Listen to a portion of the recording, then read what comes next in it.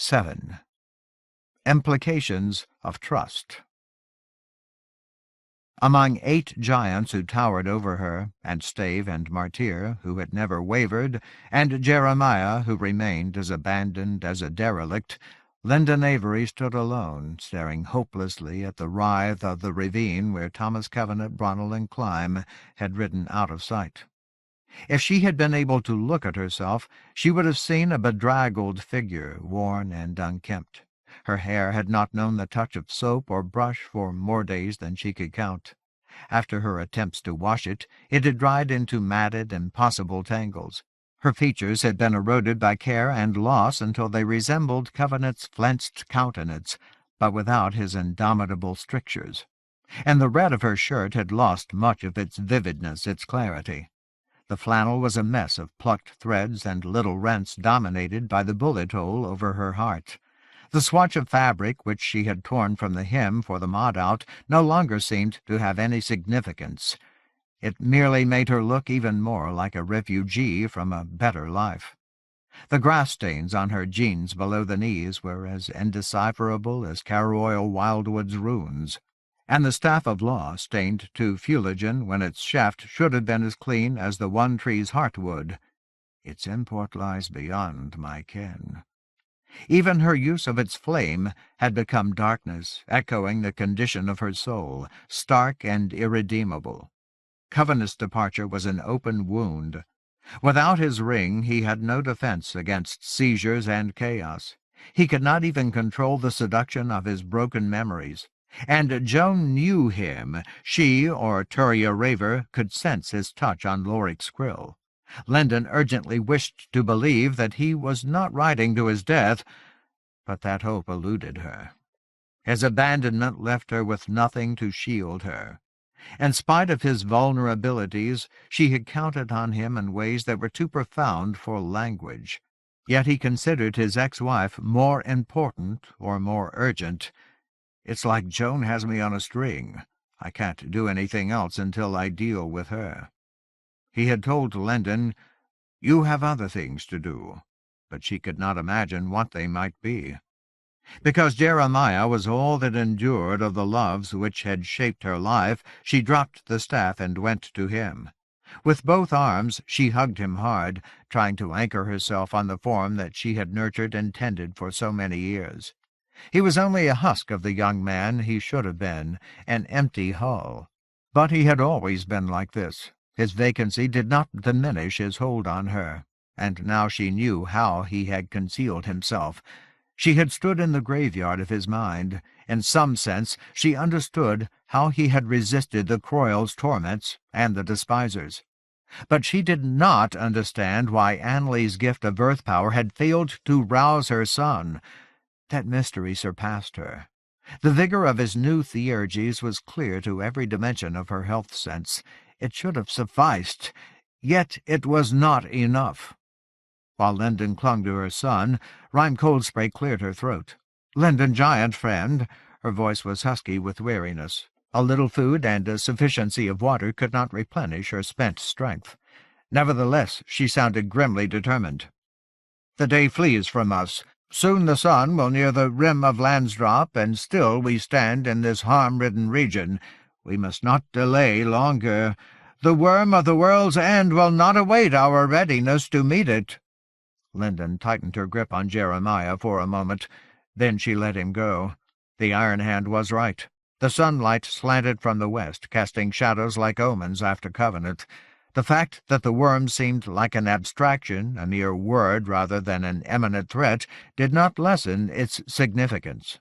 Turning away from her son, Lyndon faced the leader of the Swordmaenir. As if for the first time she saw how deeply exertion had chiseled Coldspray's visage. The Iron Hand bore the marks of strain and imponderable effort like galls on her forehead, around her eyes, along the sides of her mouth. Faint tremors shook her muscles whenever she moved. Apart from his bandage, main-thrall Martyr's features reflected Coldspray's. His posture slumped uncharacteristically. He carried himself like a man who had cut off his hands by sending his cords away. Of the 3 who had labored to honor Annley and Galt, only Stave showed no sign that he had paid a price. His hurts were internal, masked by his Harukai mien and his stoicism. Fortunately, the other giants had recovered more fully. They had fought as hard as Rhyme Coldspray, had suffered as much from their wounds, and the healing which Lendon had provided for them had been as swift as cruelty. It had its own cost. Late Birth still moved gingerly, protecting her ribs. Both Cabled-Arm and Frostheart Grubern were limping, and Onyx Stonemage looked unsure of her balance. Nevertheless, they had rested longer and eaten more than their Iron Hand. They looked ready to wear their armor and carry supplies and travel, at least for a while. For that Lendon could be grateful. "All right," she sighed to Coldspray. "I'm sick of this place anyway. But there's still the question of where we're going or what we think that we can do when we get there." Bitterly she added, "assuming that no one attacks us on the way." "Covenant," she swallowed bile and grief. "Abandoning us like that, it changes things." It changed everything. "Maybe we should rethink this whole situation." Rhyme Coldspray opened her mouth to reply, but Martyr spoke first. "Ringthane." Fatigue thickened his voice until he seemed to be groaning. "Ere we consider such matters, will you not make some new attempt to bestir your son?" Without his cords he was a different man, smaller in some way, perhaps more fragile. Time and again he had relied on Bappa and Pani to compensate for his blindness. As he is, he remains helpless, and much has been altered since you last strove to retrieve his mind. Can you not now discover some means to restore him to himself?" Lendon shook her head, but she did not respond at once. She had to search for words to describe perceptions which had become plain to her. "How often do I have to talk about trust?" She had made too many mistakes. Worse, she had made the same ones too often. She needed to believe that better solutions existed, but she did not know how. With an effort of will, she forced herself to say, "He isn't helpless in there. Not really. He's like Anley. He chose this. It's his only defense, or it was. That deserves some respect. I can't think of any other way that he could have protected himself. So maybe he's stuck there now," she conceded to forestall protests. "He's been like this for a long time. Maybe he wants to come out and just can't find the way. But I can't help him unless I go deeper than I did before. Much deeper. Deep enough to drag him from his graves. I'll have to possess him, and that's just wrong. The Ranyhyn warned me. They showed me how bad things can get if I insist on violating people who have the right to make their own decisions." More than once, in differing ways, Anley had opposed her impulse to heal him. Before the horse rite, Stave had done the same in spite of the injuries that he had received from Mesmer.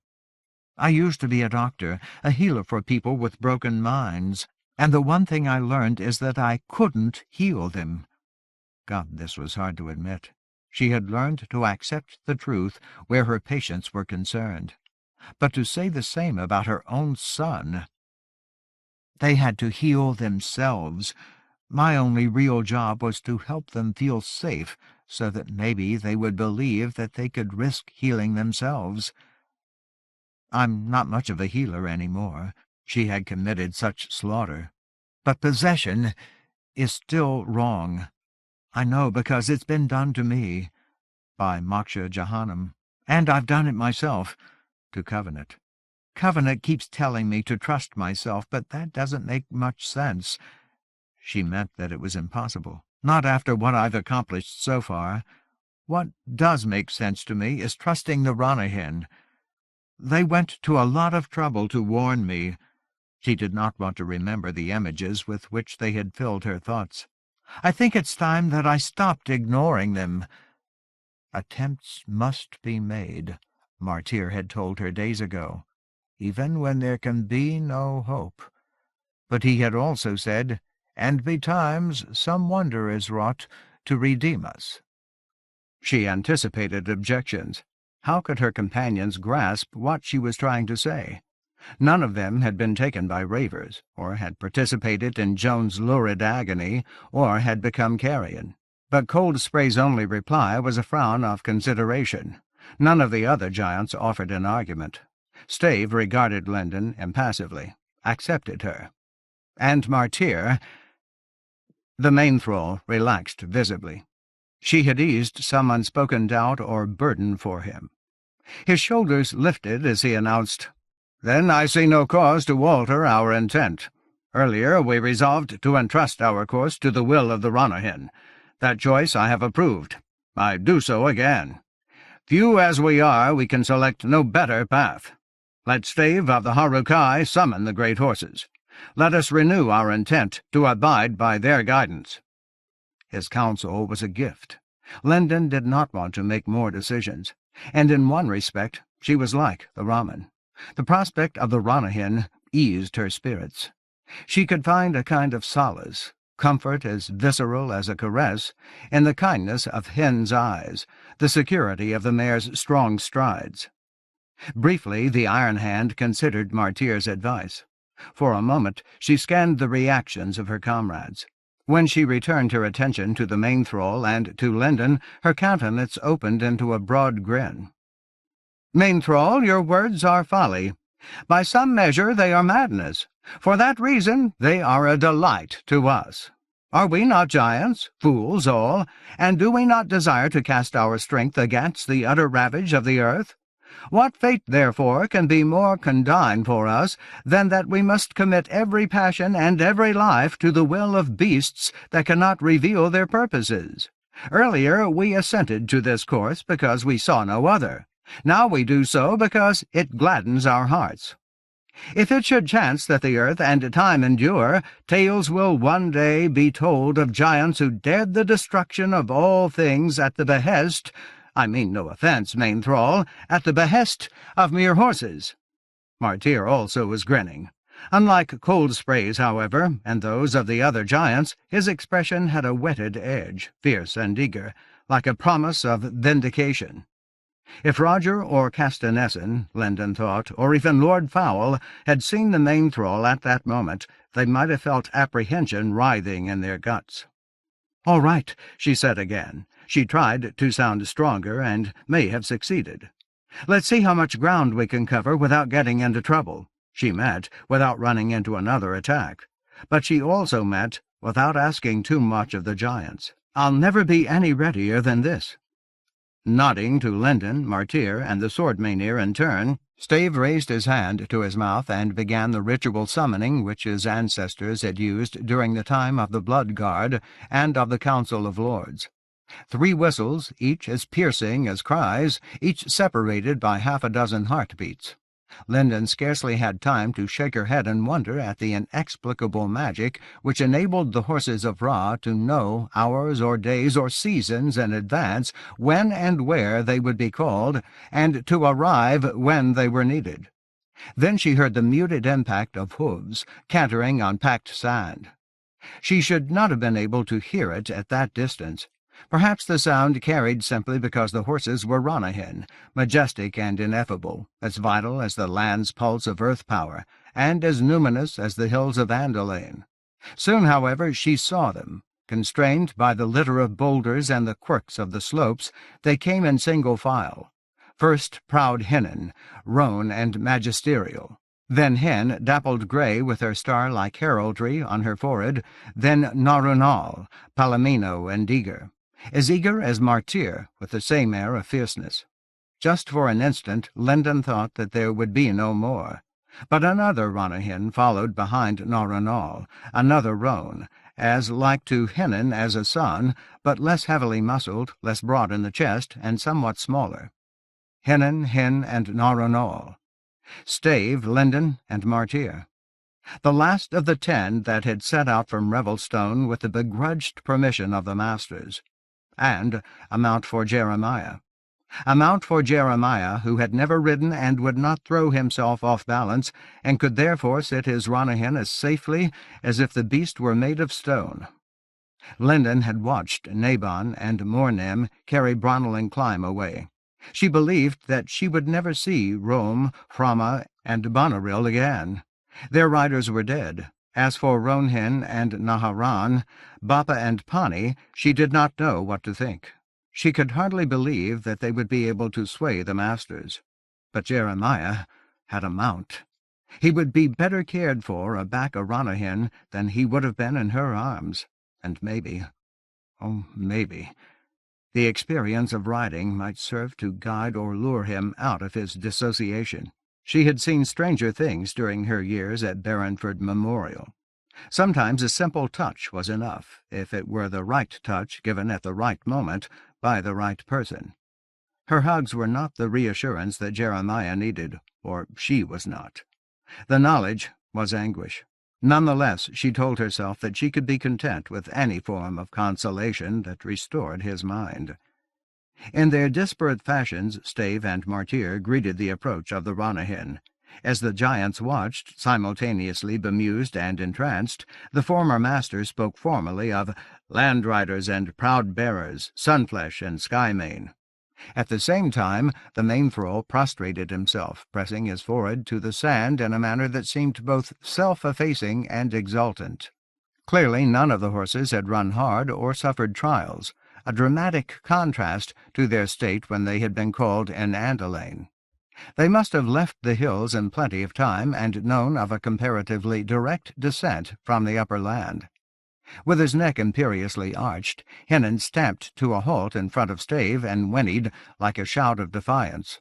Prancing, Hynn moved among the giants toward Lendon. The mare's affection was plain as she nuzzled Lendon's shoulder, asking to be petted. Lendon complied willingly, but she did not look away from Hynn's companions. Narunal stopped near Martyr's outstretched arms and nickered a soft demand. Apparently the stallion was impatient with Martyr's obeisance and wanted him to rise. The fourth horse paused a few paces behind the others. The younger roan's eyes were fixed on Jeremiah, but Lendon could not interpret their expression. Was that pride, anticipation, dread? When Hynn whinnied again, Martyr rose to his feet. For a moment he stroked Narunal's nose and neck, communing in some intuitive fashion with his mount. Then he turned to Lendon. "Ringthane," he pronounced distinctly. "Here is Qwellinir, young among the stallions of the herd. Youth to youth, he has come to bear your son, if you will consent. But he requires your consent. He has not yet inherited his sire's pride, and he is cognizant, as are all of the great horses, that he offers to assume a charge both perilous and exalted. Will you grant him leave to care for your son? He will do so with his life." Lendon could not imagine how the main thrall knew such things. Nevertheless, she believed him. Carefully courteous, she replied, "Please thank Qwellinir for me. He has my consent." Martyr answered her with a Raman bow, but he said nothing. Doubtless he had reason to trust that the Ranyhyn understood her. Instead of relaying her words, he whirled away and sprang onto Narunal's back. Indeed, he seemed to flow into his seat as though he had spent all of his life riding, as though he and his cords were not the first Raman to ever sit astride Ranyhyn. Tentatively, Qwellinir moved a few steps closer to Jeremiah. "Again, with your consent, Lendon giant friend," said Stormpast Galesend briskly. But she did not wait for Lendon's response. Lifting Jeremiah, the swordmane set him down on Qwellinir's back. Hoping, Lendon held her breath. For a long moment, Qwellinir stood utterly motionless. If the foul scent of Jeremiah's pajamas disturbed him, the young stallion did not show it. Instead, he appeared to be waiting for some reaction from Jeremiah, some flinch of fright or hint of relaxation. But Jeremiah gave no sign of consciousness. His mind was too deeply buried. He sat exactly as he had stood a few heartbeats earlier, slack-lipped and silt-eyed, oblivious to the saliva gathering at the corners of his mouth. Oh well, Lendon sighed to herself. Maybe when Qwellinir started to walk, or to run.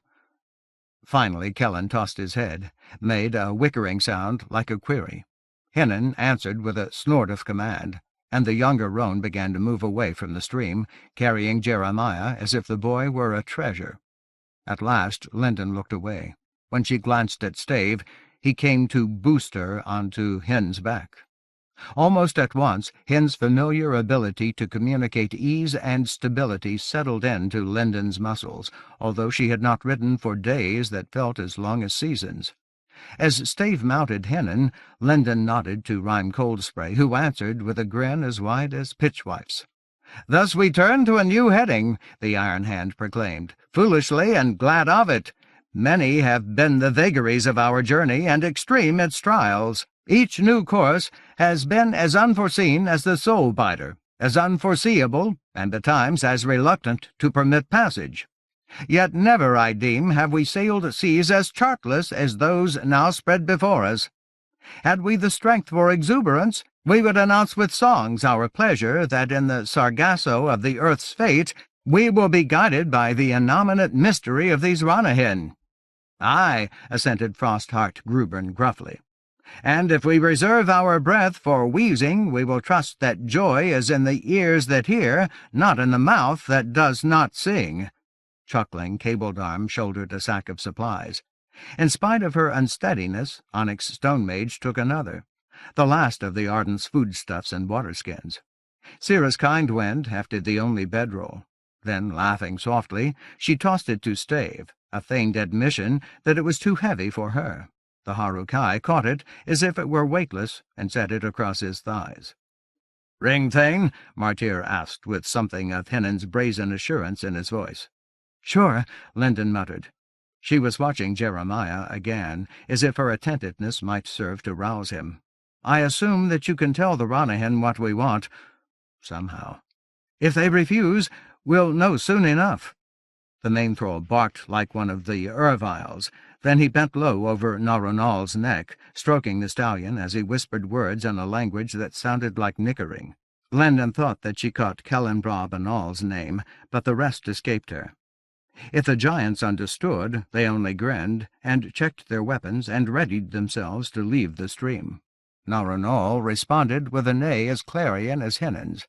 At once, Martyr's mount turned to retrace his path along the floor of the ravine. Without any sign from Stave that Lendon could discern, Hynnin followed, and Kellen went next, stepping with such care that Jeremiah was not jostled or disturbed in any way. Snorting soft reassurances, Hen took a position behind Kellen, and after them came the 8 Swordmaynir, led by Rhyme Coldspray with Bluntfist in the rear. Clearly the Ranyhyn had elected to accept at least this much responsibility for the company's role in the land's fate.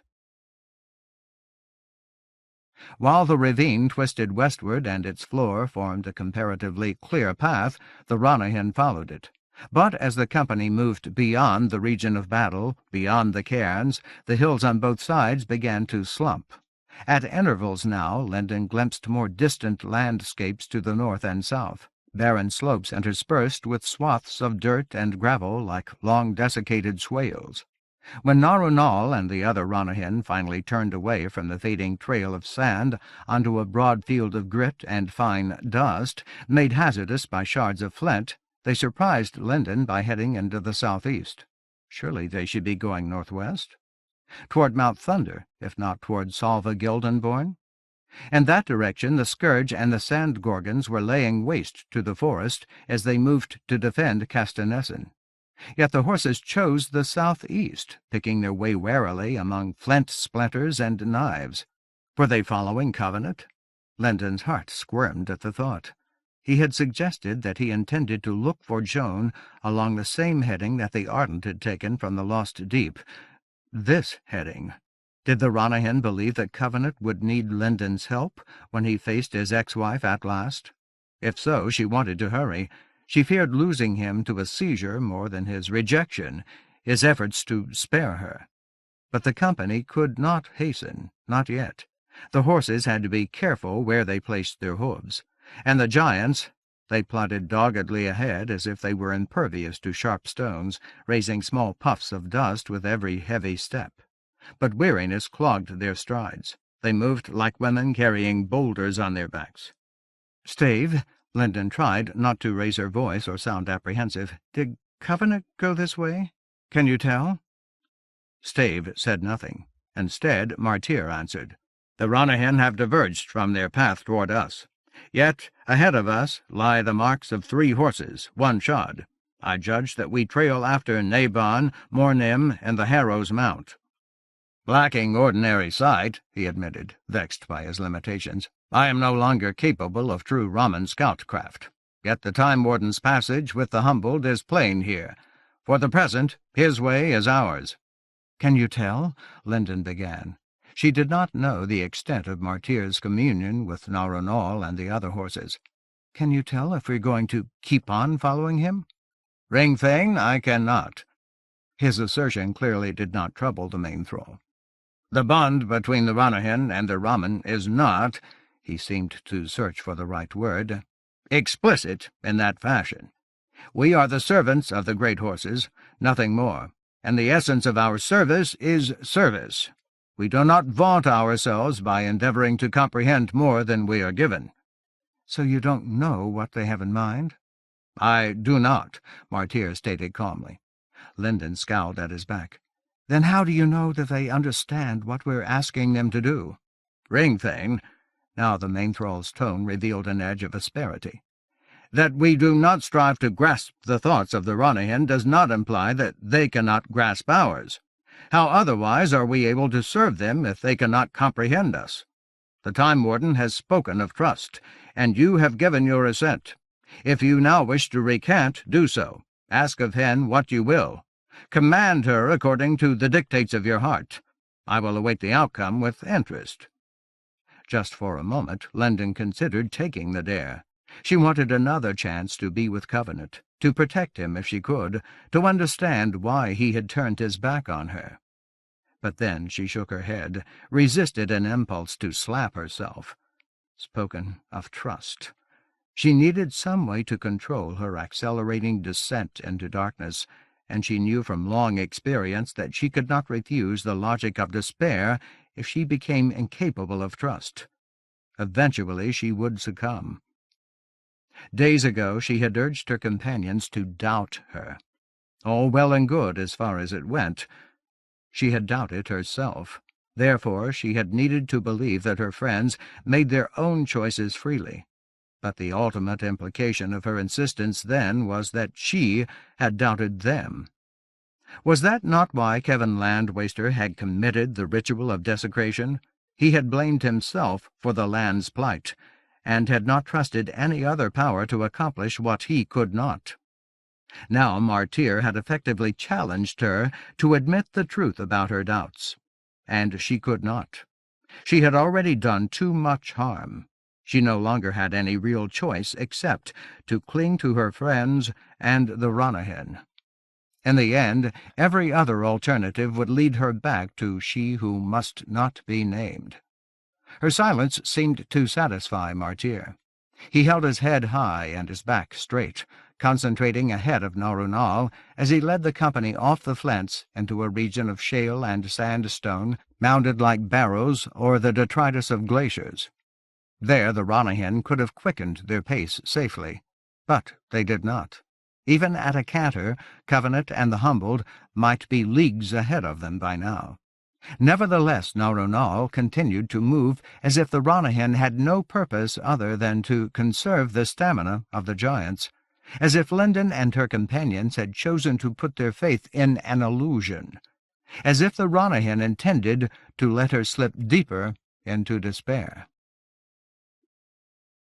As the sun sank past the rim of Landsdrop, casting the abused terrain of the lower land into shadow, seizures began to appear. At first they were sporadic and transient, frequent only in comparison to their occurrence on the upper land. They danced at intervals across ground that had been laid waste by ancient battles and rapine, storms of theurgy, bitter despoilage, danced and flickered and went out, posing no threat. But as night gathered over the extended litter of mounds, the falls came more often and lasted longer. They hit with the force of a concussion, stirred time and stone and air into turmoil. When they vanished, the sudden vacuum of their absence tugged at the breath in Linden's lungs. Somewhere Joan's hysteria appeared to be approaching a crisis. Watching the horizons anxiously, Linden could only surmise that Covenant was headed in the right direction, and that Joan knew he was coming. Joan, or Turia Hiram, there was no useful distinction apart from the fact that Joan was weaker than the Raver. As far as Lendon could see, Joan's weakness was Covenant's sole hope. The Qwil and the Humbled could not protect him from gyres of chaos more destructive than tornadoes. Even the Ranyhyn could not, and he was mounted only on the Harrow's destrier. Despite the erratic stutter and squall of seizures, however, Narunal, Hynn, and Qwellin retained their ability to find forage and water. Somehow they discovered small rills and cracks among the rocks, stubborn clumps of grass and hollows that looked too dry to sustain vegetation. Without turning aside from Covenant's trail, they located occasional clusters of aliantha. In the aftermath of the despisers' wars and workings, treasure berries grew too sparsely to meet the needs of the giants. Still, a little of the viridian fruit, and a sparing use of the ardent's supplies, and a few opportunities to refill the water-skins kept the swordmenir on their feet. Lit only by the stars, by the first faint suggestion of moonlight, and by the wild glare of seizures as uncounted centuries of day and night were flung together, the company kept moving. Apparently the Ranyhyn had decided that they could not afford rest. Disturbed by the unpredictable eruption of falls, Lendon became less and less sure of her surroundings. Details of stone and terrain blurred into vagueness. In addition, she felt a storm coming.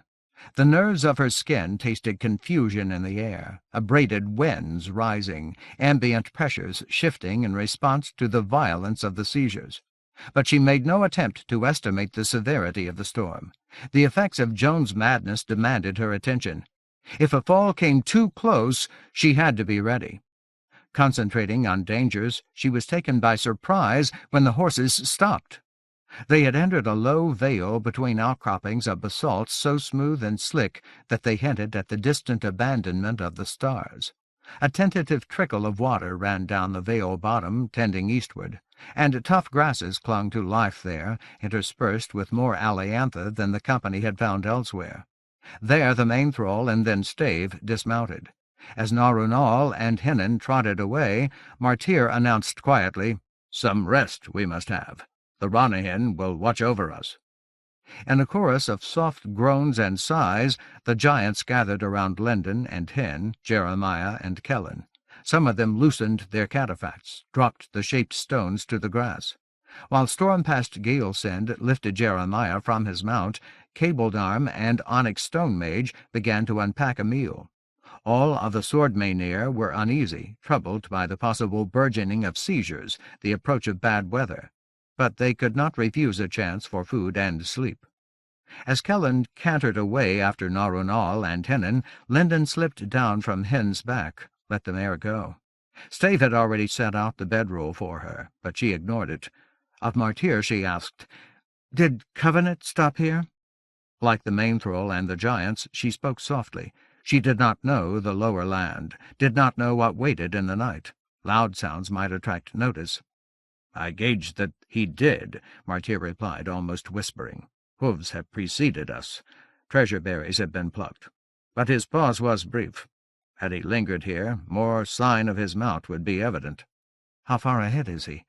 "Perhaps 5 leagues." Now the main thrall sounded less assured.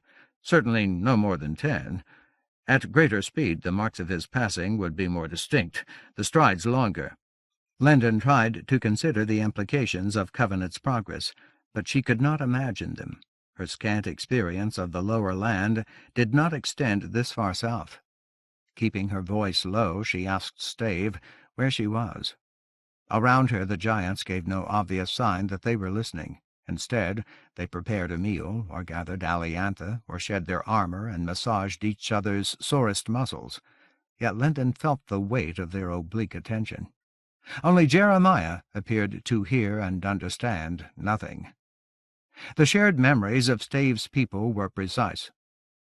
"At present," he said without hesitation, "we travel the arid marge which separates the foothills of Landsdrop from the wetlands of Serengray Flat.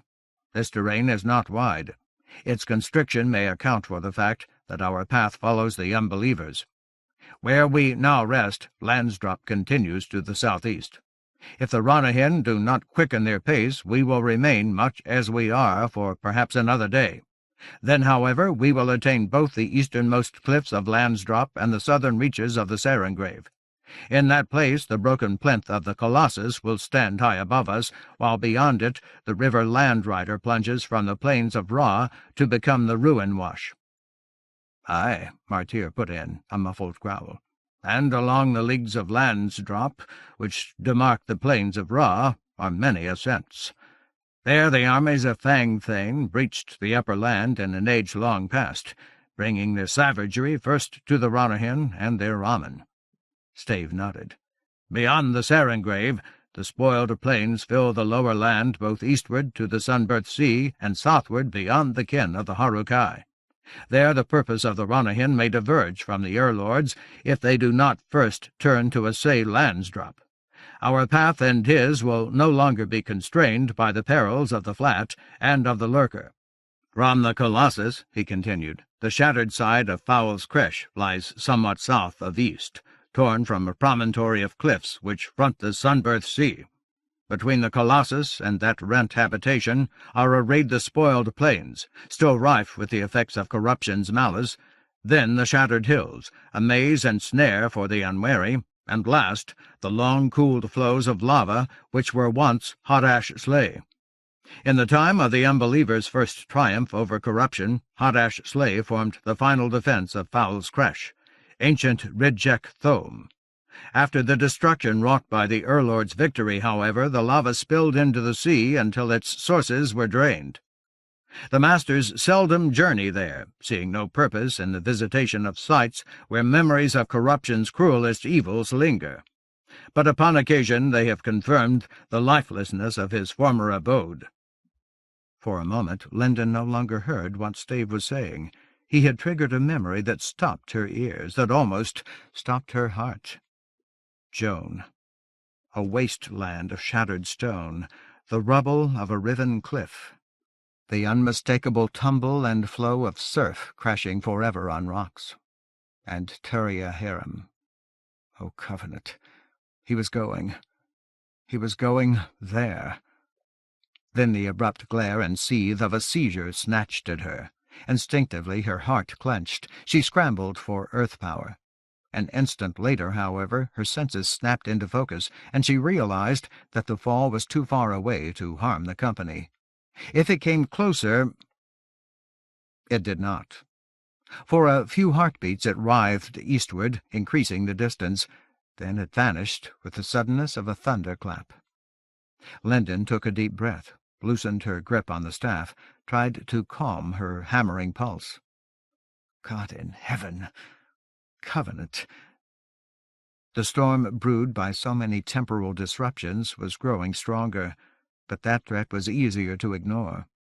She had to force words between the mallet strokes of her heart. "That's where Covenant is going." Stave seemed to understand her. "Mayhap," he said with a shrug. "Or mayhap his goal lies more to the south, or—" Lyndon cut him off. "He's going to Foul's Cresh." "Are you certain, Ringthane?" Martyr asked tensely, and Rhyme Coldspray added, "How have you derived this knowledge?" "She's Joan," Lyndon replied, as if that were answer enough. "Where else would she be?" But then she compelled herself to explain. "A promontory jutting into the sea, torn apart when Covenant destroyed the Ill-Earth Stone. I saw her. I was there." "You weren't," she told Martyr. He had said so when they had spoken of this in Revelstone. "I'm talking about that first seizure, the one that took us to the staff. The Ranyhyn and the Ervals protected you." She turned to Stave. "And you didn't let yourself get sucked in. You recognized the Raver. You were strong enough to stay away. But I couldn't do that. I was caught in Joan's mind. I saw what she saw, heard what she heard. That was part of what made the whole thing so terrible." In the spaces between her heartbeats, the memory was more vivid to her than any of her companions, more immediate than the coming storm or the night's unfathomable implications. "I saw the remains of a broken cliff. I heard waves. Covenant is going to Foul's Cresh." The giants studied her closely, but they said nothing. They had not shared her experiences within Falls. Stave considered Lendon's assertion, then nodded. "I cannot gainsay you. If the unbeliever must confront his doom at Reject Thome, it is fitting that he should do so. Yet this insight does not elucidate our own path." "Chosen," abruptly his manner intensified, although he did not raise his voice, "the Ardent spoke of a need for death. Recalling his words, I must observe that no region of the land has endured more carnage than the spoiled plains. The ravages inflicted upon the upper land pale beside the multiplicity of blights and bloodshed which the spoiled plains have endured. Their condition is the unredeemed outcome of corruption's malice. Is it not therefore plausible that the answer to your purported need lies there?" Lendon ignored him. Another seizure glared and crackled in the west. A league away, less. It extinguished itself quickly, but it made her flinch none the less. God, Joan was driving herself crazy. She knew Covenant was coming. A storm of her own gathered in Lendon. "Damn it!" she cried. "We have to stop him!" Letting him go, she had made another hideous mistake. "We have to catch up with him and stop him!" The Iron Hand stared at her. "With our strength as it is, and the Ranyhyn content walking, how shall we accomplish such a feat? And did the Time Warden not forbid our presence?" "He said it was too dangerous," Lendon retorted, an excuse for leaving her. "But he got it backward. It's too dangerous for him. He's gambling that Joan's need to hurt him is going to break her before she can destroy him." What else could he do? Lorik's Qwil could not ward him from wild magic. "But he isn't just gambling with his own life. He's gambling with everything." She hardly noticed that she was shouting. "And he's doing it without me. I'm the only one who can protect him, and he couldn't wait to get away." "Madness," assented Cold Spray equably. If Lendon's vehemence troubled her, she did not show it. "Utter and undoubted folly." She may have been chuckling. "Indeed, were I not myself deranged, made so by the sad truth that I am a giant withal, I might venture to suggest that his conduct is very nearly as demented as our own. He merely knows with whom he wagers, and how and why. The same cannot be said of us. We have gone further, for we can name neither our foe nor our intent."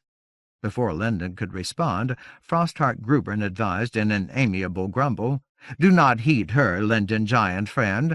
The Iron Hand jests lamely, like a sword-mane with one foot cleft.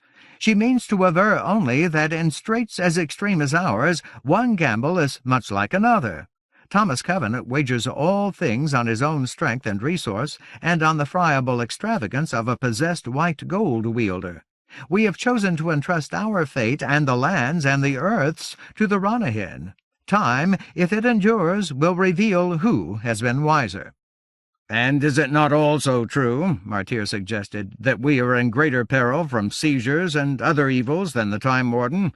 We are many by comparison, and commensurately vulnerable. He and the humbled are few. Surely their need for protection does not exceed ours." "In addition," Stave stated flatly, "it is the word of the unbeliever that you have a separate task to perform. If you strive to preserve him, you may thwart some greater purpose which we do not yet comprehend." Protests clamored in Lendon. "You don't understand." She was running out of ways to fend off the darkness that filled her heart. "I want to do something that makes sense. I can't let Joan kill him."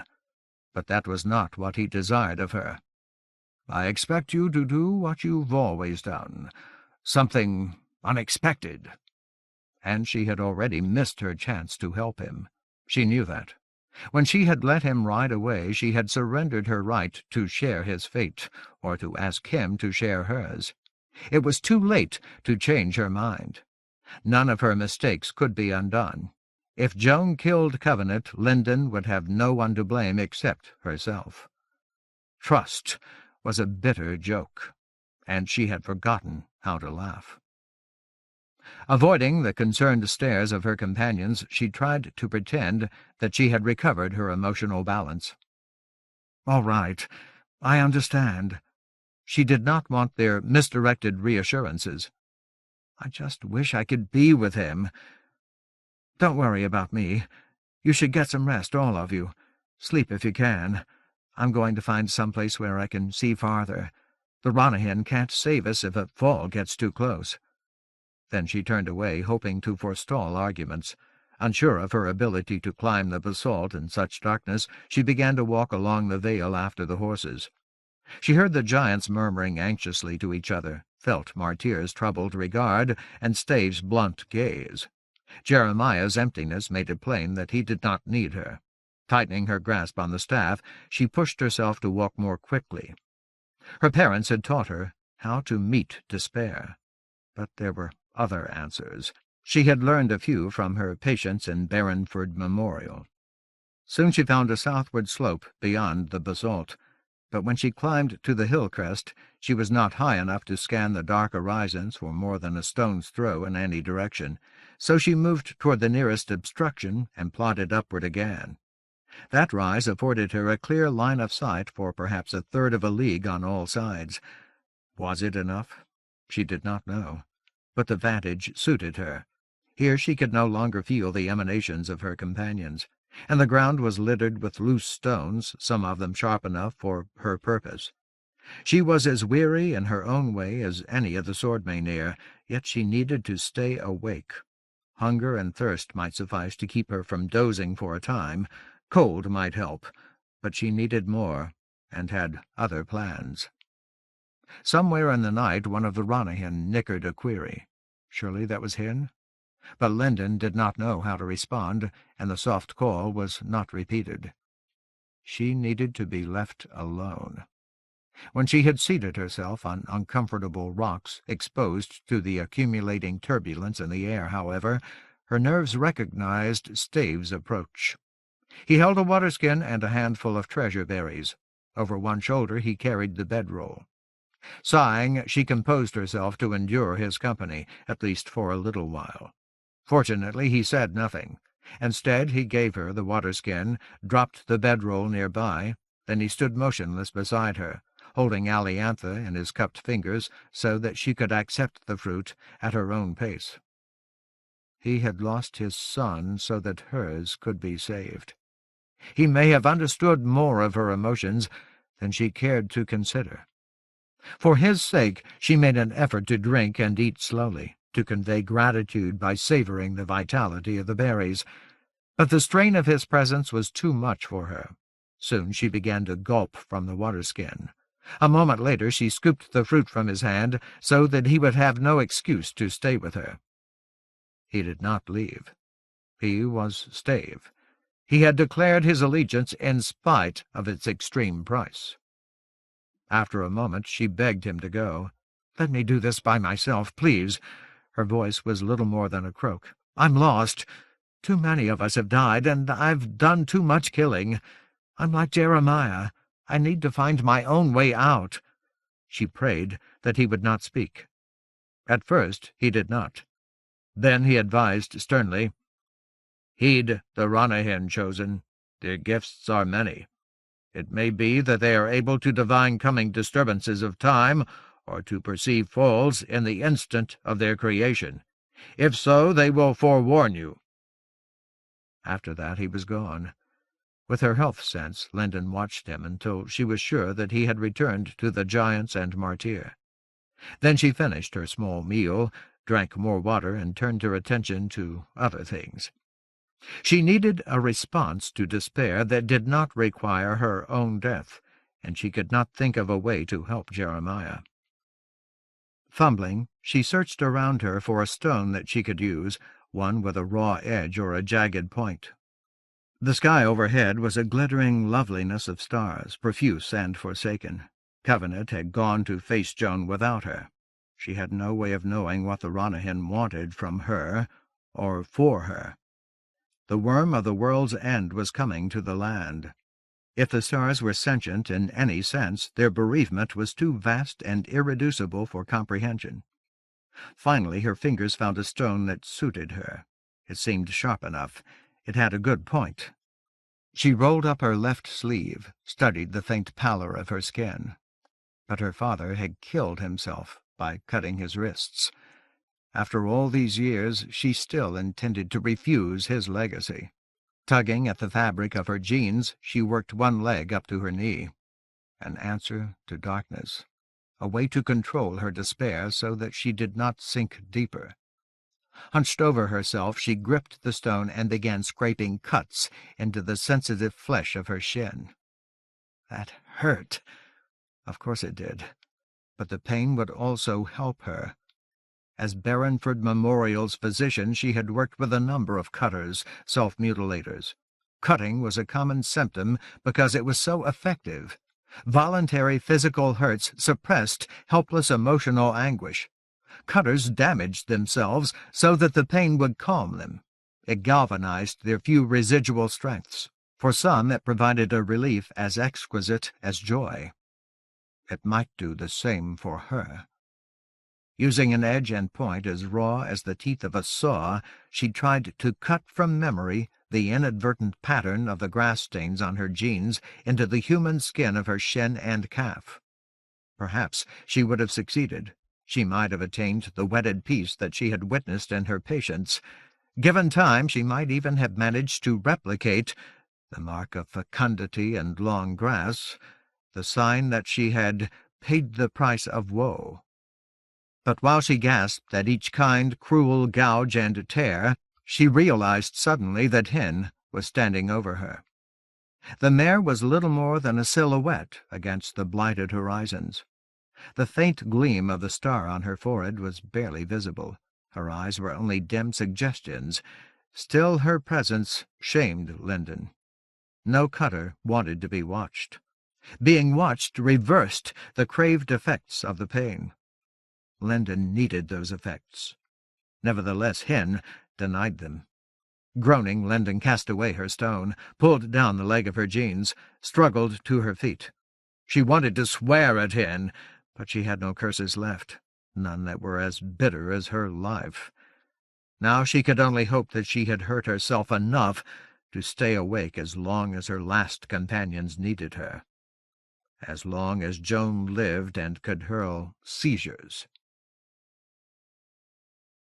When the sun rose at last, it came in a brief blare of crimson, as if the horizon were occluded with dust or ash. Omens. Then storms came tumbling over the region, and the light was gone. They seemed to arise from all directions at random, colliding with such force that their thunder made the ground tremble. Wind and rain slapped at Linden from one side and then the other, a turmoil of spats and downpours that changed more swiftly than she could gauge them. This was no natural battering boil of rains and gusts, nor was it deliberate, driven by malice. Instead, the conflict of squalls and deluges was the oblique consequence of too many falls. Its turmoil felt like a presage. Now, more than ever, she had to rely on the senses of the Ranyhyn. Wild modulations of violence confused her discernment. She would not be able to recognize a seizure until it was almost on top of her. If Hyn or the other horses did not give warning. When the company set out again, Linden rode wrapped in the ground cloth that had covered the last of the Ardent's bedrolls. It gave her a measure of protection, slowed the seepage of cold into her bones, but it did not block the erratic flick and cut of rain that stung her exposed cheeks, her open eyes. At her request, Stormpast Galesend had wrapped the blankets around Jeremiah, but the boy made no effort to hold them. He did not react to the smack of raindrops in thick gouts and thin spatters, the lash of shearing winds.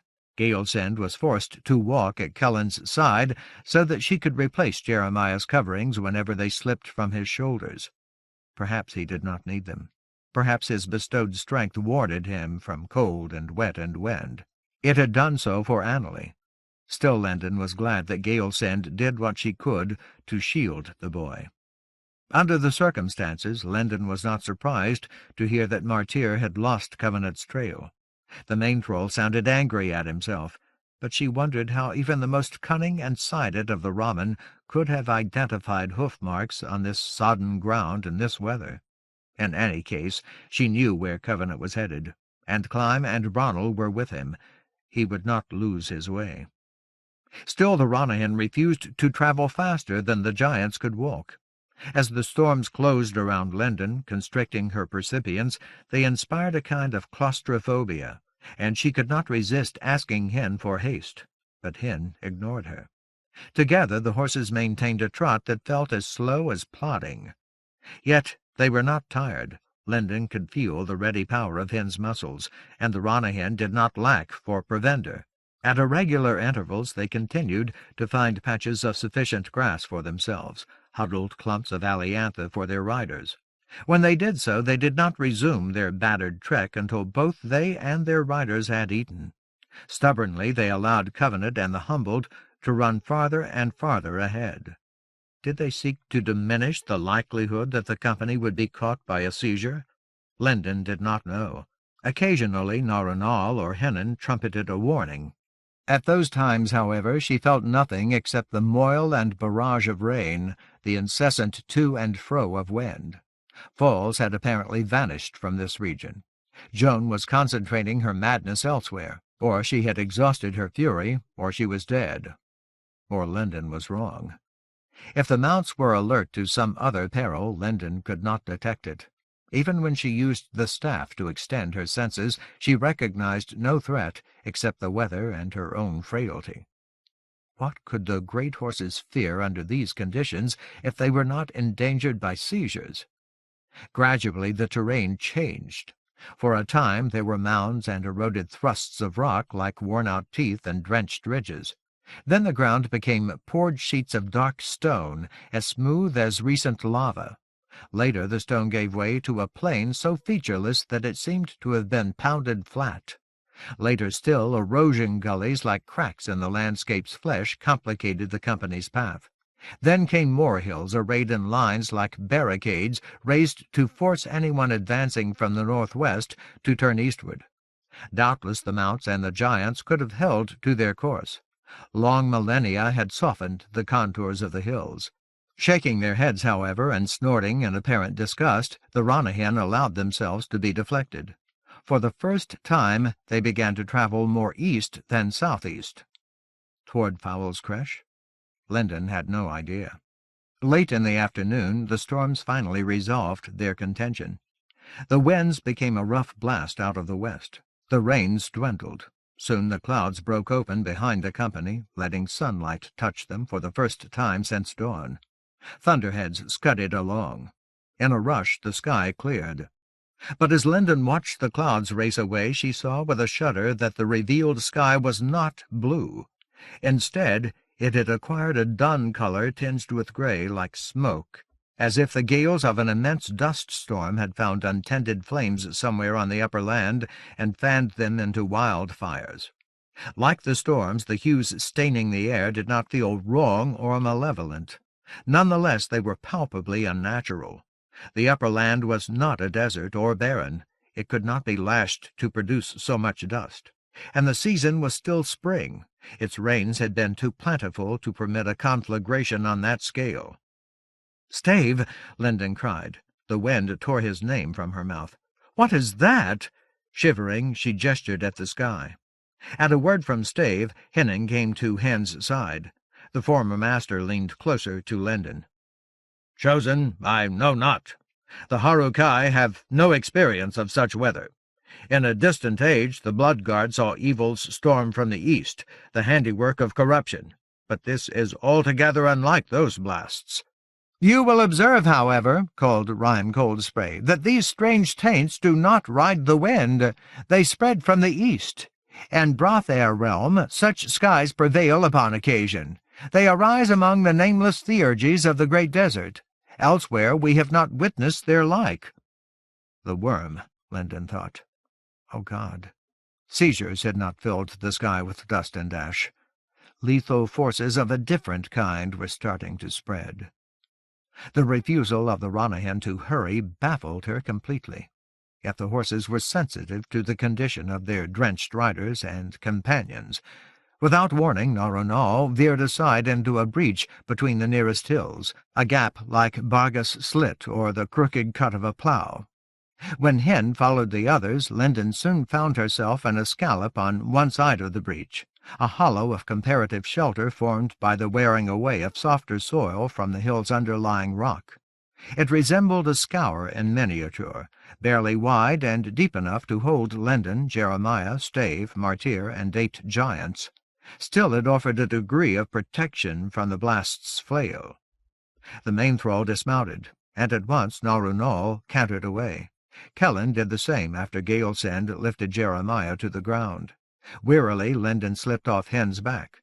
As her legs took her weight, neglected pain stabbed her shin.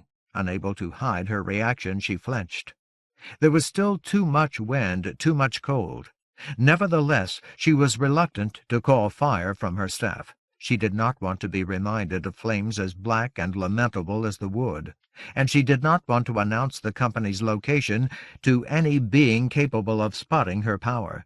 But she and Martyr needed heat, even if their companions, and Jeremiah perhaps, did not. Gritting her teeth so that they would not chatter, Lendon summoned flames. They were as dark as she had feared, an impenetrable ebony like obsidian which had never seen the light of day. Apparently the change in her was permanent. She could do nothing clean. Nevertheless her fire was warm. Its effects remained benign, a tangible relief. Her chills receded in waves like a withdrawing tide. Around her the giants opened their arms to her blackness and smiled. After a moment, Martyr's manner rediscovered its familiar edge, its implied craving for struggle. Only Stave and Jeremiah seemed to derive no comfort from her gentle efforts. Ignoring her private revulsion, Lendon sustained her exertion of earth power until every outward sign that her companions had suffered in the storms was eased. When she quenched her flames at last, she found that she too felt somewhat eased. Their benevolence was balm to her sore heart. The blackness was in her as it was in the wood, not in the magics her staff wielded. In spite of her sins and her despair, she had not tarnished the fundamental vitality of earth power and law. Not yet. In any case, the armor of the giants had absorbed a surprising amount of warmth. It radiated in the hollow, as affectionate as grins and jests. Disregarding the truncated winds, the sodden ground, the promise of a chilled night, Cabled Arm and Onyx Stone Mage began unpacking food and water-skins.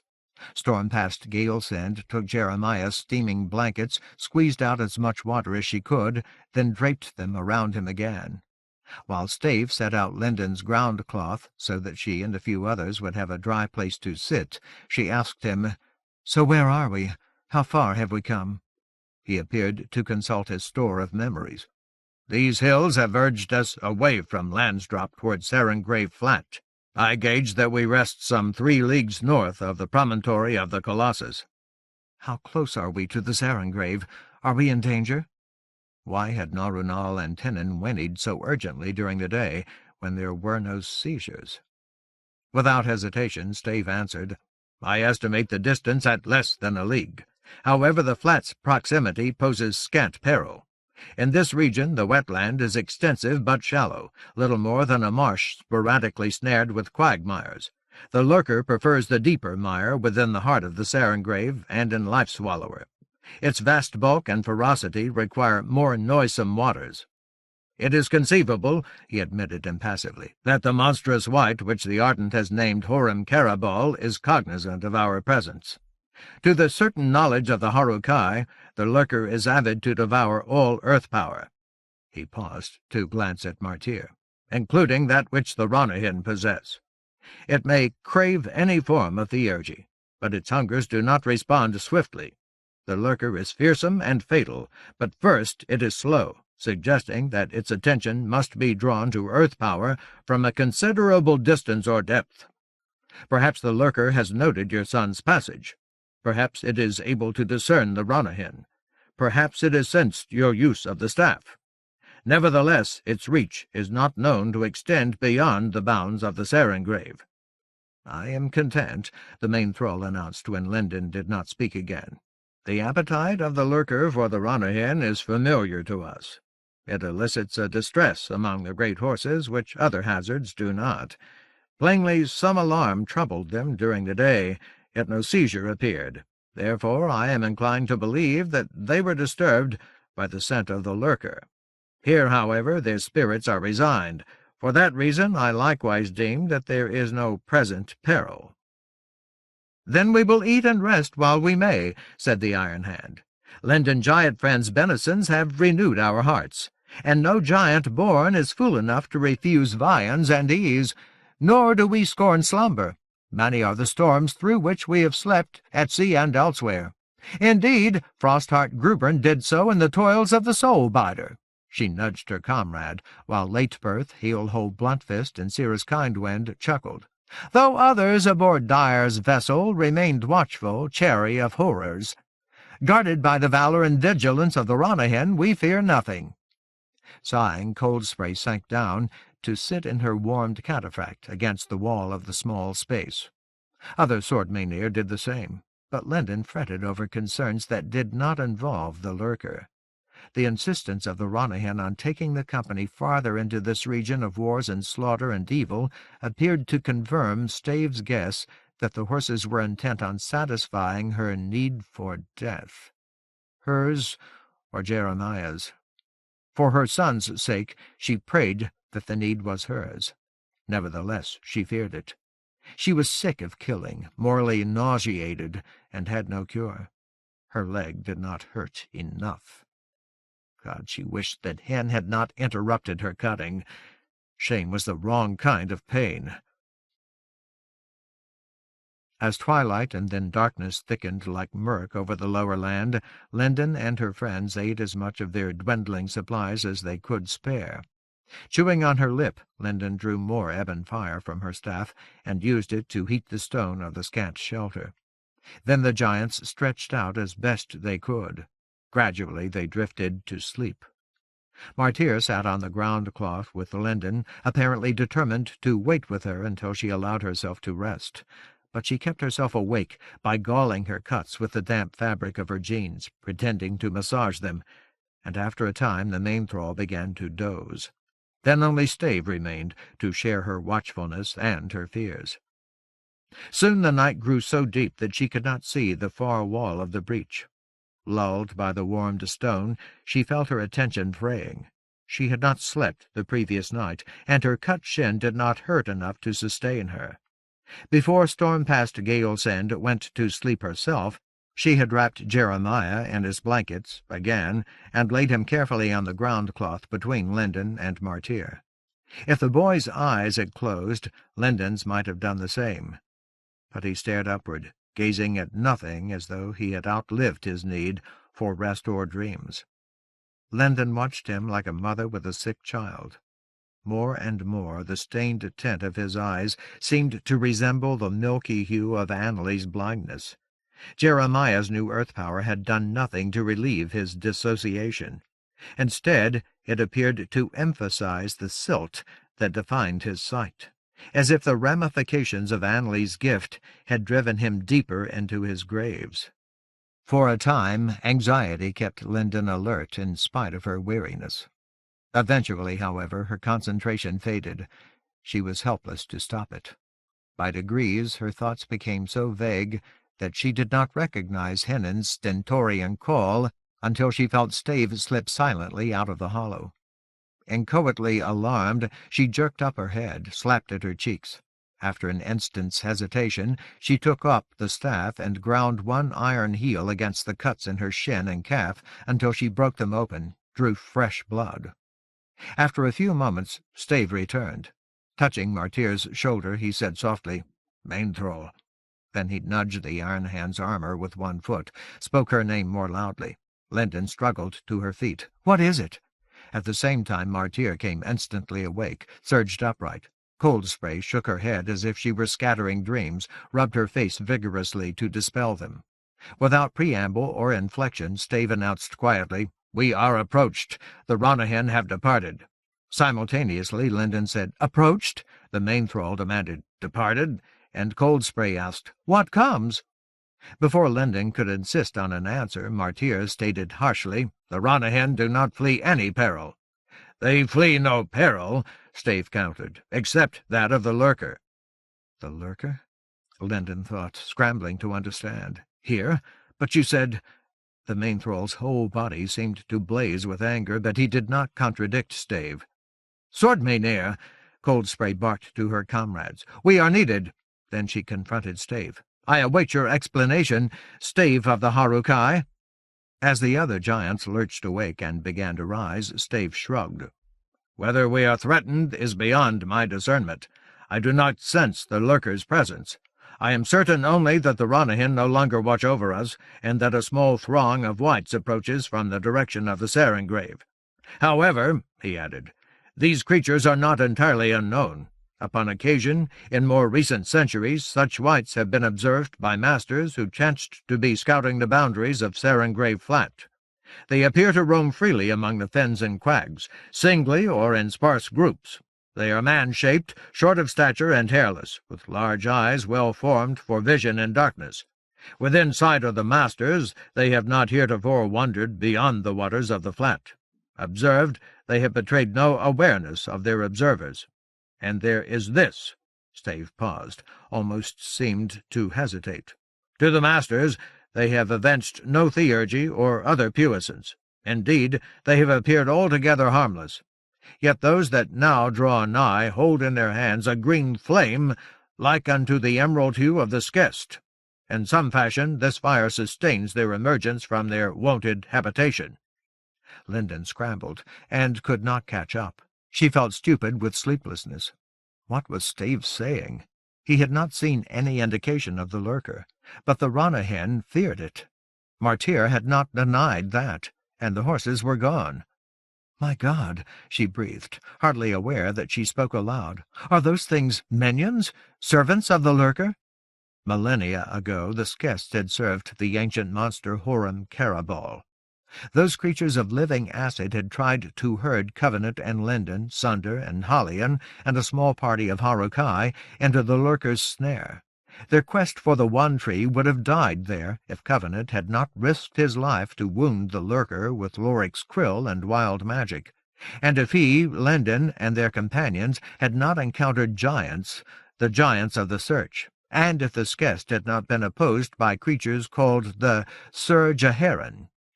Now the Skest cared for Joan. They had tended Jeremiah. How many of them were there? They did not match Stave's description. Again the former master shrugged. "Chosen, I know not. I cannot discern their intent, for good or ill. I am confident only that our presence has been marked. Now we are sought." The Ranyhyn had abandoned their riders. Oh, hell, without Hyn... Given room to move, the giants could survive any force that resembled the Skest, but without Hyn and Hinnan, Naranal and Kellen... God, please, not more killing. While the Iron Hand's comrades chafed wakefulness into their cheeks and donned their cataphracts, Coldspray commanded, "At once, Sword Maynir. We are too easily contained where we stand. Come boon or bane, we must meet it upon open ground." "Aye," Stormpast Galesend agreed. "We hear you." Scooping up Jeremiah, she cradled him in one arm, kept the other free to wield her sword. "Here indeed," growled Frostheart Grubern, grinning. "When the Iron Hand speaks in such dulcet tones, she is heard by the lower land entire." As if Coldspray had slapped at her, Grubern ducked. Then she drew her longsword and ran from the hollow, heading toward the place where the company had first entered among the hills. Hailhole Bluntfist and Cabledarm followed immediately. The other Sword Maynir arrayed themselves like an escort around their smaller companions. With the Iron Hand in the lead, Linden and her friends went after Cabledarm. Sheltered by the breach, Linden had forgotten the full force of the wind. In the lowland between this line of hills and the next, however, icy air struck her like the rush of a flood. She felt pummeled and tossed, as if she had fallen into a torrent. Even in darkness, she would have seen or felt her breath steaming, condensed to frost, if the wind had not torn it away. Dirt crunched under her boot heels as she walked among the giants. The ground was freezing. After High Lord Alina's disastrous use of the power of command, when her spirit had been forced to serve Lord Fowl, she had used Beric's staff of law to inflict an unnatural winter upon the land. Standing at the Colossus, she had scourged the despisers' foes with snow and ice. In Andalane, Linden had unleashed something worse. This day's deranged weather was only the leading edge of a far more savage storm. Berwick's spectre had said of Lord Fowl, "He may be freed only by one who is compelled by rage and contemptuous of consequence." Had she done that, truly? Had she already accomplished the despiser's release? If so, she had earned the right to despair. The cold made her leg ache as though the cuts had sunk into her bones. The blast struck tears from her eyes. She could not see. Cold Spray shouted demands or warnings that vanished along the wind. Cirrus Kindwind, Latebirth, and Onyx Stonemage joined Grubern, Bluntfist, and Cabledarm to form a partial cordon. The Ironhand and Galesend stayed with Linden, Stave, and Martyr. Jeremiah still had not closed his eyes. He did not appear to blink. Perhaps he never blinked. If so, he would eventually go blind as Annalie. It was inevitable. Stave gripped Linden's arm. "Attend, Chosen!" She was already shivering. She squeezed her eyes shut, scrubbed tears away, opened them again. At first she saw only small green flames bobbing like wraiths in the distance. Their essential wrongness was palpable, but they were so little, too minor to wield much force. Then she realized that the fires were not affected by the wind. They danced and moved blithely, oblivious to the blast. That should have been impossible. Blinking fervidly, she made out the forms of the creatures. As Stave had said, they looked vaguely human, naked, lacking either pelts or garments, no taller than her shoulders. Cupped in each of their hands, they carried quick flaws of emerald like recollections of the ill-earth stone. Green glints reflected auguries or promises in their large round eyes. Small as they were, they resembled eidolons reeking with malice. They advanced steadily, but not in a group. Instead, they spread out across the lower ground and partway up the hillsides. At least a score of them, perhaps 30. Straining her senses, Linden saw no bonds of theurgy between them, no reinforced power. Yet she felt certain that they had come with a shared intent. While the nearest creatures were still a dozen giantish strides away, Rhyme Coldspray swept out her stone glaive. "Hold!" she shouted at the caper of fires, the green reflections. "Friend or foe, we require a parley." "Name your purpose. Explain your wishes. We mean to defend ourselves if we must." The wind carried her voice away as if it would never be heard. Yet the 8, 10 creatures most directly in front of her halted. For a few paces the others did not. Then, beginning on the lowland and spreading incrementally up the slopes on both sides, those creatures also stopped. Now the company stood half enclosed in a shallow arc of hand-held fires that defied the wind. A creature spoke. Linden could not tell which one. Perhaps they all did, using a single voice. Without apparent effort or any hint of emotion, it said, "We are the Feroz." Its sound was strangely squishy, damp, and ill-defined, like mud squeezed between toes. "We are the Swordmaynir of the giants," answered Coldspray. Her blade did not waver. "Why have you come?" The pain in Linden's leg had begun to burn. Without the support of her staff, she might not have been able to stand. "There is among you," replied the creature or creatures, "a stick of power." They may all have been discrete instances of the same being. "The cruel metal we will not touch. It is abhorrent, but we claim the stick. Our high god hungers for it." Linden gasped, felt the breath snatched from her lungs. Christ, her leg! All of the giants drew their swords. Stave shifted closer to Linden. With his garrote in his hands, the main thrall positioned himself near Stormpast Galesend and Jeremiah. The blast was becoming a gale, as gelid and heartless as the wasteland within a seizure. Who were the Feroz? What were they? Loudly the Iron Hand replied, "You cannot have the Staff of Law." Her tone was firm but unthreatening. "Yet, if you will speak with us concerning your high god's hunger, perhaps we will discover some fashion in which we may be of service. We neither fear nor desire contention. Rather, our preference is for amity in all things. Speak, therefore. Let us together consider the nature of your need." Linden heard a splash of water, an ooze of loam, as the creature responded, "We are the Feroz. We do not need." Did she see a multitude of verdant fires leap and flare, mounting like disease into the heavens? No, it was only imagination, hallucination. not magic. There was nothing except darkness, a subtle shift in the air, realities swept aside, replaced. A momentary sensation of falling, of vertigo, as if she had lost her balance. But she caught herself. Her leg held. It did not hurt. It had never hurt. That pain did not exist. She had already forgotten it. Only her palm stung where she had gouged it with her car keys. She was in the farmhouse, Covenant's house. It shook around her, battered by angry winds. Outside, lightning glared, an erratic succession of furies from a clear sky. Thunder groaned in the timbers of the building. Joists squalled at the force of the dry storm. The detritus of Covenant's former life littered the kitchen floor. Blood cooled in coagulating puddles. But she did not stop here. She did not turn and flee. Instead, she entered the short passage leading to 3 doors. Covenant's bedroom, the bathroom, the last room where he had cared for Joan. Following splashes of blood and the splayed illumination of her flashlight, Linden went down the hall to the last room. Where else could she go? Roger had Jeremiah. The weight of her medical bag in her left hand steadied her. It was her anchor against the storm's madness and Roger's, her only weapon.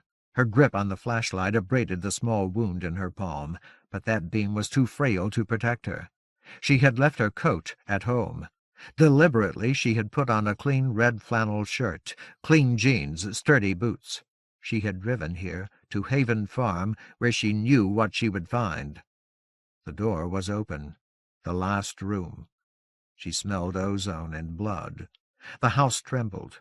Roger had committed butchery here. But he had not killed some poor animal.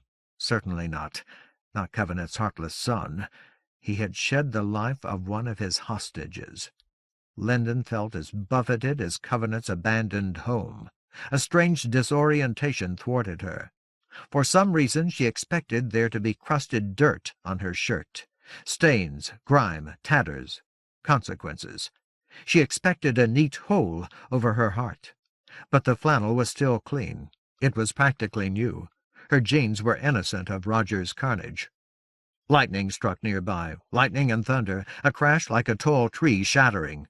Roger had taken Jeremiah. Jeremiah had driven a splinter like a spike through the center of her hand. The last room was a ruin, wrecked and toxic. There the wan thrust of the flashlight revealed Sarah Clint lying on the forlorn bed and the dark residue of her life. She had been cut dozens of times. Roger had lashed her wrists and ankles to the bed frame with duct tape. Then over and over again he had sliced through the white fabric of her uniform, drawing venous blood. Preparation for a ritual. Static made a galvanic nimbus of Linden's hair, a halo of desperation. Jeremiah! Roger had cut Sarah with that knife, the large cleaver protruding from the pillow beside her desecrated head. Then he was satisfied. He had stabbed the blade into her heart before leaving the knife in the pillow, a presentation for Linden's benefit, demonstrating his seriousness. He was gone now. He had taken Jeremiah and Joan and Sandy Eastwall, to the place where he meant to sacrifice Jeremiah, and probably Sandy as well. He might need her blood to open the way. He might need even his own mother's life. Linden should have spent a while grieving over Sarah's body. Absolutely she should have. No one could say that Sarah Clint had not earned at least that much recognition. She was a good woman, and she had been murdered. But Linden had no time. She knew where Roger was going, where he was taking his prisoners. She knew why. She had to catch up with him before— Jeremiah! There was something that she needed to remember. Before he reached the sheet of rock in the woods where Thomas Covenant had been killed, the place where Lord Fowle's bonfire had claimed half and more of Jeremiah's hand. No, there was nothing to remember. Yes, there was. A face. Whose face was it? Jeremiah's? No. She had not forgotten his lost visage. It was as essential to her as the pathways of her brain. That was why she was here. Leon's, then? Annalise? Stave's? Who in hell were Leon and Annalie and Stave? And why did she want to think about giants?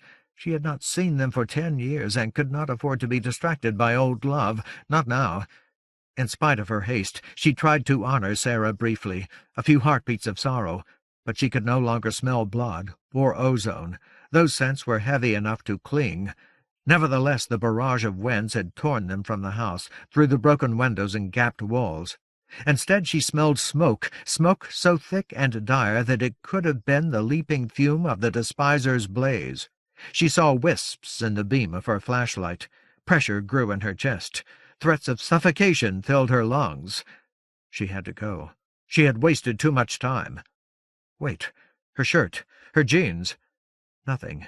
They might as well have been new. She did not know Leand or Annalee or Stave. Of course not. She had never heard those names before. Roger had taken Jeremiah and Joan and Sandy into the woods. Lyndon knew where he was going. Where had Leand's name come from, or Annalee's and Stave's, or Martyr's, if she had never met them? Lightning had struck the house. It must have. All of this dry wood was going to burn like a pyre. God, she was hallucinating. Her son needed her, and she was losing her mind. Stave spurned by the masters. Covenant's hands burning, ravaged by Joan and wild magic. Covenant was dead, killed 10 years ago. Nothing after this moment had happened. She had imagined it, all of it. Every struggle, every nightmare, every loss. Leand and Annalee, Stave and Martyr, Pawnee and Papa, giants. They were figments, chimeras sent to distract her, to paralyze her, until the flames took her, so that she would not follow Roger, so that she would not save her son. Screams of rage or terror that she could not hear ripped at her throat as she wheeled away from Sarah and murder, rushed from the bedroom back into the hall. Covenant's ring hung on its chain under her clean shirt, but white gold had no power to save her here. Roger wanted it. He had said so. It belongs to me. Otherwise, he could have created his portal here in this house, doomed her where she stood, but he lacked his father's ring.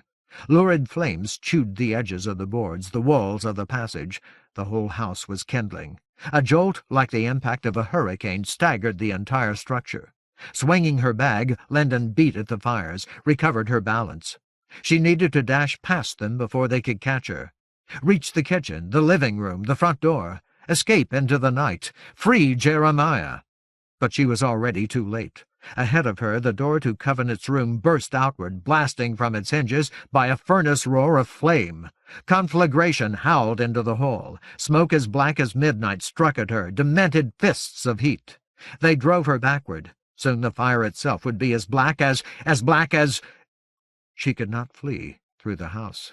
She had nothing with which to fend off the heat except her medical bag. Holding it up like a shield, she returned in a stagger to the room where Sarah lay, Sarah's cruel pyre. Lyndon slapped the door shut behind her, but she knew that it would not protect her. Her bag was her only defense. In a rush, harried by cave whites and killing, she reached the window. The glass was broken and jagged. It would cut her to shreds. It would kill Galt. Who was Galt? Dear God, she had to stop this, stop imagining. Roger had Jeremiah. He had Joan and Sandy. If Lyndon died here, if she let her delusions trap her, nothing would save her son. With her bag, she swept daggers of glass from their frame. Her flashlight she tossed outside. She meant to throw her bag as well, but first she braced her right hand on the window frame. A shard of glass dug into her palm. Blood pulsed from the cut. She could not let go of her bag. She needed it to fight the flames. Screaming like the storm and the blaze and the bane, she took the bag in her right hand, sealed her grip with blood. Awkward as a cripple, she began to crawl backward through the window. Stave would have helped her, but he did not exist. None of her friends had ever existed. Dreaming. Covenant had once told her, "We're sharing a dream." If she could not stop imagining people and events and nightmares, Roger would butcher her son. But going backward through the window required her to brace her shins on the window frame. She felt 6 cuts in one leg, 12, more cuts than there were scraps of glass. And when she dropped to the ground outside the house, she was still in the hallway. Smoke and flame boiled toward her, a tumult avid for the end of all things. But now the last room, Sarah's death chamber, had become an inferno. It roared with ruin like the rest of the farmhouse.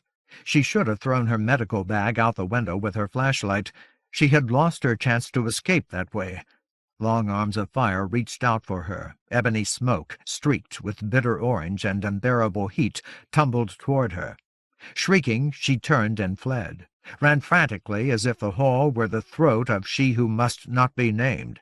She had to find the end before the Bane's mouth closed, before she became horror and torment forever, before Roger hurt Jeremiah. Because she was still trying to save her son, she slapped fire and smoke away with her bag. Floundering and flailing, she ran with all her strength, and could not reach the end, the final wall.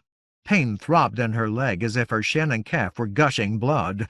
Because there was no end, she had been betrayed by her dreams. The hall stretched interminably ahead of her, and flames devoured the walls, growing faster than she could stamp them out, and the furnace squalling at her back had become the heart of a volcano, the savage core of the Bane's need, or the brimstone ferocity of Roger's given hand. Where had Roger obtained a hand that spouted lava and anguish? With such strength, he would not have needed a gun, or Sarah Clint, or Sandy Eastwall. He could have claimed Joan and Jeremiah, done whatever he wished to obtain Covenant's ring. No force on this earth could have stopped him. He did not have that kind of power. The Bane did. She who must not be named had seen into Lyndon's heart and judged her. She was the Bane's rightful prey, trapped in a gullet that had not yet swallowed her because uncounted devoured women were screaming. The Bane did not exist. The women did not. Lyndon knew nothing about Alina except tales. Only her bag of instruments and vials kept the flames from consuming her. Only the bleeding of her palm gave the bag meaning, kept her alive. Her lower leg throbbed like an open sore. She had pierced it on the window frame. She could not run or struggle much longer. But there was no end to the hall and the flames, the smoke, the terrible heat. This was death. It was hell. It was the agony of all things ending, irredeemable calamity, and she had brought it on herself. She had earned it with anger and folly. Wind flailed the flames. Smoke thick with sparks gyred upward amid lightnings that came from nowhere and never stopped. A spasm of pain snatched her leg away. She sprawled along the burning floorboards. In a frenzy, she flipped over onto her back. Frantically, she swung her bag at the rush of the blaze. Damn it! This was impossible.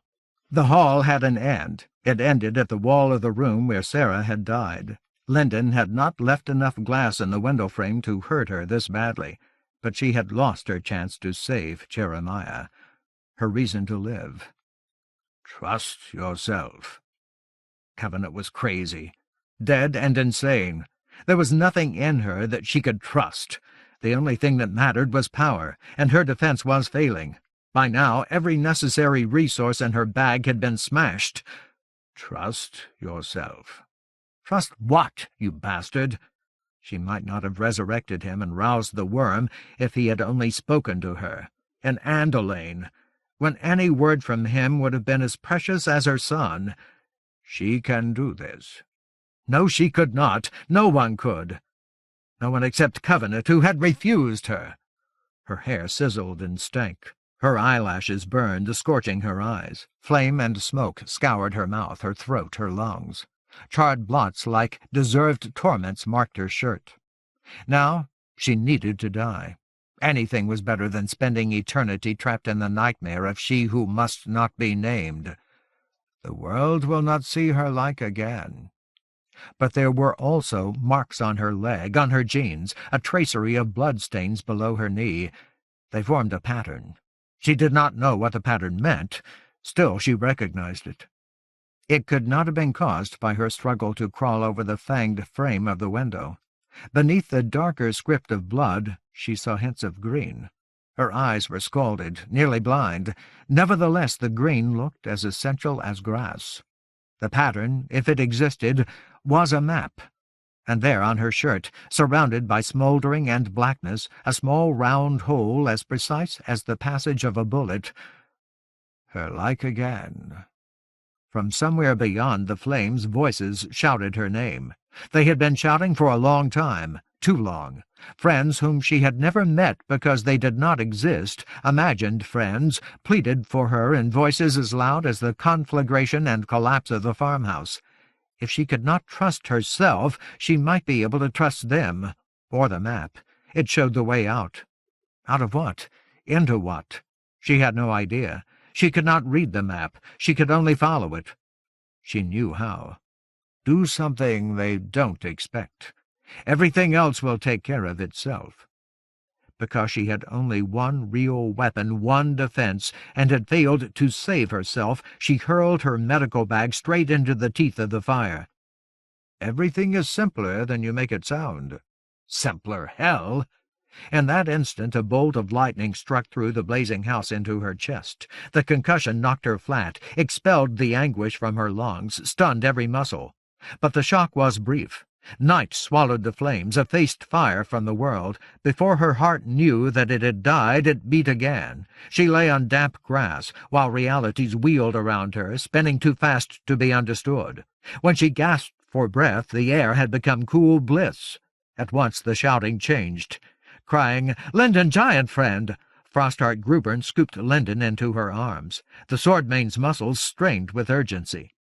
"Is she harmed?" demanded Stormpast Galesend. Her voice was so loud that it covered Martyr's tense query. Like a blaring horn, Rhyme Coldspray roared, "No, this I will not permit!" "Stave! The staff!" Vaguely, Linden realized that she was no longer holding the staff of law. Her nerves remembered throwing it. Her medical bag, every drug, every instrument. The darkness held a greenish tinge, wan and frail, so faint that it scarcely dimmed the unregarded stars. The muffled thud of a giant's strides receded. They became splashing, a rush into water, shallow water that grew deeper at every step. Other feet sprinted in pursuit. Smaller splashes, a smaller body. Stave. Linden's heart clenched again, and a clamor of water arose. Something greater than a giant reared and thrashed. In the distance, aghast children wailed in little voices that sounded like mud. "Linden!" Grubern insisted. She held Linden hard against her armor. "You must speak! Some horror has befallen you. Why did you cast away your staff?" Somehow the main thrall made himself heard through the clamor of giants, the turmoil of water, the gasp and pound of struggle. "She returns to herself. Ring Thane, hear us. Why did you prevent our aid? What madness possessed you?"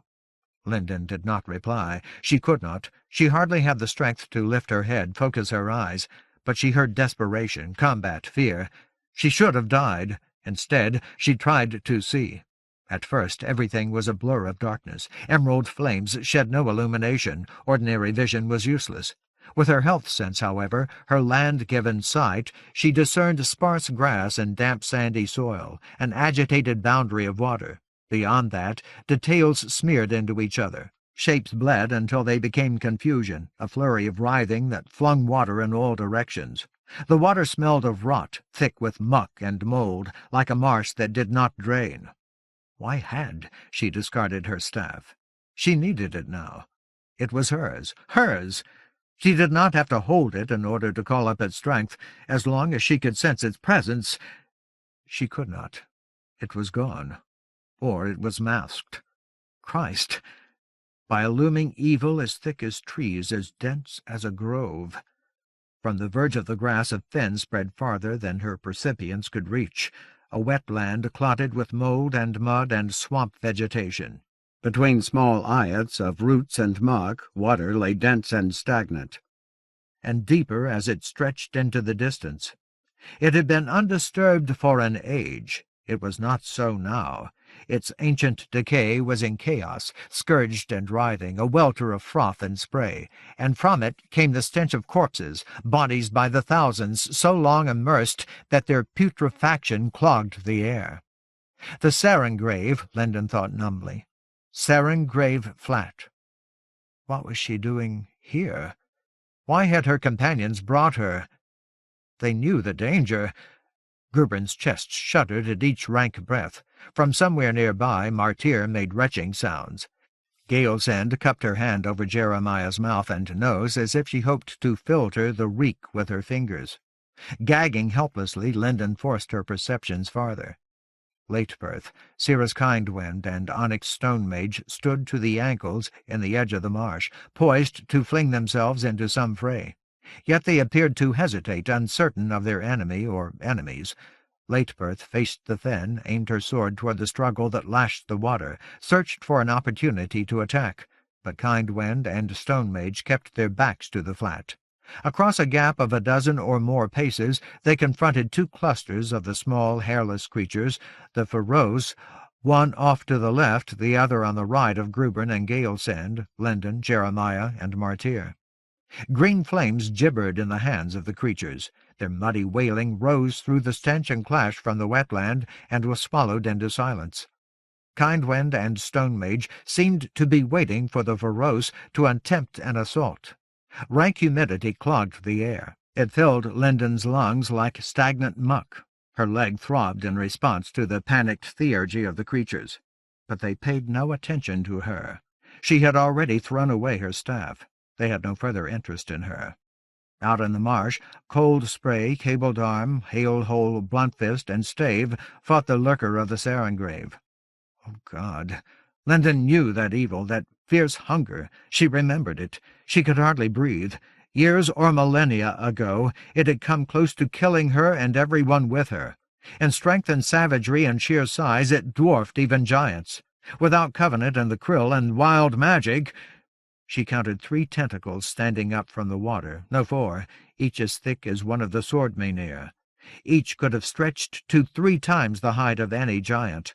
To her they tasted like the ill-earth stone and the shrieking bane, like the effluvium of the darkest deeds of the vials and demon-dim in their lore-works. They were reified corruption, long ages of seeping poisons, acrid and malign, accumulating until they became flesh swollen with craving. Although the lurker had once commanded the Skest, it wielded no magics that Lendon could perceive. Its physical bulk and muscle sufficed to feed it. Braced on its own immensity beneath the water, it struck at its opponents with enough force to shatter granite. Cabled Arm and Bluntfist stood against the tentacles, hacking with their swords, fending off blows, floundering through water that reached their thighs when they could not otherwise evade the lurker's limbs. At first, Lendon did not see Stave or the Iron Hand. They had been driven under water, were being held down. No, they were not. The hard intransigence of Stave's aura was there. Rhyme Coldspray's courage shouted against the darkness. When Lendon concentrated on the former master and the Iron Hand, she caught a hint of her staff. Her leg hurt, as if her cuts had become acid, as if the marks on her jeans were being etched into her bones. Etched by an acid the hue of malign verdure. Eruptions of water and violence bewildered her senses, thwarted her efforts to interpret what was happening, but she still had her map. She could still follow it.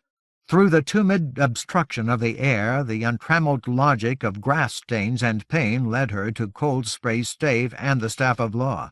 She had missed them in the rapid flurry of blows, the mad lash and slash of tentacles and swords, because they were not with Cabled Arm and Bluntfist.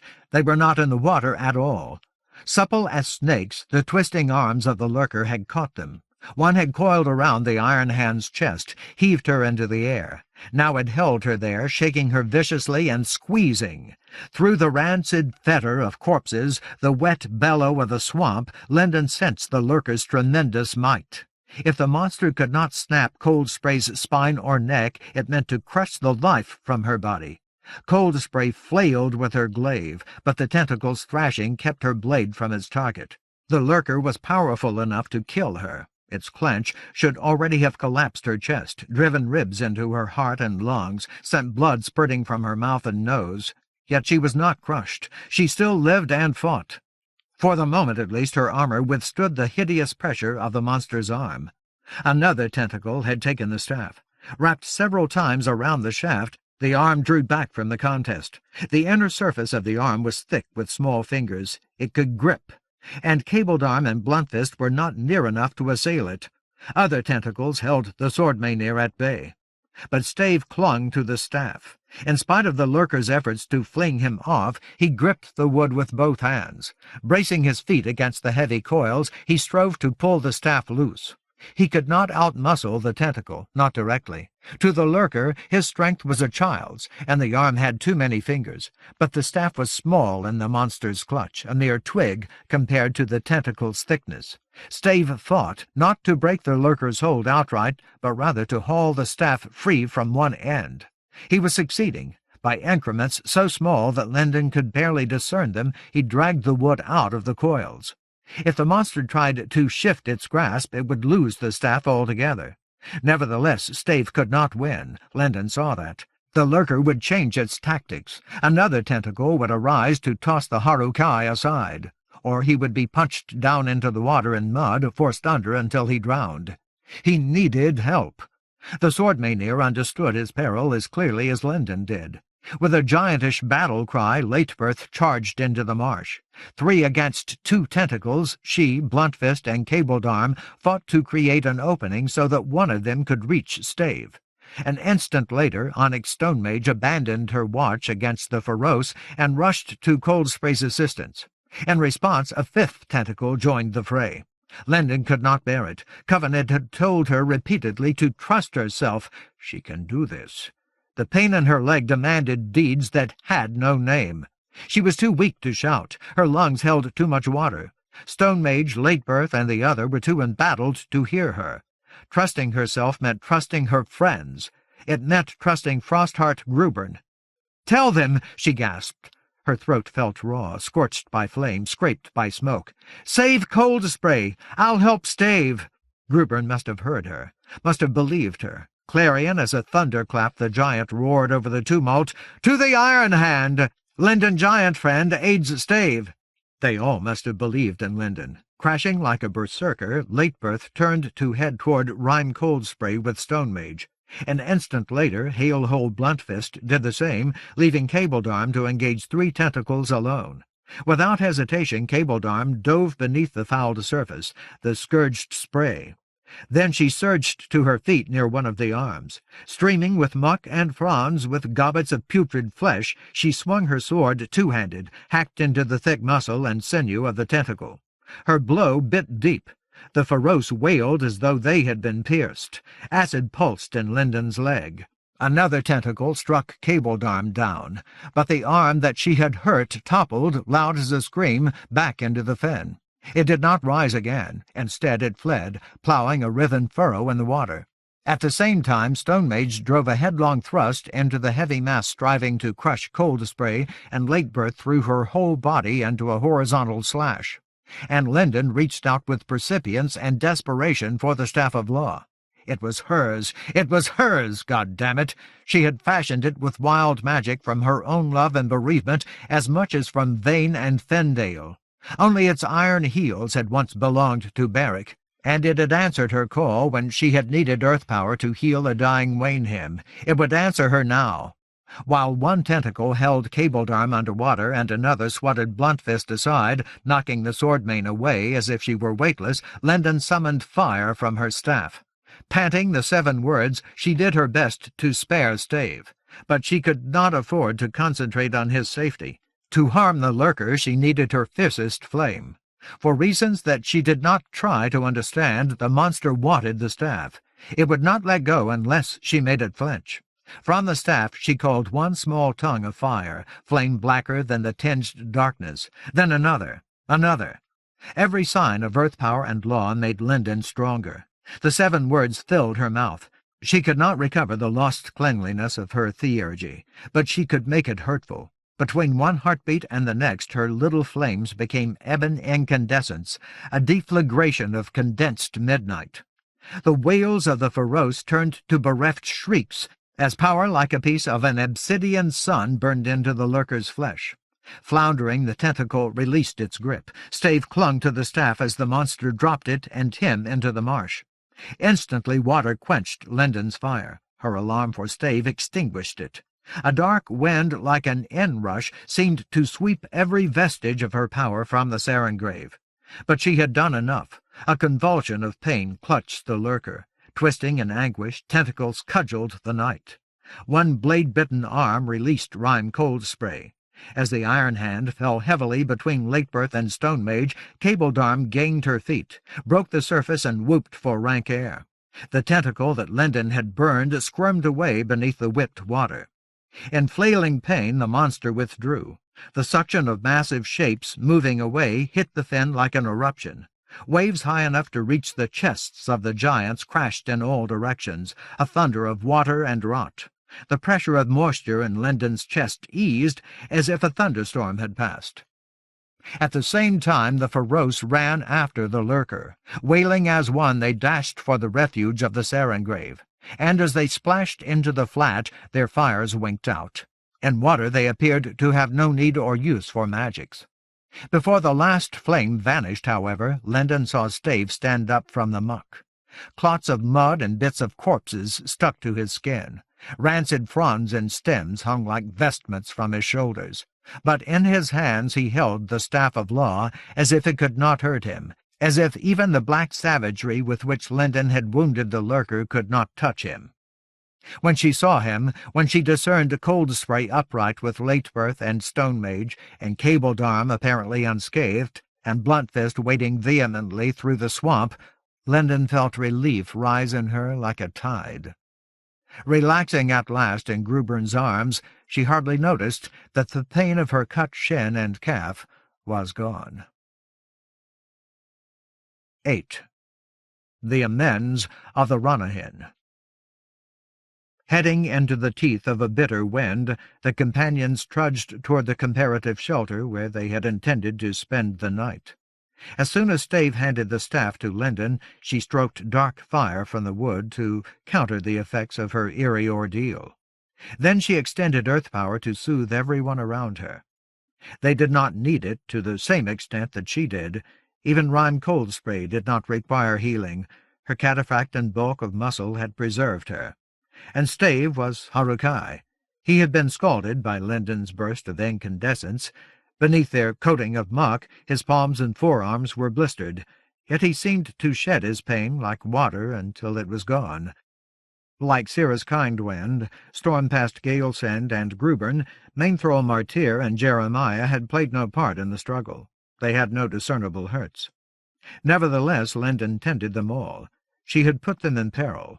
Without knowing it, she had succumbed to the theurgies of the Feroce. She did not understand what the creatures had done or how, but she felt sure that they had sent her mind back to Haven Farm. By some means their green flames had caused that rupture in her reality. They had broken her connection to her present, and she had believed.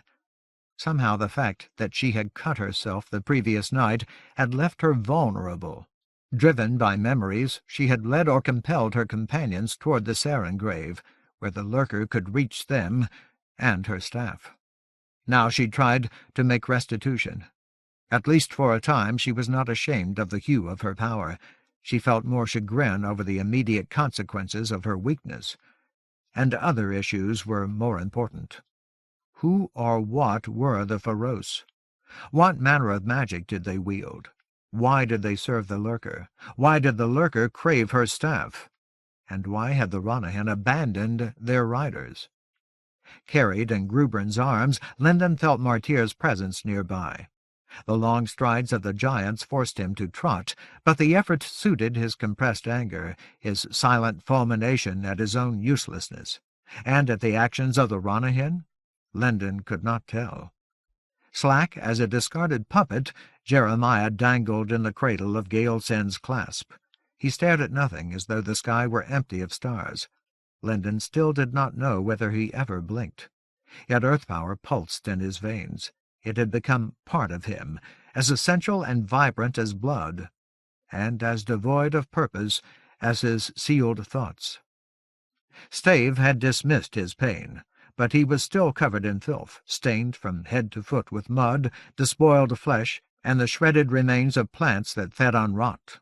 And Coldspray, Cabledarm, and Bluntfist were no cleaner. Fetid water drained from the confines of their armor as they plodded between barricades of hills. Lateberth and Onyx Stonemage had not fallen, only their legs were caked and sodden, roped with mire and stems and putrid skin like vines. Yet their strides were as leaden as those of their comrades, clogged with old death, as if the touch of the flat's foulness had wounded them emotionally. Or as if— Linden groaned to herself. They had suffered some spiritual blight while she had floundered to escape the conflagration of the farmhouse. Why did you prevent our aid? God, what had she done? In the confusion of flames and terror she had thrown her medical bag, because Covenant had told her, do something they don't expect. And because the marks on her jeans had shown the way, she must have thrown the staff at the same time, must have believed that the staff was her bag. Over and over again she had used her bag to beat back flames while she fled from ruin to ruin along the throat of she who must not be named. The lurker's creatures had found such things in her mind. Appalled past endurance, she had wielded her bag like a weapon against incineration, an instrument of power. Some horror has befallen you. Oh, hell! She must have used staff fire to repel her friends, to keep them away from her, as she ran down the engulfed hallway of hallucination or memory toward Sarengrave Flat. Fortunately, the giants could withstand flames. Stave must have evaded her desperation. The main thrall must have kept his distance, knowing himself powerless. Nevertheless, she was a danger to all of her companions. But Covenant had also said, just trust yourself. She must have done that, must have obeyed her instincts as well as her fears. She had seen a map in the random stains of blood and grass, and she had cast her staff into the heart of her dismay. If she had not done so, the lurker would have taken her as well. The rupture imposed by the Feroce would have closed too late. No one would have been able to save her. While she wondered how she would tell her friends what had happened to her, they brought her to the breach in the hills where they had sheltered earlier. When Grubern set her on her feet in the hollow, Linden spent a quick moment confirming that Stave's burns were not septic, that Rhyme Coldspray's chest and neck and joints were indeed whole. The cabled arm, late birth, blunt fist, and stone mage had no grave hurts. Then she turned the energies of her staff on the stone around her, tuned earth power and law to the pitch of heat. If Stave and the Swordmaynir did not suffer from the wind, at least she, Jeremiah, and Martyr would be warm, and heat would dry wet garments. Then some portion of filth could be brushed off. How had the Feroce mastered her so easily? She knew the answer. The cuts that she had made in her lower leg had exposed her true weakness. The gradient of her descent into despair was increasing.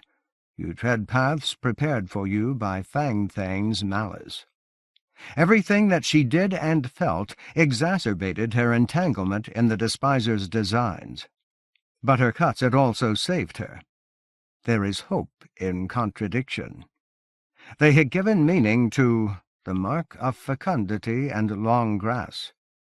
Her own blood had interpreted a script which she had worn since she had visited the verge of wandering. That rich valley was a habitation or resting place for the Raman and the Ranyhyn. As she considered what had happened, Linden grew more troubled by the behavior of the Ranyhyn. The great horses had faced other horrors in her name. Why had they abandoned the company now, when she was becoming weaker? Sighing, Rhyme Coldspray unfastened her armor and dropped it. Then she seated herself, resting against the warmed stone. Cabled Arm and Hail-Hole Blunt Fist followed her example. The other Swordmaynir did not. Apparently they intended to remain on guard. Scowling with disgust, Latebirth and Stone Mage rubbed dirt from their legs. Cirrus Kindwind drew her sword and left the hollow to watch the length of the breach. Stormpast Galesend continued to hold Jeremiah as if she did not want to disturb him. But Grubern stayed close to Linden. Perhaps the Swordmane intended to intervene if the Feroce returned. Linden wanted to question Martyr. He or no one would be able to explain the Ranyhyn. But before she could frame her first query, a distant whinny pierced the wind. It sounded like Hinnan's voice. It sounded angry. Another neigh carried into the breach, coming closer. Kind Wind looked quickly in both directions, answered her companions by shaking her head. Nevertheless, Martyr left the warmth of the hollow to stand beside the maimed giant. Lendon held her breath until she felt the faint thud of hooves through the hard ground. Then she relaxed slightly. One of the horses was coming closer. More than one had returned. A moment later the main thrall faced the south. Kind Wind nodded in that direction. To show her respect, she sheathed her blade. Through the wind, Lendon heard hooves more clearly. At last she saw Hennon's proud head past the rim of the shelter, saw the glare of ire in the stallion's eyes. Without hesitation, Martyr prostrated himself, but Hennon did not regard the main thrall. The stallion was too angry, or, Lendon thought suddenly, too ashamed. Instead, Hennon fixed his attention on Stave. Dim in the night, the star on his forehead none the less resembled a demand. Stave appeared to understand. Perhaps he simply trusted Hennon, or perhaps he had formed a desire in his mind, confident that the stallion would heed him. He had done something similar when he, Lendon, and their companions had ridden through a seizure to Revelstone. Saying nothing, he strode at once to Hennon's side, vaulted onto the horse's back. Still ignoring Martyr, Hennon wheeled in the breach and trotted away. While Lendon and the giants watched, the main thrall rose to his feet. His bandage did not conceal the fact that his own wrath was unappeased. Lendon knew him well enough, however, to feel sure that he was not angry at Hennon. Rather, he seemed to share the stallion's vexed pride. "Main thrall of the Ranyhyn," Coldspray asked quietly, "do you comprehend what has transpired here?" Martyr's hands curled and tightened, as if they ached for his garrote. Through his teeth he muttered, "Hennon offers amends. By the deeds of the Ranyhyn we were brought into peril. But of those who suffered tangible harm only Stave rides. Therefore only Stave is suited to receive their first contrition." Bitterly the main thrall shrugged. "More than that I have not been given to know." Trying to be careful with his emotions, Lendon did not ask why the horses had risked venturing so close to the Sarengrave. Instead she said, "There's too much that I don't understand. If the Ranyhyn are afraid of the lurker, they must have a reason. A good reason. Otherwise they would never have forsaken their riders." "Can you tell us what it is?" "I cannot," Martyr snapped. He may have meant, "Do not ask me." "No Raman has partaken of the horse-right. We do not share their thoughts and knowledge in that fashion." Lendon bit her lip, did not pursue an answer. Instead, she only gazed at the main thrall, watching passions writhe beneath the surface of his self-command. The giants studied him mutely. He could not discern their faces except with his health sense. Yet he must have felt their concern, their curiosity, their desire for comprehension, and their willingness to respect his silence. For a few moments he appeared to wrestle with himself. Then, by slow degrees, his shoulders sagged. "Yet we speculate." He kept his voice low. "How can we not? They are the Ranyhyn. It was known even to bloodguard and lords that they fear the abomination of the Sarengrave, they who master every other dread. How, then, can we not endeavor to grasp the nature of their soul frailty?" He rubbed his cheeks, checked the security of his bandage. As if he were assuming a painful burden, he began to explain. "The tale of great Qwellinir Banal, father of horses, has been widely shared. It is no secret that in a distant age, when an onslaught of Qwellinir and other evils threatened the Ranyhyn with extinction, Qwellinir Banal sought to treat with Thang. Seeking to spare his failing herd, Qwellinir Banal offered his own life in return for theirs. To this dark exchange, Thang consented readily, intending betrayal.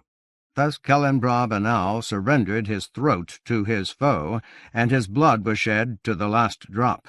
And still the Qwellinir came, ravaging, until the Ranyhyn could not survive except by flight. The home of their hearts they forsook. Nor did they return until they had won the Raman to their service to fend and fight for them. This tale all the folk of the land once knew. Now it has been forgotten." Lendon had heard the story before. The giants had not. They listened avidly, with their love for tales in their eyes. "But among the Ramen," Martyr continued, "the mystery of Qwellinir Banal has been contemplated for uncounted generations." Gradually a tinge of sorrow crept into his voice. "Across the centuries, telling and retelling our tales, we have wondered and wondered again. And always we have returned to the same question. How was Qwellinir Banal slain? In every age of the lords we were assured that Fang Thane is a bodiless evil. Aye, he is able to master or discard physical substance at will, and doubtless his theurgies are capable of tangible manifestation, yet his essence is incorporeal. In this he resembles the Ravers, who wield no direct force when they do not possess a host.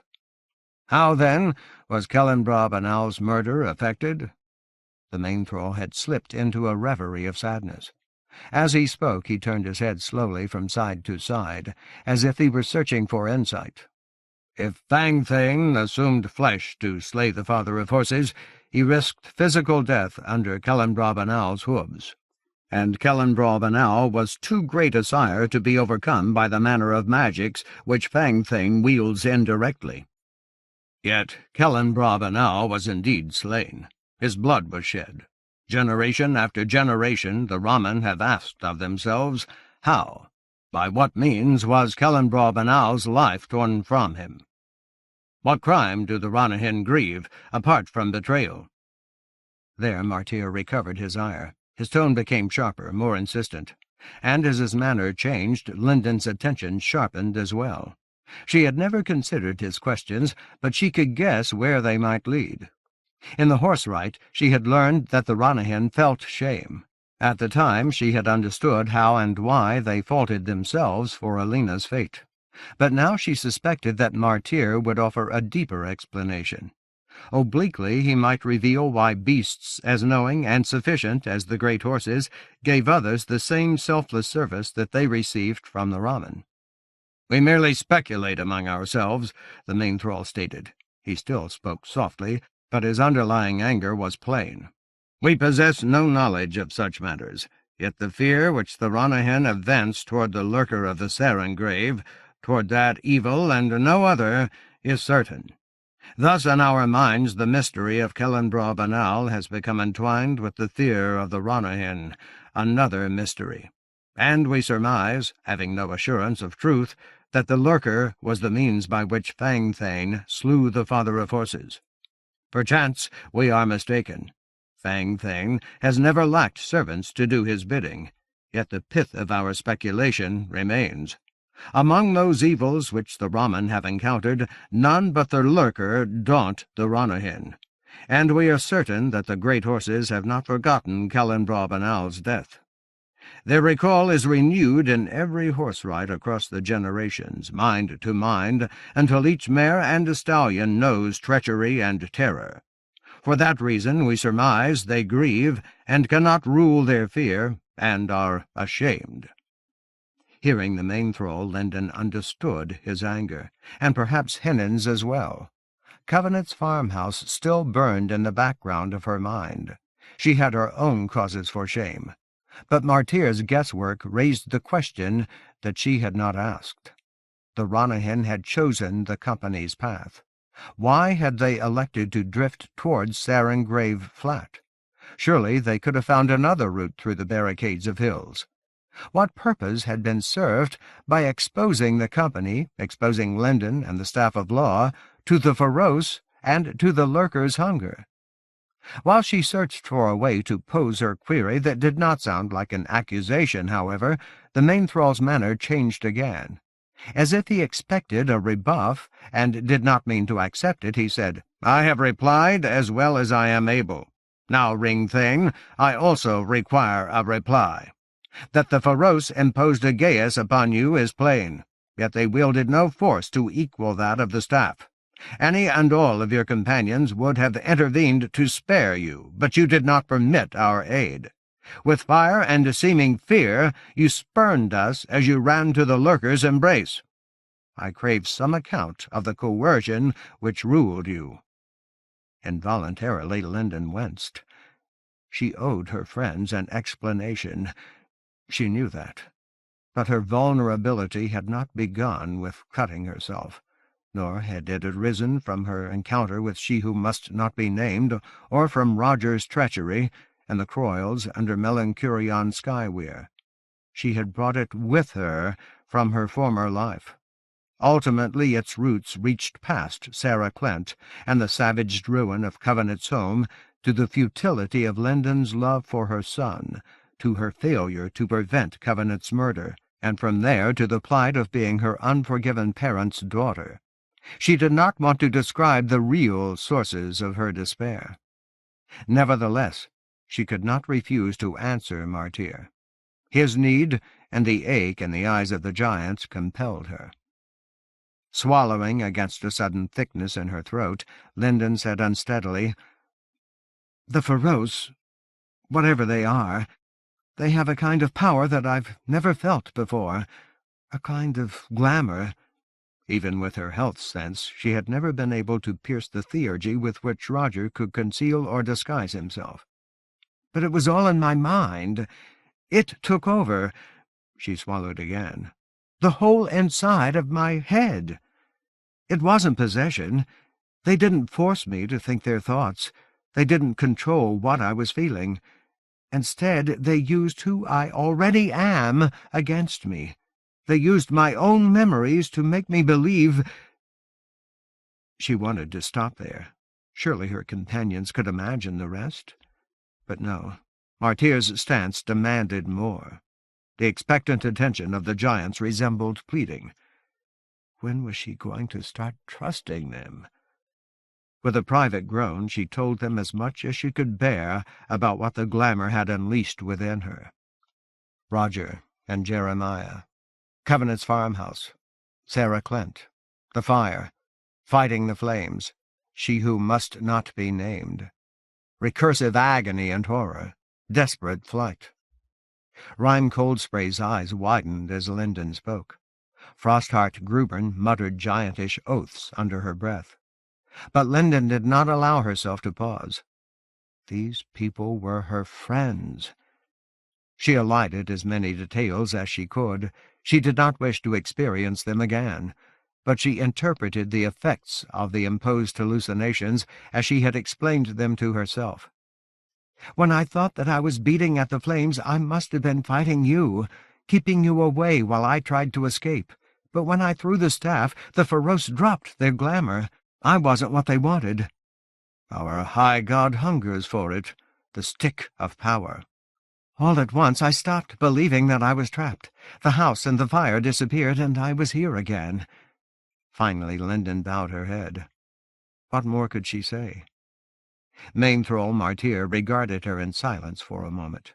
Then gravely he nodded. "Ringthane, I am content." He may have meant that she had accepted a burden as hurtful as the one he had been asked to bear. Marvelling, Rhyme Coldspray mused, "Much you have concealed from us, Lindon, giant friend. Aye, and much revealed. You say nothing of the reasons for the Time Warden's son's deeds, yet you make plain that you have long sought your son at great cost. And though you speak little of your former world, you have allowed us to discern that it is fraught with hazard. With these scant words, too few to contain their own substance, you imply the import of your trials. Therefore, I salute you, chosen Ringthane." Sitting, she pressed both palms to her chest, then spread her arms wide as if she were opening her heart. "Once again you have wrestled life from the teeth of death, as by your own account you have done from the first. Had you not cast away your staff—" The Iron Hand shook her head in wonder. "I am not shamed to acknowledge that 8 swordmenir are no match for the lurker of the Sarengrave. We would have spent our last strength and caused much hurt, but in the end the monster would have taken your life as well as the Staff of Law, and all hope would now be lost. In Andalane you surrendered your staff to redeem your son. Doing so again, you have rescued yourself and us.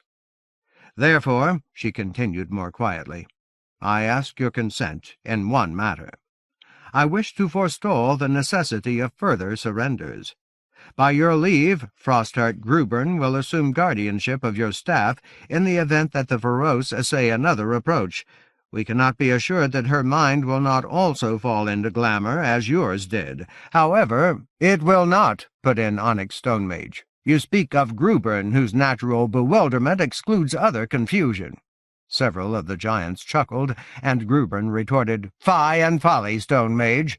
Breathes there a giant upon the wide earth whose acquaintance with bewilderment is as intimate as your own?" But Coldsplay's manner remained serious. "However," she persisted firmly, "the staff is not hers. She has neither skill nor aptitude in its use. Should the lurker's minions bemuse her, we will be able to intercede." "By your leave, Linden giant friend," she repeated. Stifling an instinctive reluctance, Linden nodded. More than once she had trusted Leand with her staff. Surely she could trust Frostheart Grubern? Her own response, if the Feroce returned, might be to tear them apart before they could intrude on her mind again. But that would mean more killing and more despair. Eventually she would become like her mother, begging someone who did not deserve the cost to put her out of her misery. Too many people had already paid the price for her first failure to rescue Jeremiah. She had not slept the previous night. She did so now.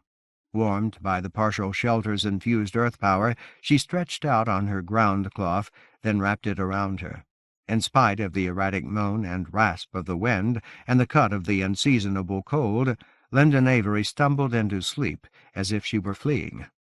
During the remainder of the night she dreamed of bonfires and flame-ripped houses, of a crude throne like a gaping maw in the lost deep, of centipedes and intimate pestilence.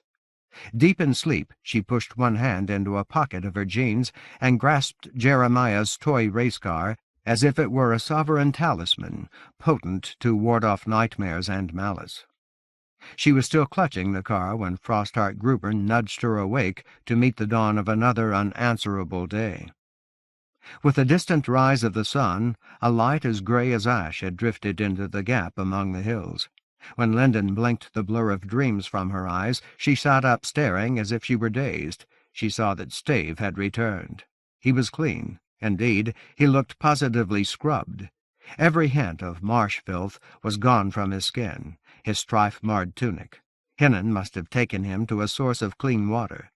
There he must have beaten his vellum garment against a rock until even the stains of old blood were pounded away.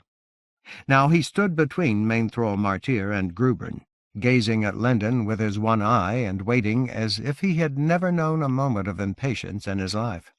His cleanliness made Linden consider her own condition. She had not been fouled in the Sarengrave, but she still wore the grime of riding in rain and harsh wind. She, too, needed a bath, needed to wash her hair. As for her clothes, nothing had changed. The overworn flannel of her shirt looked like it had been plucked by thorns. A small hole marked the place where her heart should have stopped beating. The fraying threads where she had torn a patch from the hem were all that remained of her gratitude to the Modout. On both legs below the knees of her jeans, green lines explicated her plight in a script that she could not read. Where she had cut herself, small blots of blood complicated the grass stains, altering them to obscure or transform their content. Aching in every limb as though her dreams had been battles, Linden climbed to her feet. As she accepted a waterskin and a little food from Lateberth, Stave told her, "The Ranyhyn will convey us to a tributary of the Ruinwash. There we will find fresh water and aliantha." "That is well," muttered Cabledarm sourly. "The muck of the Sarengrave," she grimaced, "clings. It assails my nostrils yet. I cannot rub it away." The Iron Hand and Stonemage nodded, sharing her distaste. "But I must counsel against delay," Stave added. "Chosen, I lack the Mainthrall's communion with the great horses. Yet in Hinnon I sense a new urgency. The Ranyhyn appeared to desire haste." "Let the beasts desire what they will," replied Coldspray. "We must wash. We will be better able to quicken our strides when rot and malevolence no longer clog our lungs." Haste? Linden wanted to ask. Why now? After walking for 2 days? but she was still too groggy to pose questions that none of her companions would be able to answer. Baffled, she drank and chewed and swallowed, and tried to believe that she was ready as she would ever be. Latebirth repacked the company's dwindling supplies, tied the blankets into a tight roll. Apparently the giants and Martyr had eaten while Lendon slept, or they had elected to forego a meal. Stormpast Galesend informed Lendon that she had fed Jeremiah, although he gave no sign of it. When Lendon nodded to Stave, to Martyr, to Rhyme Cold Spray, the company set out, led southward through the hills by Cirrus Kindwind. With the rising of the sun, the wind had ceased. Now the air was as still as a held breath. It was growing warmer. Yet it remained grey, tainted by fires and dust storms which had never occurred. Overhead the sky was leaden with rue, as if a pall of regret had settled over the eastern reaches of the land. Through the haze the dispirited sun shone wanly. In the dulled light the company found Hyn, Narunal, and Kellen waiting on open ground. Beyond a narrow lowland rose another crooked barrier, and then another. But Lendon did not regard the obstacles ahead. She was simply glad to see Hyn again. She should have known that the mare would return. Whatever the Ranyhyn had sought near Sarengrave Flat, they had not wished to rid themselves of their riders. An abashed look darkened Hyn's eyes as she approached Lendon, a suggestion of shame. At the last moment the dappled grey hesitated. She halted just out of Lendon's reach, issued a nickering query. In response to Hennon's peremptory snort, however, Hyn came another step closer, then bent one leg and lowered her head, bowing. "Oh, stop," Lendon thought. "I don't blame you. I don't know why you did it, but I'm sure you had your reasons. If I knew what they were, I might even approve." "They're Ranyhyn, for God's sake. They'll think of something." To reassure the mare, Lendon went to her and wrapped her arms around Hyn's neck. Mainthrall Martyr prostrated himself briefly in front of Narunal, then sprang onto his mount's back. When Galesend set Jeremiah astride Kellen, the boy settled there, passive and unmoved, as if there were no perceptible difference between the Swordmane's care and the young stallion's. While Lendon still held Hyn, Stave mounted Hynnon, and the giants arrayed themselves around the Ranyhyn. For a long moment Lendon gazed into the softness of Hyn's eyes until she was sure that the mare's abashment had faded. Then she looked up at Frosthart Grubern. "All right," she said as firmly as she could. "Let's go. I want a bath as much as you do." With a fond grin, Grubern put her huge hands on Lendon's waist, lifted Lendon lightly onto Hyn's back. At once the Ranyhyn began to move, trotting at a pace that the giants could match without running. The horses had chosen to approach the next wall of hills at a westward angle, away from the Sarengrave, closer to Landsdrup. From Lendon's perspective, the barricade looked impassable, for the mounts if not for the giants. But within half a league, the Ranyhyn came to a more gradual slope that allowed them to reach a notch like a bite taken out of the forbidding ridge. And as they passed between rocky crests, gnarled with lichen and age, she saw that the south-facing hillsides provided an easy descent. The hills ahead appeared to be the last obstruction ploughed to defend the spoiled plains. In the furrow between the ridges, Stave guided Hynnon to Hyn's side opposite Frosthart Grubern. Lendon expected him to say something about her actions the previous night, but when he had taken his position he remained silent. Apparently he desired nothing more than to resume his wonted role as her guardian. She scanned the company, confirmed that Kellen bore Jeremiah easily, and that the Swordmaneer looked able to keep pace with the horses. Then she said to Stave, sidelong, "You weren't with us when Martyr talked about Kellen Brabanal. He did what he could to explain why the Ranyhyn are afraid of the lurker, but he didn't say anything about why the Ranyhyn took us so close to the Sarengrave in the first place." The company's present path demonstrated that the horses could have chosen a different route. The former master gazed at her steadily. "Chosen?" "You probably don't know any more about that than I do, but hearing about Kellen Brabanal made me think about Kevin." Both had sacrificed themselves, if by different means, for dissimilar reasons. "I was wondering if you can tell me anything about him." Again Stave asked, "Chosen?"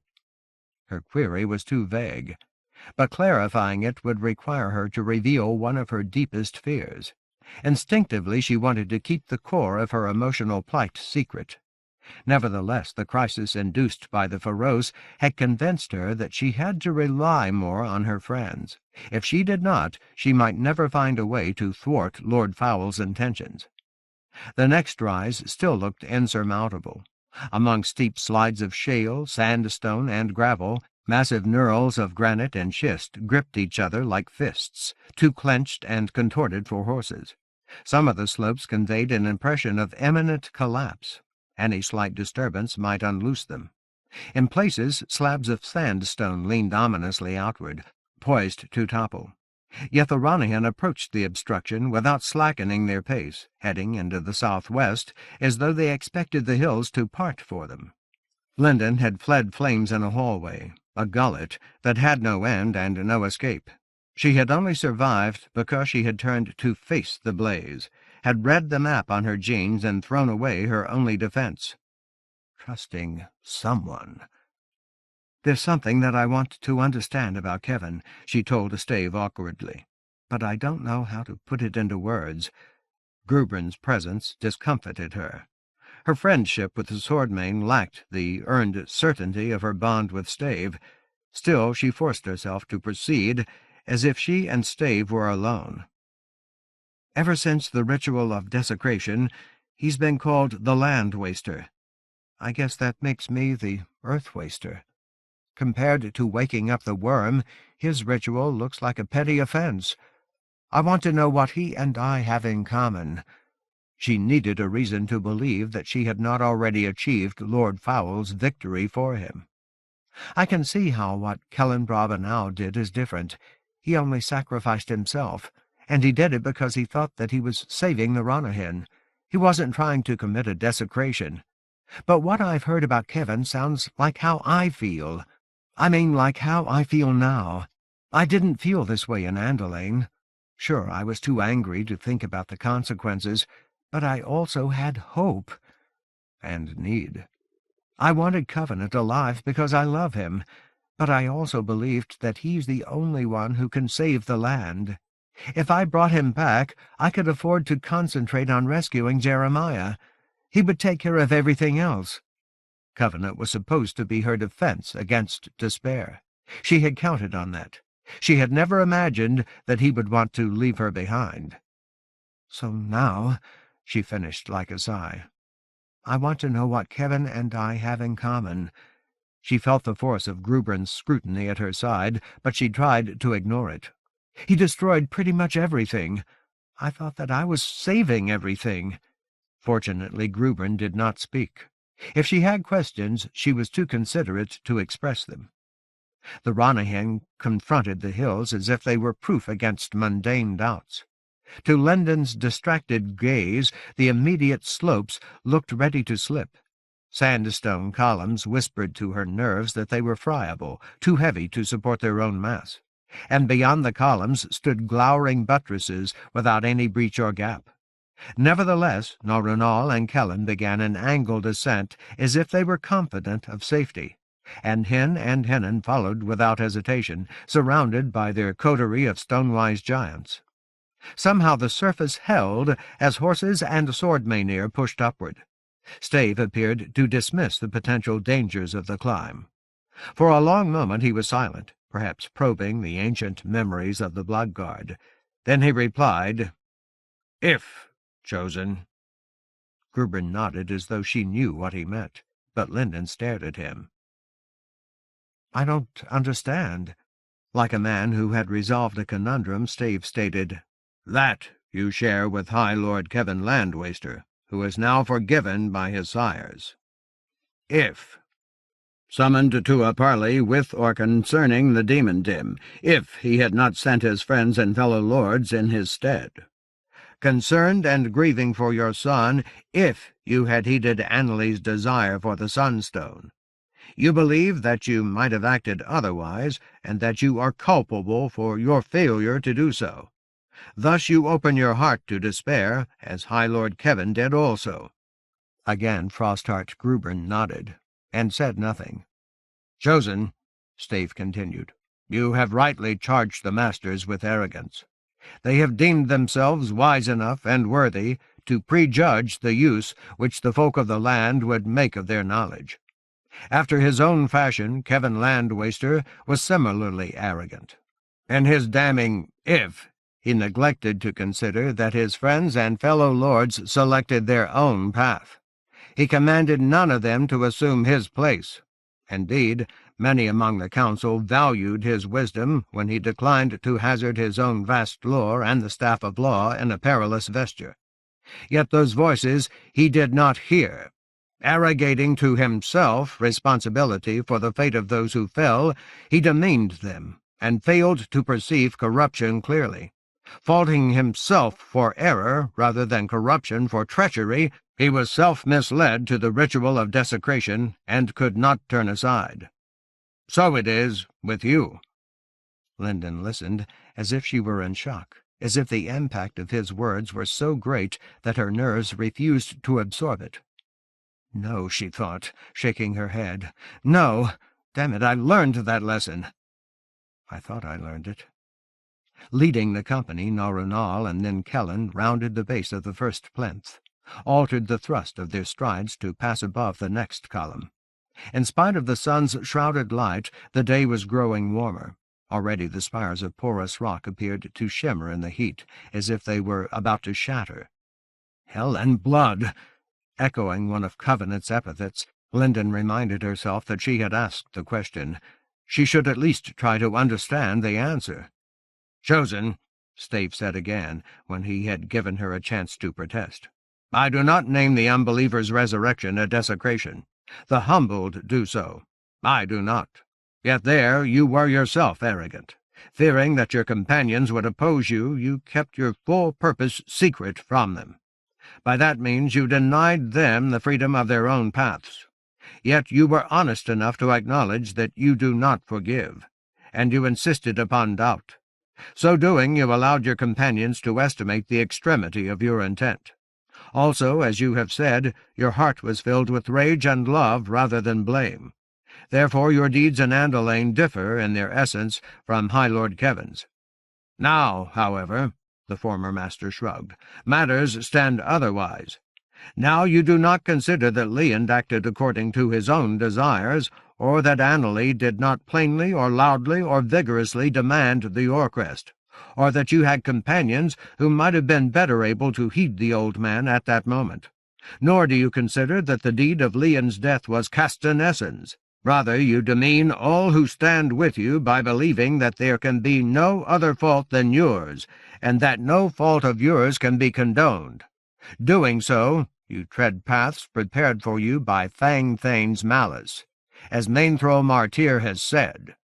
Thus you emulate High Lord Kevin. In your present state chosen, desecration lies ahead of you. It does not crowd at your back." Linden reeled in her seat. Had her mount been anything less than a Ranyhyn, she might have fallen to the ground. Stave said, "Desecration lies ahead of you," as if he meant, "I perceive only that her need for death is great." God in heaven! How bad was it? How fatal had her personal failures become? Had she gleaned nothing from Leon's death, or Annalee's, or Galt's, or from She Who Must Not Be Named, from the rousing of the Worm of the World's End? Did you sojourn under the sunbane with Sunder and Talion, and learn nothing of ruin? Yet the world did not reel. The Ranyhyn did not falter or feel faint. Those weaknesses were hers alone. Narunal and Kellen were moving along the foot of a high wall like a fortification, knuckled and obdurate, visibly impenetrable. After a score of paces, however, they turned upward and disappeared as if the stone had swallowed them. Behind them, Rhyme Coldspray beckoned to the rest of the company. Then she, too, was gone. When Hennon and Hen reached that spot, Linden found that her companions had entered a narrow defile like a cleft in the gut-rock. There the stone was cut as if it had been smitten by a titanic axe. The crevice was too straight to allow either Stave or Grubern to remain beside her. The company was forced to file upward singly, but the steep clutter of the surface did not impede the Ranyhyn, and the giants knew stone as if it were the substance of their bones. Hennan and Stave must have discovered this route during the night. Desecration lies ahead of you. Enclosed by uncompromising walls, she could not have turned aside to save herself from falling rocks or flung spears or theurgy. Jeremiah was beyond her reach in the gloom. Crude rock brushed against her knees. At intervals she had to lean left or right to avoid an outcropping. Grubern's tense breathing carried up the crevice, magnified by echoes. This symbolized Lendon's life, this defile. She had never lacked for help and support. Not really. In the end, even Sheriff Lytton had tried to save her. Nevertheless, she had never been able to turn aside. Ever since Roger had come to claim his mother, Lendon had been caught between impossible choices, and every compelled step took her closer to Lord Fowl's ultimate triumph. Yet the defile was only a cleft in the granite, a passage comparatively brief. It had an end. Already Lendon could see it growing wider.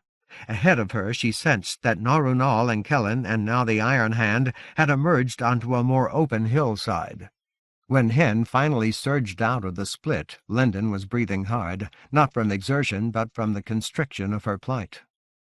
Desecration lies ahead of you. She could not contest Stave's reasoning. Overhead a soiled sky covered the lower land like a foretaste of calamity. To her health sense, the air did not smell of smoke or destruction. Rather, it seemed to be the natural atmosphere of the region, characteristically arid and reminiscent of ancient warfare. Yet no more than 2 days ago the firmament had been blue, untainted by Kevin's dirt or omens.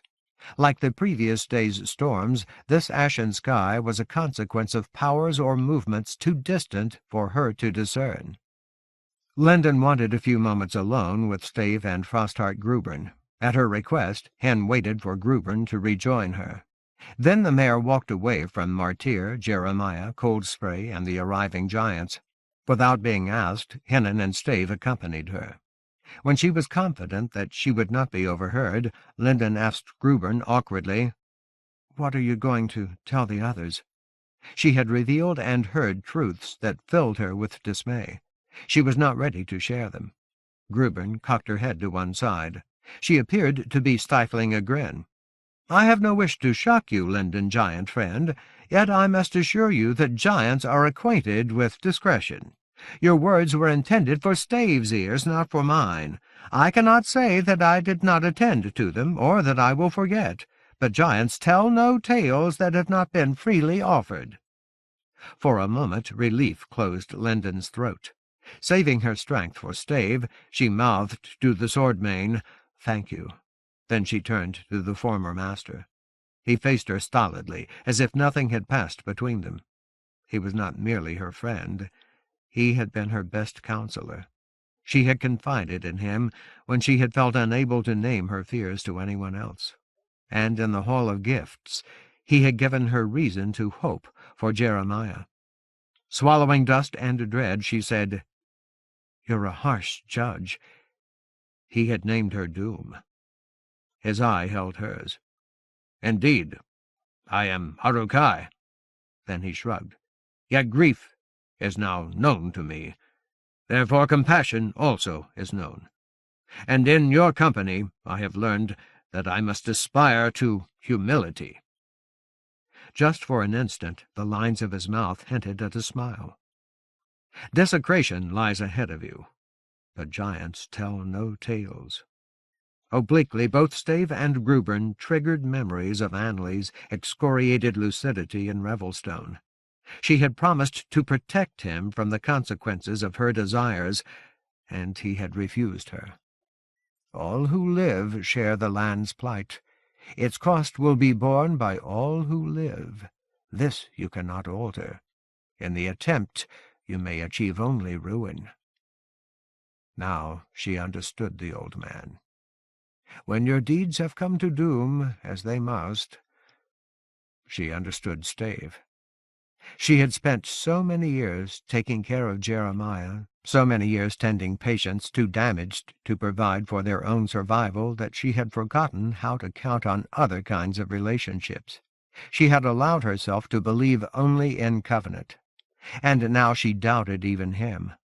Blind to the implications of her actions, she had in some sense treated all of her friends like children or invalids, even Leand, even Stave. Why else had she felt diminished whenever they had risen to challenges which had defeated her? She still did not comprehend why the Ranyhyn had risked taking her close to the lurker of the Sarengrave, but she knew what the experience meant. It had forced her to cast aside her staff, the emblem of her arrogance. Perhaps inadvertently the horses had shown her that she could rely on her friends to save her and Jeremiah and the land when she could not. Hen and the others were still trying to show her how to find her way, how to forgive her weaknesses by having faith in the strength of her companions. The company's path upward remained tortuous until the ridge crest. From that height, however, Linden could see that the southward descent was more gradual, and she caught sight of Landsdrop. Gray in the depthless sunlight, it loomed 2,000 feet and more above her own elevation, a blunt rampart smoothed by the ages until it appeared almost blank, too sheer to scale. But she knew from old experience as well as from tales that Landsdrop was more accessible than it looked. There were trails of all kinds up and down the precipice, although she could not descry them at this distance. Ignoring the impatience of the Ranyhyn, Linden studied the vista. Almost directly to the west a thin string of water fell as though it had been tossed over the rim by a negligent hand. Dull against the dim stone, like a strand of tarnished silver, it dropped in stages, shifting from side to side as its plunge encountered obstacles and casting fine hints of spray into the etiolated sunshine. Was that the river Land Rider tumbling to become the ruin marsh? No, she decided. The stream was too small. It had to be the tributary that Stave had mentioned. At its base it disappeared among the cliff's crumpled foothills. When its twisted length brought it back into view, it was less than a league away, still tending generally eastward. There it gathered into a pool, little more than an islet in the barren landscape, before it turned southward, following the contours of the terrain. In that pool Stave must have bathed during the night. The company reached it before a third of the morning had passed. Some of the slopes sweeping down from the ridge were treacherous, on the verge of slippage, but for long stretches the footing was secure. Palpably eager, the Ranyhyn quickened their pace, and the giants began to trot, cheered by the prospect of fresh water in abundance. Along the way, Linden watched Jeremiah for signs that he might fall from Kellen's back, but the young roan was careful to ensure that nothing unbalanced his rider. Jeremiah sat the Ranyhyn as if Kellen were motionless. Linden had a plethora of questions that she could not ask the horses. Why had they risked proximity to the Sarengrave? Where were they taking her? And why were they in a hurry now, when they had insisted on plodding for 2 days? Nevertheless, she had reasons for gratitude. Kellen's attentiveness to Jeremiah's passivity was only one of them. Urged by Martyr, she and the giants bathed quickly, drank their fill, washed some of the stains from their apparel. While the giants gulped a swift meal of cured mutton, stale bread, and aliantha, Linden took Jeremiah into the stream and scrubbed briefly at his blood and gore-streaked pajamas. But she did not linger over the task. When she was done, the main thrall announced, "Narunal makes plain to me that the Ranyhyn require greater speed." His tone was raw frustration. "Time grows urgent. Events or perils have acquired suddenness. Why or how this is so, they cannot convey to my human mind. None the less they must run. Their pace will be too swift for weary giants. Yet they do not wish to forsake the sword Menhir. Therefore I must remain with Narunal to guide the Iron Hand and her comrades. With Stave, the Ring Thane, and her son, Hen and Kellen will strive to accomplish the nameless intent of this quest. We will follow with such alacrity as the giants are able to sustain." Before Linden or the others could object, Martyr added fiercely, "Ring Thane, I do not part from you by my own choice. More, I am shamed to be apart from you in this exigency. I do not willingly surrender my place in your tale. Yet my service to the Ranyhyn compels me. I cannot flout their will and remain Raman." In their own fashion, the Raman were as severe as the Harukai. "Hell, Martyr," Linden muttered. "I don't want to lose you either. We've been walking for 2 damn days, and now we're in a hurry, but—" "But," Rhyme Coldspray interrupted sharply, "we have agreed to entrust our fate to the Ranyhyn. We were not coerced to this heading, nor were we able to select a clearer course. And the main thrall belabors a manifest truth when he observes that we are weary. Linden Avery, we are giants, loath to fail the aid of any and all whom we name friends. Yet we are also sailors. We do not choose the world's winds. We do what we may to seek our own desires, but we do not pretend to rule that which is offered to our sails.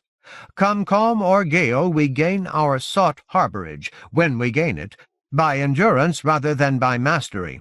For our part, we will accept the will of these horses. If they are worthy of the honor which main thrall Martyr and the Raman have accorded them, they will not mislead us."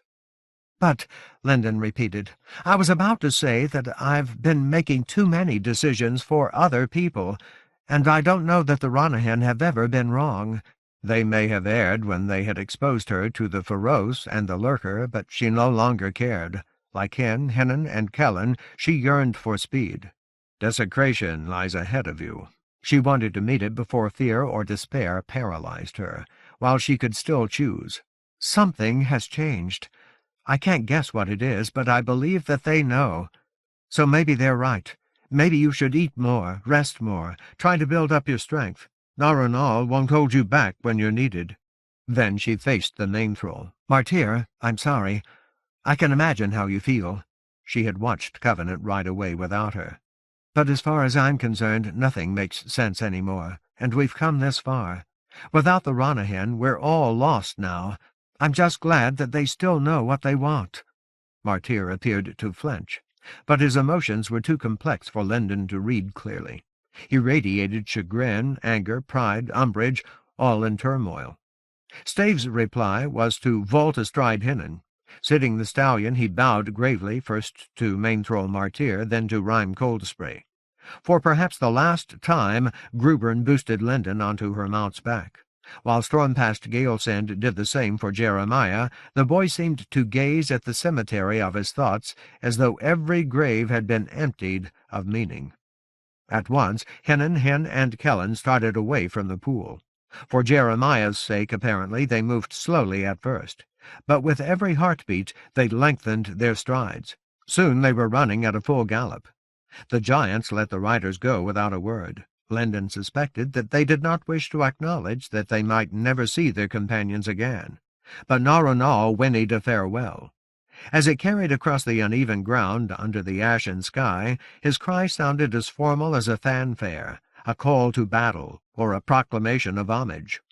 Leaning low over Hin's neck and clutching the staff of law across her thighs, Linden prayed that she was not making a fatal mistake. 9. Great Need. From the rumpled terrain south of the pool, the Ranyhyn pounded onto a baked flatland as hard as the surface of an anvil. In spite of the previous day's rain, their hooves raised bleached dust as fine as ash. When Linden glanced behind her, she saw a pale plume trailing after her like a pennon. The speed of the horses was wind in her face, growing warmer as the morning advanced. The air parched her throat, dried her eyes. She thought that she tasted death on her tongue, but if she did, the scent was ancient, beyond reckoning.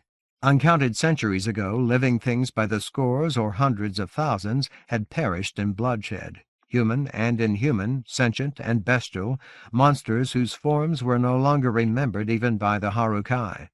Like every shape and kind of vegetation that had once flourished here, they were the forgotten detritus of Lord Fowl's wars. Ghosts so long dead that they had lost all substance lingered, mourning mutely. Nothing remained to bespeak their desires and wounds, their fears and furies, except a vague tang pounded up from the iron dirt by the strides of the Ranyhyn. Without her health sense, Linden might have thought that the Ranyhyn were giving their utmost. but the smooth flow of Hyn's muscles under her legs assured her that the mare had strength and stamina in reserve. At need, the horses could do more. Stave looked fluid and relaxed, more like an expression of Hyn's swiftness than a burden. In contrast, Jeremiah rode characteristically slack, slumped, as unmoved as a sack of grain by Kellen's fleet pace. Linden had not seen him blink since his rescue, yet his eyes were unharmed, preserved by some implication of the earth power that he had received from Manly. For a portion of the morning the Ranyhyn headed somewhat east of south across the beaten plain. Before noon, however, Stave pointed out the promontory of the Colossus in the distant west. Over the drumming of hooves, he informed Linden that beyond the promontory Landsdrop curved southward. There the river Landrider fell in a heavy cascade to become the Ruinwash. Thinking, written in water, Linden wondered whether the Ranyhyn intended to intercept the Ruinwash. But according to Stave, the Ruinwash skirted the spoiled plains as well as the shattered hills to reach the sea many leagues beyond Fowl's Cresh. Although the horses turned south when they had passed the promontory, their goal apparently lay somewhere between the Ruinwash and the shattered hills. As heat mounted from the flat, the sky began to resemble a lid closing over the lower land, as gray as a sheet of molded lead and impossible to lift. How much longer could the Ranyhyn gallop like this? They were mortal. Surely they had limits? To Linden's nerves, Hyn's endurance seemed as certain as the sun. Yet there was froth on the mare's nostrils. Sweat darkened her dappled sides, soaking slowly into Linden's jeans, chafing Linden's legs. At intervals she thought that she heard an irregular catch and falter in Hyn's respiration. If the Ranyhyn still had far to go, they would need help. Their destination might be a dozen leagues distant or a score. Blinking rapidly, Linden tightened her grip on the staff, readied herself to summon black fire. But then, on a horizon fraught with haze, she saw the end of the flat. In the east, the terrain tilted toward lower ground. Toward the west, brief hills like afterthoughts interrupted the plain. They wore a scruff of scrannel grass like a beggar's mantle, threadbare and tattered. If they had grass, they had water. Responding to Hyn's authority, Hyn and Kellen followed the roan stallion toward the hills. Soon they were passing between rises that were little more than hillocks, low mounds of dirt partially clad in patches of grass. As the horses ran deeper into the region, the grass grew more thickly. Then Hyn slowed to a canter, to a walk. Ahead of him, Linden saw an erosion gully. She smelled water. At once she dropped down from Hyn's back so that she would not impede Hyn's approach to the stream. And she was in a hurry to drink herself, to clear dust and death from her throat. A moment later Stave also dismounted. Jeremiah he pulled gently but unceremoniously to the ground. Bringing the boy with him, he followed Linden and the Ranyhyn toward the watercourse. It was, he told her, the same stream in which the company had bathed earlier, pursuing its union with the Ruinwash. But when Linden asked him if he had any idea where the horses were going, he only shrugged. Fowl's Cresh lay to the east. The Ranyhyn were headed south. More than that he did not know. The horses drank deeply. They cropped a little grass along the verges of the gully while Linden and Stave quenched their thirst. For a few moments Linden scooped water into Jeremiah's mouth. With her hands and her health sense, she assured herself that he was physically well. Then Stave lifted her onto Hyn, seated Jeremiah on Kellen, mounted Hyn. Within a few strides the Ranyhyn were running again. Soon they left the mounded hillocks behind, still racing south. For a time they crossed damaged plains. After that, however, they came upon a wide field of broken obsidian, basalt, and flint, the muricated remains of a slag land. Shards as cutting as blades gouged out of the soil at every angle, another consequence of ancient violence. Linden thought that the Ranyhyn would have to find a way around. Otherwise splintered edges would tear the frogs of their hooves to shreds. But she had underestimated the great horses. As nimble as mountain goats, they plunged among the rocks, swept and wheeled forward as though they were engaged in an elaborate and courtly gavotte. Somehow they found safe footing that Linden could not see and passed unharmed. Beyond the shards they encountered a rugose region like a delta or malpais, where igneous creeks and rills had branched, burning, through once arable earth. Some fierce theurgy during a distant era had caused the stone of the area to melt and stream like spilth. There the Ranyhyn ran again, apparently heedless of occasional surfaces as slick as ice, twisted clumps of dirt that masked rubble, friable ground concealing sinkholes like deadfalls. The heat across the landscape felt more like summer than spring. The sun seemed to lean its leaden aspect close to the lower land. It barely cast shadows, but its pressure made the mounts drip sweat as they ran, splashing the complex ground. Lyndon's shirt clung to her back. Her legs rubbed like sores against Hen's damp flanks. Trickles ran down Jeremiah's cheeks into the soilure of his pajamas, his stained rearing horses. Early in the afternoon the riders left the delta behind, galloped onto a slowly rolling plain like a trammelled moor.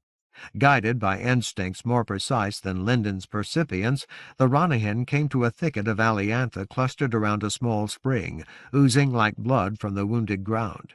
There they paused while Stave dismounted to gather treasure berries. Lyndon made a bowl of her shirt-tail to hold the fruit. With both hands full, Stave leapt onto Kellen's back behind Jeremiah. As the horses cantered away, Stave placed berries one at a time into the boy's mouth. Jeremiah did not chew them or spit out the seeds, but he swallowed everything.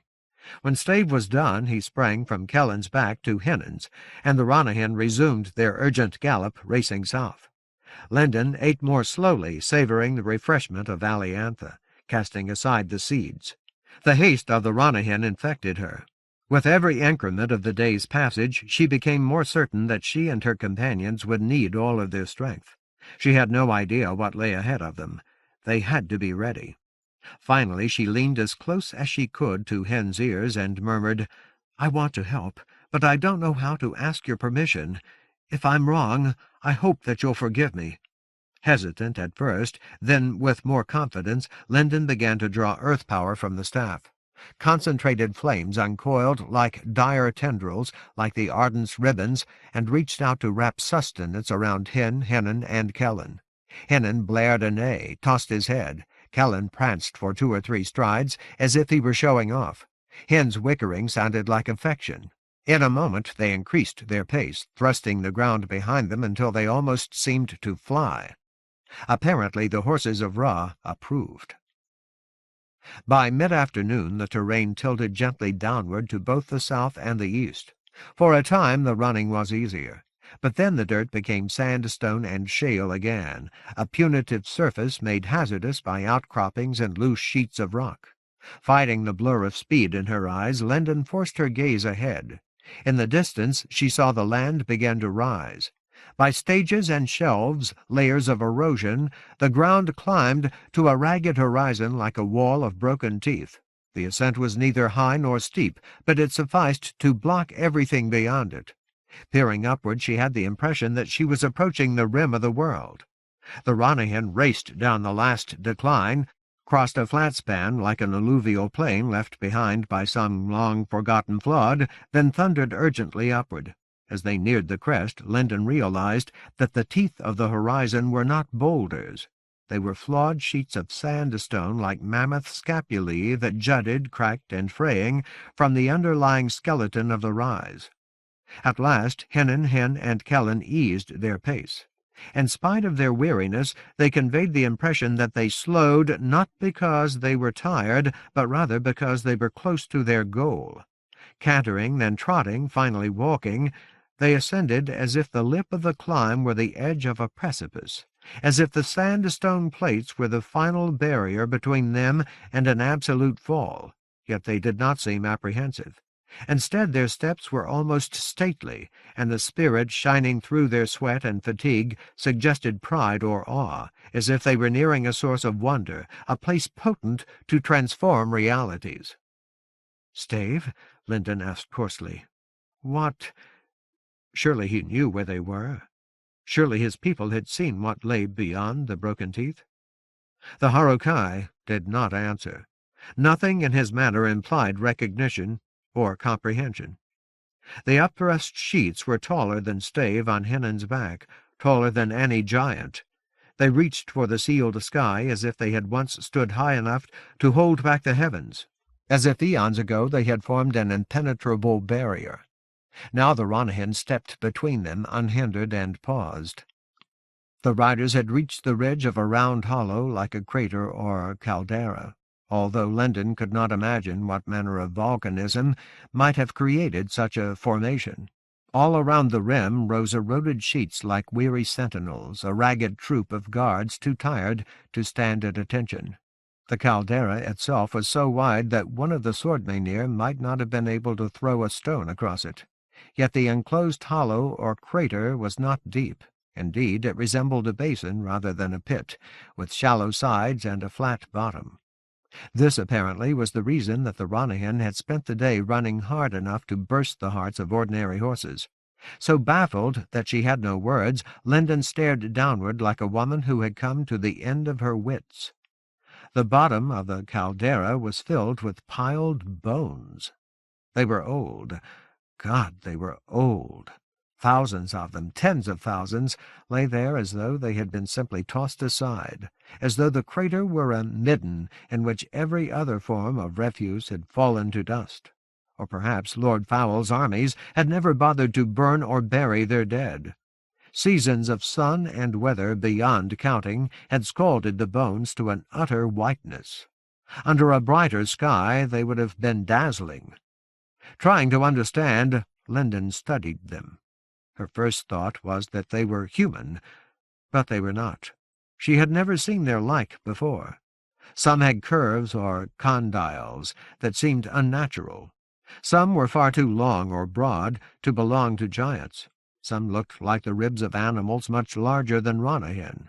Among them there were too many crooks and bends, too many bones that resembled flames, too many wide sheets that might have been the shoulder-blades of hills or the sides of cromlechs. They could not be what the Ranyhyn had sought in such haste. They could not. They were not merely unimaginably old, they were meaningless. Perhaps this was the graveyard of some species that had gathered together for comfort while it fell into extinction, or perhaps Lord Foul, for some incomprehensible reason, had discarded his failed or slain creations here. In either case, these bones had no conceivable purpose now. Whatever they had once been, they had become nothing more than the residue of vast time. They might well be as ancient as the gut-rock of the lost deep, but they were just bones, dismembered skeletons. They remembered only death. The sheer waste of what she and her friends had done since Covenant's departure urged Lendon to fill the sky with her frustration. Yet the Ranyhyn felt otherwise. That was obvious. After a long pause while she scanned the caldera, and her chagrin swelled until it seemed too great to be contained, all three of the horses whinnied loudly, a sound like the clash of swords on shields as a mighty army marched to battle. Then they began to move again. As if they were approaching a seat of majesty, they paced gravely down into the hollow. "Steve," Lendon croaked. Her heart labored toward a crisis of denied needs. "God damn it, what is this?" "I cannot answer," he said flatly. "The masters have seen this place, but have no knowledge of it. And during the centuries of the Bloodguard no lord hazarded this region of the lower land. Upon occasion the Council of Lords spoke of a time before the coming of the Bloodguard, when High Lord Lorik risked forays toward Sarengrave Flat and the spoiled plains. But within the hearing of the Bloodguard, those lords described neither the purpose nor the outcome of Lorik Vile Silencer's efforts, and no mention was made of these littered bones." The Harukai turned a searching gaze on Lendon. "I will remind you, however, that even here Mainthro Martyr would counsel trust.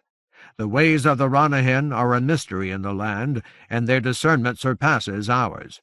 I surmise that in this place we will witness some event or encounter some friend or foe which they deem needful. Come good or ill, boon or bane, we must hold fast to our faith in the great horses." An encounter? Lendon drew a shuddering breath, tried to calm the rapid stutter of her pulse. An event? What could possibly happen here? She had ridden for leagues across open terrain, but her life was still constrained by stone walls that allowed no turning, no choices, no conceivable escape, no help for her son. Stave was wrong. Desecration did not lie ahead of her. It was here, in this pile of ruined bones, where the Ranyhyn had followed Qwellinir and Owl's example by electing a form of self-sacrifice which she was helpless to alter. Yet the former master was also right. Hold fast to our faith. What else could she do? She was here now, with no food or water, no hope for Jeremiah, no chance to make one last effort in the land's name. What remained except to pray that she and her friends had not made a terrible mistake by surrendering their fate to the Ranyhyn? When the horses gained the bottom of the caldera, Linden found that the mound of bones did not rise much higher than her head, and around them lay a clear space perhaps a dozen paces wide, suggesting that the bones had been placed here rather than simply discarded. At some point in the lost past, someone had arranged the scatter of skeletons into a heap like a cairn. But why anyone had bothered to do so she could not conceive. In the cleared flat the horses halted, facing the bones. Their muscles trembled with fatigue. Sweat still ran from their flanks, but they did not shift their hooves or walk around the pile. Instead, they stood motionless, waiting, as if they expected something ineffable to manifest itself within the clutter. It is ever thus. The alternative is despair. Linden closed her hand around Covenant's ring through her shirt. She was finding it harder and harder to believe that despair was not a better choice. Here her deeds had come to doom, as they must. She could not escape their ramifications. She had violated the laws of life and death to restore Thomas Covenant, but she had failed to bring him back whole. From that moment it was probably inevitable that he would abandon her. Only his fatal loyalty to other people's mistakes had prevented him from turning his back sooner. She should have listened. Without warning, Jeremiah slipped down from Kellen's back, and a seizure appeared, seething luridly among the teeth of the caldera's rim. Christ! Scrambling in panic, Linden released the ring and snatched up her staff in both hands, wheeled it around her neck. Melancholy Anabatha! Nausea clawed at her guts. Hornets swarmed toward her. Durak minas mil!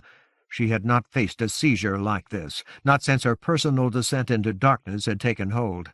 The stain on her soul might weaken her. Some part of her had learned to crave violations of law. But she had to try. Harad Kabal! If the 7 words had no outward power unless they were spoken aloud, they still served to focus her desperation. Responding to her frantic desires, fuligen fire erupted from the wood. Blackness scaled upward, baleful and abused, like a scream that she had inherited from she who must not be named. Savage as a tornado, the fall surged into the crater as if Joan or Turia Raver had aimed it straight at the bones. Some effect of fury or madness, or perhaps of lessened distance, had improved Joan's control over her blasts. Dissociated and vacant, Jeremiah ignored the seizure. He may have been unaware of it. Certain of himself, he walked toward the jumbled skeletons, into the path of ravaged time. The Ranyhyn did not react. Stave did not move. Linden wanted him to spring down from Hennon, catch up her son, run, but he sat his mount as if there were no peril, as if he did not fear the virulent storm, as if he trusted Linden Avery the Chosen. Swinging her staff, she lashed blazing midnight into the seizure's wild core. "You cannot have my son!" Just for an instant, a staccato heartbeat, she saw herself fail. Her gush of power seemed to exacerbate the fall. The seizure was feeding on her soiled strength. But her sins had not altered the nature of the staff or the import of Caroil Wildwood's script. Almost immediately, the fundamental strictures of earth power and law asserted themselves. They existed to affirm the organic integrity of life. Linden's darkness did not corrupt them. As the seizure squirmed downward, it caught fire from the inside out. Halfway down the slope, it became an ebon conflagration, writhing in hunger. A moment later, it began to collapse into itself. The force of its inrush nearly tugged Linden from Hyn's back, but she did not stop scourging the fall with flame or shouting the 7 words in her mind until every severed instant of its violence was quenched. Then she staggered inwardly, let her power fade. God, that was close. Too close. "Stave!" she panted. "Damn it, Stave! What are you doing? Why didn't you—" He did not glance at her. Without any expression that she could interpret, he said, "Attend to your son, Chosen. You have spoken of such things." Still staggering, she wrenched her attention toward Jeremiah.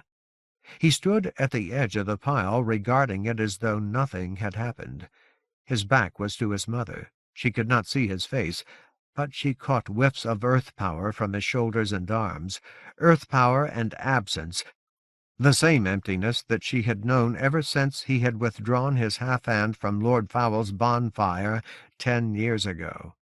One by one, he began pulling bones out of the pile, examining them, setting them on the ground beside him. At the sight, Linden's mind went blank. She could not think or feel, could not react. Paralysis stopped her private world. Words seemed to whirl through her like stars and wink out as if every form of language had become incomprehensible. She had no name for what she was seeing. He had already selected 5 bones, no 6. 2 were twisted into unworldly shapes, but they appeared intact. One resembled the metatarsus of a creature large enough to dwarf a giant. The other looked like phalanges of various sizes. Now he put his hands on a bone that might have been a mammoth femur. It was splintered at one end, or perhaps in the middle, obviously broken. Still, it should have been too heavy for him to lift. But ages of the sun's heat had cooked out most of its substance, or it was as hollow as a bird's, or he had become supernally strong. Without any visible strain, he took the bone from the heap, tested it in his grasp, then placed it carefully on the ground, as if its position required precision. Jeremiah.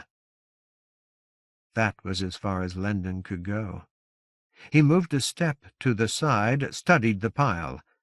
After a moment he found 2 more bones like long candles that had been heated in their centers, warped into useless twists. He collected several more phalanges, another metatarsus, a massive lump like a talus. From the abundant clutter he extracted a second femur, a match to the first. This he set exactly parallel to the first, with the space of a long stride between them.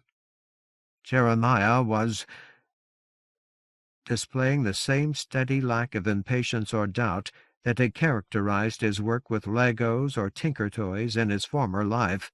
He gathered more bones. Some he found nearby. Others he discovered hidden within the heap.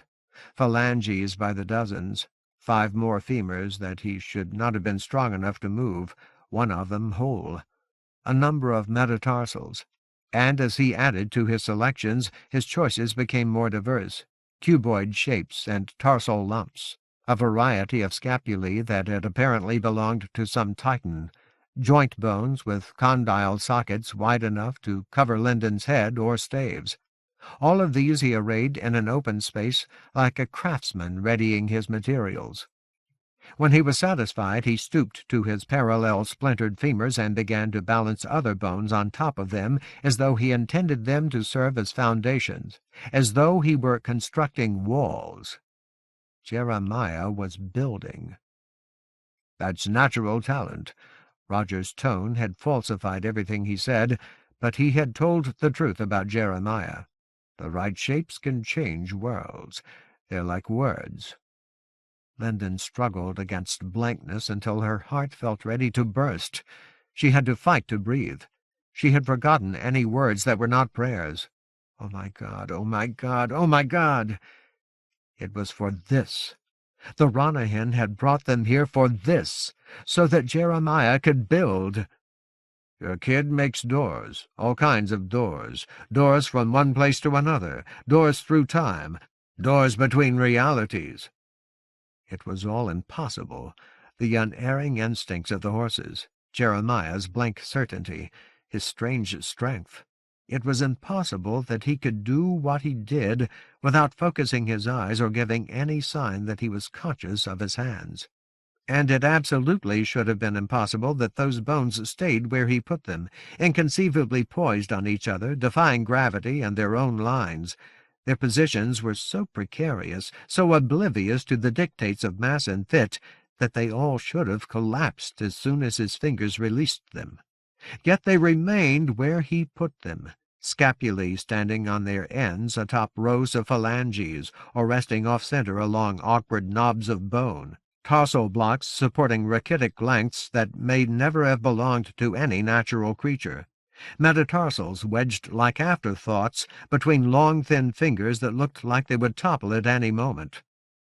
First, he has to have the right materials for the door he wants to make, exactly the right wood or stone or metal or bone or cloth or racetracks, and they have to be in exactly the right shapes. Watching her son, Linden could not move. Amazement held her in a grip of stone. Her son was building. He was building, but she had never watched him make a construct like this one. Legos and tinker toys and raceway tracks interlocked. The branches and twigs with which he had fashioned his portal into Melanchurion Skyware had been visibly braced on each other. Their own weight had held them in place. But this...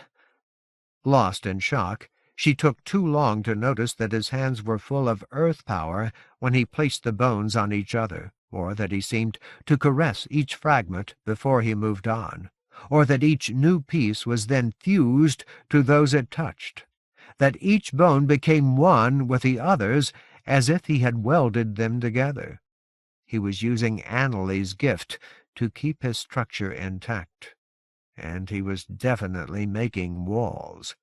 Something about his use of power was familiar.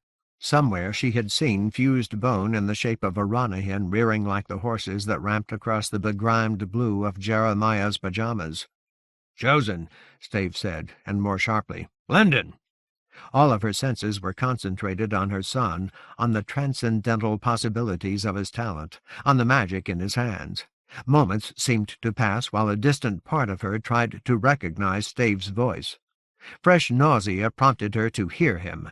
Like an act of abnegation, she forced herself to look away from Jeremiah, and saw another seizure roaring like an inferno on the rim of the caldera.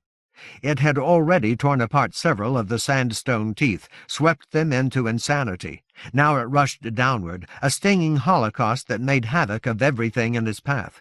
It came from the side of the crater opposite Jeremiah. In another instant it would begin to devour bones, spinning them toward a future of infinite devastation. Now Linden had no time for panic, no time and no patience. She wanted to watch her son. She wanted to watch her son. Exalted by outrage and frustration, she called a second flail of earth power from her staff. Instead of the 7 words, she shouted as if she were yelling at herself, "Damn you, Joan! Leave us the hell alone!" Where was Covenant? He should have stopped his ex-wife by now. Stopped her or died. Her indignation for Jeremiah multiplied her strength. Her staff was a howl of theurgy. It thrummed in her hands as she flung stark blackness against the fall. Hardly aware of what she did, she drove the seizure back. Then she incinerated it. It was gone before she recognized that she had succeeded. Enraged or enraptured, she went on lashing the air with earth power until Stave caught her arm, jerked her down from Hyn's back. He startled her enough to make her stop. She had not seen him dismount. She had seen nothing except Jeremiah and then the seizure. Perhaps he had jumped down as he grabbed her arm. Now he turned her away from Jeremiah, forced her to look at him. "Chosen," he said like a slap, "you must attend to our peril as well as to your son. I acknowledge that his efforts are an entrancement, yet we must not be ensnared." When she finally met his glare, he added, "And we must free the Ranyhyn to provide for their own safety. Mounted, we hinder them." "That's your job," she retorted as though he had interrupted some vital task. "Your senses are better than mine anyway. I need to see this." Roughly she pulled away from him. Freed of their riders, the Ranyhyn remained behind her, far enough away that she would not accidentally strike them with her staff or her fire. 2 steps took her closer to Jeremiah's construct. Blind and deaf to everything except his own efforts, he had continued to work. Dissociated silt filled his gaze until he looked as sightless as Annalee, but he had already balanced a broken femur upright on the base of a plate like a shoulder blade, sealed it in place.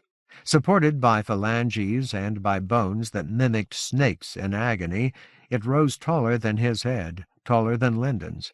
Now he selected another bone like it, splintered at one end, and positioned it standing an arm span beside the first. Together the two femurs looked like doorposts or the scatlings of a wall. Between heartbeats, Lyndon's ire became excitement. At one time she had loved watching him. He had been a wizard with tinker toys and Legos, wooden blocks, racetracks, endlessly fascinating. But now he was more, much more. And long days ago she had experienced the power of his talent. Whatever he was making here, he would accomplish something wondrous. "Stave," she breathed, as if she had erased anger from her heart. "Do you know what this is? Do you know what he's doing?" Standing at her side, the former master answered with his accustomed stoicism. "No Harukai has beheld its like, apart from that which resides in the Hall of Gifts. Yet I deem that this is an Endivian yajna, marrow-meld, the Raman craft of bone sculpting. The memory of it has ever been tarnished by sorrow, for the necessary lore was lost. How your son acquired such skill surpasses my conception." Yes, Lyndon thought, in the Hall of Gifts. She wanted to believe that she could already feel power accumulating in the early stages of the construct, that its sheer glory would be apparent to Stave. But the bones remained stubbornly inert after each flaring of earth power. Their places in his design were still too fragmentary to imply their eventual shape and purpose. When Stave said her name again, however, she reacted at once. Readying her staff, she strode away from Jeremiah. She hoped to put at least a few paces between him and anything that she might have to do. At first she did not understand why Stave had called her. Under the leaden lid of the sky she found only the untenable whiteness of bones, the circle of cleared ground, the shallow sides of the basin, the frangible jut of sandstone around the crater's rim. But the Ranyhyn had skittered away in alarm. Hin and Kellen rounded to the far side of the pile and halted there fretting. "What is it?" Lyndon might have asked the Harukai. "What do you sense?" Then she knew. She heard chiming. In an urgent clamor of bells, Infelice of the Elohim arrived like a whirlwind arising from the lifeless dirt. Imperial and proud, she confronted Lyndon. Adorned in gems and rich music, and clad in sendaline woven and glittering like the stuff of dreams, the woman advanced like the world's suzerain wreathed in wrath and judgment. The luster of her hair was bright with compulsions, in spite of the waning sunshine, and she wore her supple loveliness as though it were an accusation. The gales implied by her eyes reminded Lyndon of Esmer's sea-storm gaze. "Now you are thrice a desecrator, wild wielder."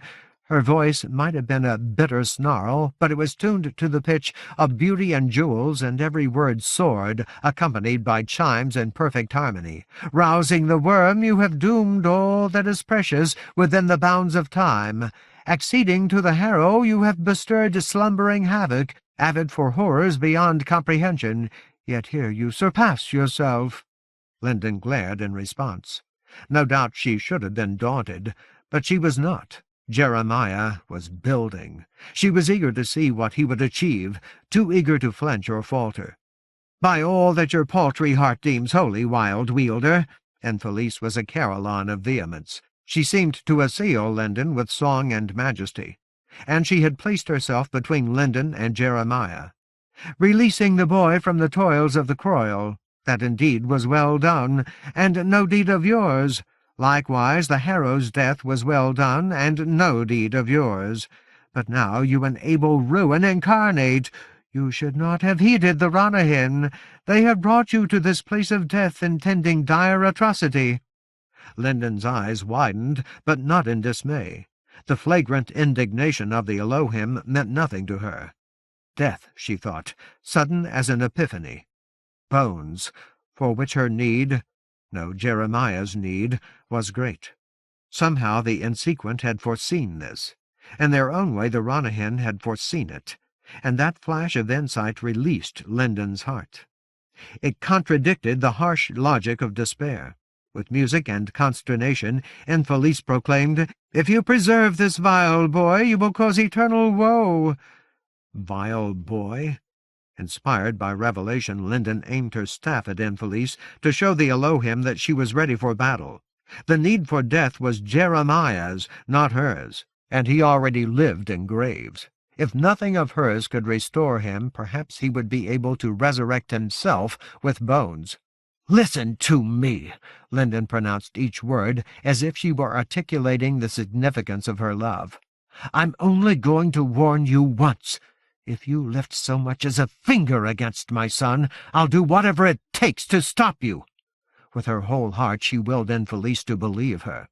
"I'll call up so much earth power that it makes another Landsdrop." In some sense the Elohim were embodied earth power. Surely Infelice could be harmed by her own form of life?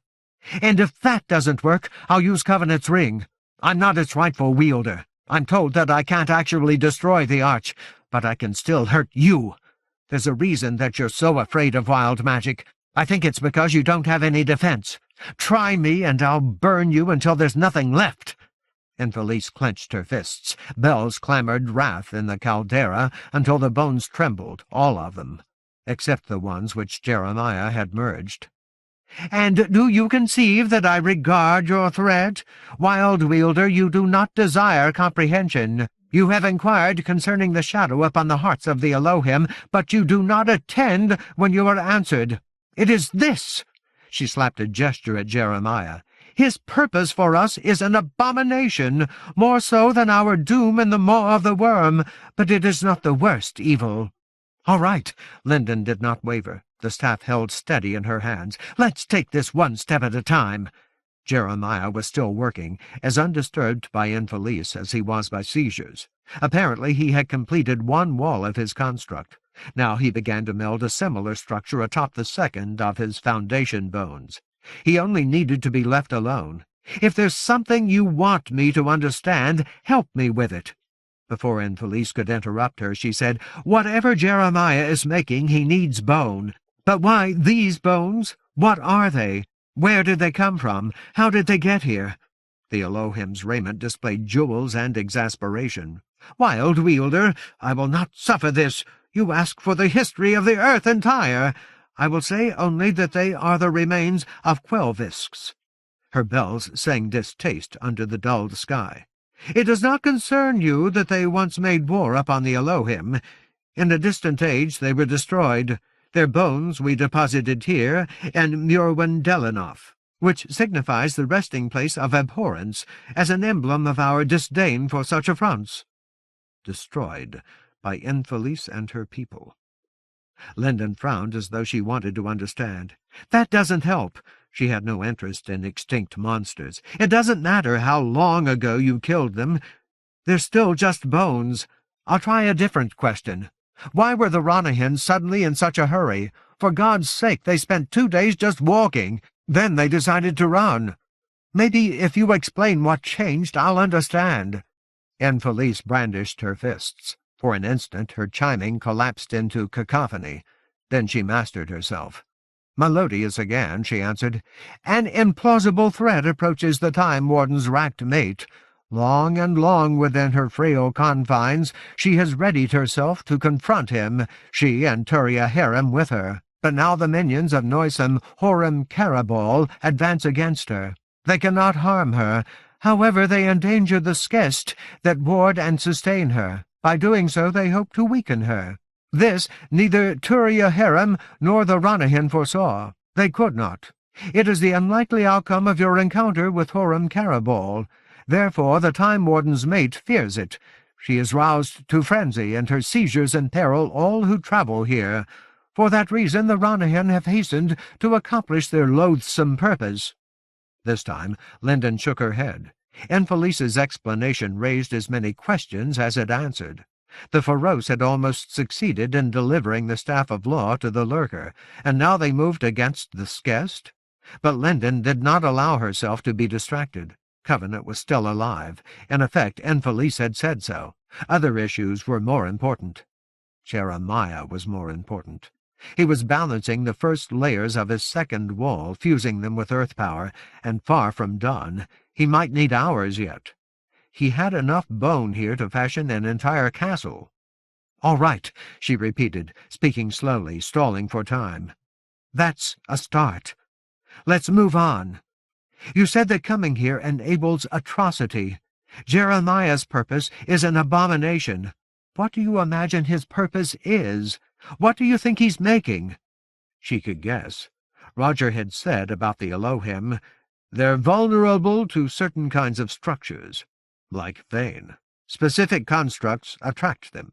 Exactly the right materials and exactly the right shape. Other structures repel them, or blind them." By that means the Qwel had concealed itself in the lost deep. Jeremiah's edifice of bone might well be a trap of some kind, but Linden wanted to hear the truth from Enfelice. "Did the half-hand not speak of this?" The Elohim's tone was bitter, but a note of sorrow softened the angry harmonics of her music. "The boy will ensnare us. He will deprive us of life and meaning and hope." "Your kid makes doors through time, doors between realities, and doors that don't go anywhere, prisons. When you walk into them, you never come out." Linden ached to move, so that she stood between Enfelice and Jeremiah. But she forced herself to remain where she was. As long as she contrived to keep Enfelice's attention fixed on her, away from Jeremiah— Stave watched the Elohim with his arms folded as though he had the strength to defy her. "I'm going to pretend that makes sense," Linden drawled, "although why Jeremiah would care what happens to you is beyond me." "Tell me why." "Chosen," Stave said abruptly, a warning. An instant later the three Ranyhyn wheeled aside, lunged away from each other, and a seizure erupted where Cullen had been standing on the far side of the bones. It was as ravenous as one of the scourge, as irresistible as a sand gorgon, and it was close. Its proximity filled her throat with vomit. In 3 more heartbeats it would surge near enough to swallow Jeremiah. Noise filled the air like the clatter of dropped bells or swords as Enfelice vanished. "No! Melancholy Anabatha!" Black fire burst from Linden's staff, fierce as a volcanic detonation. "Durak Minas Mill!" Her whole being was flame. She lashed at the fall with every passion of her life. "Harad goddamn Cabal! You will not have my son!" She was becoming an adept, elevated by extremity. For a moment she seemed to hear Joan screaming in the heart of the storm. "I've been good." Against Linden's onslaught the seizure staggered, flickered. "Make it stop." Then it lurched backward. "I can't bear it." Struck to the core, the time-storm curled into itself and imploded. Scant instants after it appeared, it was gone. "It won't be much longer." Roger had promised his mother that. "We'll make it stop together." Covenant. Oh, Covenant, watch out. She's getting stronger. Jeremiah was still at work as though nothing had happened. Empty of every form of consciousness except concentration on his construct, he sealed phalanges in place, propped crooked bones among them, rested a scapula off-center, and left it, imponderably secure. To Linden's urgent glance, this side of his structure appeared to be an exact mirror of the other. If she looked more closely, she might have noticed that he had set dozens of details deliberately askew, but she did not have time. Announced by chiming, Enfelice incarnated herself between Linden and Jeremiah as though she had never been absent. Her Sendaline murmured of disdain and supplication as it moved, stirred by a breeze that Linden could not feel. "Oh, good," Linden panted, shaken by her own exertions and the seizure's inrush. "You haven't given up. I still have questions." In scorn the Elohim retorted, "And I continue to reply, imploring you to set aside your opposition. If you will not permit me to deflect the boy from the path of this atrocity, I pray that you yourself will thwart him, for the sake of the land and the earth, since you care naught for the Elohim. Remove him from his task, unmake what he has done.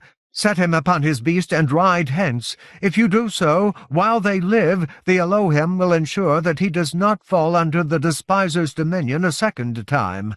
Thus the worst of all evils may be forestalled." "Wait a minute," Lyndon demanded. She no longer held the staff aimed at Infelice, but she was ready. "You're going too fast for me. Never mind that Jeremiah probably doesn't care about you any more than I do.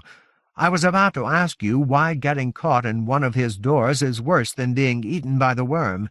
They sound about the same to me. Either way, you're finished. Why is a prison worse than dying?" The music around Infelice sounded like teeth grinding in frustration. Lordly and contemptuous, she answered, "Wild wielder, the worm is mere extinction. The prison which the boy will devise is eternal helplessness, fully cognizant and forever futile. It will outlive the ending of suns and stars. Which doom would you prefer? Which would you elect for your son?" Still Stave stood motionless, like a man who had no part to play in the world's ruin. Behind Infelice, Jeremiah had used 2 more heavy bones like huge femurs, snapped in half, to complete the frame of his second wall, the side of an entryway or the start of a corridor. Now he was busy filling the space between the uprights with fingers and limbs and lumps and gnarled boughs of bone.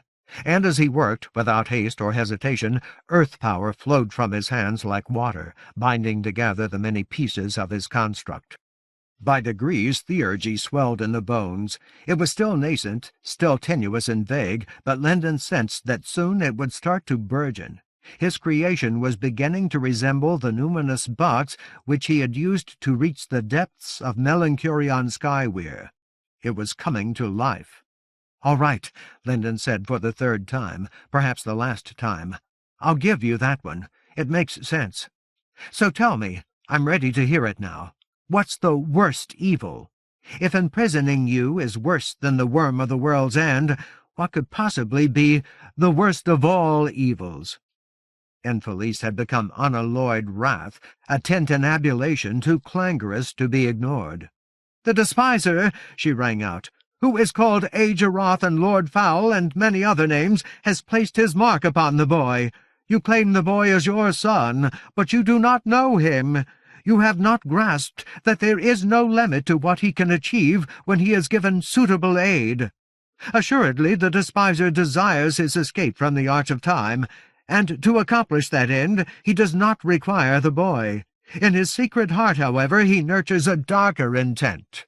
He seeks to devise a prison for the Creator, making use of the boy's gifts when the Arch has fallen. This he means to accomplish in the moment of collapse, when all things have become mutable.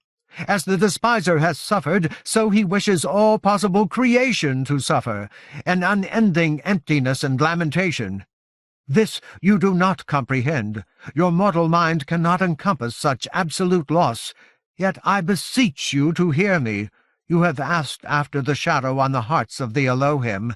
The eternal end of creation is shadow enough to darken the heart of any being." Lyndon stared, shocked in spite of her allegiance to her son. Was it possible? Possible?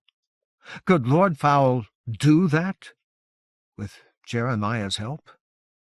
The eternal end. But of my deeper purpose I will not speak. More power throbbed behind Infelice. Jeremiah appeared to be finishing his second wall, the other side of a doorway or passage. In another moment or two he would commence the next phase of his construct, whatever that might be. He needed more time, but Lyndon was too stunned to think. The eternal end? Infelice was right about one thing. Lyndon could not grasp the concept. Lord Foul intended that? And she had run out of questions or arguments. Soon she would have no means to delay her antagonist except earth power or wild magic. "Nonetheless, Elohim," Stave said unexpectedly, "your own comprehension is flawed." He remained standing with his arms closed across his chest, as impassive as Jeremiah and as unmoved. "I acknowledge that your undying thoughts surpass mine, or the Chosen's, or indeed those of the Ranyhyn. Yet when you speak of the shadow upon your heart, you speak in contradictions. In Andalane you averred that your spirits are darkened by the threat of beings from beyond time. You cited the Chosen and also the Unbeliever, and I doubt not that you include this boy in your tale of darkness. You described them as beings both small and mortal, who are none the less capable of utter devastation. Lendon remembered. By his own deeds, Infelice had said, the despiser cannot destroy the Arch of Time. He requires your aid, Wild Wielder, and that of the man who was once the Unbeliever. To content you, Stave continued, I will also acknowledge that the presence in the land of beings from beyond time has been chiefly caused by corruption, if not by his own hand, then by the efforts of his servants. Infelice lifted an elegant eyebrow. The ire of her chiming receded into a more cautious mode. Apparently the Harukai had caught her attention. At her back, Jeremiah turned away from the walls or sides of his construct. With strength that astonished Lendon, far more strength than he should have possessed, he retrieved the largest of his gathered bones, the single intact femur, and raised it over his head. His muddy gaze regarded nothing as he carried the massive bone to his structure and set its length across the tops of the walls like a lentil. When he had sealed the femur in its position, the vibration of his created magic rose to a higher pitch. Lendon felt its hum in her own bones. Waves of power made her skin itch, as if every inch were a wound newly healed. But Stave did not pause, gave no sign that he was aware of Jeremiah or Theurgy. Yet, by your own admission, he said, the Chosen did not effect the boy's release from the Qwellinir, nor was he freed by Urlord Covenant's intervention, and it was neither the Chosen nor the Unbeliever who discovered the boy's covert in the Lost Deep. Furthermore, we were not brought to this place at this time by either the Chosen or the Unbeliever, or by her son, or by his son or mate. We are here only by the will of the Ranyhyn. Herein lies your error, Elohim. Every essential step along the path of the boy's purpose has been taken by the natural inhabitants of the earth. The Chosen and the Unbeliever, and perhaps even the Unbeliever's son, have enabled those steps, but have not determined them. Therefore our presence here, and the boy's present display of lore, do not conform to your description of the shadow upon the hearts of the Elohim. If we are now threatened by the worst of all evils, it is through no fault or purpose or power of the Chosen's son. Thus, the Harukai stated as though his logic were unassailable, it is made plain even to mortal minds that your protestations are spurious. You appear to believe that this boy is no more than a tool wielded by other beings, but the tool cannot be held accountable for the use which is made of it. And here the hands which wield him are those of the Ranyhyn and the Harrow, the first new stone-downer and the lost son of Sunder and Halion. They are the hands of beings who live and may perish within the proper confines of time. Thus it follows that you have no cause to oppose the boy. His present efforts cannot achieve corruption's designs. Yes, Lendon thought. Yes. It was Stave who had first shown her how to believe that Jeremiah did not belong to Lord Fowl. Now the former master dispelled every doubt that had marred her faith.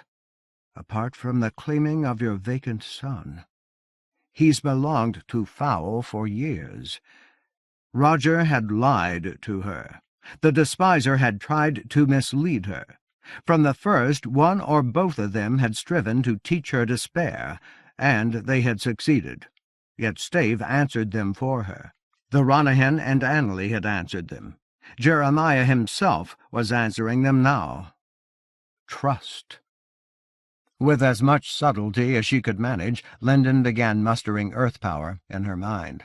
As her son added phalanges and tarsal blocks like supports for his lentil, the force implicit in his structure scaled still higher. Soon it felt like the gnashing of dislocated realities, a door between worlds. In contrast, the music of the Elohim seemed dim and lusterless, as dulled as the ashen sky. Over her shoulder, Infelice cast a glance like a blaze of gems at the boy. Then she faced Stave for the first time.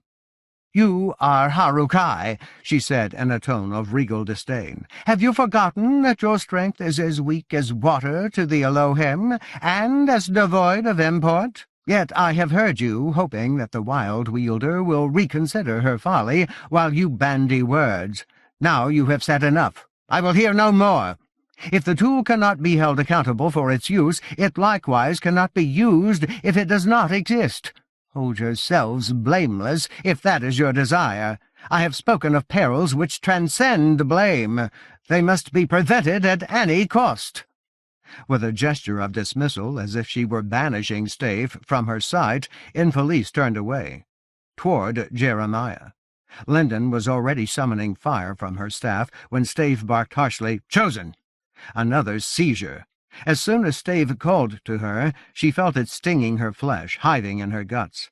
The puissance of Jeremiah's construct ramified into the grey heavens. He stepped back from it as if his work were done, gazing blankly at his structure, his marrow-milled sculpture. Like an artist who had expended every iota of himself, he extended his half-hand in Linden's direction like a request for confirmation. But he did not turn his head or shift his feet or give any other indication that he wanted something from his mother.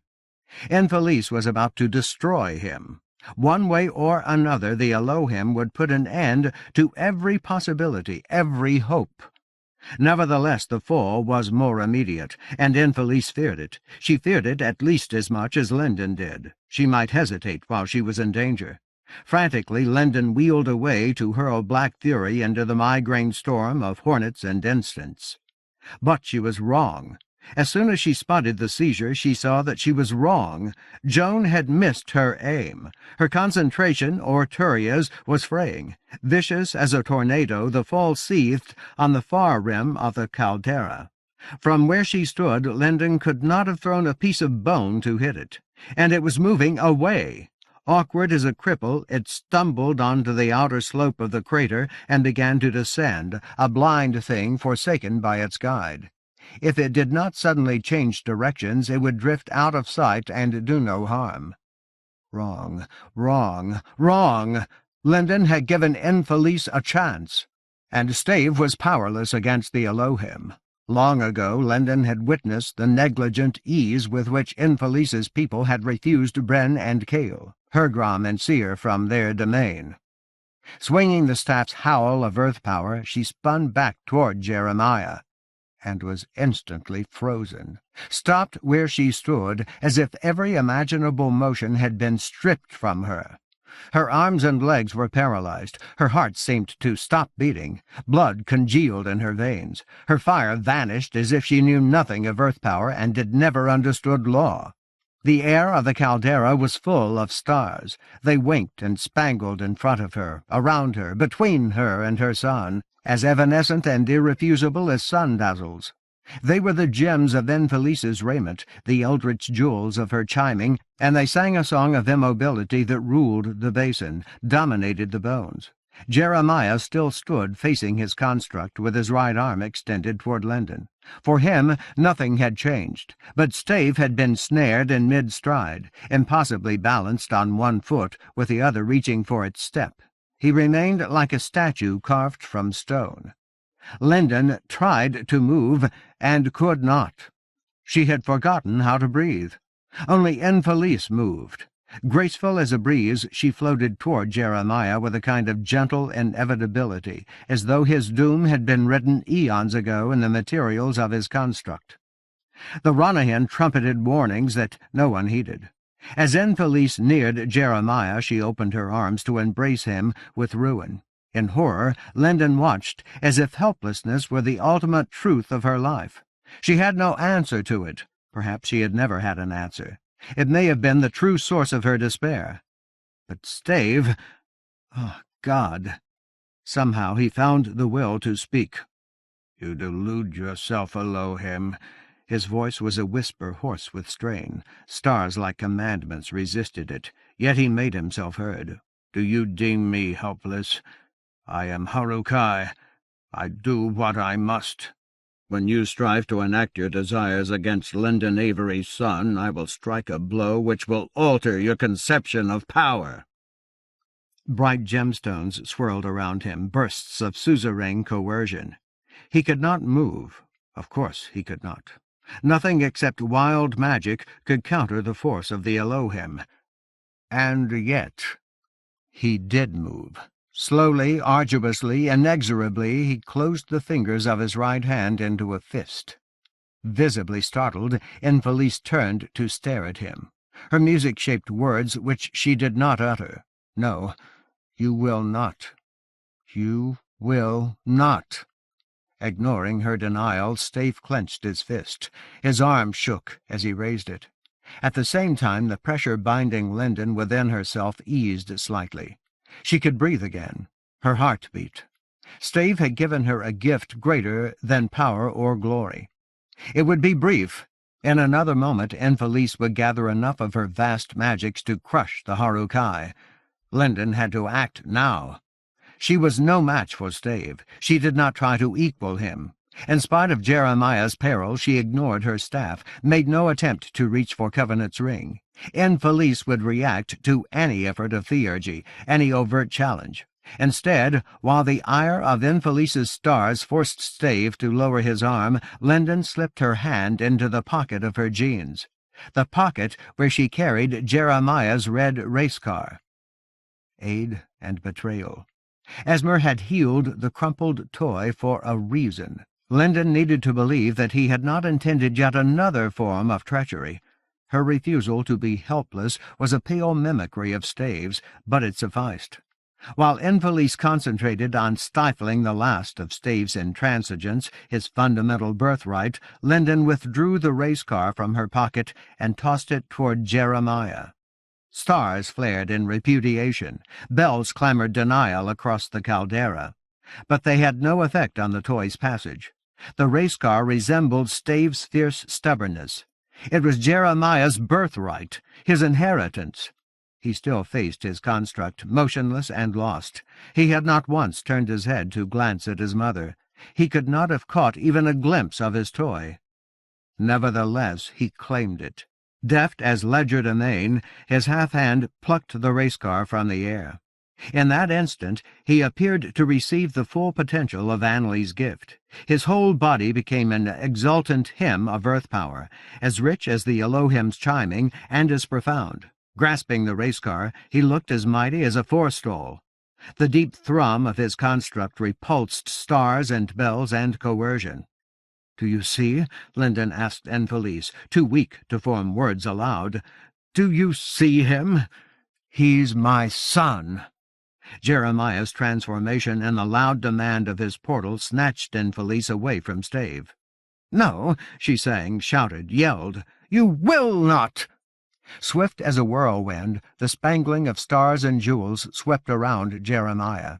Infelice left only enough power in the air to hold Stave and Linden where they were, only enough to prevent Linden from using her staff or Covenant's ring. All the rest of her music and her ineffable majesty spun around Jeremiah, bound him like a cocoon. In spite of his new puissance, he did nothing. Infelice was too strong for him.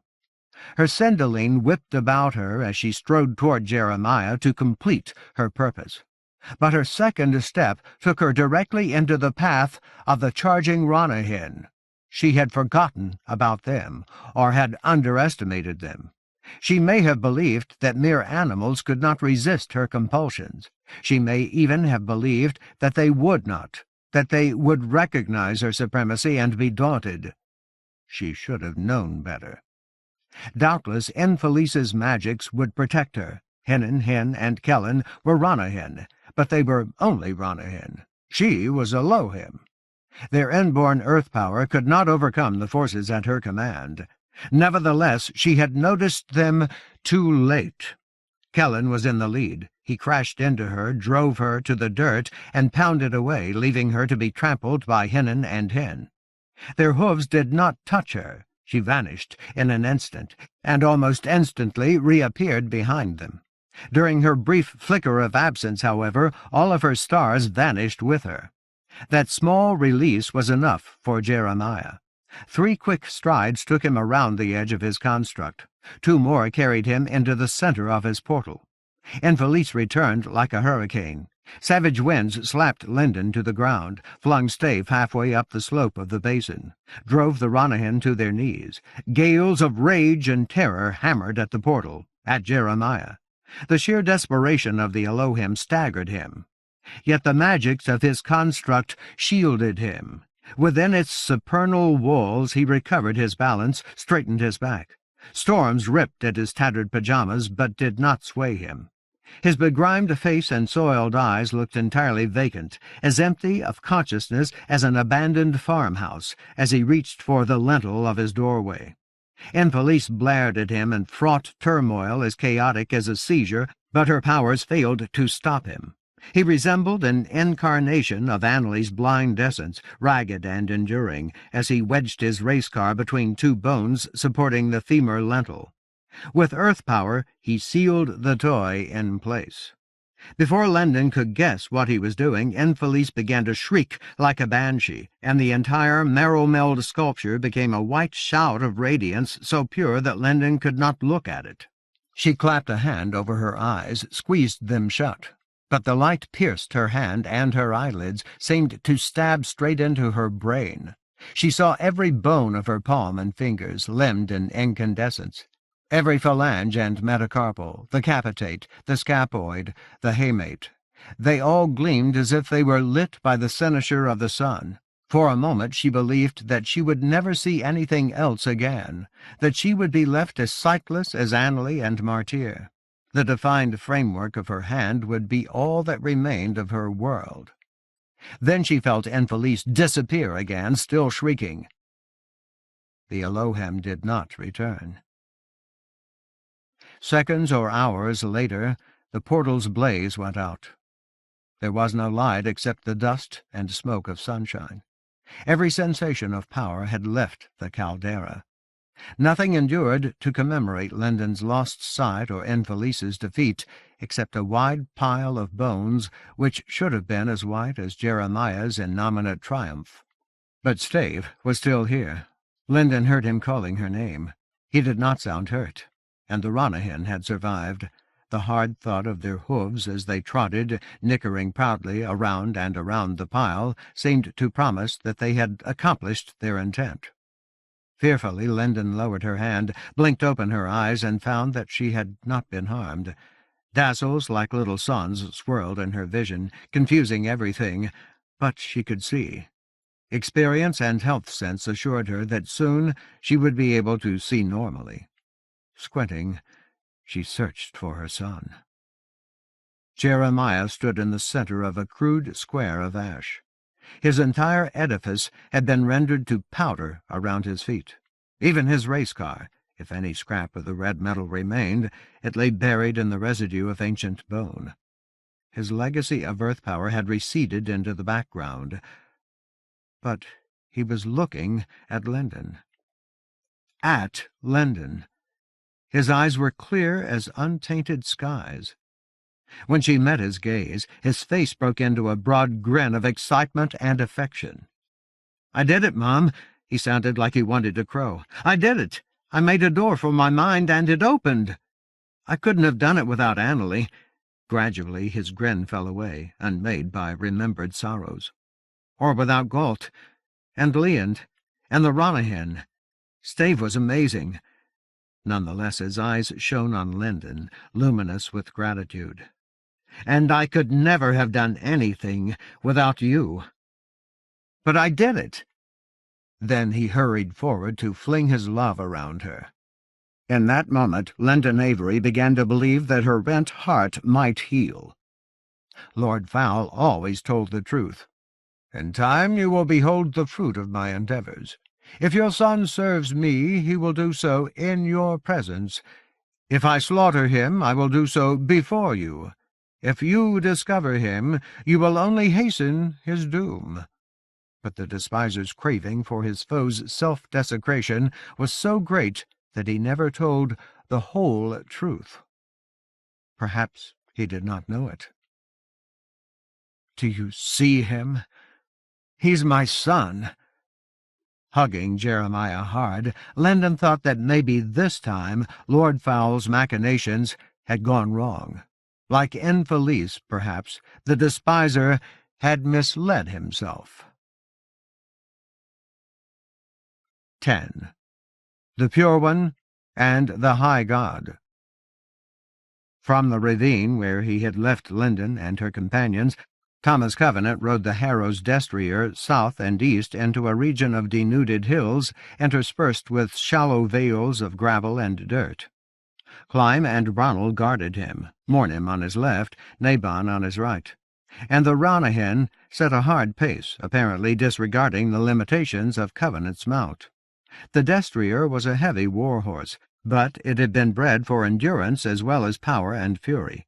Covenant sensed that it would strive to emulate its earth-powerful companions until its heart burst. And by some means Mornym and Naban seemed to impose their will on the beast, stifling its instinctive loathing for an unfamiliar rider, transforming its trained battle frenzy into speed. While it could, the horse matched the fluid gallop of the Ranyhyn. Protected by Ranyhyn and the humbled, Covenant rode toward his future as if he were absent from himself, as if he were conscious only of other people, other places, other times. But he had not slipped into one of the flaws that riddled his memories, nor was he distracted by the imponderable prospect of confronting Joan and Turia Raver and the Skest. Instead, he travelled among the hills like an abandoned icon of himself, because he was too full of grief and dread to regard the landscape or his companions or his own purpose. Some distant part of him felt grateful for the Harrow's saddle and stirrups, the Harrow's reins. They steadied him. He was a poor rider. In addition, he was vaguely glad that Kevin's dirt did not cover the lower land. He was already too numb, too inattentive, and Castanessen's dire broom would aggravate his leprosy. But such details did not deflect his sorrow. He was galled by the way that he had left Linden, by the manner in which he had refused her. He knew how Clyme and Ronald felt about her. He understood why they distrusted her, but he also understood why she distrusted them, and he was not convinced that she had misjudged the masters, or that her risks and concealments were mistakes, or that her determination to resurrect him had been misguided. Both in death and in life he had watched her refusal to forgive harden toward despair, and still he believed in her. In spite of everything, he loved her exactly as she was. Every pain, every extravagance, every compromised line of her beauty. He loved them all. Without them, she would have been less than herself, less than the mother Jeremiah needed, less than the woman Covenant himself wanted, less than the savior the land required. Nevertheless, he had told her the exact truth when he had pushed her away. He had lost too much of himself. He feared what he was becoming, or what he might have to become. That was why he had distanced himself from her, why he had kept himself apart from her clear yearning, why he had ridden away without so much as a kind farewell. He could not profess his love, or accept hers, without making it sound like a promise, and he had no reason to believe that he would be able to keep that troth. If Joan did not succeed at killing him, he might return from facing her in a condition which he had not anticipated and which Linden would no longer recognize. He might find that he had become abhorrent to her, or to himself. There was indeed a storm brewing in him, and it was dread. Resurrected, his dilemma represented that of the land and of the whole earth, the plight of Linden and everyone he cared about. He was afraid because he had too much to lose. Long ago he had told Linden, "There's only one way to hurt a man who's lost everything. Give him back something broken." In Andalane he had done that to her, but now he knew a deeper truth. Even broken things were precious. Like Jeremiah, they could become more precious than life, and they could still be taken away. He was more afraid of making a promise to Linden that he could not keep than he was of Joan. And he had another reason for treating Linden severely. Any promise, even an implied one, might encourage her to insist on accompanying him, to choose him instead of her son. Perhaps everything would have been different if he could have explained why her desire to help him face Joan would effectively doom Jeremiah. But he had no explanation. He had told her, "You have other things to do," but he had no real idea what they were. He only knew that they were crucial. They may have been more important than his own need to confront Joan. It was conceivable that he could not remember them because he had never known. Even from his perspective within the arch, the future may have been undefined, less certain than it was to the Elohim, whose fluid relationship with time confused linear distinctions. His mortality made it easy for him to believe that he had never possessed any prescient insight into the land's need. Then why was he certain that Lindon's support against Joan would prove fatal to Jeremiah, and therefore to the land as well? He had no answer, yet he was sure of it, and his only justification, although it sounded contradictory, was that he trusted her. He trusted her more than he trusted himself. He trusted the implications of her devotion to her son. Still, the ache of leaving her forlorn seemed to consume his heart.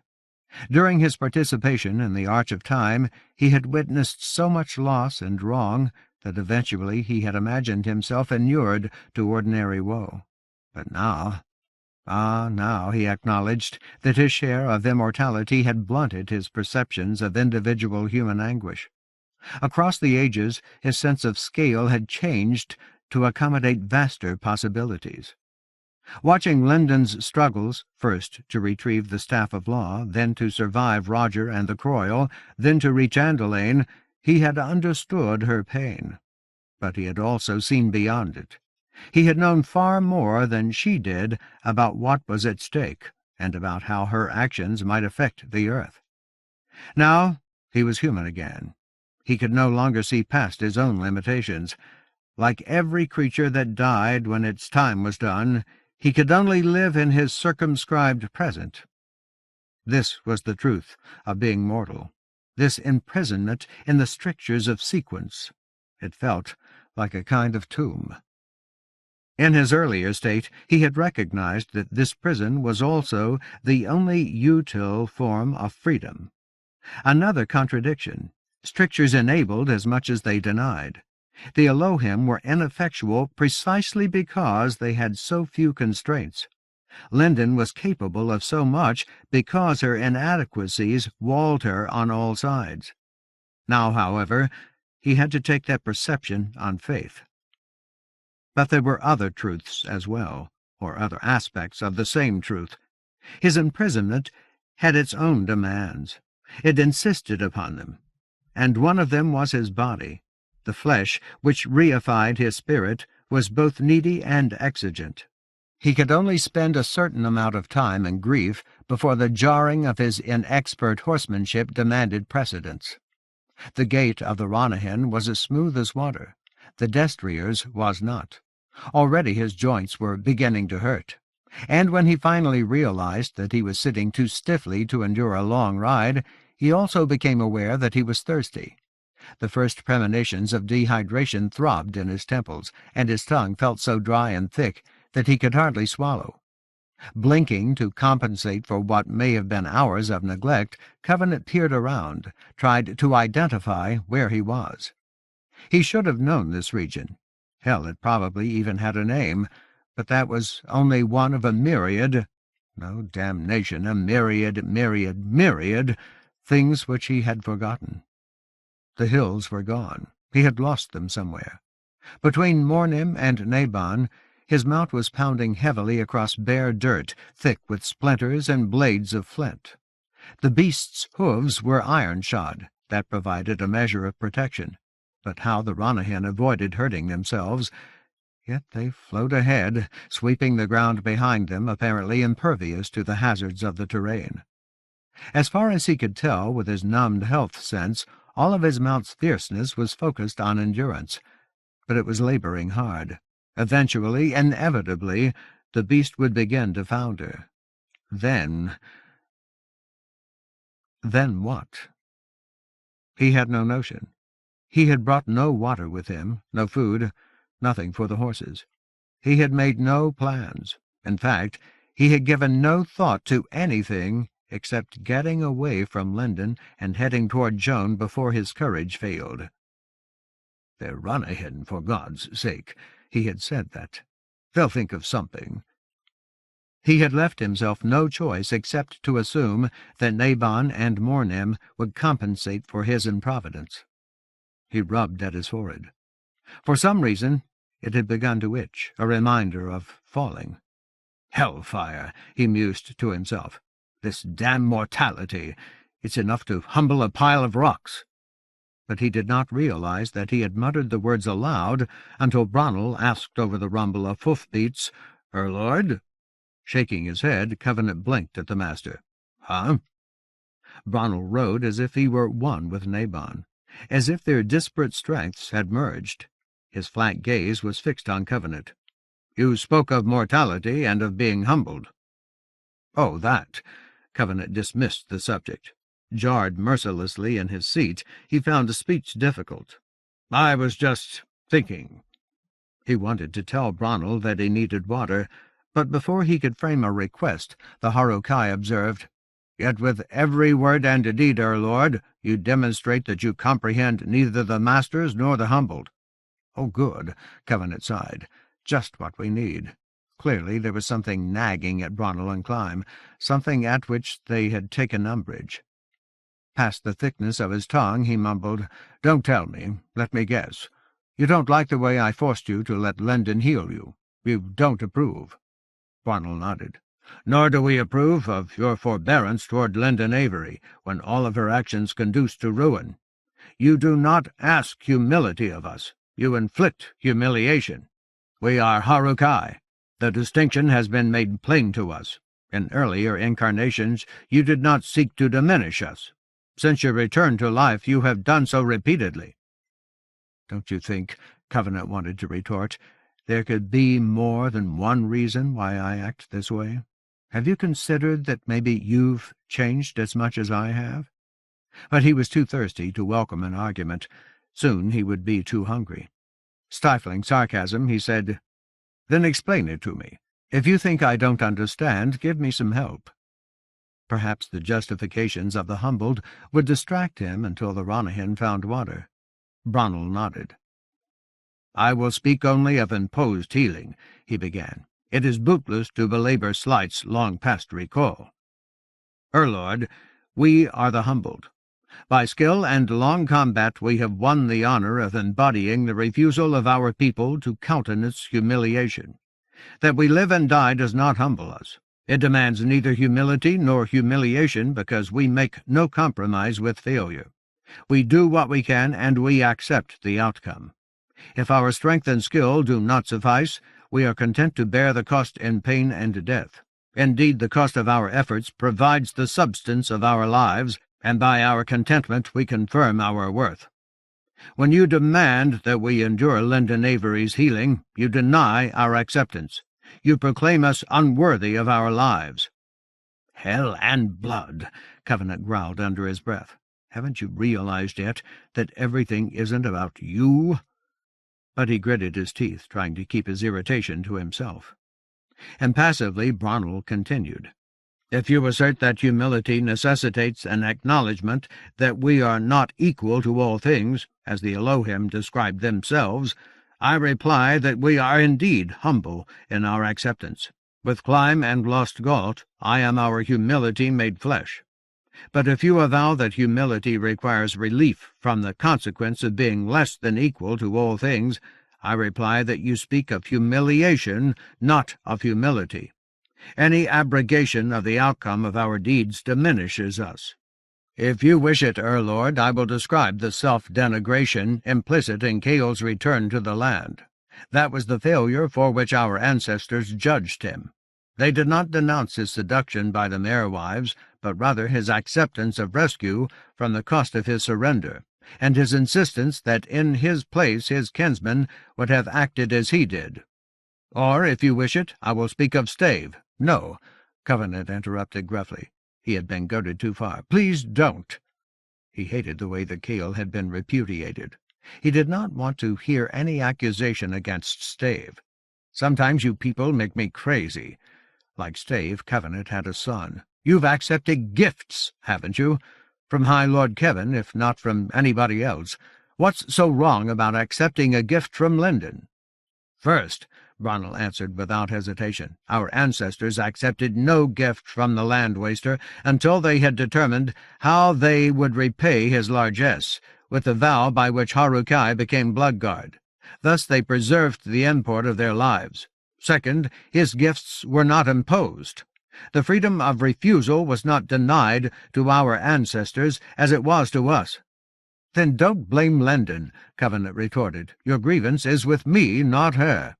And I didn't deny you anything. I just told you what I was going to do if you refused. You could have accepted that cost. If Joan doesn't kill us," he promised, "you'll get your chance to repay Lyndon. Or me, if you judge me the way you judge her." When he squinted ahead, he saw the terrain changing. Beyond the flint, sandstone and shale gathered into mounds like barrows or glacial moraines. He had the impression that huge creatures had been buried there, buried or ploughed under by warfare. But he did not try to remember the forces which had shaped that landscape. He did not want to fall into the past again. As the horses pounded toward the mounds, the humbled regarded him steadily. "Still, you do not comprehend us, Sir Lord," Bronnell observed. "It is not without cause that you have been named the Unbeliever." Apparently unwilling to let the matter drop, he took a different approach. "The Ardent has assured us that the cords Bappa and Pani have been conveyed toward Revelstone, where they will strive to sway the Masters. But the Masters will not heed them. Cord Pani's desire for the Stone-Downers' resurrection is abhorrent to us. She has beseeched Lyndon Avery to demean his death by unmaking the outcome of his life. Thus her every word will be tainted by her craving for the Stone-Downers' humiliation, which she misnames love. No master would hold him in such low esteem. He was courage in life. Why, then, should he be denied the courage of his death? Is that not false honor?" Covenant rubbed his forehead again. Damnation! Bronnell's pronouncements seemed to aggravate the itching of the old wound. The humbled had misjudged Pani. That was obvious. Was it possible that Bronnell and Clyme and all of the Masters were unforgiving of loss and failure because they refused to grieve? Because they equated grief with humiliation? If so, then, of course, their only response to bereavement would be repudiation. But Covenant had no intention of debating Pani with Bronnell and Clyme. Instead, he admitted sourly, "That's the law of death, the law of life." By that standard, Covenant himself was inherently false, a disease upon the body of the world. "Life depends on death, but there are other things to consider." The severity of the humbled ignored the wonders of the land, the possibility of miracles. Again Bronnell asked, "Lord?" Covenant did not respond. At the boundary between flint and sandstone, the Ranyhyn veered unexpectedly to the west, guiding the destrier between them. While Covenant tried to relax in the saddle, the horses trotted to a halt at a clear spring hidden by a fold in the ground. The spring's pool was little more than an arm-span across. From there the water flowed away along a minor gully like a scratch in the dirt. But at the sides of the slow rill, grasses grew, punctuated by a few clumps of aliantha. "By damn," Covenant breathed to himself, speaking of wonders. At once he flung his aching body down from his mount, staggered when his boots hit the ground, caught his balance. Beside the destrier's avid muzzle, he knelt at the edge of the pool and pushed his whole face into the water to drink. Bronnell and Clyme also dismounted. While Nabon and Mornim drank, the humbled scooped a little water into their mouths, then picked and ate a few treasure berries. But the Ranyhyn appeared to disdain the grass. Moving aside, they left the harrower's charger to crop as much provender as it needed. When Covenant was satisfied, he scrubbed his face in the pool, splashed water onto the back of his neck. Then he gathered and ate enough fruit to sustain him, cursing at the awkwardness of his truncated fingers. Still he said nothing. When Clyme and Bronnell were mounted again, he hauled his trembling muscles up into the destrier's saddle. Concentrate, he instructed himself. Don't fight it. Long ago he had ridden across the land with Lord Moram, Saltheart Foam-Follower, and the quest for Beric's staff of law. He needed to remember how to relax in his seat. If he did not, his mount's galloping would batter him until he felt dismembered. As the horses began to clatter among the barrows or moraines, heading generally southeastward, he returned to the challenge of arguing with his companions. Unable to think of a graceful way to begin, he said brusquely, "You're both maimed. You fought long and hard to become half-hands. If I remember, you did it because you wanted to be like me." Why else had the Humboldt swallowed their judgments of Lyndon and Jeremiah? Why else had they accepted healing so that they could accompany him? "What does that mean to you? Why do the masters need half-hands?" Now it was Clym who answered. "Unbeliever, in you we have found the highest exemplar of ourselves. More, we have found our counter to humiliation. Twice you have confronted corruption and twice prevailed. These are deeds which no Harukai has equaled. Others who made the attempt were self-betrayed to their dooms. Of necessity, therefore, we have considered how it transpires that you who are weak succeed where we who are strong fail. And we have concluded that your victories rest upon a degree or quality of acceptance which once surpassed the Harukai. You do not merely accept your own weakness, defying common conceptions of strength and power. You accept also the most extreme consequences of your frailty, daring even the utter ruin of the earth in your resolve to oppose corruption. You cling to your intent when your defeat is certain." "And you, Lord," Clym stated, "we have seen that such absolute acceptance of both your purpose and your weakness is mighty against all evil. We have seen the land twice redeemed, and we aspire to the same willingness, the same triumph. Knowing that they cannot prevail, the Harukai have become the masters of the land. For the same reason we have won the role of the humbled, to embody the high mission of our people. Thus we give answer to corruption and to all who demean us." Comfortable on Mornham's back, Bronnell echoed Clym with a nod. Inwardly, Covenant winced. He saw more than one fallacy in Clym's argument. Obviously, Clym gave him more credit than he deserved, but there was another. The masters and the humbled were still trying to prove themselves, and that was never going to work. Not against Lord Fowl. It was the same mistake that Corrick, Sill, and Dor had made. The same mistake disguised in different language. The same mistake that had caused the Harukai to become the Blood Guard.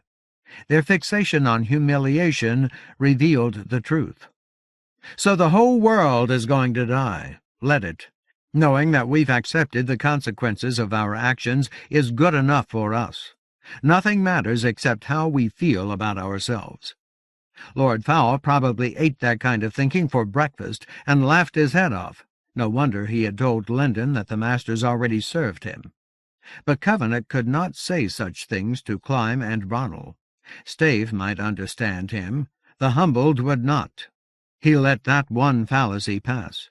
For a few moments he concentrated on trying to loosen his muscles so that his body would flex with the destrier's movements. As he did so, however, the wrapped krill dug into his abdomen. With an exasperated wrench, he moved the dagger to the side of his waist. Then he set about contradicting the humbled. "You're forgetting something. I've always had help. I never would have reached Fowl's crash on my own. Foam-Follower had to carry me. If the Jeheran had not rescued him, if Foam-Follower and Banor had not distracted Alina, if a nameless woman in Moranmas had not healed him, and I still would have failed if Foam-Follower hadn't given me exactly what I needed. If the last of the unhomed had not revealed the courage, the sheer greatness of spirit, to laugh in the face of despair. Without Lyndon and the First and Pitchwife, I would never have made it to Kyril Threndor. Without Lyndon, I couldn't have forced myself to hand over my ring. Without Vane and Fendale, she couldn't have created a new staff. Without the First and Pitchwife, her staff would have been lost." "Sure," Covenant rasped. "Lord Fowl was defeated. Twice. But I didn't do it. We did it. Foam-follower and I, Lindon and I, the first and Pitchwife and Sunder and Hallian. So tell me again, he demanded. What's so wrong about accepting gifts you haven't earned? But he did not wait for an answer. In any case, he muttered, dying is easy. Anybody can do it. Living is hard. And living was untenable without forgiveness. In silence, Clyme and Bronnell conveyed the impression that they were consulting with each other. For a little while Covenant allowed himself to hope that they had heard him, that for his sake they had lowered their defences. But then Bronnell turned to him with an unmistakable glint of disapprobation in his gaze. "Is it your belief, Lord, that we must countenance humiliation, that we must subjugate ourselves to powers beyond our ken, and to choices which we have not affirmed?" Hellfire, Covenant thought. Hellfire and bloody damnation.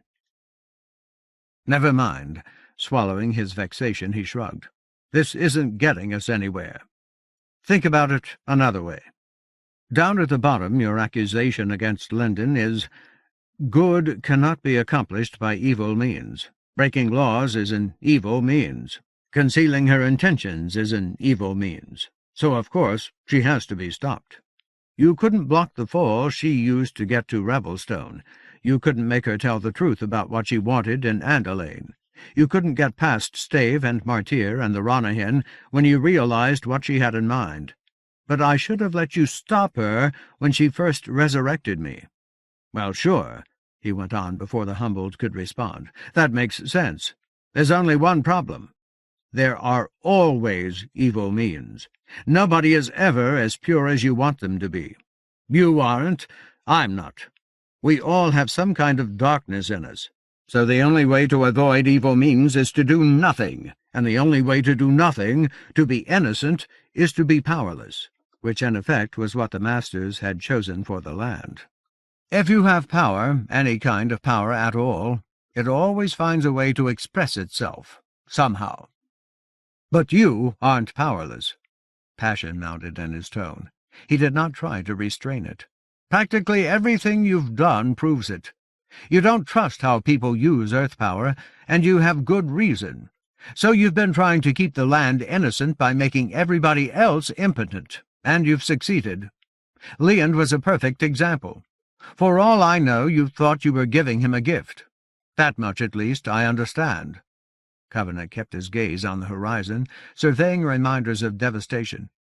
The first time I came to the land, I almost turned myself inside out trying to be innocent. After what he had done to Lena, the memory still made him cringe.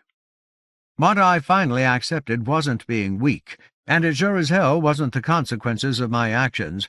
What I accepted was evil means, guilt, the crime of power. But there's one part of all this you don't seem to understand. He was on the verge of shouting. The thing that makes earth power terrible is the same thing that makes it wonderful. Even if innocence is a good thing, which I doubt, you've confused it with ignorance. That's what's wrong with being the masters of the land.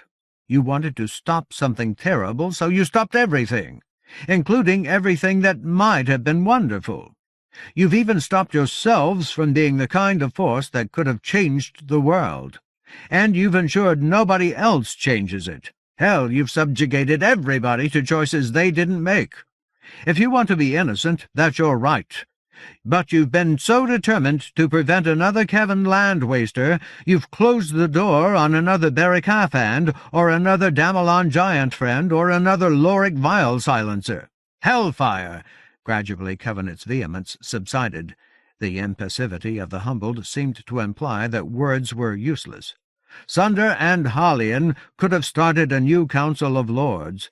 The land could have had more Morams, more Prothalls, more Calendrils, more Hyrims. All you had to do was tell people what you know instead of keeping everything secret. Now Clyme and Bronnell were staring straight at Covenant. He did not need health sense to recognize their ire. The hearts of the Harukai were tender. Beneath their studied dispassion, anger burned like a bonfire. "You denounce us," Bronnell asserted, as if he were certain of Covenant's meaning. Do you seek to spurn our companionship? Do you desire our enmity? Hell no! Covenant wanted to rage at the sky in simple frustration. I need you, and I respect you. With an effort that made him ache, he restrained himself. The intransigence of the humbled filled him with loneliness. I know I don't sound like it, but I respect the hell out of you. If I were in your place, I might have made different decisions a long time ago, but that doesn't stop me from wishing I could be more like you. If I were, I wouldn't be so damn terrified of my ex-wife. And perhaps he would have been brave enough to assure Lendon that he loved her. To his surprise, his reply appeared to content his companions. Their wrath faded as they looked away. For several moments they rode mutely at his sides. Then Clyme asked, as if he were not changing the subject, "Have you considered, Lord, how you will contest your former mate? Ruled by Turia Harem, she wields wild magic and falls, and we have cause to believe that she is warded by Skest. Also, we are concerned that corruption may summon other forces to her defense. With the aid of the Ranyhyn, if the terrain permits, we may perhaps suffice against the Skest, but against falls we cannot shield you, and we have no lore to gauge the uses of the Qwel. You have surrendered your rightful ring. How, then, will you oppose her?" "Don't worry about it." Covenant did not want to dwell on Joan. He was not ready. To prevent the humbled from insisting, he added, "You have one thing I don't. You remember everything, and you can hold on to it all at once. In fact, you make it look easy. Maybe that'll save us." The masters seemed to discuss Covenant's remark privately before Bronnell answered, Lord, we are able to contain our memories because we do not do so alone. Across the generations of the Harukai, we have learned together to accommodate an ever-expanding recall. But we cannot gift our communion to others. We lack that power or craft. That we hear and answer the silent speech of sand gorgons results from the remnants of Samati's shoal within them, not from any outreach of our own minds. We are cognizant of your straits. The vastness of time exceeds you, but we know not how to aid you." Grinding his teeth, Covenant reminded himself again to relax. "Don't worry about it," he repeated more severely. "One of us will think of something, and if we don't—" He sighed. "The Ranyhyn still know what they're doing." He had to believe that. He thought that he knew where to find Joan, but he had no notion what he would do when he reached her. He was only sure that she was his responsibility, and that he would never return to claim Lendon if he did not first find an answer to Joan's excruciation. Barrows and shale seemed to stretch indefinitely into Covenant's future and the land's past. A racked wasteland like a battlefield where armies beyond counting had slaughtered each other for centuries. Yet eventually that region gave way to a wide sheet of old lava. Beyond it, the riders found a beaten plain webbed with gullies. Nonetheless, Nabon and Mornim continued to discover water and forage, occasional aliantha. Between them they kept Covenant fed and his mount running. Later they came to a protracted series of ridges that lay athwart the south like fortifications, obstructing the course of the Ranyhyn. However, Nabon and Mornim surmounted each line of hills by angling away from Landstrop to more gradual slopes in the east.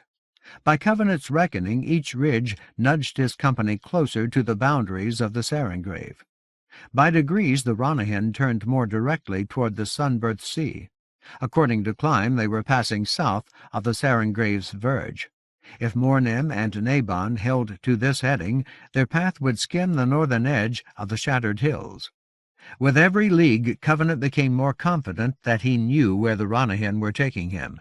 Somewhere among the broken stone and ravaged cliffs of Fowl's Cresh he would find Joan. Why else had the Ardent striven to convey everyone as far as he could in this direction? And if Ridgick Thome were indeed their goal, the horses had chosen the safest route, probably the quickest. Any other approach would force them into the jumbled maze of the shattered hills, an area fraught with hazards, apt for ambush. How much farther? Covenant wondered. At this pace? assuming that the cliffs of the coast were even passable. But he did not ask Clym or Bronnel. He had more immediate concerns. His mount's gait had become laboured, a ragged jarring, and as the sun sank toward distant Landsdrop, seizures began to sprout across the spoiled plains. Too many of them, more than he had believed Joan could unleash without causing her own heart to burst. Instinctively he assumed that she, or Turia Raver, was trying to hunt him down. Yet the falls were comparatively brief. They flared into chiaroscuro, a swirling stutter of day and night, writhed avidly across the landscape, and then extinguished themselves. Indeed, they seemed somehow indecisive, as if they had lost the scent of their prey, and none of them came close enough to endanger Covenant's small company. Instead, they searched the region which the Ranyhyn would have crossed if they had run straight toward Fowl's Crash. As late afternoon became evening, Covenant began to breathe more easily. He was able to persuade himself that Joan did not know where he was. She and Turia were only guessing. As long as his skin did not touch Loric's krill, of course it was possible that he was not Joan's target. This display of violation may have been aimed at Lyndon and Jeremiah. The despiser, and therefore his ravers, surely understood that Lyndon and her son were at least as dangerous to him as Thomas Covenant. But Covenant trusted the Ranyhyn to protect them, and Lyndon had her staff. She could ward herself and her companions. When darkness had settled over the spoiled plains, Naban and Mornim took shelter in a crooked gully. There a slightly brackish stream flowed vaguely northward, perhaps adding its waters to the Sarangrave, and along its sides grew tough saw-edged grasses sufficient for the destrier, as well as clumps of aliantha stunted like scrog. And among them grew a scant patch of a manib haven, to sustain the Ranyhyn. Clearly the Ranyhyn intended to rest there for the night. After a sparse meal of treasure berries, Bronnel left the gully to stand watch, and Covenant tried to settle himself for sleep by scooping hollows in the loose dirt to form a crude bed. Watching, Clym remarked that the barrage of falls would disturb the weather over the lower land. The humbled sensed the approach of storms, of rain and winds in turmoil, but Covenant only shrugged. He could barely resist his memories. He certainly had no control over the weather. If his leprosy and the warmth of the krill did not sustain him, he would simply have to endure whatever came. Huddled into himself, he dozed and roused repeatedly, waiting with as much patience as he could muster for the night to pass. At dawn he learned that Clym was right. The sun first rose into a sky appalled by a taint that resembled dust and ash or smoke. But soon dark clouds came boiling over the plains, and rain began to spatter down, apparently driven by winds from every direction at once. Before Covenant had finished quenching his thirst and eating more aliantha, his T-shirt and jeans were soaked. When he mounted the horse, he saw that the beast's endurance had been reduced to gritted misery. It had not rested, not enough to restore its spirit. Nevertheless, the Harrow's charger strained to resume its effortful gallop. In rain and contending winds, Covenant and the humbled continued their eastward rush. Sometime during the night the seizures had ceased. Presumably Joan had exhausted herself, or Turia Raver may have been given new instructions. But Covenant refused to think about them. He tried not to think about Lyndon. Wrapping his arms across his chest, he endeavored to ignore the rain by emptying his mind of everything except the heat of the krill. The heat, yes, but not the gem from which it radiated or the implications of wild magic. If he allowed himself to yearn for anything more than ordinary warmth from Loric's eldritch dagger, Joan or Turia might sense his attention. They might even be able to locate him. Emulating Jeremiah's vacancy, Covenant rode and rode, opened his mouth to the rain when he was thirsty, ate aliantha when the fruit was given to him, and accepted his regret whenever Lyndon slipped into his thoughts. Finally, a change in the weather drew him out of his willed somnolence. The day had reached late afternoon, and the rain had stopped. Perhaps because the winds had resolved themselves into a bitter blast out of the west, the storm clouds had scudded away, leaving behind a sky mired with ash and fine dirt, like the fog of a distant calamity. Yet the murk in the air appeared to come from the east, against the wind. Now on the horizon to his right, Covenant could make out the first jagged outcroppings of the shattered hills, and perhaps a league or two ahead of the horses the terrain rose in a long, slow sweep as if the ground were gathering itself to plunge over the edge of the world. Was that the cliff fronting the Sunburst Sea? Covenant wanted badly to have covered so much ground, but he had no way to estimate how far he and the Humboldt had travelled, and he doubted that his mount would last long enough to reach the top of the rise. He felt exhausted himself, physically battered. His legs quivered, trying to grip the destrier's sides. But the beast's condition was worse, much worse. During the day it had surpassed its strength.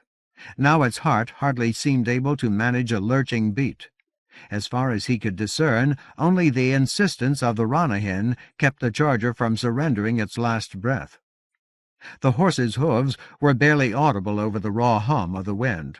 They were running on grass as thick as turf. Apparently this portion of the lower land received more rain than the westward reaches. Covenant and his companions must indeed be nearing the coast, where natural storms would break and tumble on the cliffs, releasing a comparative abundance of rainfall. Here the destrier could have cropped enough grass to refresh a measure of its stamina, but it made no attempt to pause or feed.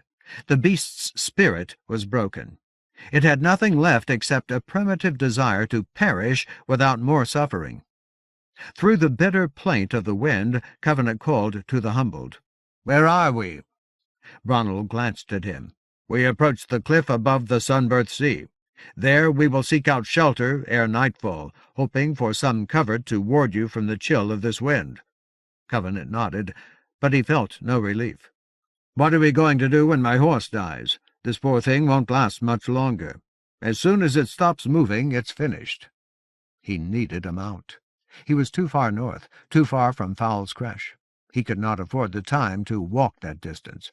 Bronnell shrugged. "The beast has labored valiantly. It must be allowed its final peace." A moment later he added, "Mornym is well able to bear 2 riders, as is Nabon." "Don't insult me," Covenant growled, even though he knew that the Humboldt meant no offence. "You keep your promises. What makes you think I won't do the same?" Long ago he had made a pact with the Ranyhyn. He intended to abide by it. How else could he ask them to do likewise? Briefly Bronnell consulted with Clyme in silence. Then he asked, "What alternative remains? We have seen no more Amanib-haven." Covenant swore to himself. "Then what about Aliantha?"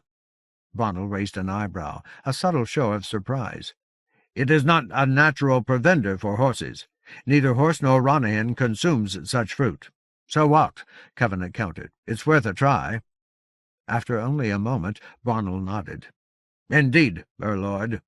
At once Clyme and Mornym veered aside, racing in search of treasure berries. Fortunately, they soon found what they sought. The destrier was stumbling at the slope. Each time the beast caught itself, locked its knees, and jerked forward, it came closer to falling. With every stride its muscles trembled, like the onset of a seizure. Covenant had to clutch the saddle-horn to keep his seat.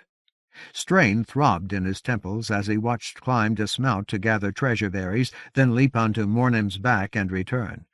While the Ranyhyn sped toward Covenant and Bronnell, Clyme pitted berries deftly with his fingers, scattering the seeds. "Please," Covenant asked Nabon and Mornym, hoping that they understood his thoughts or his heart. "Keep this animal alive. Make it eat. I know it's suffered enough, but I need it. I don't know what else to try." As if in response, Nabon slowed to a halt. Staggering on the verge of collapse, the destrier did the same. Its chest heaved brokenly, dying for more air than its lungs could hold. Uselessly, Covenant wondered why the Ranyhyn had not taken better care of his mount earlier. But he had no idea how to question the great horses. Perhaps they perceived a need for haste which outweighed lesser considerations. At other times they had shown that they knew more than they could communicate about the events of the world. Or perhaps they were testing Covenant's determination to keep his promises. Clyme dropped to the turf at the destrier's head. Firmly he untied the bridle, tugged the reins out of Covenant's hands, slipped the snaffle from the beast's mouth. Holding the horse by its mane, he lifted one cupped handful of fruit to its mouth. At first the destrier only gasped at the berries, too drained to blow froth, too empty of life to scent anything, want anything. But both Nabon and Mornim gazed at Covenant's mount with instructions in their stern eyes, and after a moment a small spasm ran through the beast's muscles, as if it had been goaded. Weakly the horse lipped a few treasure berries from Climb's hand. Covenant should have dismounted, but he did not think to move. With as much concentration as he could muster, he focused his senses on the destrier's condition, on the limping struggle of its heart, the shredded straining of its lungs. Relief left him briefly light-headed when the horse took more aliantha. His health sense was too blunt for precise discernment, but he seemed to feel a faint touch of vitality flow into the beast's veins. Then he remembered to slip down from the destrier. His own legs throbbed at the unaccustomed effects of 2 days on horseback, and he felt battered, as if he had fallen from a great height. Standing would do him good, walking would be better. While Climb stroked the destrier's neck, encouraging it, Bronnel rode away. When he came back he brought another handful of berries. These the horse ate more willingly. The humbled both nodded in satisfaction. "Lord," Climb announced, "with your consent we will walk to the cliff. Gentle movement will quicken the benison of aliantha. Mayhap the beast's awareness of hunger will awaken. If we then discover water—" He shrugged, did not finish the thought. Covenant knew what he meant. Maybe the horse would live. Maybe it would be strong enough to carry him after a night's rest. If. "Sure," he answered. "We can at least hope." Leaving Climb and Mornim with the destrier, Covenant headed up the long rise, accompanied by Bronnel on Nabon. At first he walked stiffly, forcing each stride against the protest of his muscles. But gradually his limbs loosened, and the grass softened his steps. Soon he began to move more briskly, aiming to reach the rim of the slope before twilight. Half a league from the horizon line where the ground dropped away, Nabon adjusted his course slightly to the south. As Covenant drew closer, he saw that the precipice was scored with cracks. Some of them looked like the results of erosion, the claw marks of weather and old time. Others appeared to be deeper faults in the fundamental substance of the cliff. But he still did not smell salt or hear surf. The harsh wind from the west blew away any indication that he was approaching the sea. Nabon angled farther south. Instinctively Covenant quickened his strides. Vulnerable in his damp clothes, he was already chilled. He wanted to believe that Nabon or Bronnel would lead him to some kind of shelter from the wind. Tossing his head, the Ranyhyn gave a snort that sounded disdainful. For his own reasons, if not for Bronnel's, the stallion nudged Covenant with his shoulder. "Have you forgotten who I am? Are you foolish enough to doubt us? You who spoke of trust?"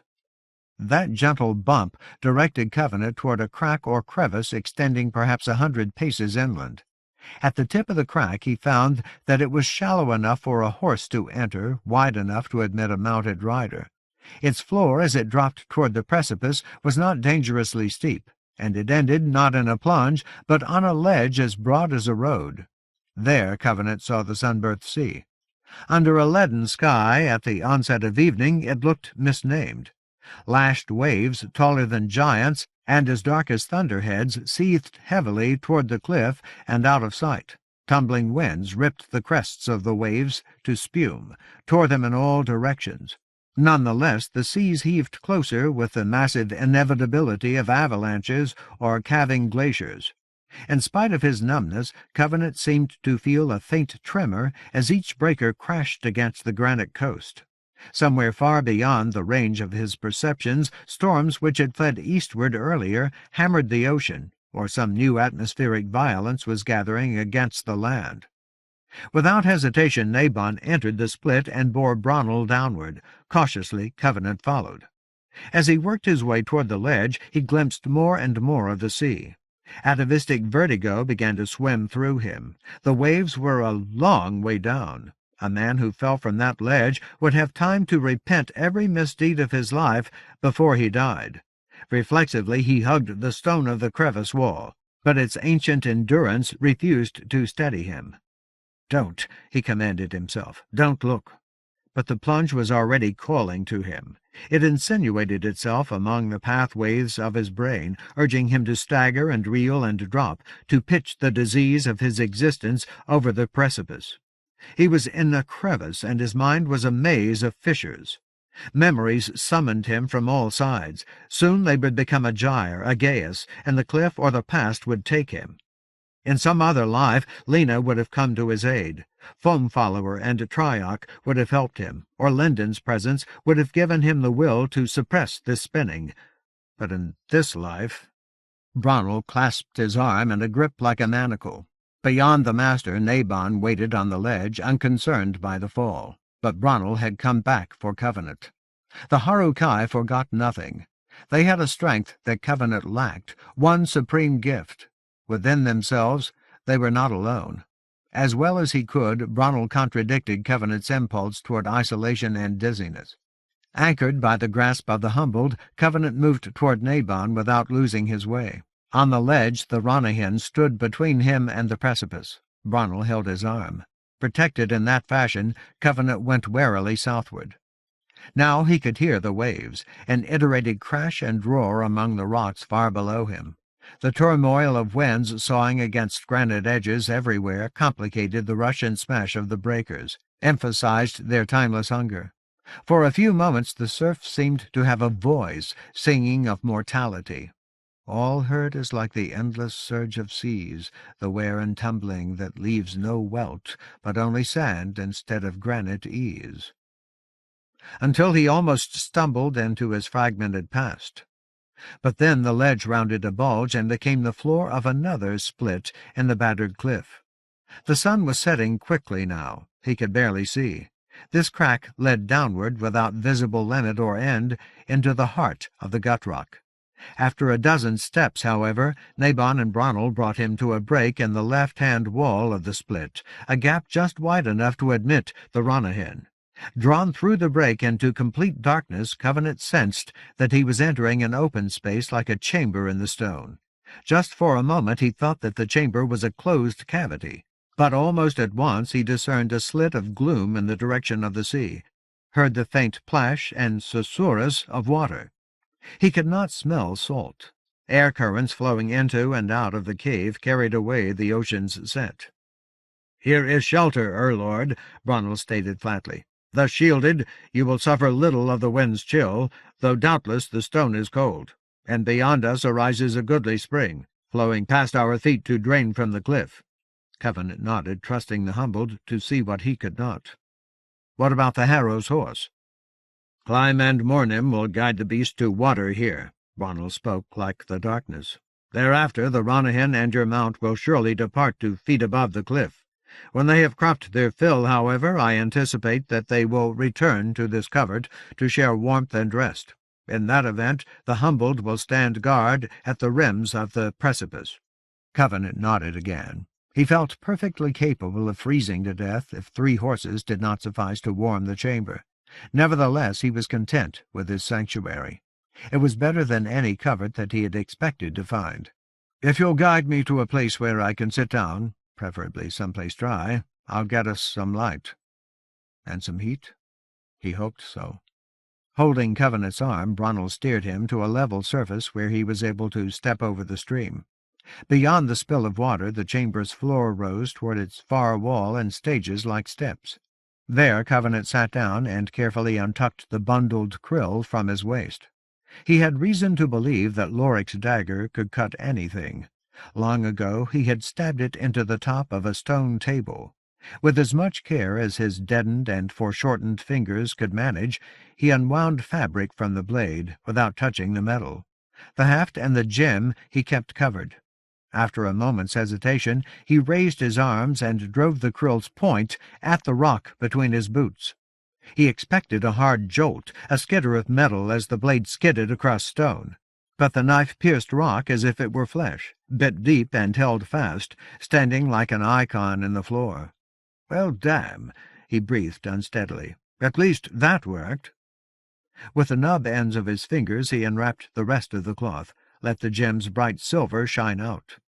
It resembled a beacon, but he chose to believe that it would not draw Joan's attention if he did not touch it. The sudden blaze of light filled the cave. It seemed to efface even the possibility of shadows. Bronnel stood etched in the air beside a brisk stream that caught the radiance and glittered flowing argent as it ran toward a narrow slit like an embrasure in the fortification of the cliff. As Nabon drank from the stream, the stallion's coat glowed as if it had been touched with transcendence, and the star on his forehead gleamed. Apart from the window to the outer world on one side, and the tapering hollow opposite it from which the spring emerged, the chamber was shaped like a dome. Even at its tallest point, the ceiling was too low to let a giant stand fully upright. But the dome was high enough, and more than wide enough, to admit several horses. Its walls and ceilings were oddly smooth. The eldritch gem's echo of wild magic made them look burnished, almost holy, as if at some point in the distant past they had formed a primitive fane. In contrast, however, the floor was rough and scalloped, composed of a different stone which seemed to insist that it was made for darkness rather than for light. As Bronnel had predicted, the rock was cold. Covenant already felt its chill seeping into him through his damp jeans. Fortunately, he also felt steady heat emanating from Loric's dagger. White gold in the hands of its rightful wielder made the whole knife too hot for his unprotected flesh. By that sign he knew that Joan was still alive. Inadvertently, her reflected desperation might warm the entire chamber. "Thank you," he murmured to Nabon. He needed to express his gratitude, whether or not the Ranyhyn understood him. "I forgot about this place, if I ever knew it existed. You came back to the land at the right time. None of us would have gotten this far without you, especially Lyndon. And we sure as hell wouldn't get any farther." Nabon whickered softly, tossed his head. The silver shining in his eyes looked like pride. Covenant wanted to ask Bronnel how Clyme and Mornim fared with the Harrow's mount, but an answer to that question would not quicken their arrival, or restore the Destriers' stamina, or relieve Covenant's underlying fears. Instead, he inquired abruptly, "How far are we from Fowl's Creche?" Bronnel appeared to consult a map of his memories. "In a direct line, Lord, the ruins of Corruption's former abode lie no more than 15 leagues distant. However, these cliffs are rugged, forbidding clear passage. I gauge that we must traverse a score of leagues, if," he added, "the riven promontory of Reject Thome is indeed our destination." Then he shrugged. "If our goal lies elsewhere, the Ranyhyn know it. The humbled do not." With a wave of one hand, Covenant dismissed Bronnel's proviso. "Assume we're going to Fowl's Creche. Where else is Joan likely to be? That place is too damn fitting." A wilderness of broken granite between the sunburnt sea and the shattered hills, enough rubble to symbolize dozens of millennia. Joan's attacks on time required a physical manifestation. She tore instants into chaos by destroying stones. The earth was the incarnation of the laws which enabled it to live. She struck at one by harming the other, and Covenant did not doubt that the despiser's malice still permeated the wreckage of Fowl's Creche. The evil of the ill-earth stone lingered there as well. Such things would enhance Turia Hiram's possession. "So how long will it take us to get there?" Bronnel studied Covenant flatly. "Since you choose to rely upon assumptions, Lord, I will do the same. If your mount regains strength sufficient to bear you, I gauge that we will sight the remains of Reject Thome at nightfall on the morrow." Another day. Hell and blood, Covenant swore to himself. Too much time had already passed, and the worm was coming. The earth did not have long to live. Yet so far he and the land's last defenders had accomplished nothing except Jeremiah's rescue from the lost deep and from the Qwellinir. True, Esmer had been put to rest, but his release had been the gift of the Erviles and Ranyhyn, and of Stave. Covenant himself had done little to justify his return to life. He needed to face Joan. He needed to be ready. He could not afford to fail. But he still had no idea how to answer her anguish. Eventually, Clyme entered the cave with Mornim and the Destrier. While the horses relieved their long thirst, Bronwyn left to search the slopes above the cliff for more aliantha. He was still absent when Mornim and Nabon led the Harrow's mount back out of the chamber to feed, leaving Covenant alone with Clym and the krill.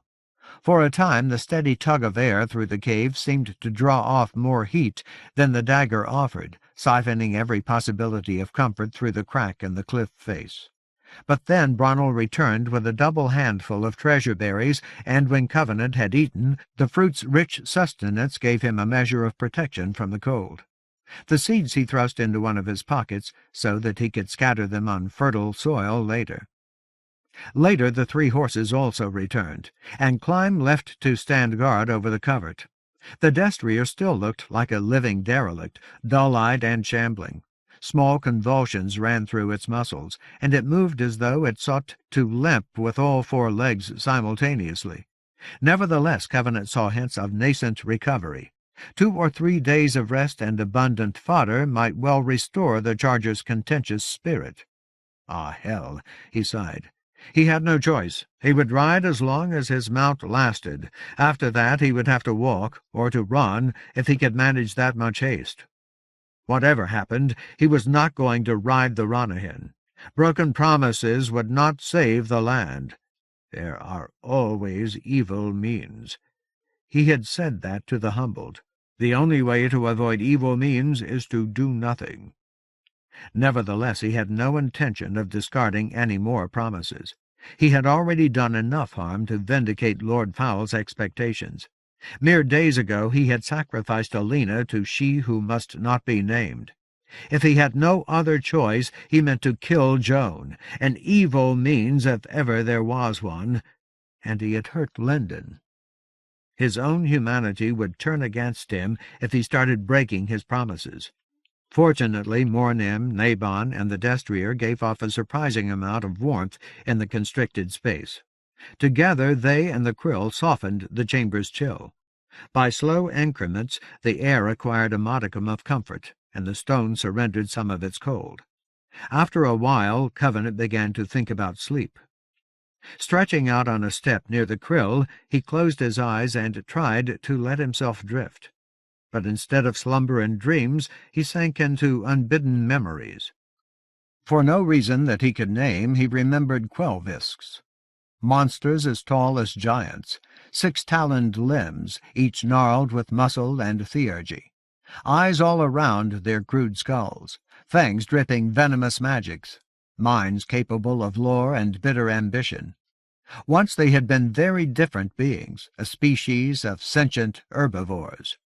The transformation which had created Qwelvisks from such creatures had been Lord Fowl's only dangerous achievement during his centuries among the demi-mages of Vedic Amar. Doing what he could with monsters both too intelligent and too savage to be ruled, the despiser had given them an aspiration which might serve his purpose. When the Qwelvisks had rendered the demi-mages extinct, Lord Fowl had convinced them that they could master the entire earth if they first slew the Elohim. By that means the despiser had hoped to awaken the worm. Even in that distant age, the Elohim were too self-absorbed to regard the threat. They did not go out to battle because they saw no need. They believed that the Qwelvisks would turn against each other, destroy themselves. Therefore the despiser considered the Elohim ripe for ruin. But they were roused from their rapt immersions when the Qwelvisks found their way to Elamesnadini. When the Elohim finally fought back for the first and last time in the earth's history, they did so without restraint or pity. They had been affronted to the core of their circuitry, and they left nothing of their foes except bones. Undisturbed, the worm of the world's end had continued its slumber. Lord! Involuntarily, Covenant remembered what the Elohim had done with those bones. Murwin-Delanoth, resting place of abhorrence. Somewhere on the lower land west of the shattered hills. As if the land were a midden for everything that the Elohim despised. "Unbeliever," Bronwyn said more insistently, "you must rouse." He shook Covenant's shoulder. "There is peril." With a startled jerk, Covenant opened his eyes. For a moment he could see nothing except the blaze of the krill, bright as a toxin in his blurred gaze. As he blinked, however, his covert took shape around the gem's light. The stream ran, undimmed, across the cave to tumble down the outer precipice. Bronnell stood stolidly over him, waiting for him to shed the remnants of his dreams. Outside, the past day's gale still blew. It moaned as it struggled through the cave. The destrier had folded its legs under it to sleep on the other side of the stream. The beast appeared to be resting deeply, but there was something missing.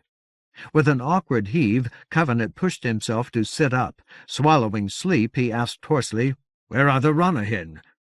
"Creatures approach her, lord," answered Bronnell. "A score of small beings.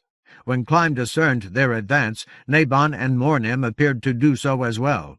They have departed. It is my thought that they mean to watch over us in Clyme's stead, freeing him to join in your defense." "Creatures?" Covenant shook his head, tried to clear away his confusion. Defense? His fears were as confused as the previous day's storms. While he strove to knit Bronnell's words into a sequence that made sense, he asked, "What time is it?" Bronnell regarded him without expression. "Dawn lags behind the creatures. We must perforce meet with them in darkness, and we must not await them here. In this place their advance will be constricted. That is to our benefit, but we cannot flee at need. Therefore we must stand on open ground." Covenant started to rise. Then he sat down again. "Wait a minute. Let's think about this." The krill was his only weapon, but he could not carry it unwrapped, and he might not be able to use it without touching the metal. These creatures, what are they? What do they want? How do you know they're dangerous? If the humbled felt impatient, he did not show it.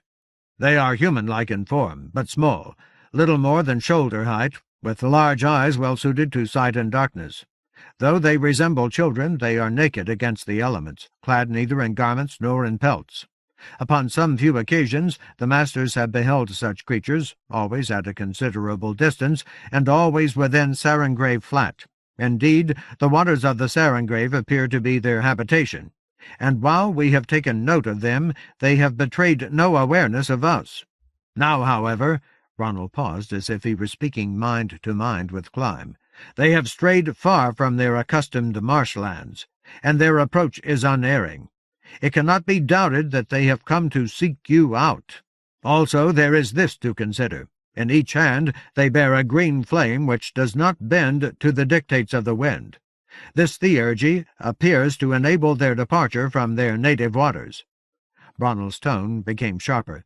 "It's the precise emerald of the ill-earth stone and of the skest. You will recall that the skest once served the lurker of the Sarengrave. Now they have become the minions of corruption. These creatures may be skest in some new guise, perhaps altered by the baleful seepages of Graven Threndor. Whatever their origins, however, the nature of their magics cannot be mistaken. It is green and malefic, binding their hearts to cruel hungers. Their purpose cannot be other than harm. Therefore we must be prepared to give battle and to flee." Covenant peered up at the humbled. He wanted to ask how Bronnell proposed to save his sleeping mount, and he wanted to remind Bronnell of the Sur-Jaheran, creatures that had once saved him and his companions, including several Harukai, from the lurker. The Sur-Jaheran were descended from the Jaheran, the Soft Ones, who had rescued Covenant and Saltheart Foam-Follower during their approach to the Shattered Hills and Fowl's Cresh. Not everything bred in the Sarengrave was evil. But instead he posed a different question. "Has Clyme tried talking to them?" The Harukai lacked the giant's gift of tongues, but the Jaheran had been capable of human speech. Bronnell raised an eyebrow, for him a dramatic show of surprise. "He has not." "Maybe he should do that, before we get into a fight we don't want." The humbled cocked his head in what Covenant assumed was Clyme's direction. After a moment Bronnell replied, "Clyme will make the attempt. To his senses, the creatures do not appear to unite their theurgies. Each wields only its own might. He deems it unlikely that they are able to overwhelm or slay him." Covenant resisted an impulse to hold his breath. How long would this take? He had no idea how far the creatures were from Climb's position. Would Covenant and Bronnell still have time to escape the cave with the charger? The moments seemed to stretch, mocked by the quickness of the stream. In the absence of the Ranyhyn, Covenant felt colder, more vulnerable. Bronnell waited motionless. He did not react to whatever he heard from Climb. Abruptly the master spoke. "The creatures name themselves the Feroce. At the behest of their high god, they crave an audience with the Pure One." Covenant winced. The Feroce? He had lost any memory of them. But the Pure One. A foam follower. Hellfire. He remembered too much about the Pure One. Without thinking, he told Bronnell, "They have the wrong man." Then he caught himself. "No, don't say that." In the legends of the Jeharan, the Pure One had been their promised savior. If the Feroce believed that Covenant rather than Saltart Foam-Follower had rescued the Jeharan from the Maker, the Despiser, they were mistaken. But that error might help them avoid a conflict. Don't give them an excuse to stop talking. Ask them why they want an audience. What do they want to talk about? Bronnell gave no sign that he was relaying Covenant's desires to Climb, but Covenant did not doubt him. He was Harukai. A few heartbeats later the Humboldt announced, "The Feroce avow that they intend no subterfuge. They acknowledge their enmity. They acknowledge that they have attempted harm. They acknowledge that their first purpose has failed. In pain and desperation their high god now seeks alliance with the Pure One." Covenant's mind whirled as though he stood on a precipice. Attempted harm? What harm? If the Feroce had attacked Lendon... Anger and possibilities spun swiftly, too swiftly. The creatures had invoked Jeharan legends. Long millennia ago, the Jeharan had misjudged Covenant. But if the Feroce knew those legends, they might be descendants of the Sir Jeharan. They might believe what the Jeharan had believed. Attempted harm? Apparently they were being honest. Then who in hell was their high god? The Lurker? If they lived in the Sarin grave, an alliance with the Lurker was impossible. The idea was insane, but he had no difficulty imagining potential benefits. He was running too far ahead of himself. Grimly he muttered, "I don't know what's going on here, but I'm going to guess. If the Feroce want to talk, tell them to come here, just 3 of them. The rest have to keep a safe distance. Climb can decide what that means. And tell them I have High Lord Loric's krill. A long time ago I hurt the Lurker with it. I won't hesitate to use it again if I think I'm being threatened." If the creatures had not come in good faith. Studying Covenant, Bronnell hesitated. "Lord, is this wise? Our covert has no other egress. If the Feroce do not endeavor to slay us, they may nonetheless impose an effective imprisonment. Snared here, you will be prevented from seeking your former mate." "I know that," Covenant sighed. "Of course you're right, but I can't forget the Sir Jeharan or the Jeharan. Life in the Sarin grave isn't as simple as it looks. If the Feroce want to talk to the Pure One, I can't ignore them. Without the Jeharan, he would have died among the Shattered Hills. Just tell Climb what I said. If they try to send more than 3, if they do anything he doesn't like, he can warn you." Frowning slightly, Bronnell nodded. Then he moved to stand guard against the far wall beside the entrance to the chamber. The destrier went on sleeping. It seemed too profoundly weary to hear anything or to care. A dozen heartbeats later the Humboldt reported, "The Feroce comply. 3 of them approach. Their manner is fearful. The others withdraw according to Climb's instructions." Then he added, "The Ranyhyn stand ready in the night above our covert. Doubtless they will come to our aid at need." "Good," Covenant breathed. If creatures wielding fires that resembled the bale of the ill-earth stone meant to assail him, he doubted that Mornim and Nabon would be able to provide an effective defense. Still, their alert proximity reassured him. He tried to compose himself while remembrances clamored for his attention. The Jeharan had called themselves the Soft Ones. Maker work, the occasional failures of the Despisers' efforts to breed armies. suffered to live only because Lord Fowl enjoyed their abjection. Their flesh had resembled mud. They seemed to have been moulded from clay. But they had shapes, child forms, serpents, grotesque mimicries of cave-wights, others. And they had legends, tales of the Unmaker Maid, the stock from which Lord Fowl had created monsters and Jeharan. According to the tales, those ancestors were also makers. Unlike the despiser, however, they were not seedless. From their bodies came forth young who grew and in turn made young. And some of them survived or escaped or avoided Lord Fowl's violation. They endured beyond his influence, still free of the Maker, still capable of children. Those memories were bitter to Covenant. He had been so tormented and sick. To him, and to Foam Follower, the Jeharan had described their legends. It is said that when the time is ready, a young will be birthed without flaw, a pure offspring impervious to the Maker and his making, unafraid. It is said that this pure one will come bearing tokens of power to the Maker's home. He wanted to forget and could not. It is said that he will redeem the Jeharan if they prove, if he finds them worthy, that he will win from the Maker their release from fear and mud. But he had done nothing to redeem the Jeharan, nothing except bear the burden of his ring. He was a leper. He would always be a leper. Birthed without flaw? There was nothing pure about him. No, it was Saltheart Foam Follower who had provided for the Maker's defeat. Cleansed in the savage Camorra of Hadash Slay, he had laughed in Lord Fowl's face and died, giving Covenant the strength to destroy the Ill-Earth Stone. He, rather than Covenant, had become the pure one. That the Sir Jeharan, thousands of years later, still considered Covenant to be their pure one only exacerbated his grief for Foam Follower, and his sense of his own unworth. Yet here he sat like a monarch in exile, awaiting creatures who wanted an audience with the Pure One. For the land's sake, and for Lendon's, even for Joan's, he was willing to consider any alliance that the Feroce might mistakenly offer him.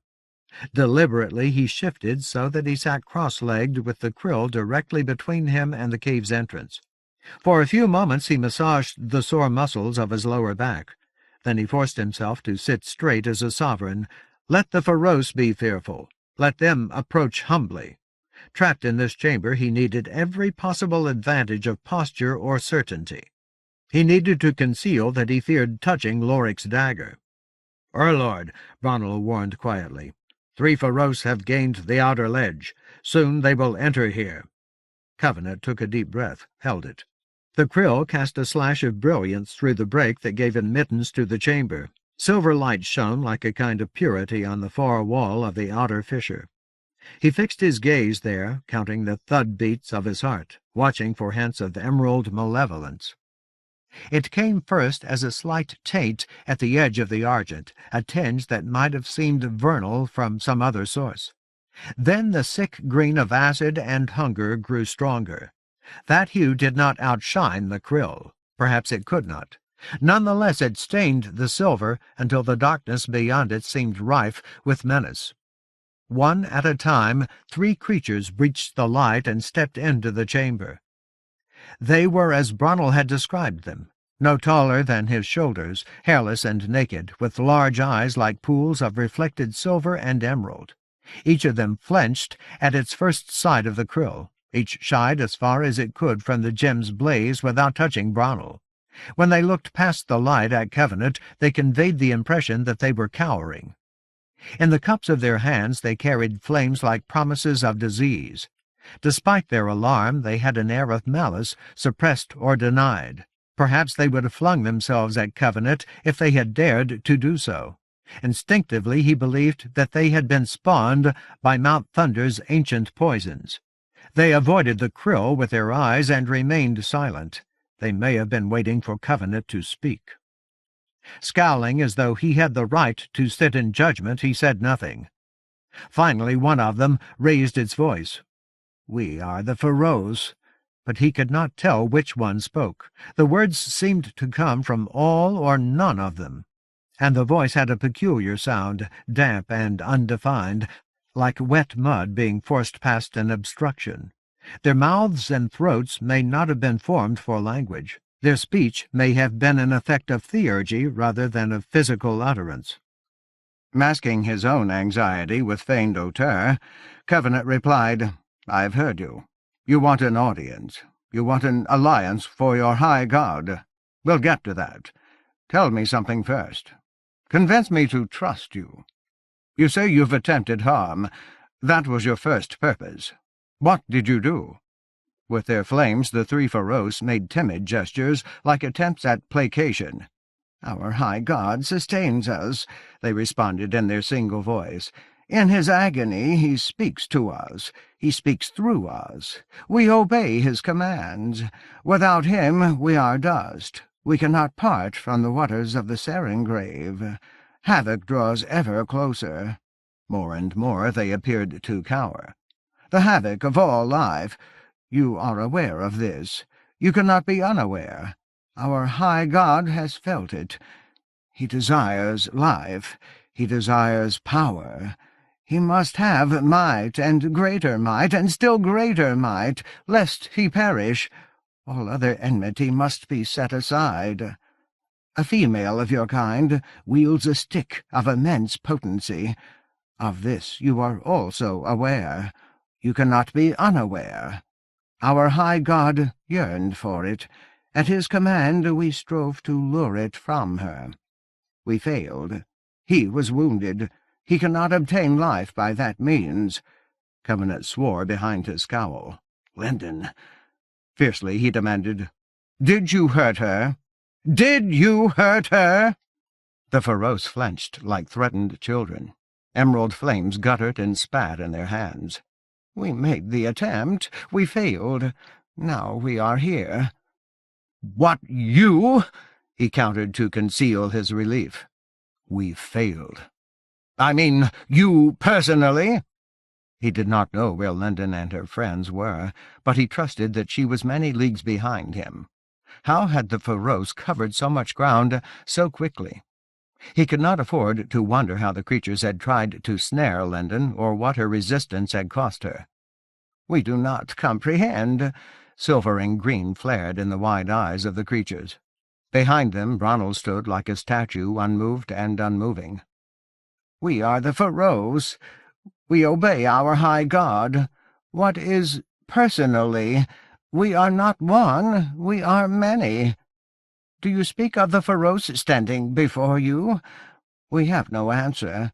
At our high god's command we pursued you from the most seaward extent of the Sarin grave.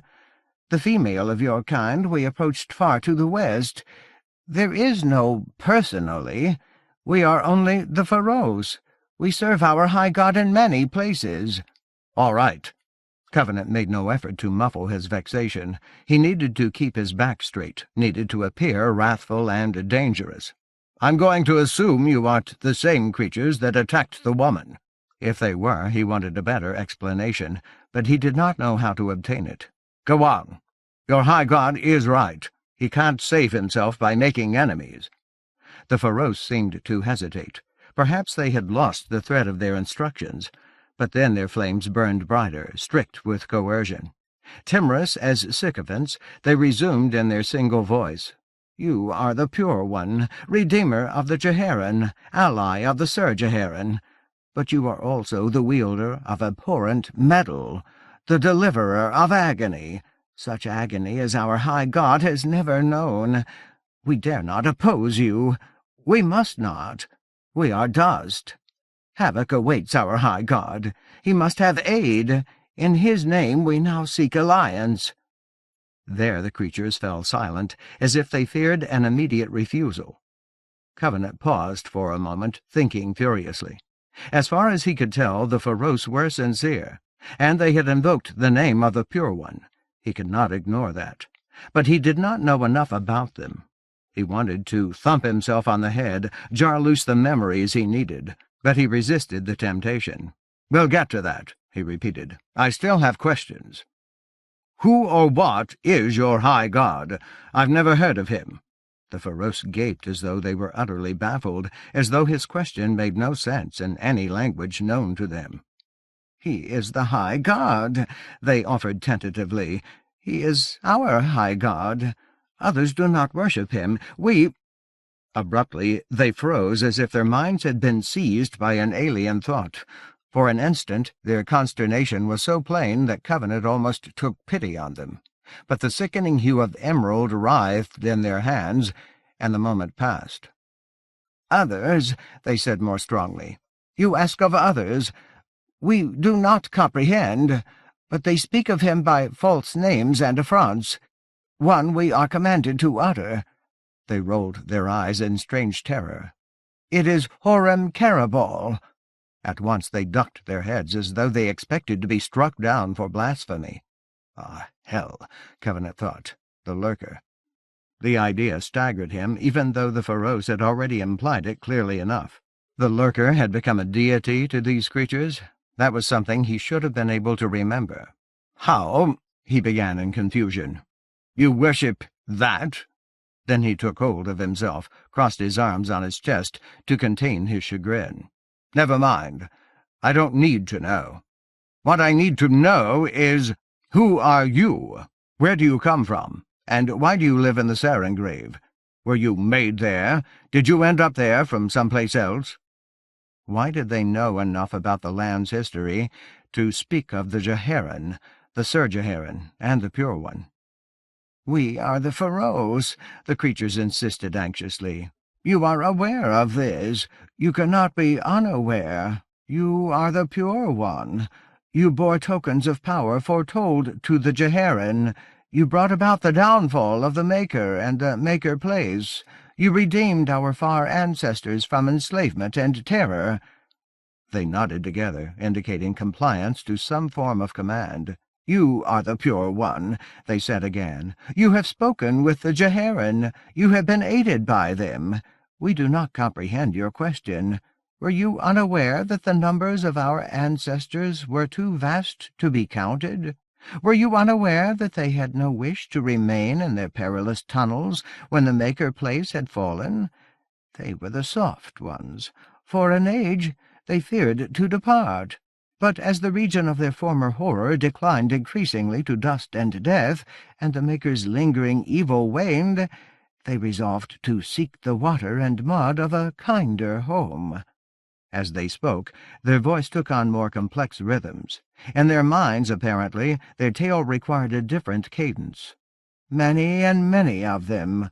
Osot Bephalem, Theo Bephalem, Rogue Bephalem, others too fearful to endure your sight, all who sought to repay the gift of life with life, all endured the long labor northward, bitter and loathsome, questing always from water and mud to water and mud in search of a new habitation. Were you unaware of this?" "The Sir Jeheran told me a few things," Covenant admitted reluctantly. "I guessed a few. But that doesn't answer my question." How had the Jeheran in their many forms become creatures like the Skest and the Feroce? Why did the Feroce consider the lurker a god? The idea that he needed allies like the lurker of the Sarengrave filled him with curses.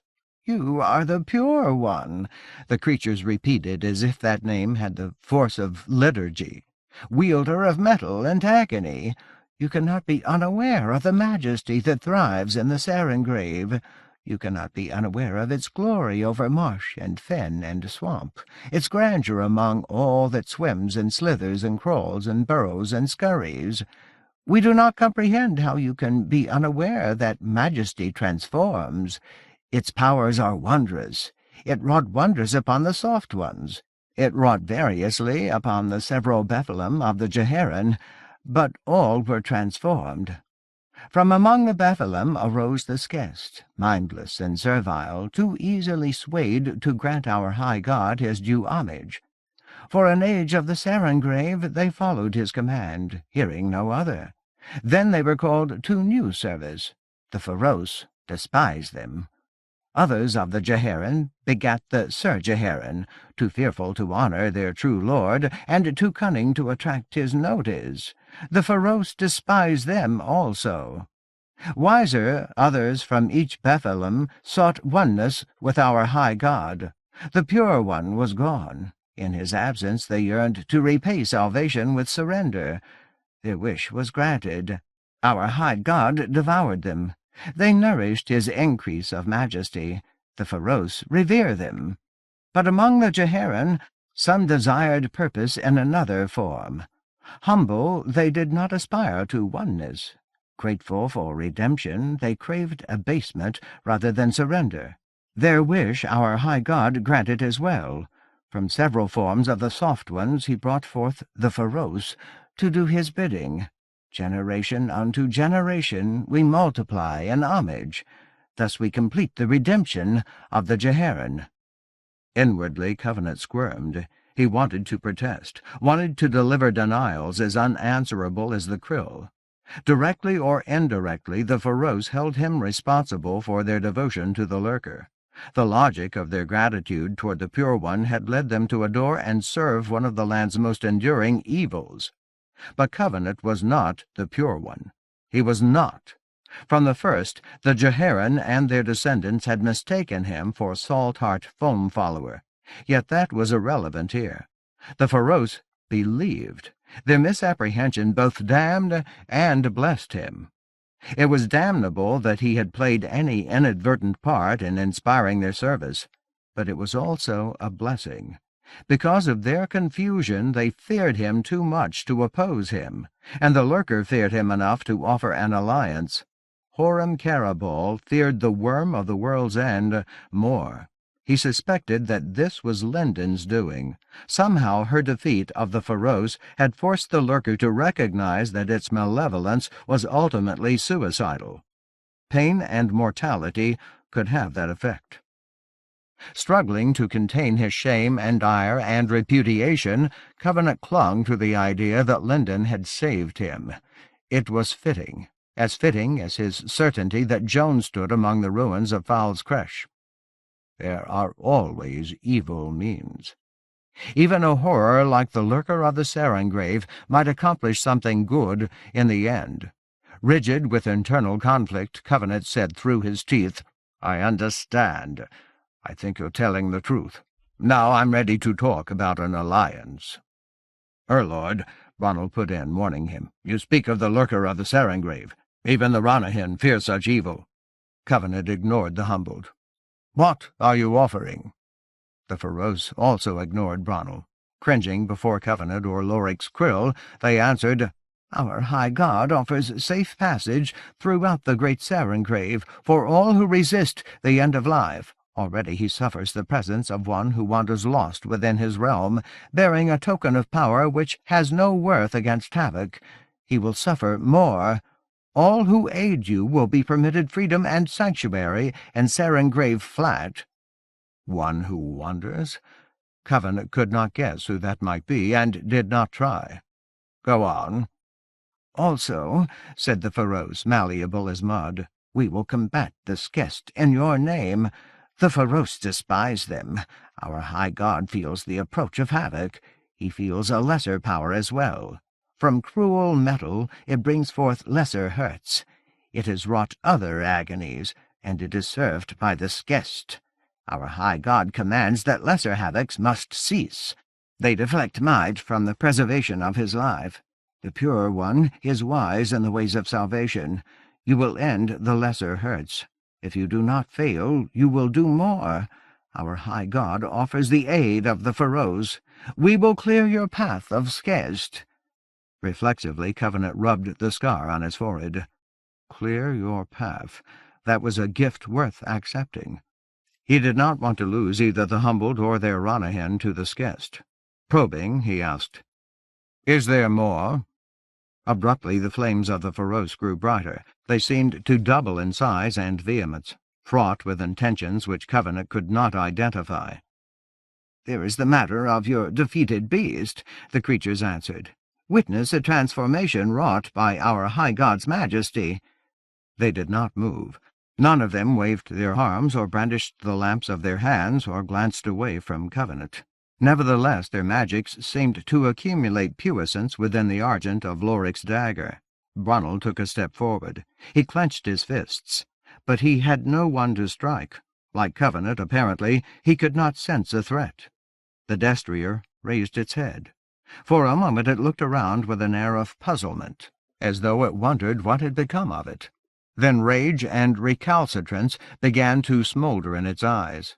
Snorting angrily, the beast surged to its feet.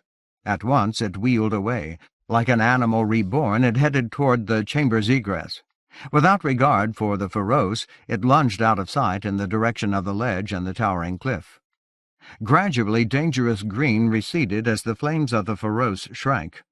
"We have not given it strength," the creatures said, as if admitting their limitations frightened them. "We cannot, but we have caused it to remember what it is. While it lives, it will not forget." "That's enough," Covenant breathed. "It'll get me there." He could not ask for anything more. Not from the descendants of the Jeharan, whose lives had been distorted by mistaken belief. If he were honest, he would have told the truth. The Pure One had died in the destruction of Fowl's Creche. But Covenant needed this alliance. He was convinced that he needed it. Still wrestling with himself, he asked unsteadily, "What do you want from me? What does your High God expect in exchange?" The Feroce hesitated briefly, then countered, "What does the Pure One offer?" "Stop calling me that." "Let me think. I need to be clear." In fact, Covenant had nothing to offer the lurker, nothing that he could bargain away, no aid that he might provide. Only the krill and his air of authority had brought the Feroce this far. Those things, and perhaps the manner in which Linden had saved her staff. What else did he have that the lurker might want? A promise that he would rush to the monster's defense? No. He had already condoned too much misapprehension. He was not willing to compound his faults with lies. Sitting as if he were as obdurate as the masters, he answered the Feroce. "Understand me. I don't promise life. I can't swear to you I'll keep your High God alive. I may not have enough power. There may not be enough power." The worm was coming, the Earth's final apotheosis. He could not imagine stopping it. "That lesser power I'm going to face isn't my only problem. There's Castanessan, Kevin's Dirt, Sand Gorgons and Cave Whites and Scourge." He did not care whether the creatures or the lurker recognized those names. He listed his enemies and obstacles for his own sake. "She who must not be named, Ravers, my own son, and the despiser who took the skest. They all have to be dealt with before I can face the havoc you actually fear. I can only promise two things. I'll respect the alliance. Everybody who stands with me will respect it. None of us will turn against your High God. And we'll do our best to save the land. All of it. If that can be done with the krill and wild magic and the Staff of Law, by giants and Harukai and Ranyhyn, by anything as simple and enduring as mortal stubbornness, we'll do it. If your High God dies," he finished as though he had taken an oath, "I probably won't be far behind, unless I get myself killed first." Hearing him, the Feroce did more than cower and flinch. They retreated, trembling, until they stood at the cave's entrance. Their voice, or voices, became a gibbering noise like a host of whimpers. In a small circle they faced each other and joined hands, clasped their fires together until argent was banished from the air between them, leaving only emerald fire that stank and throbbed like an old bane resurrected from the abysm of lost time. Even to the failing nerves of Covenant's cheeks, the bitterness of the creature's theurgy stung like a slap. But it also smelled like terror. It felt like supplication. While the Feroce huddled together, Bronnell moved around them to stand over the krill between them and Covenant, readying himself to snatch up the dagger.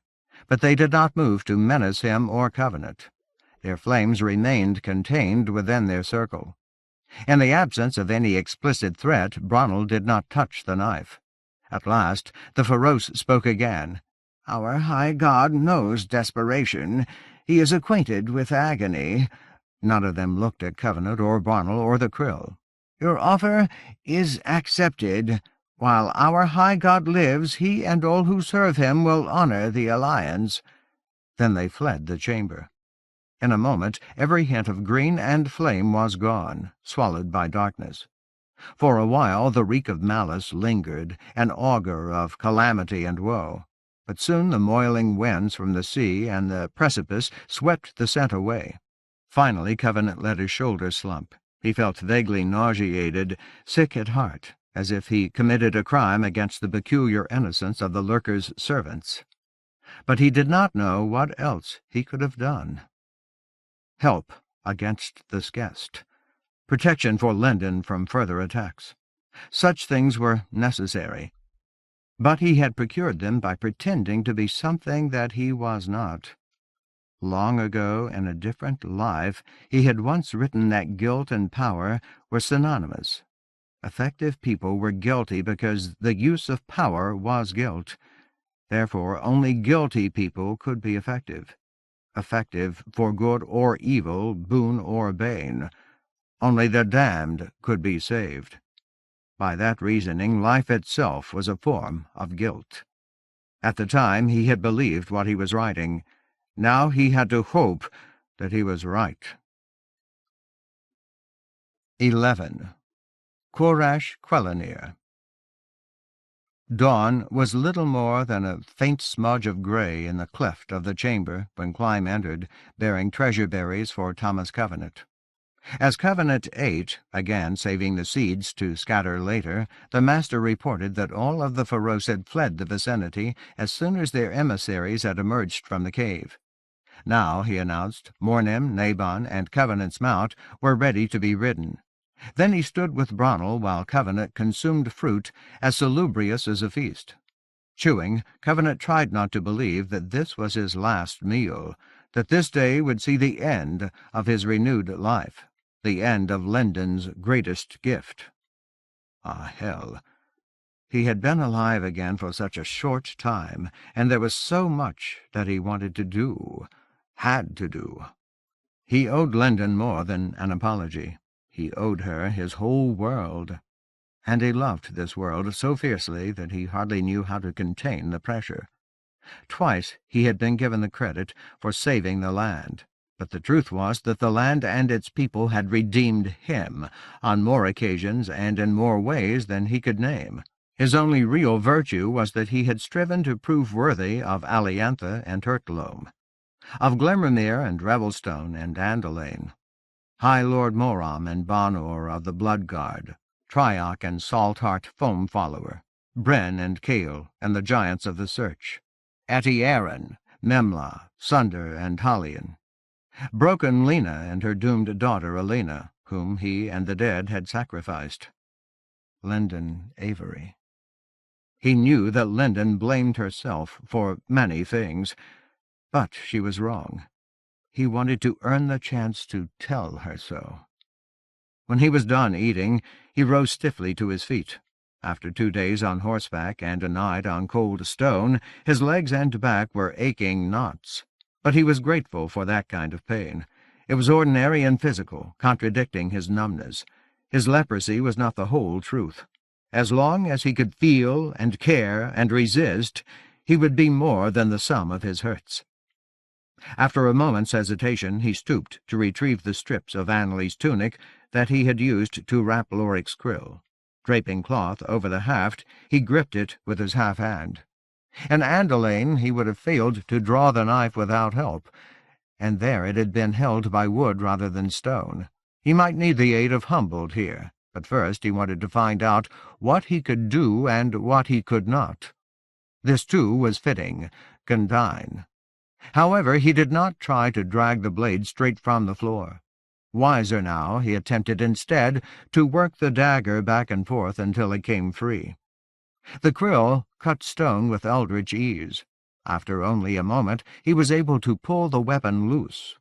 "Well, hell," he muttered. "I didn't expect that." Briefly he studied the radiant gem as though he sought to see Joan through it, to discern her particular torment. But he could discern only the rare jewel's light and heat, its participation in wild magic. Shrugging, he flipped fabric around the quill until the whole dagger was covered, shielded, its illumination hidden.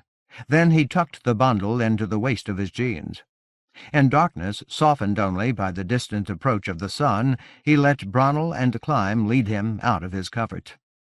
Certain as stone, the humbled guided him up the crevice, guarded him from vertigo along the ledge, and watched over him as he clambered up the split to the grassland above the cliff.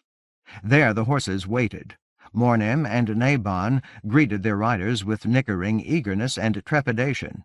The destrier rolled its eyes and champed its bit as if only the authority of the Ranyhyn prevented it from charging at Covenant, pounding him into the turf. Even with his blunt senses, Covenant could see that the Feroce had told the truth. His mount was still weak, worn down by overexertion.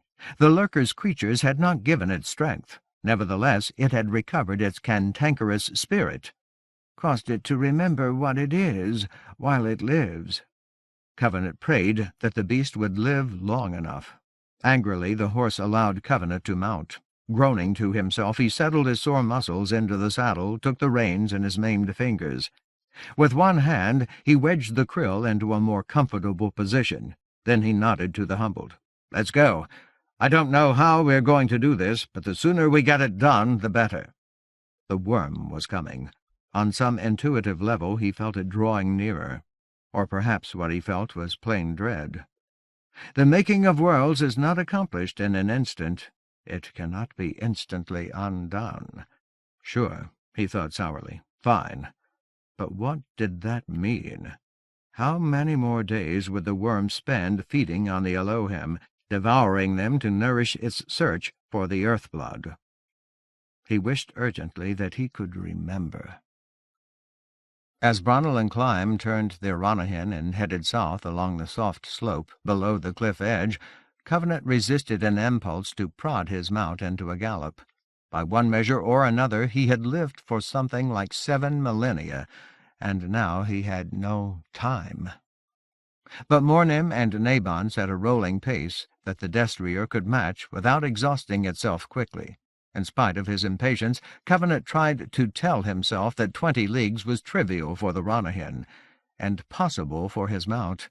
Yet his doubts weighed on him, and the gait of the horses felt as sluggish as lead.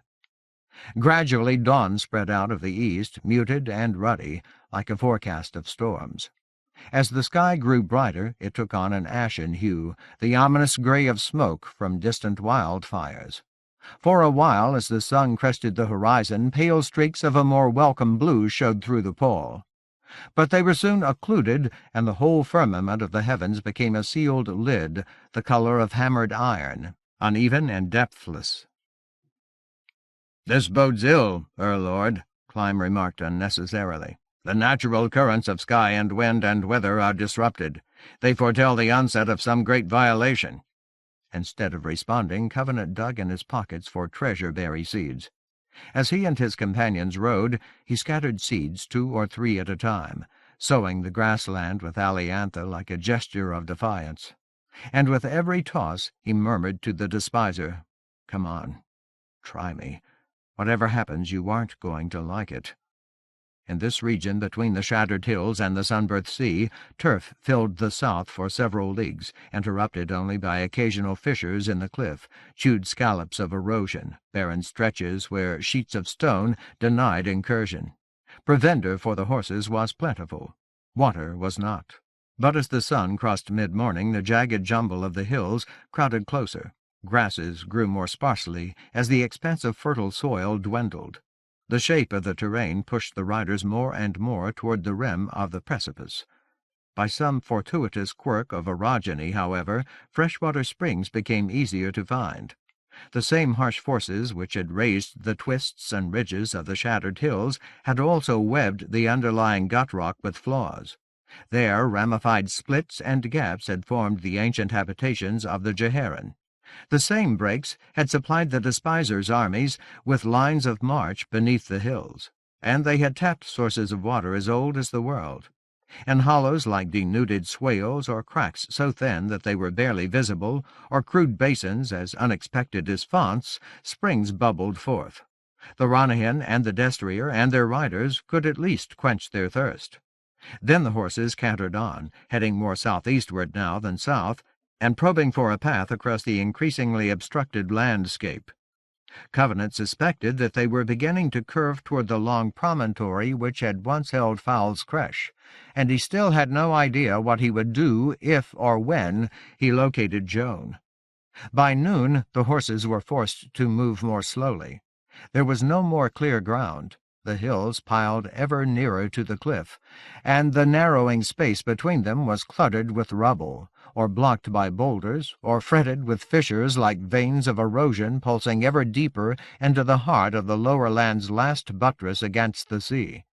The Ranyhyn may have been sure-footed enough to run there. Covenant's mount was not, and the charger was failing. It had exhausted the energy that it had regained during the night. Now only its belligerence kept it going. When it died, it would perish because it had ruptured its own heart. That was the gift of the Feroce, a mixed blessing, beneficial for Covenant, but fatal for the poor horse. The innocent, he thought bitterly, were always the first to die.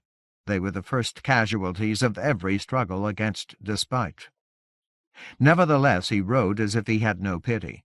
Joan had nothing left except the sheer extremity of her pain. If he hoped to face her and live, he would have to do things equally extreme. Then thrusts of granite pushed the riders within a stone's throw of the last cliff, and Covenant smelled salt water, saw the sunburnt sea.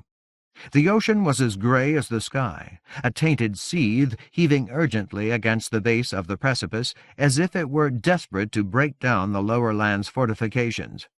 No wind lashed the waves. The air seemed preternaturally still, as if the sky were holding its breath. Nevertheless, the roll of seas was confused, tossed this way and that by its surge over grim boulders and fraught reefs. Slamming against each other, the wave crests broke into agitated froth and spray like salt expostulations. And wherever Covenant looked, the sea was stippled with bursts and splashes as if it were being struck by hail. But there was no hail. Instead he felt an almost subliminal vibration, a mute, massive thud like the slow beat of the seafloor's immersed heart, or like the heavy tread of doom. Premonitions of vertigo tugged at Covenant's thoughts, at his stomach. But the knotted bulk of the cliff still stood between him and falling, and he kept his balance. Time dragged like difficult breathing. For a while the horses maintained a jolting trot. Then the rymose terrain compelled them to walk. Boulders complicated their path, and with every stride they were wedged closer to the precipice. Covenant doubted that his mount would last much longer. He doubted that he would. His trek to Fowl's Creche long ago had taught him that the hills were a hazardous barrier, and they probably stretched right to the cliff edge. Beyond them, of course, the way was easier. At the base of Ridgick Thome's promontory the shattered hills were cut off by cooled lava, where hot ash slay had once moiled and poured. There he would be able to walk. He had done it before, but here— A glance at the sky told him that mid-afternoon had passed. Under the loom of the hills night would fall early. He tried to assure himself that he and his companions had made good progress. Certainly the charger had endured more than he could have expected. When he asked the humbled, however, they informed him that the igneous boundary of hot ash slay was still 2 leagues away. Meanwhile his mount was stumbling, unable to drag its hooves clear of the uneven ground, and the gap between the sudden upward lurch of the hills and the sheer plummet of the cliff had become little more than a taunt. On foot, Covenant could have crossed it in 4 strides. For safety's sake, Brunel had to ride ahead of him on one side, climb behind him on the other. He remembered nothing about this part of the coast. Living, he had never been here before. The Jeharin had guided him with Foam Follower beneath the shattered hills from a different direction. He and his last friend in that time, the last of the unhomed, had bypassed most of the bitter maze, had emerged from the passages of the soft ones only a short distance from hot ash slay. But other things he could not forget. Foam Follower and vast agony carrying him across the boil of lava. Foam Follower sinking horribly beneath the molten stone. Foam Follower reappearing from his Camorra in time to clear Covenant's way into Foul's Creche. Foam Follower laughing with unfettered joy at Lord Foul's malice. Ah, God, the giants. They were all of them miracles, every one whom Covenant had known. Pitchwife in the first of the search, Gremond Crave and Cable Sea Dreamer, the Iron Hand and her comrades. They were all instances of the transcending valor that made the land and the earth precious, too precious to be surrendered. Joy is in the ears that hear. Any world which nurtured such beings deserved to live. Any world which gave birth to people like Beric Harthu and High Lord Moram, Sunder and Halion. Any world so rich in wonders that it could transform the dark weird of the Erviles. This world deserved to live. Engrossed in remembrance and useless remonstration, Covenant was surprised when the horses stopped. They had come to an impasse. Directly ahead of them a jut of stone like a plane of slate taller than one giant standing on another's shoulders blocked the way. It reached from the lowering bulk of the nearest hill to the precipice barely 2 paces away on Covenant's left. Shaded from the westering sun, he and the humbled were shrouded in shadows and gloom. But beyond the barrier, cliffs and crags like clenched knuckles curved crookedly from the southeast out into the wan sunlight of late afternoon. They towered higher than his recollection of them. At their far end he glimpsed the jagged edge where the collapse of Foul's Creche had rent the tip of the promontory, sending uncounted thousands of tons of granite and obsidian and malachite into the insatiable hunger of the sunbirth. And far below him, a shock like a jolt of lightning ran through him. Bloody damnation! Far below him, a simple spin and topple over the precipice, seas no longer thundered against the base of the cliff. When he first looked down, clinging fervidly to his saddle, he saw no breakers at all. The whole of the ocean seemed to have vanished, leaving slick rocks, splintered menhirs, and knife-sharp boulders like the detritus of landslides exposed to the air. Among them, reefs like the spines of cripples reticulated the expanse. Grey water lay in pools that trembled at the slow thud of imponderable heartbeats, as though even salt and the smallest creatures of the sea understood fear. Patches of cloacal mud seemed to shiver in anticipation, reeking of ancient death and rot. Draped over and around the chaos of stones and reefs, strands of kelp sprawled as if they were already dying. But when Covenant raised his eyes, cast his gaze farther, he saw the sunbirth in retreat. Perhaps half a league from the cliff, waves still toppled onto the ocean floor. But they were ebbing dramatically. With every fall and return they withdrew as if they were being sucked away, as if they were being swallowed by the depths of the world. Faint with distance, they sounded vulnerable, as forlorn as a plaint. Instinctively Covenant understood. His mind reeled, and vertigo was an acute teacher. Somewhere scores or hundreds of leagues out to sea, a shock, like a split in the earth's crust, had begun to gather a tsunami. The riders had stopped on level stone like a small clearing between the impassable hill and the fatal cliff. There the destrier stood with its legs splayed, gasping out its life. Ahead of and behind the beast, Mornim and Nabon fretted, tossing their heads and stamping their hooves. Had they misjudged the path to their destination? Was that even possible? Gritting his teeth in a wasted attempt to keep his voice steady, Covenant demanded, "Are we lost? We can't be. The Ranyhyn don't get lost." "Lord, we are not," Ronald replied inflexibly. "Our passage lies there." He pointed at the rock face behind Covenant. Covenant twisted in his seat, looked where Ronald pointed. The master was right. A dozen or so paces behind Clyme and Mornim, a crack opened the wall of stone, away into the maze of the shattered hills. The Ranyhyn knew it was there, and they could thread the maze. Covenant was sure of that. They could navigate time within seizures, yet they had walked past it. They must have done so deliberately. Fearing the answer, he asked, "I don't understand. Why aren't we moving?"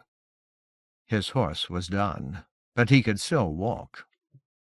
"Lord," Clym answered without expression, "Mornim and Naban choose to halt here. We are not Raman. We do not discern the thoughts of Ranyhyn, but we speculate. It may be that we near our goal. It may be that we do not. We perceive neither your former mate, who is unknown to us, nor vile Turya with whom we are well familiar. They lie beyond the reach of our senses. However, we have no measure for the raver's awareness. Perhaps corruption's servant descries our approach. Perhaps your former mate does likewise. In addition," Clym appeared to hesitate momentarily, "we believe that we have felt the exertion of wild magic. Of this we are uncertain. The sensation is too distant for clarity. None the less it suggests that we draw nigh to your former mate. For this reason we conclude that Turya and his victim are indeed aware of us." The humbled inclined his head toward Covenant, "or of High Lord Loric's Qwel. Therefore, Lord, we surmise that the Ranyhyn fear an ambush. Among the shattered hills we will be exposed at every moment to an onset of skest." "But we're trapped here," protested Covenant.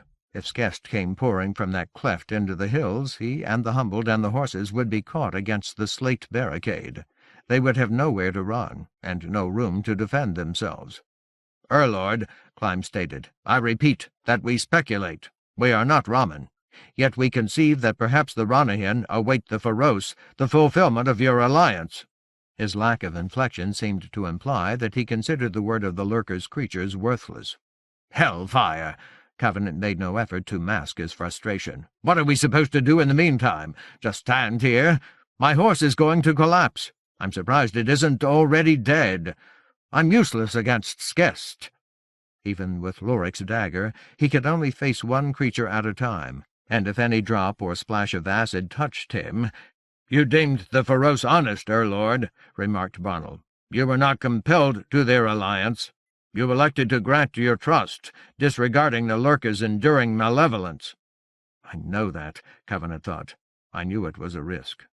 But before he could muster a response, Bonnell stiffened, a subtle intensification. "Skest advance upon us," the master announced. "They are nigh." A moment later he added, "They appear to have no direct path. They followed the dictates of the maze. Its intricacy delays them. None the less they come." Damnation! Twisting in his seat, Covenant looked past Clym for some sign of the Feroce, but of course the senses of the humbled would recognize the lurker's creatures before Covenant spotted them. Briefly he studied the hill wall beside him, but he saw no hope there. Its outward face was too steep, too smooth. Given time, Bonnell and Clym might contrive to scale it. Covenant could not. Wincing, he glanced over the cliff, tried to imagine a descent. If he abandoned the Ranyhyn, they might have time to escape. Then vertigo hit him, a blow to the stomach. He jerked his eyes away. "Say something," he panted at his companions. "Tell me what to do. Tell me what we're going to do." They were Harukai. As far as he was concerned, no Harukai had ever failed him, not even when Banor had refused to accompany him to Fowl's Creche. Rigid as rock, Clym began, "We will trust—" He may have meant the Ranyhyn, or the Feroce, or Covenant himself, but Covenant no longer heard anything. Through the cloth covering the krill he felt a sudden throb of heat. Chone. Instinctively he flinched. His whole body tried to squirm away from the dagger. An instant passed before he realized that the rush of heat was not as fierce as he had expected. He could bear it. Ah, hell! Was she simply unsure of her target? Was she too badly broken to focus her force when she could not sense his touch on the krill? Or was she getting weaker? His own questions distracted him. A moment passed before he felt crawling on the sensitive parts of his skin, hiving insects, fornication. Things that could bite and sting were on his scalp, under his clothes, and his boots. With no more warning than that, a seizure erupted above and beyond the slate barrier. The fall was comparatively minor, a mere flick of wild magic and chaos no more than 5 paces wide, and it had missed Covenant and his companions. At once it began to lurch away, chewing westward through stone and time into the confusions of the shattered hills. Nevertheless, it was as destructive as a hurricane in the substance of the world. Centuries or millennia were superimposed and shredded until the rock exploded, torn apart by the instantaneous migraine of its own slow life. Shards and splinters were flung in all directions like shrapnel, cutting as knives, fatal as bullets. They may have struck Covenant, pierced him, ripped through him. They may have killed the Humboldt and the Ranyhyn and the Destrier. But he did not feel them. As soon as he glanced into the savage kaleidoscope of the seizure, he lost his inward footing and slipped. Oh God, not now! Not now! Into the broken residue of his memories. After that he stood where Rhyddig Thome had once held the apex of the promontory and watched time run backward, incrementally unmaking 7,000 years of ruin. Ages were erased in instants. Instants were ages. At first he saw only the ponderous accumulation as a mountain of rubble undid its own erosion beneath the unremitting pressures of the sea. Sand gathered into stones. Stones lost their smoothness, wetted their edges. Reefs melted away around them. But memories were also quick, as swift as thought. They could become more rapid than his ability to comprehend them. The wreckage grew in bulk. At the same time its area contracted as boulders as big as houses, mansions, temples piled themselves on top of each other. A vast weight of seawater collapsed like an eruption in reverse, while riven stones thrust their heads and shoulders above the surface of the waves. First one at a time, then in a mighty rush, the stones sprang upward to resume their ancient places in the promontory. In a reality which he no longer inhabited, Covenant observed his mount's panic. Terror summoned its final vestiges of strength. He felt it lunge for the edge of the cliff, bearing him with it. But he could not react. He was hardly able to care. His spirit lived elsewhere. Instead of fearing for his life, or hauling on the Destrier's reins, or shouting for help, he watched the torn tip of the promontory and then Foul's Crest rebuild themselves around him. Within moments the despiser's delved dwelling was complete, immense and immaculate and empty, flawless and useless in every detail except for the jagged jaws which formed Lord Foul's throne. Covenant stood in the throne hall of Rhyddig Thome. The despiser was there. Before him squatted the dire mass of the ill-earth stone. Beside the stone, Covenant's slain self cowered on its knees, craven and powerless. Nearby, Foam-Follower endured his own helplessness, his final agony. Lord Foul was nothing more than a bitter shape in the air, a shadow reeking of attar. But his eyes were as eager as fangs, carious and yellow. They seemed to grip the kneeling Covenant's soul, avid for despair. "Begone, spectre," the despiser said in Covenant's mind. "You have no place here. You do not exist. Your time will never come." That voice violated time and memory. It came from a different version of existence, a brief disruption enabled by the seizure. Lord Foul, then, had not known that Covenant's spirit was watching now from its remembered place within the arch of time. The despiser had believed himself triumphant. Nevertheless, the intruded command banished Covenant. The throne hall and Rhyddig Thome vanished. Instead he found himself far down in the lost deep, far down in the earth's past, looking sadly at the first spasms of the Bane's horror and bereavement as she realized that she had been tricked, snared. Eventually that horror and bereavement would produce the tectonic upheaval which sheared the upper land away from the lower. It would cause the faults in Graven Threndor which allowed the soul seas to pour into the bowels of the mountain. But not yet.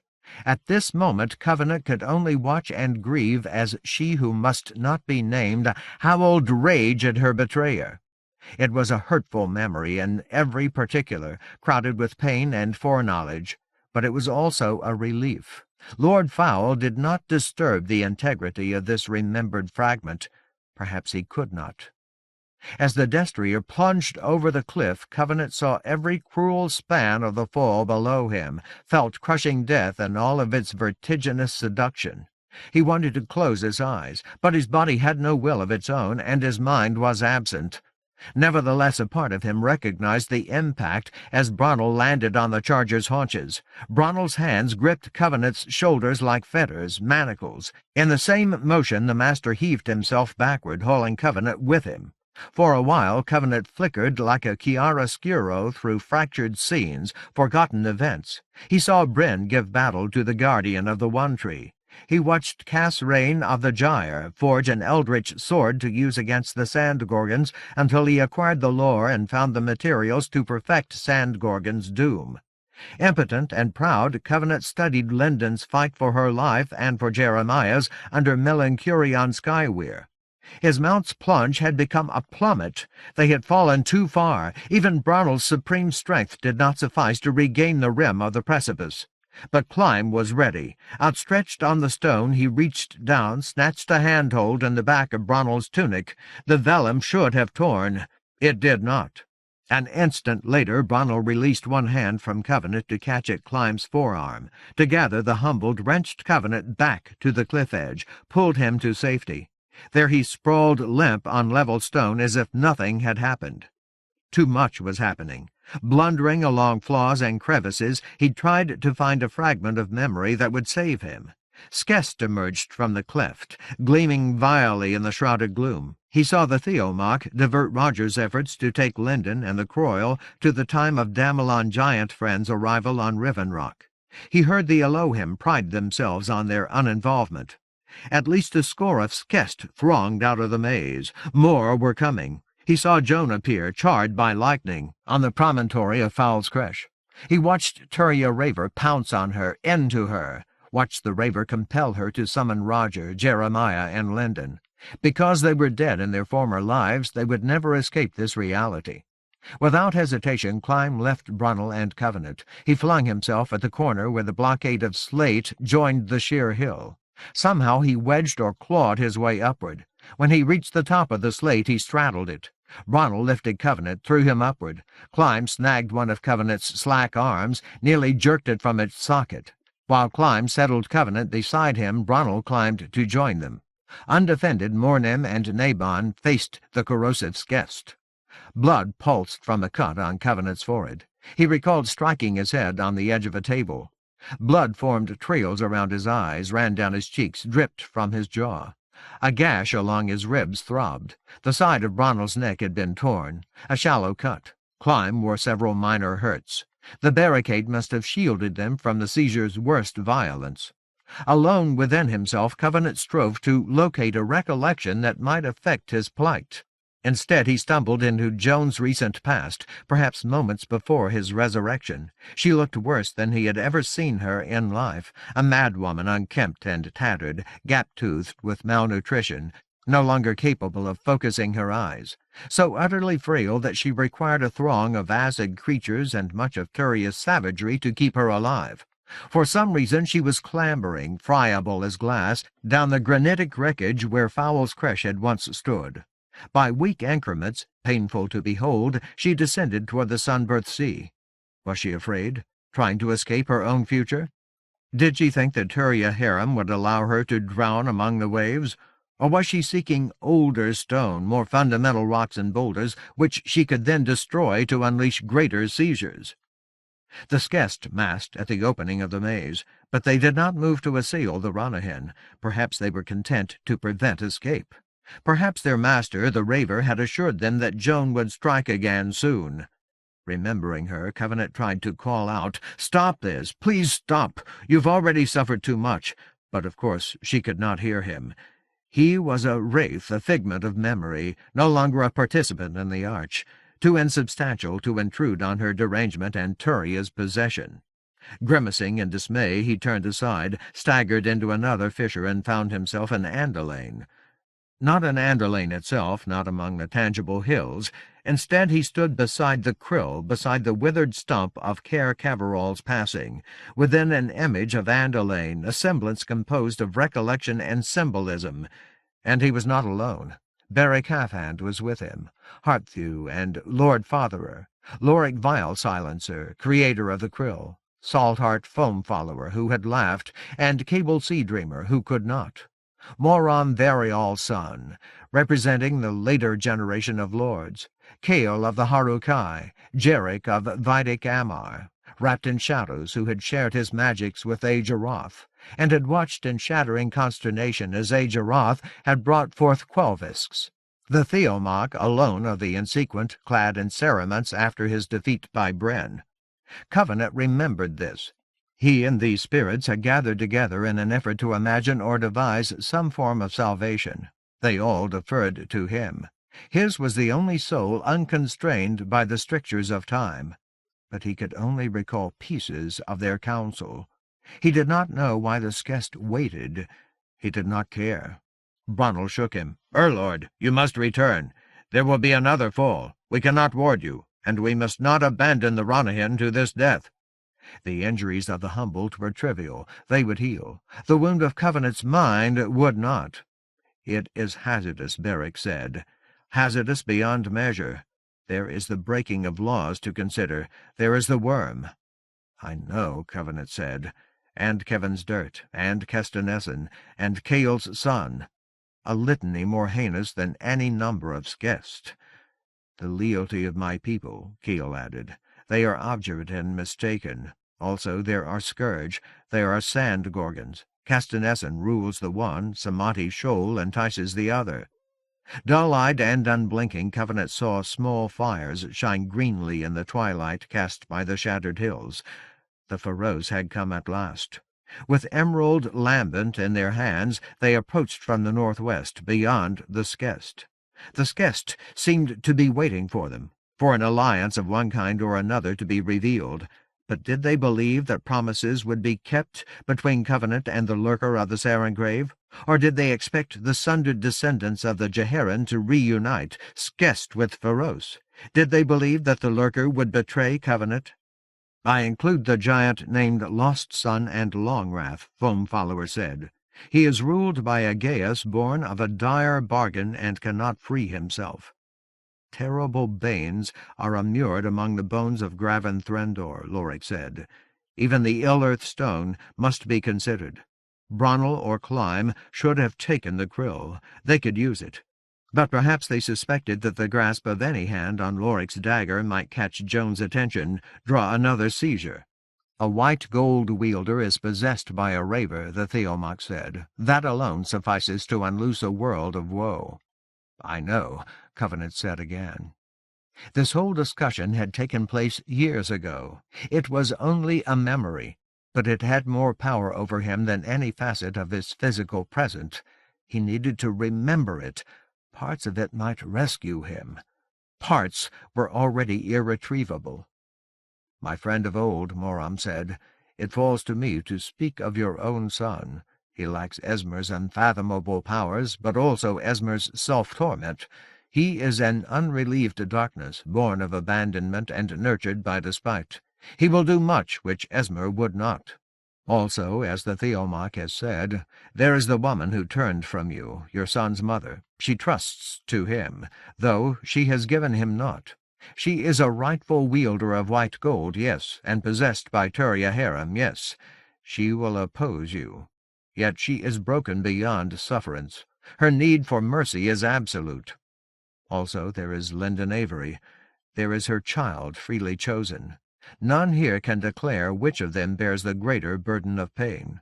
None here possess the wisdom to estimate the outcome of his loss or the worth of his recovery.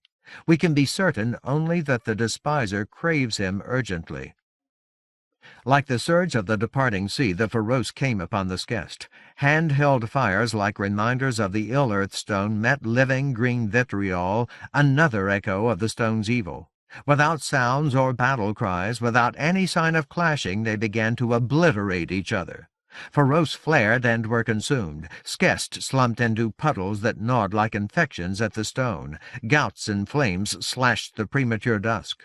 Foam-Follower looked at Sea Dreamer. When Sea Dreamer nodded, Foam-Follower said, "You ask that we repose faith in Lyndon Avery the Chosen. We are content to do so. We are giants. We cannot do otherwise." "I have received the gift of her acquaintance," said the Theomach. "I also am content." "She will sacrifice the entire earth for her son," Lorik said, "and for you, Time Warden. I am not content. We must seek another path." "I know," Covenant said a third time. "She'll do anything for Jeremiah. She'll do anything for me. That's the risk we have to take. You were never in her situation. Are you sure you wouldn't have done as much for Kevin if you ever had the chance?" Thereafter Lorik was silent. An eerie battle burned and spat among the descendants of the Jeherin. It was as soundless as a charade. Nevertheless, the Lurker's creatures and Turia ravers died in each encounter. The Lurker was keeping its promise, sacrificing its worshippers, for Covenant. He did not know how many Feroce had come. He did not know how many Skest waited in the passages of the maze, but he knew the acid of Turia Harim's servants. Before long, the entire expanse of stone between his perch and the advancing Feroce would begin to crumble. If the cliff's rim did not fall away at once, it would collapse under any weight. The Ranyhyn may have already lost their only escape. Clym and Bronel might never be able to reach the cleft into the shattered hills. "This, then, is my counsel," Cale said. "I speak as one who also has a son, and who is grieved by his wrongs. We must abide by the judgment of the Ranyhyn. They are an embodiment of the land, we are not, and they are attuned to the law of time. While we are in accord, their discernment will guide us well." The seizure had left a hollow behind the sheet of slate. Reaching back, Bronel found chunks of stone fresh from the fall's vehemence. Swift and certain, he threw them at the Skest. "And that's not all," Covenant said. "I've seen things some of you haven't. Sure, the Harukai serve Lord Fowl, but they might surprise you. They might surprise him. If anything can sway them, the Ranyhyn can, or the Ramen." Bronel's aim was unerring. With every cast, he ruptured one or more of the Skest. The skin of its life tore, spilling sickness to the ground. Rank vitriol steamed on the stone, corroded it, left it pitted and fragile. The Ranyhyn heeded his example. Shards and scree littered the space between them and the struggle, Feroce against Skest. Turning, Naban and Mornim used their hind legs to kick stones at the Skest. Fatal as missiles, chunks of rock hurtled among the creatures, slew several of them. Then Bronel appeared to realize that he was hastening the ruin of the cliff edge. The Ranyhyn would be trapped. They would be stuck where they stood until they died. Glaring, Bronel ceased his attacks. Mornim and Naban did not. Clym shook Covenant again, harder this time. "Lord!" His severity was a slap which Covenant could not feel. "Doom gathers below us. We must act. We must act now." "My counsel is of another kind," the Theomach said. "Time is the keystone of life, just as wild magic is the keystone of time. It is time which is endangered. The path to its preservation lies through time." And Beric said, "The Theomach has been my guide and teacher. His counsel is mine as well." There, Covenant thought. That was the answer. He lost it immediately. Eager to understand, he tripped into another fissure. Instead of standing in Andalane, he wandered uselessly through the rich twilight beneath the canopy of the one forest. He remembered the lazy hum of insects, the mellifluous even-song of birds, the fecund scents of loam and moss and ferns, natural decay, ripe growth. But he did not lose everything. Joan had her wedding band. She was using wild magic against the land. It could be used against her.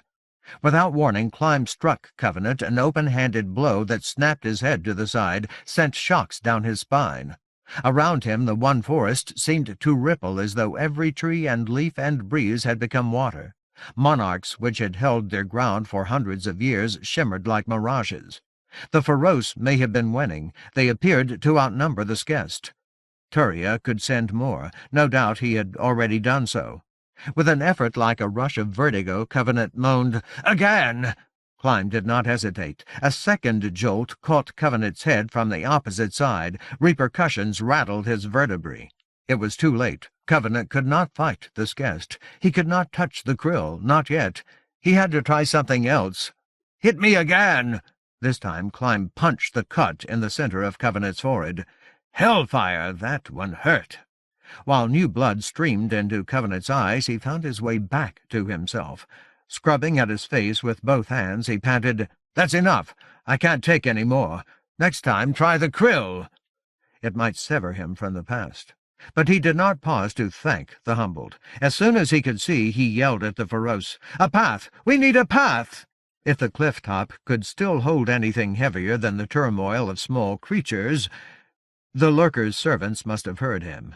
Mute as martyrs in the apotheosis of their devotion, they adjusted their approach. Instead of pressing themselves and dying against all of the Skest at once, they shifted to form a wedge. Arranged like Erviles or Ranyhyn, they began to kill and perish their way into the mass of acid creatures. "Now," Covenant told Clyme and Bronwyn, "I have an idea." He was closed to the senses of the Harukai. They could not hear his thoughts, could hardly recognize his emotions. Nevertheless, Bronwyn responded as though he understood. Quick as intuition, he dropped from the slate, landed between Nabon and Mornim, where the stone was still solid. A heartbeat later, Clyme lifted Covenant, tossed him into Bronwyn's arms. While Bronwyn set Covenant on his feet, Clyme jumped down to join them. Already most of the Feroce were gone, consumed in fire and vitriol. Many of the Skest had fallen, reeking as their spent lives dissolved stone 8 chunks out of the cliff-top. Wherever they died, they left deep pits and gouges. "All right," Covenant muttered as if he were Linden. "Let's see if this works." He took the krill from his waist. Careful not to touch any part of the dagger, he flipped its covering aside until he had exposed the gem. A blare of radiance stung his sight. It swept back the gloom. The jewel was a cynosure of argents. In that narrow place it effaced imminent night. Blinking as if his eyes were still full of blood, he saw Skest wheel away from the few remaining Feroce. Curious creatures knew the krill, or they remembered it. They or their distant ancestors had encountered it in the Sarin grave. Now they mewled like frightened young. They flinched and cowered. Then they began to retreat. As if they shared one mind, a dozen Skest all crowded toward the cleft and the maze at the same time. Yes. The Feroce let them go. Only 5 of the lurker's worshippers still lived. They clung desperately to the green fires in their hands and trembled, shaken by atavistic dread. When the Skest were gone, the Feroce came a step or two nearer. Standing on gutted granite, they stopped. Their small forms seemed to wake with fatigue and defeat. "We are weak," they said, timorous as if they deserved punishment. "We have come too far from our waters. Distance frays the majesty of our high god. The Skest are too many. We cannot quell them." Impassively, Bronwyn stated, "The Skest will await us among the passages of the Shattered Hills." With both hands he stroked Nabon's neck. He may have been apologizing. Or grieving. Covenant's jaws knotted. "And they'll still be afraid." Flanked by the humbled and the Ranyhyn, he studied his straits. "They aren't the real problem." He knew how to reach Joan. "First we have to get there."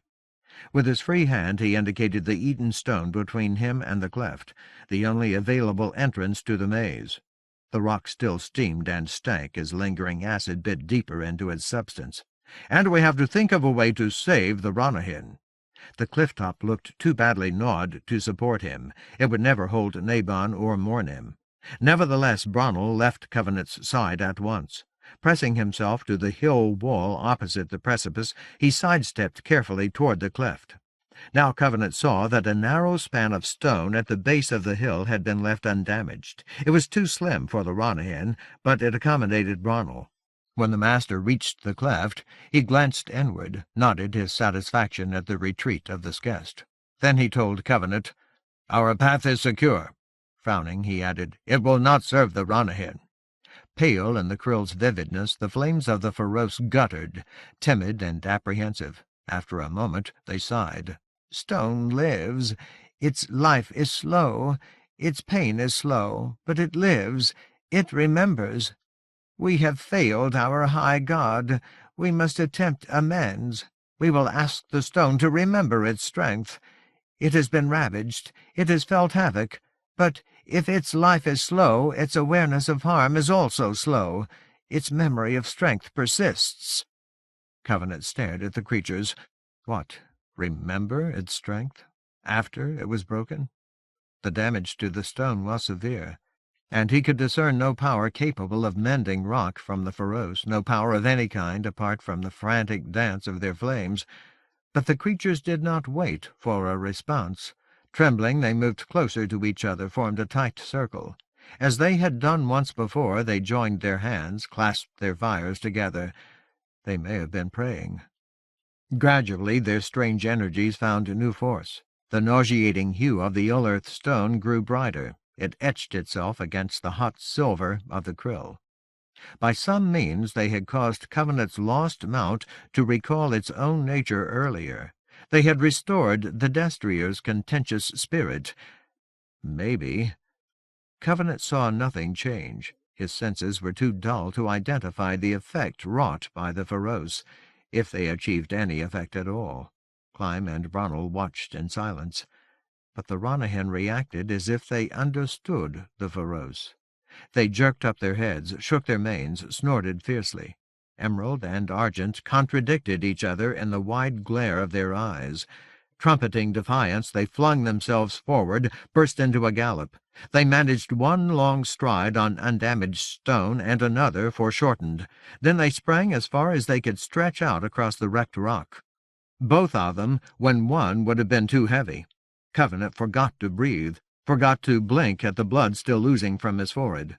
At the limit of their leap, their forelegs struck the surface. It crumbled instantly. Of course it did. Much of it had been corroded to the consistency of rotten wood. The rest had lost its foundations. Nevertheless, Nabon and Mornim snatched their hind legs under them and tried to spring again. They almost succeeded. Almost.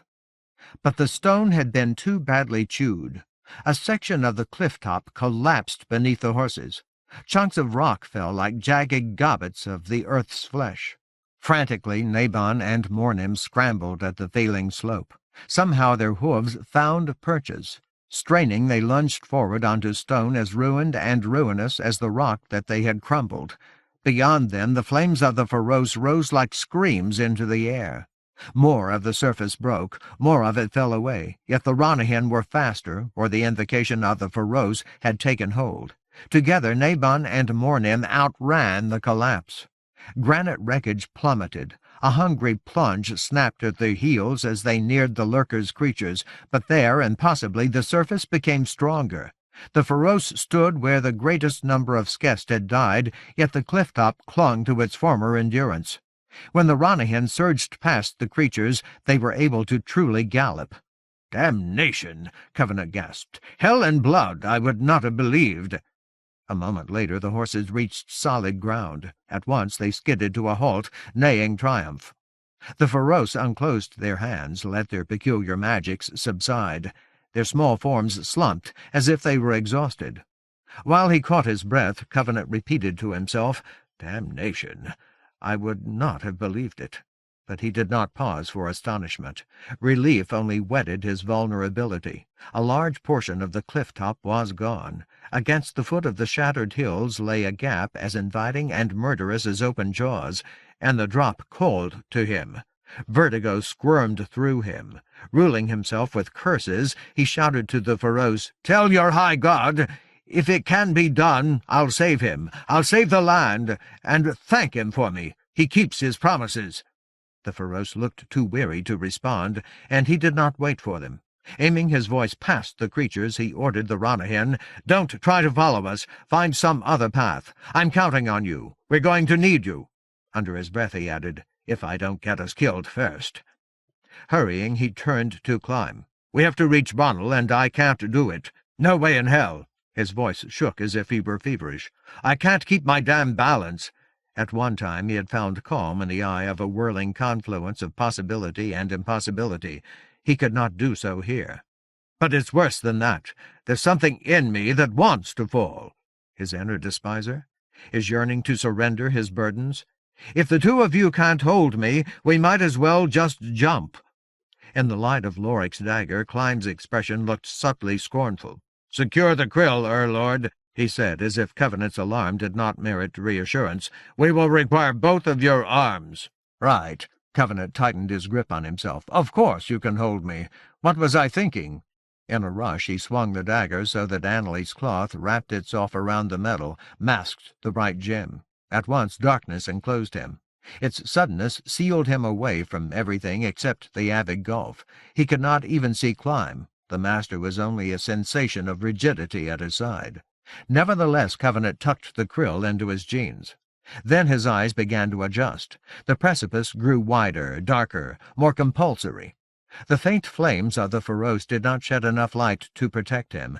Clym became a more substantial avatar of night. While Covenant's head reeled, Clym grasped his left arm and pushed him firmly toward the hard wall of the hill. Instinctively he wanted to resist. Vertigo sang to him, as siren and alluring as the music of marewives. Seductions spun in his head, his stomach, his muscles. Did he trust the Harukai? He had always said that he did. Put up or shut up. When his shoulder touched stone, he jammed his face and chest against it, clung to it. Not this time, he swore at his spinning mind, or at the despiser.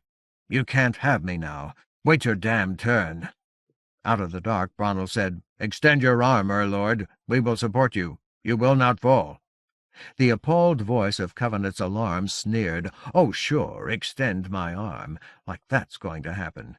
But he was already reaching for Bronwyn. He had come too far and learned too much. His fears did not rule him.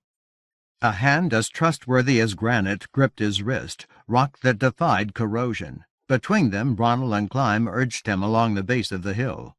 The cleft was millennia away. Creeping on the verge of panic, Covenant would need an age of the earth to cross the distance. But the humbled were oblivious to the impossibility of their task. Ignoring the frenetic stutter of Covenant's heart, they impelled him toward the crack in the hill, the entrance to the maze. When he stood at last between solid walls with gut rock under his boots, he staggered in relief, nearly stumbled to his knees. Still his companions upheld him. Here there was no light at all. The drained flames of the Feroce did not reach into the cleft. Gasping for balance, Covenant panted, Remind the Ranyhyn. Insist if you have to. They can't follow us. We need them. Then he managed to add, Thank you. We are the humbled, Bronwyn answered impassively. Masters and Harukai. We do not require gratitude. On the plains of Ra the Ranyhyn reared to you. They will heed your wishes. In that case, gradually the gyre in Covenant's head eased. By increments, his nerves released their terror and yearning. The Harukai feared grief. It was their one maiming weakness. Naturally, they did not want gratitude. We should keep moving. I need a clearing of some kind, a little open ground. Maybe we can find it before the Skest come at us again.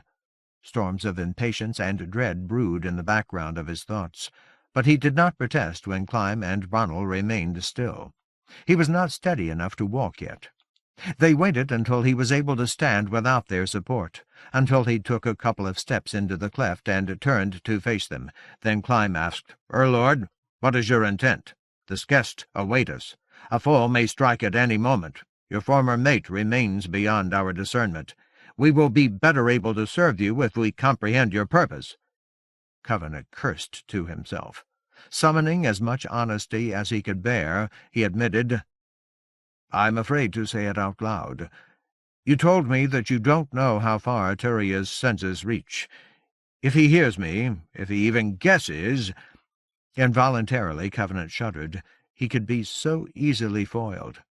I'm going to do something almost as crazy as Joan, and I need you with me. You just saved my life, but you aren't done. In darkness he spread his hands to show the humbled that he was helpless. If you don't want to do it, that's your right. I won't blame you. But I need you with me. He had always needed companions, friends, people who cared about him and loved the land. For a long moment the humbled did not move. They may have been arguing with each other, debating the exigencies of their chosen role. Then they appeared to nod. Without light, Covenant could not be sure. Clym came forward. I will lead while Bronwyn wards your back. The Harukai have no knowledge of this snare. Those Bloodguard who ventured here did not return, apart from Korik, Syl, and Dor, who revealed naught. But our perceptions exceed yours. We will search out a clearing or open place according to your desires. Instead of thanking the humbled again, Covenant rested his half-hand in acknowledgment on Clym's shoulder. After that he simply followed. Joan would try to kill him. She had no choice. Long ago she had betrayed herself as well as him by turning her back. The same future could not hold them both. The cleft seemed to wander aimlessly, as if it had lost its way. Night had settled over the shattered hills. In the dark, Covenant could barely discern Climb's shape ahead of him. He stumbled on the rough ground, caught the toes of his boots on loose rocks. But he had unforgiving surfaces to guide him on either side, the Humboldt to shepherd him. And overhead the first dim hint of stars blinked in a narrow slit of sky like a path. When he missed his footing, he recovered his balance and went on. At intervals, he passed black holes in the bases of the walls, gaps that may have been small caves leading to tunnels. Each opening increased his tension. He expected Skest, but he felt no hint of the creatures, smelled nothing except age and emptiness, the stagnant musk of departed immiseration. For some reason Turya Hiram was holding back. The raver had some other ambush in mind. Ahead of Covenant, Climb came to a fracture that bisected the cleft at a sharp angle. Off to the left, Covenant detected a vague impression of Skest, a residual fetor. Instead of continuing along the cleft, Climb turned to the right, almost doubling back on his course. Trailed by Covenant and then Bronnell, he strode into the dark, steadfast in his certainty. Here the way was cluttered with impediments, piles of rock fallen from the sheared rims of the hills, occasional boulders, heaps of innominate debris. Covenant had to go more slowly, probing for obstacles. Damp blood like fire marked the place on his rib cage where he had been cut. His forehead seemed to burn. Fortunately, Climb soon found another intersection where a wider split like a corridor extended in both directions. The master appeared to consider turning to the right again. Then he shook his head slightly and went left. Darkness and the height of the walls confused Covenant's tenuous sense of direction. He could not remember patterns among the stars, and cold stone growing colder filled his scant health sense. He had no idea whether he was moving toward or away from the promontory where he had remembered or imagined Joan. Impatience beat in the background of his awareness, an accumulating thunder. He did not question Climb's choices or instincts, but he felt sure that he was running out of time. How much longer would the raver withhold his next attack? During the afternoon the Humboldt had sensed seizures. Had Joan exhausted herself? Was she tired enough to wait for Covenant? If she struck now, or the Skest did, he might miss his only chance to surprise her and Turya. "Come on," he thought at Climb. "Find what I need, while we're still alive." But he insisted in silence. Without the guidance of the Humboldt, he would never discover the space he needed except by accident or providence. Another intersection. This time, Climb turned right into a break so narrow that he was forced to squeeze along it sideways. Groaning, Covenant wedged himself between the walls. He bruised his cheek, abraded his arms. On an unexpected knob of rock, he reopened the clotting wound on his forehead. He could not feel his outstretched fingers. If Climb or Bronnell spoke, they did so to each other, not to him. Panting in silent frustration, he emerged from the crack into a wider seam. There Climb chose the left. He strode ahead more swiftly, as if he now felt the need for haste. Awkward on his numbed feet, Covenant scrambled to keep up with the master. Finally the seam debouched into a junction where several passages and breaks crossed each other. Together they formed an open space 6 or 7 paces across, perhaps 10 wide. Its surface was littered with detritus, old rubble, brittle shards of weapons, splintered scraps that may once have been bones. At every step Covenant tripped on a rock, kicked something metallic, or crushed a desiccated shape to powder. Against one high bluff of the hills crouched a pit as black as an abyss, obviously a cave. 2 of the intersecting passages looked or felt as broad as roads. They were too clear to be natural formations. They may have served as corridors for Lord Fowle's armies long ago, or they might be lures. Climb stopped, indicated the pit. "Skest crowd here. At present they stand in abeyance. Doubtless they will soon pour forth." Then he nodded at one of the broad passages. "That path ends in blind stone. There we will render ourselves helpless. The other clear way holds more Skest. Lord, will this juncture meet your need? Other choices are open to us, but along them we may be readily overtaken." Fears thronged in Covenant's throat. He swallowed hard. "I wanted more room. There was too much at stake, but I guess we'll have to make do with this." "Then I ask again," Clyme said like the voice of the darkness. "What is your intent?" "Stay with me." Covenant's hands shook as he pulled the bundle from his waist. "Don't stay with me." "Hell and blood, I don't have the courage for this." "It's up to you." Every choice led to doom of one kind or another. He had already been killed once. He did not want to die again. "I can't stop now. If I had a better idea, we wouldn't be here. Sometimes we just have to take the chance." How many times had he told Linden to trust herself? Vehement with self-coercion, he gripped the bundle in his left fist and began to unwrap the krill. But he was careful not to touch the dagger. Cursing his many trepidations, he bared the haft of the blade, uncovered the gem. Avid brilliance burst into the night. It glared on every rock, every shard, every sign of ruin. It limned the crowding hills until they seemed to impend over him, stark against the blinded black of the sky.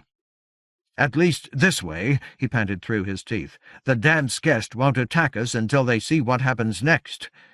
Before Clyme or Bronnell could protest, he stroked Loric's lore-cut jewel with the numb fingers of his half-hand.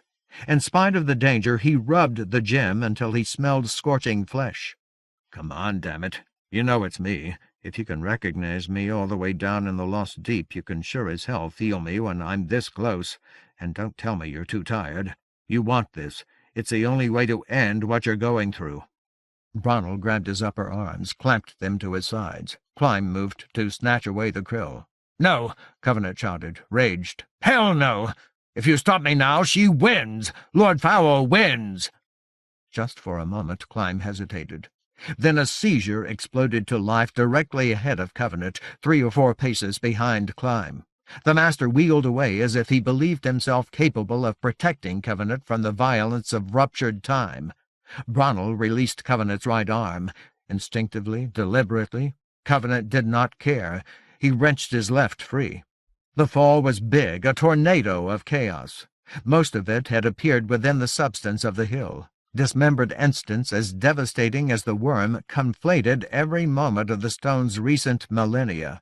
The force of their insanity chewed the bluff to grit and pebbles, flung scree like a barrage at the sky.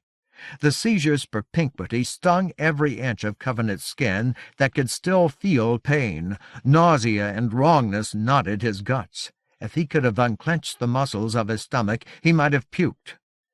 But he was ready for this. He had to be. Why else had he forced himself to leave Linden?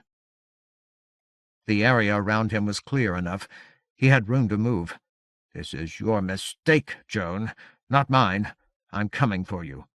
Dropping the scraps of Annalie's tunic, he clutched the krill in both hands. Its heat was Joan's fury, but he knew how to bear it.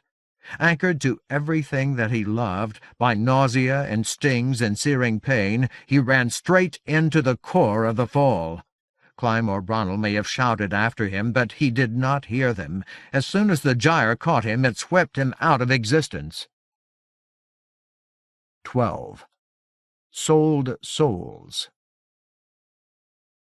Without transition, Covenant staggered onto a featureless plain, infinitely unrelieved and so cold that it froze the blood in his veins. If time had been possible here, one lurching attempt of his heart to beat would have shattered him. His entire body would have burst into ice crystals and drifted like dust, falling from nowhere to nowhere.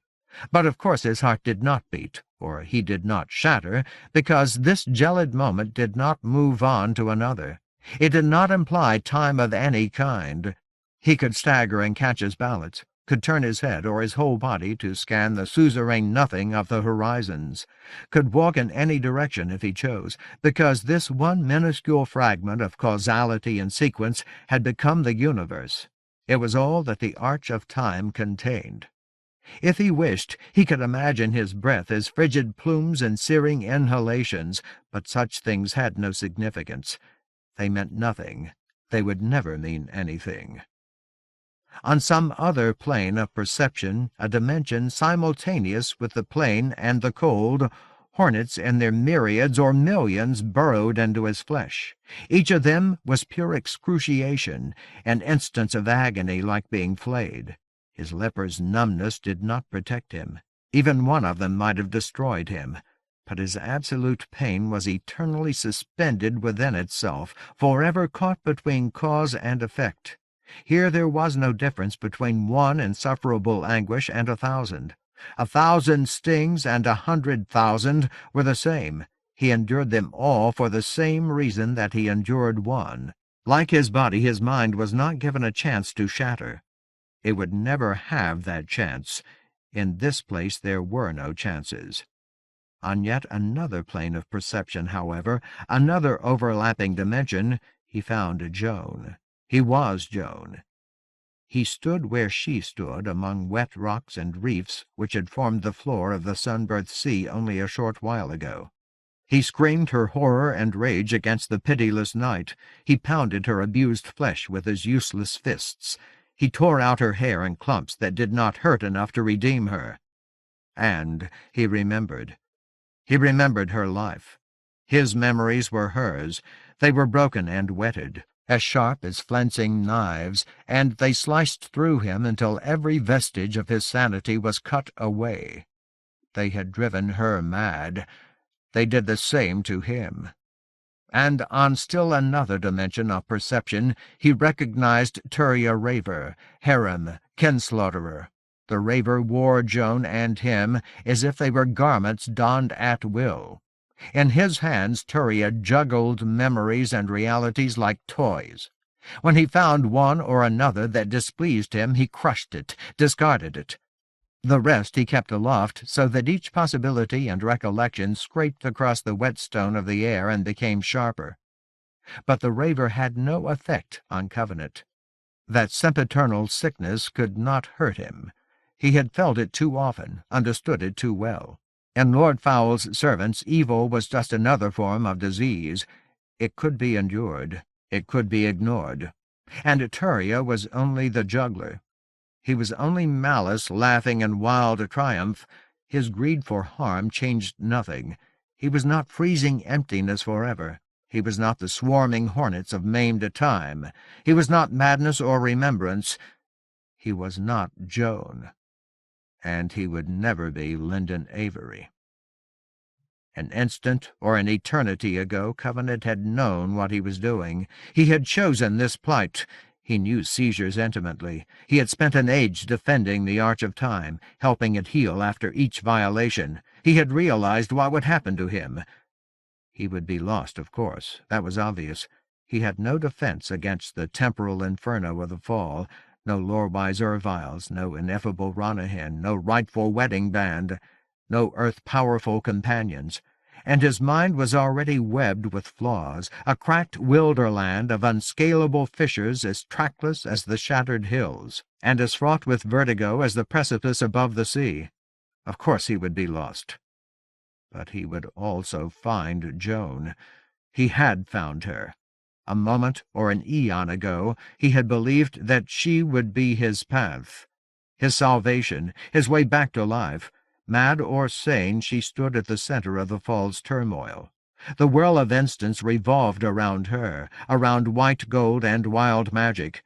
They reached from the lands past into an unbearable future, but she held the crux of their devastation, the eye of the paradox, and she was still alive, still human. Moment by moment her heart continued its fraying labor. Therefore she was also the present, her own and Covenant's and the land's. She could stand on the drained seabed because the tsunami had not yet come. The worm had not. Covenant had rushed into the seizure because Joan was there. She was the only road that might lead him back to life and Lyndon, and to the last necessary battles for the land. He had known danger, the acute extremes of his vulnerability. Oh, he had known. He had never learned how to ward off the seductions of lost time, the dizzying call of chasms. For that reason he had trusted, but he could no longer remember who or what he had trusted. Alone in an irredeemable wilderness of cold, while burrowing agony exposed every nerve, he was Joan. Her torment was his. He remembered nothing that was not her. Somewhere among the multiplied dimensions of his extinction his human hand still gripped the krill, High Lord Lorik Vial Silencer's supreme achievement. But it was wasted here because Covenant himself was helpless. He could not unravel his own mind from the skein of Joan's deranged memories. The dagger's implicit fire had no effect on his torment.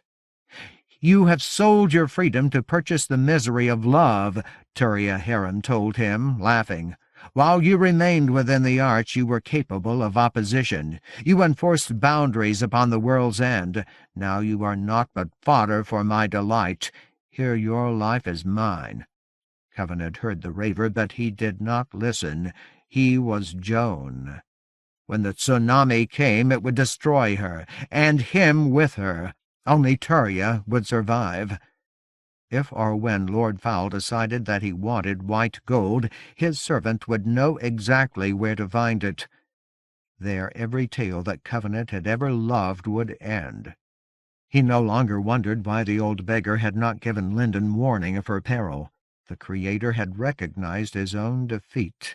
He had abandoned his creation.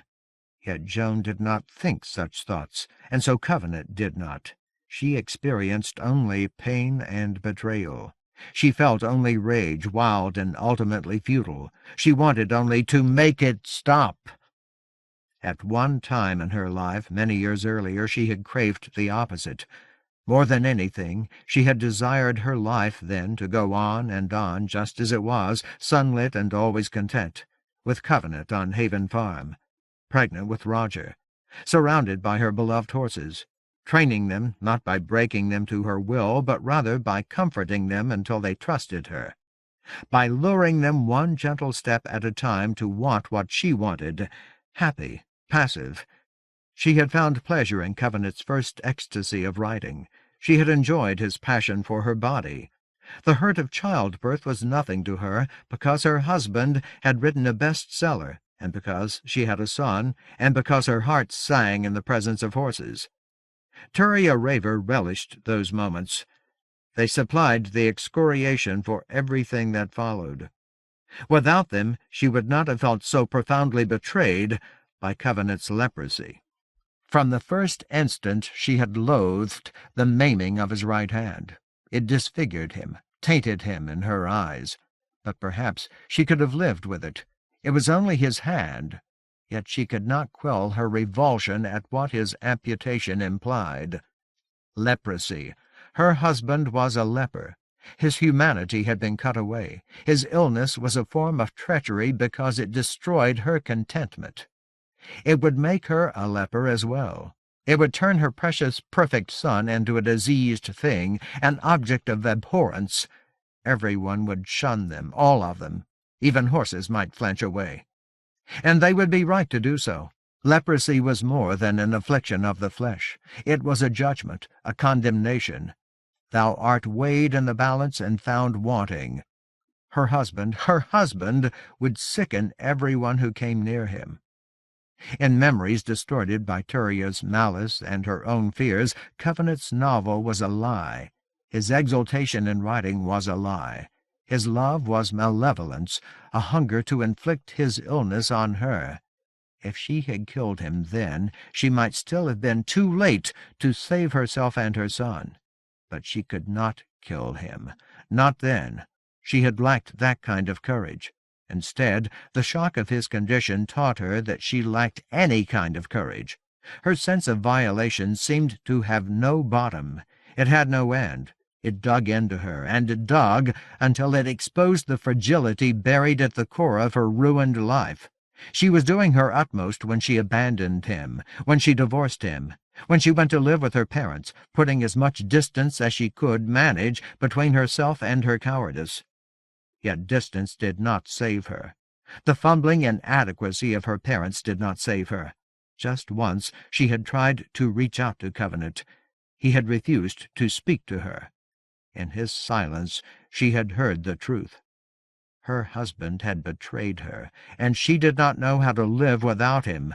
Forsaking him, she had forsaken herself, had turned her back on sunshine and contentment and horses. He had falsified those things, or her fears had driven her to falsify them. Excruciated and unaware of what she did, she had already begun the process of selling her soul. And whenever she contrived to convince herself that she was seeking help, she went further. Sharing her mind, Covenant relived her misdirected struggles as if they were his. His mind was broken. He could not defend himself. Like her, if in different ways, he had fallen far enough to plumb any depths. Blank cold so extreme that it seared his spirit. Hornets denouncing every particle of his mortal flesh. And Joan. He had become them all. Therapist after therapist suggested reassurance, offered guidance back to strength. Some proposed medications, others did not. But they were all wasted on her. She had never had any strength to which she might return. Weakness was her only resource. Passivity defined her. In the end, therapy gave her nothing. It asked her to confront the beating heart of her revulsion, and so it pushed her deeper. And churches were no better. Religion after religion, they proposed redemption, promised grace to efface horror. They did not require confrontations. Instead, they insisted on contrition, another form of abandonment, the surrender of her will and abhorrence to their forgiving God. That might have saved her. Living her life, Covenant prayed that it would, but she could not distinguish between contrition and self-abasement, between acknowledgment and blame, and she could not surrender her horror. It alone justified her. Within her, Covenant remembered the precise moment when she had first realized that she could see eyes like fangs in the back of her mind. Piercing her defenses, biting deep, the eyes had assured her that there was no difference between therapy and religion. Forgiveness was just another way of accepting the disease, the spiritual leprosy inflicted by Covenant's betrayal. Like therapy, religion expected her to excuse his crime against her, to take the blame herself. She embraced revulsion because she understood it. The fangs in her mind approved. Offers of forgiveness only pushed her farther into the lost deep of her defining despair, her essential and necessary loathing. Betrayed, she let everything else go, even her parents, even her son, until she discovered the community of retribution. There she felt that she had found recognition at last. Among those believers, those fanatics, she reveled in promises of punishment. They made sense to her. She became chattel to the community's fierce priests. They made sense to her. She spoke every word that came to her from the eyes in her mind. They all made sense to her. And in return she was given a kind of peace, not the peace of forgiveness. The community of retribution did not forgive. Rather, she received the peace of universal condemnation.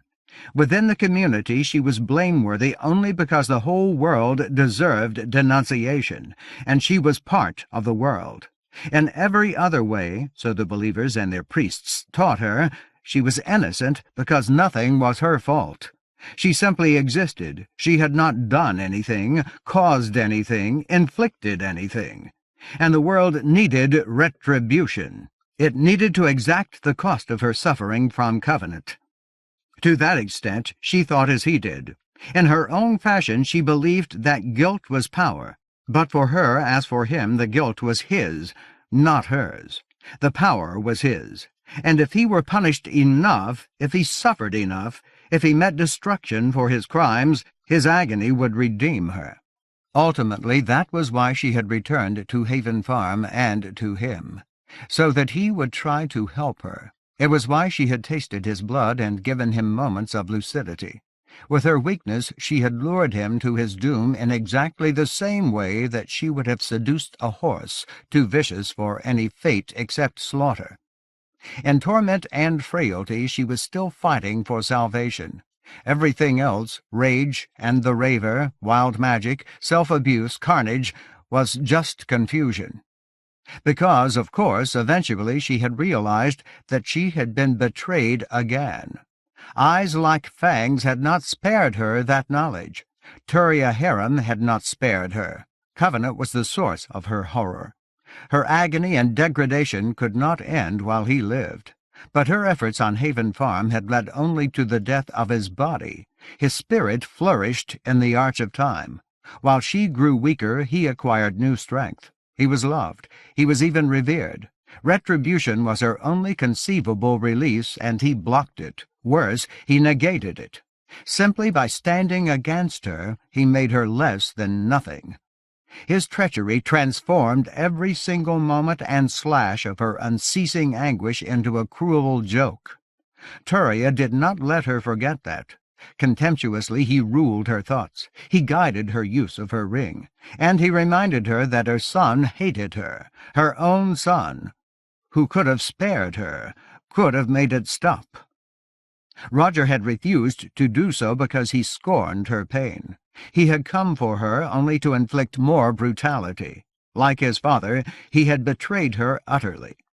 If she could have found anything within herself except pain and Qwellinir, she would have torn down entire worlds to punish him.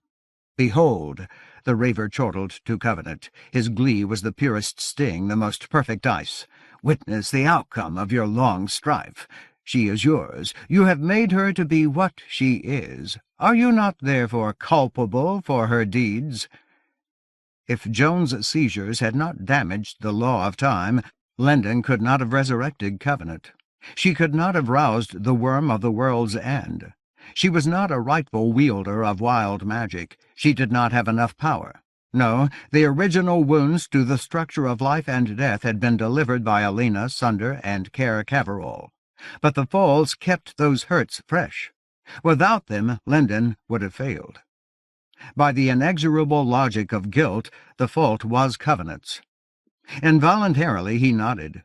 He did not have it in him to contradict Qwellinir. Like Joan, he had been shattered. The fact that she had fallen too far to be retrieved altered nothing. Indeed, he had not merely made her what she was.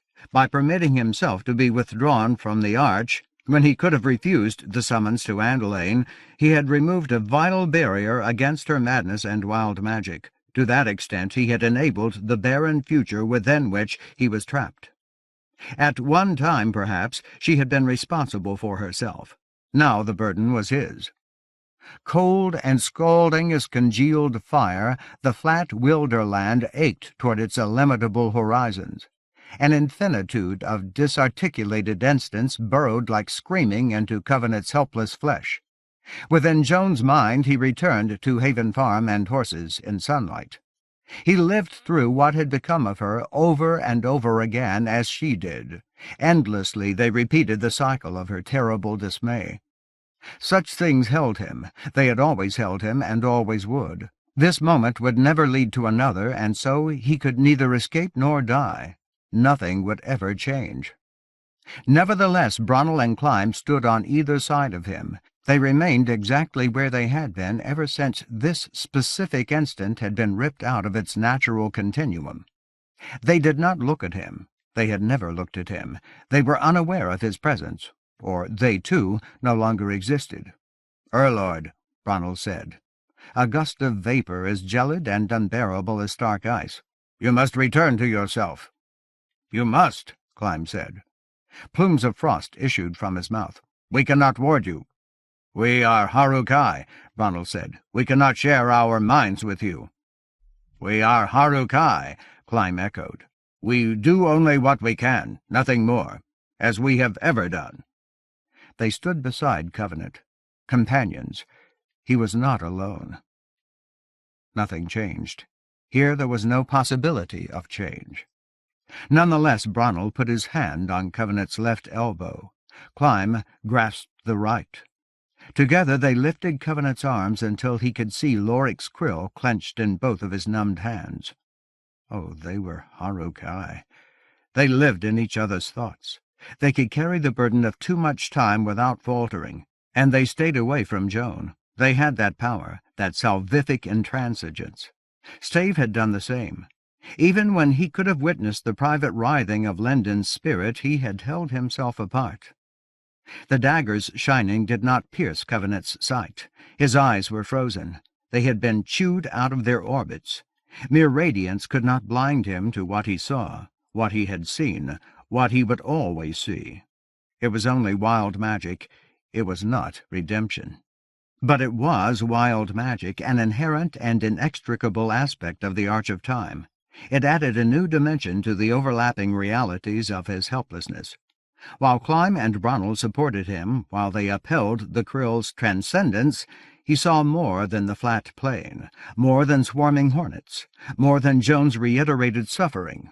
He also saw her as if from the outside, as if he were present in her present.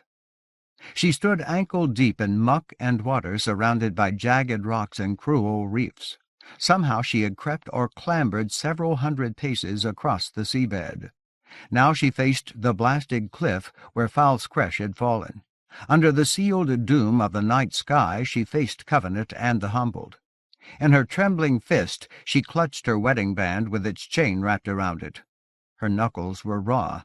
Blood pulsed from the sore on her temple where she had punched and punched herself. In its own way her self-abuse matched Covenant's bleeding forehead. Blood made streaks of anguish down her sunken cheek. It stained the filth and tatters of her hospital gown. Rage blazed like the krill in her eyes. A rictus bared her few remaining teeth. The gaps in her gums oozed more blood. It marked her mouth as though she fed on living flesh. From his prison inside her mind, Covenant saw that she also saw him.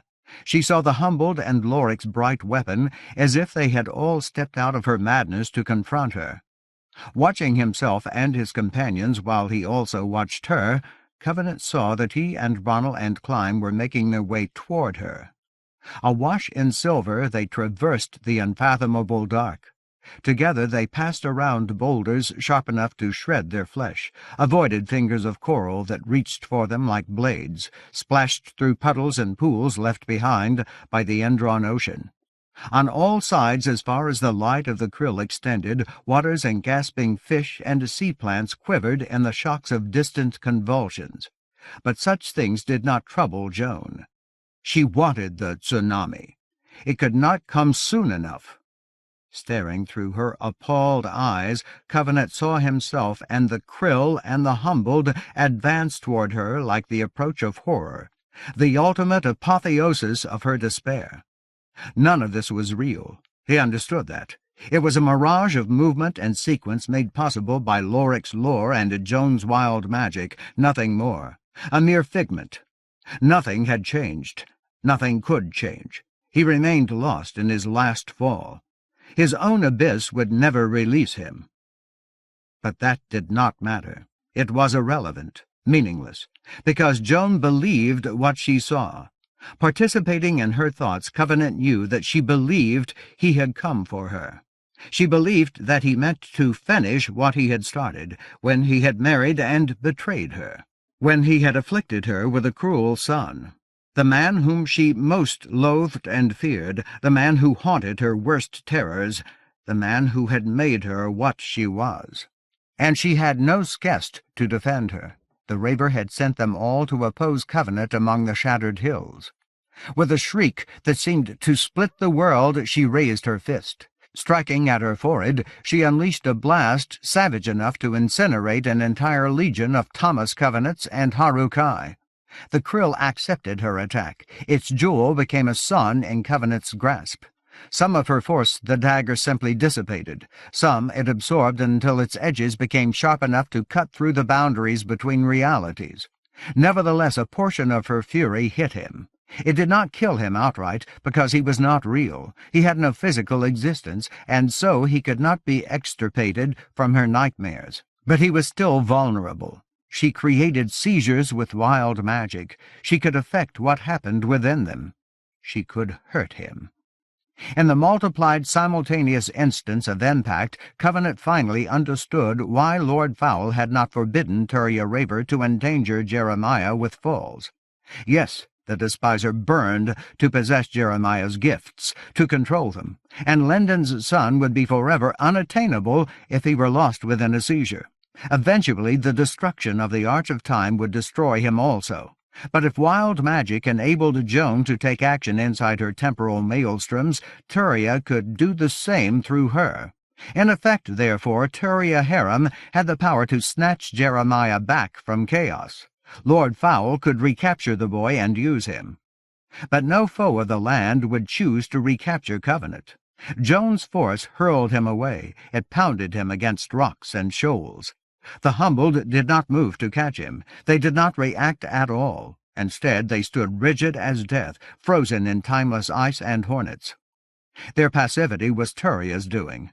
The raver lived within Joan. He ruled her. As much as her madness permitted, he guided her rage. Riding her fire, he had reached into the fall and mastered Climb and Ronald. They were done. They did not exist. They had never existed.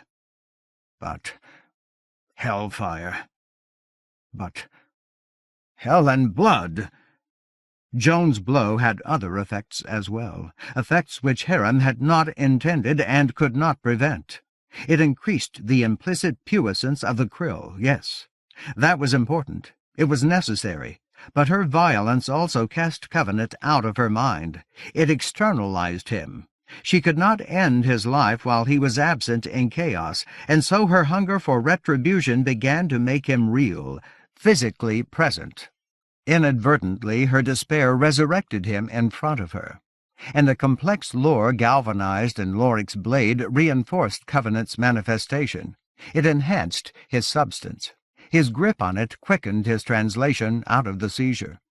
Already the gelid wilderness was fraying, evaporating. The firestorm of severed instants lost some of its ferocity. He was no longer trapped inside Joan. If she struck him again, she would make him fully present. But the same blow would also incinerate him. With one more bolt of silver lightning, she would finally rid herself of the ghoul which had haunted her suffering. Until then, however, until she punched herself once more, transformed her intimate agony into coruscation— "Try it," Covenant panted. "Try it. Try to survive it yourself. You've been making too many seizures. You exhausted yourself getting here. You're so weak you can hardly stand. So go on. Try to kill me without burning out your own heart." While she groped for her last strength, he had things to do. Shaking in pain, he struggled to his feet. She had hit him hard. He had landed hard. His chest felt like a jumble of fractured ribs. Rocks and coral had torn strips from his jeans and T-shirt. They had shredded his arms and torso, parts of his legs. Blood ran from his forehead and a score of other wounds. Every beat of his pulse spilled more of his humanity. He was scarcely able to swallow or draw breath or hold himself upright. Nevertheless, he stumbled toward Joan with the Qwil clenched in his fists and his own storm glaring in his eyes. "I'm sorry you've been through so much. I really am. But this is the wrong answer. It's possible to be in pain without hating yourself and the whole world. You don't have the right to make everybody else feel the same way you do." She blinked at his staggering approach. Her wild eyes were empty of comprehension. She was not alarmed to see him coming closer with his incandescent dagger. Here the power was hers, not his. She would hit herself again, hurl another bolt of wild magic, flay the skin from his bones, burn out his soul. As soon as he came close enough, as soon as she was able to lift her arm— In her own way she was no longer afraid. And the humbled could not help him. They were still caught in the seizure. They did not exist in any defined time. But Turia saw more than Joan did, understood more. He knew what was happening to Covenant. He knew what the Qwil could do. In spite of his eager rapture, the raver lived within Joan's weakness. With torment and coercion, he could direct her outbursts. But he also shared her physical frailty, her prolonged emotional inanition. That was the price he paid for possessing her. He could not exceed her limitations through her. Nonetheless, Turia Harum retained his own powers. He could exert them. He delivered his separate assault while Covenant was still 10 ravaged paces away. He did not try to enter Covenant. He was unwilling to relinquish Joan, and he had reason to believe that Covenant knew how to defy him. Covenant had twice defeated the Despiser.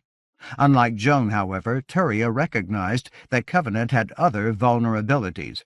Instead of striving to rule Covenant, the Raver turned Covenant's reincarnation against him.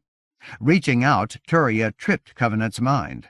A dark hand of thought sent Covenant sprawling into one of the fissures that thawed his ability to stand in his own present.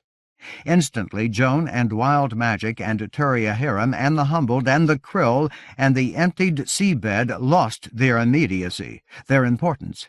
In one form or another, they all still occupied the living moments before Joan summoned the will to complete Covenant's death.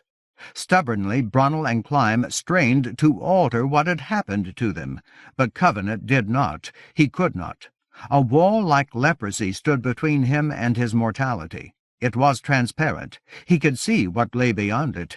But it was also incurable. It enclosed him until nothing mattered except memory. For a time he remembered the stasis which the Elohim had once imposed on him. They had rendered him utterly helpless, and perfectly aware of it. By that means they had sought to prevent him from endangering the Arch, while they manipulated Linden, while they tried to make of her their chosen instrument. He remembered Brothair Realm, and Casrain of the Gyre, and the Sand-Gorgon Nom. Fortunately, that recollection was brief. He fell again, or slipped aside, and was set free. From stasis, he walked with the ease of youth and vigor back into the comfortable shade of a remnant of the One Forest. He knew this region. After centuries of killing and bitter loss, the forest here had dwindled until it became moraine moss between the borders of Andalane and the plains of Ra. Still, this portion of the woodland, like others elsewhere, retained its intended grandeur. These were trees that knew abundant sunshine and rain, enjoyed deep loam. Most of them were hoary monarchs, bestrewn with creepers and draped in moss, trees like oak and sycamore and cypress that spread their roots and their boughs wide, crowding out lesser vegetation. There were saplings, certainly. There were deadfalls, and trunks blasted by lightning, and vast kings perishing of old age. But such things were natural to forests, and few of them obstructed the ground. Covenant could walk where he willed without hindrance. Blessed by fecundity and shade, he could have run if he had felt any desire or need to do so. He was in no hurry. He remembered where he was going, and the way was not far. Guided by the gentle contours of hills, he came to a rich glade, like a coronal display of wild flowers and long grass. Reveling in sunlight, he walked out from among the trees to watch with wonder as forestalls came together in conclave.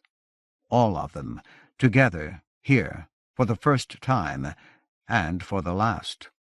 Some who would soon pass away, others who endured for centuries or millennia, faithful to their tasks among the trees and to their growing wrath and to their woe. All of them. They were singing a song that Covenant knew by heart. Branches spread and tree trunks grow, through rain and heat and snow and cold, though wide world's winds untimely blow, and earthquakes rock, and cliff unseal. My leaves grow green and seedlings bloom, since days before the earth was old, and time began its walk to doom, the forest's world's bare rock anneal. Forbidding dusty waste and death, I am the land's creator's hold. I inhale all expiring breath, and breathe out life to bind and heal. Unseen within the arch, unknown to the forestalls, Covenant had often stood witness to this scene. He loved it with his whole heart. Caroil Wildwood was here, and Cav Morin Fernhold, Doorhold of the Dark, one who was called the Magister of Andalane, and another who named himself Seer Embattled, doing what he could to defend giant woods. Others, all of them. In their times they had been the exigent guardians of everything precious in the land, precious and doomed. Here they were, wreathed in music and magic, the poignant, potent sorrow of their striving to slow the ineluctable murder of trees. Yet something about the scene troubled Covenant, something that was not woe or regret or ire. He was surely entranced, but he was also disturbed. In some fashion that he did not know how to identify, the conclave of the forestalls was not as he remembered it. It had become flat, too superficial to be true. It resembled a mask performed by smaller beings, accurate in every detail, yet somehow less than it should have been. If the trees and the glade and the forestalls had been anything other than a memory, Covenant might have concluded that he had lost his health sense.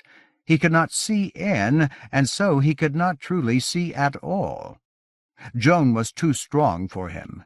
Turiaharim was too strong. If they did not kill him, he would never survive the tsunami. Linden might hang on for a few more days, then she too would perish. He had abandoned her as though he had never loved her. Without warning, the forestalls began to transgress his recollection of them. Together they sang, "Only rock and wood know the truth of the earth, the truth of life." "But wood is too brief," Dorhold of the Dark intoned. "All vastness is forgotten." "Unsustained," answered Andalane's magister. "Wood cannot remember the lore of the Colossus, the necessary forbidding of evils." "There is too much," the forestalls agreed as one. "Power and peril, malevolence, ruin." "And too little time," added Seer embattled. "The last days of the land are counted. Without forbidding there is too little time." Like an antiphonal response, the forestalls chanted, "Become as trees, the roots of trees, seek deep rock." "No," Covenant protested. He felt abruptly wounded, pierced to the soul. "No! This isn't what happened. This isn't what I heard." While the last notes of their litany faded among the trees, Cavmore and Fernhold walked away from his comrades to look directly at Covenant. Directly at Covenant, who was not there. "Time Warden," Cavmore mused in a melody that wrenched at Covenant's bones, "this is false." He had always been Covenant's favorite among his kind, a gentler spirit who knew when to condone human intrusion even though he did not know why he should do so. In his own way he had loved the Ranyhyn as much as the Ramen did. "Your presence is false. Can you not discern this? Your time lies beyond our ken. You are needed then, not here. You are loved then, not here. There must be forbidding. The end must be opposed by the truths of stone and wood, of Orcrest and refusal." With those words he turned his back. Wearing sunshine like song and glory, he went to rejoin the other forestalls. His counsel lit recognition like tinder in Covenant's veins. Suddenly Covenant was full of fire. His nerves burned, his muscles blazed, his heart hammered in his damaged chest. All of his senses opened, and he could smell. Oh, God. Smell? Damnation. He could practically taste harem kinslaughterer's evil. It was everywhere around him, everywhere. Hidden behind every tree, lurking under every leaf, twisting like mockery and malice around every bough. Concealed by sunlight, it boiled and chuckled, delighted with its own cunning. This was Turia's doing, this corruption of the remembered past.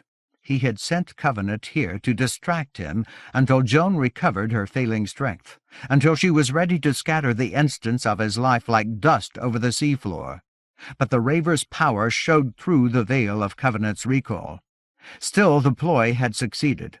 Turiaharim had chosen a memory that Covenant adored. Covenant could have remembered this scene happily until he died. He loved it and the forestalls too much to trust his own discomfort. Or the ploy would have succeeded. Perhaps it should have. But the raver had made a mistake. He had underestimated the sheer might and melody of the forestalls. He had not considered that they might be able to detect his influence, that they might sing against it, opening Covenant's perceptions. Now Covenant burned with his own fire and abhorrence, his own storm of refusal. And somewhere long ages in the future, millennia after the last forestall had surrendered his life, Covenant's maimed hands still held the krill. The krill was life. It was the instrument of his resurrection, as it was of Halian's before him, and Joan had increased its magics. Covenant could use it. With wild magic he could reclaim his heritage. For centuries his spirit had extended throughout the arch of time. Now he had been severed from it. He would never wield its forces again, but he could understand them. He could grasp the nature and implications of Joan's theurgy. He could call upon them indirectly. Loric's dagger made that possible. "You are the white gold." It enabled him to burn as if he wore a wedding band that matched his ex-wife's. And if he could burn, he could return to the krill. To the moment when he still gripped the krill, no memory had the power to hold him back. Bleeding from more wounds than he could count, Covenant found the path that led toward his present self. At once he began to work his way along it, and while he arose from the earth's past, he fused fissures behind him. He closed cracks. Rife with silver fire, he healed breaks until all of them were mended. Deliberately he annealed fragments of his former being, rendering them inaccessible so that he could be whole. Like an astral spirit done with wandering, Thomas Covenant re-entered his body in front of Joan. He stood unsteadily among rocks and pools under a night sky as gravid and heavy as the stone of a tomb. The only light came from Loric's blade. It may have been the only light left in the world. In the gem's argent, the sea floor looked garish, ghostly, a nightscape illuminated by lightning or phosphorescence.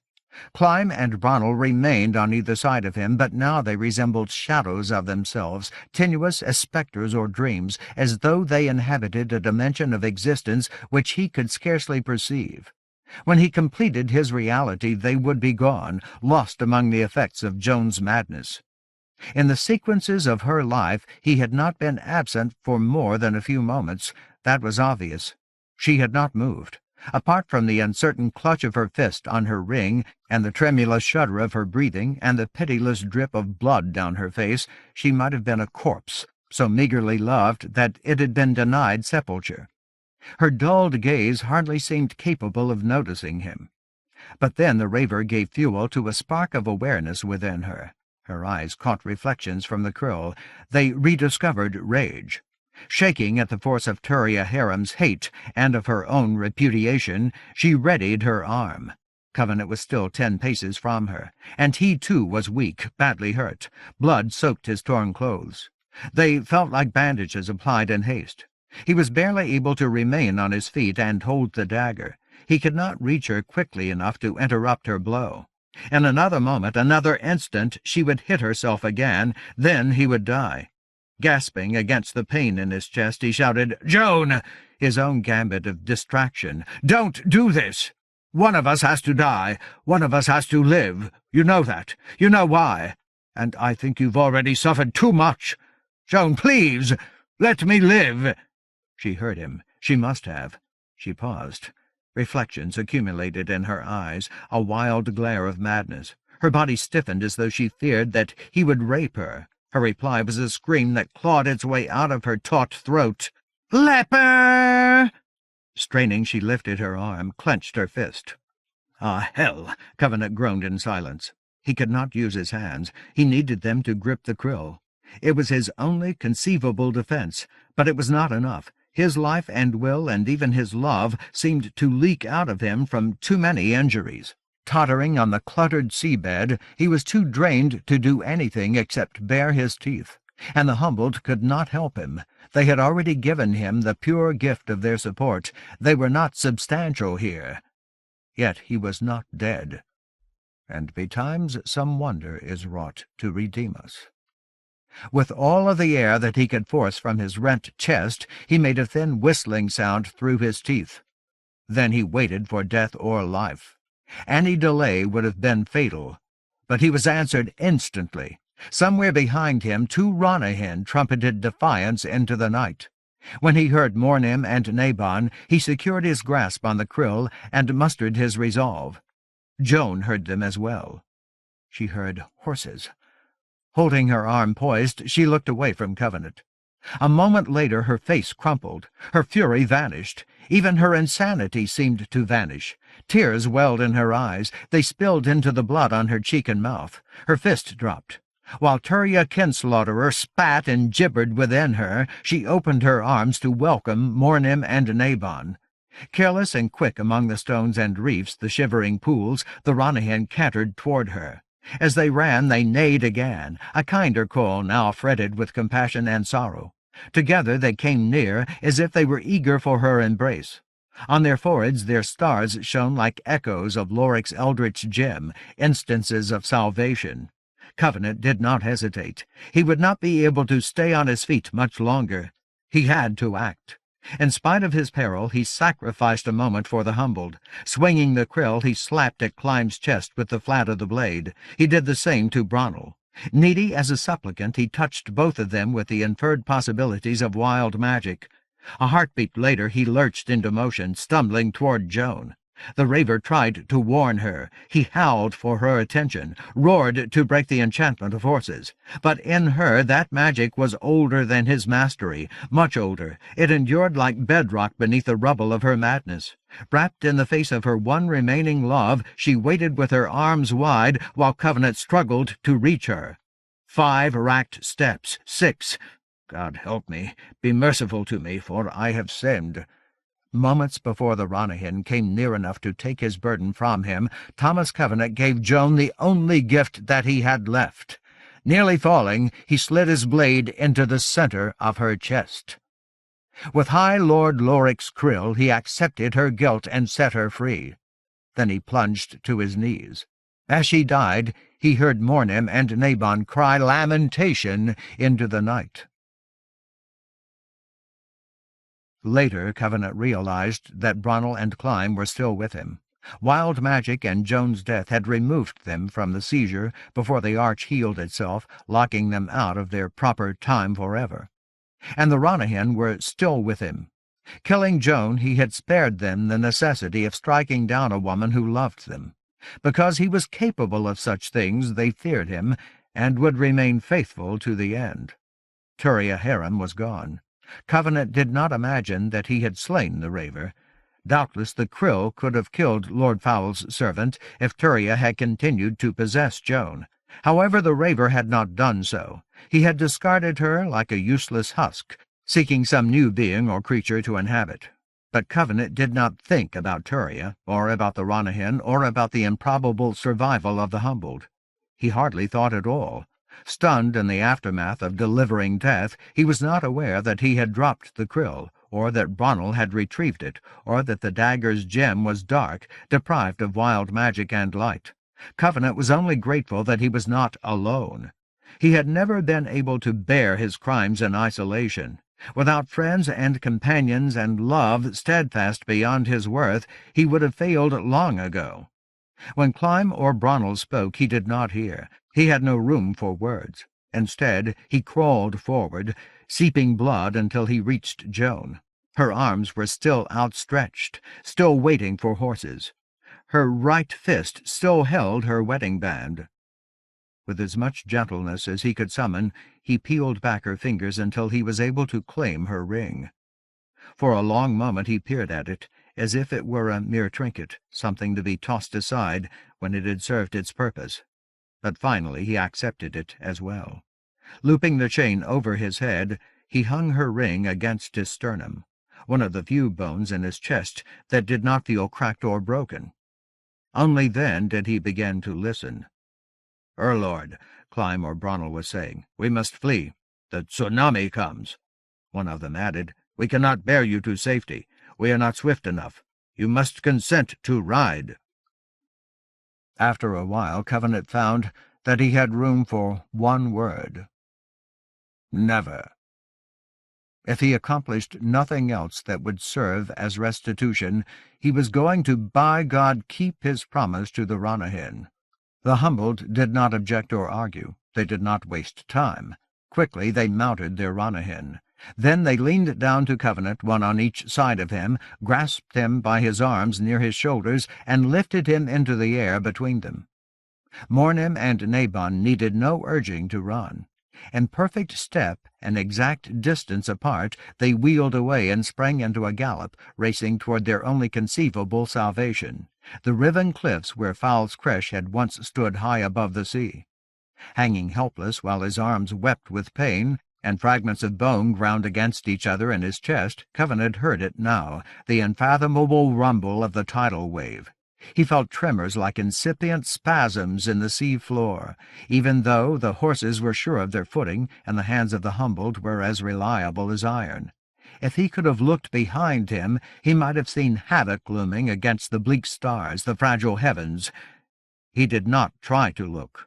He paid no attention to the littleness of the Ranyhyn against the imponderable force of a tsunami. He trusted them absolutely and had no strength left for fear. The rumble became thunder, an upheaval as vast as the worm's movement through the sea.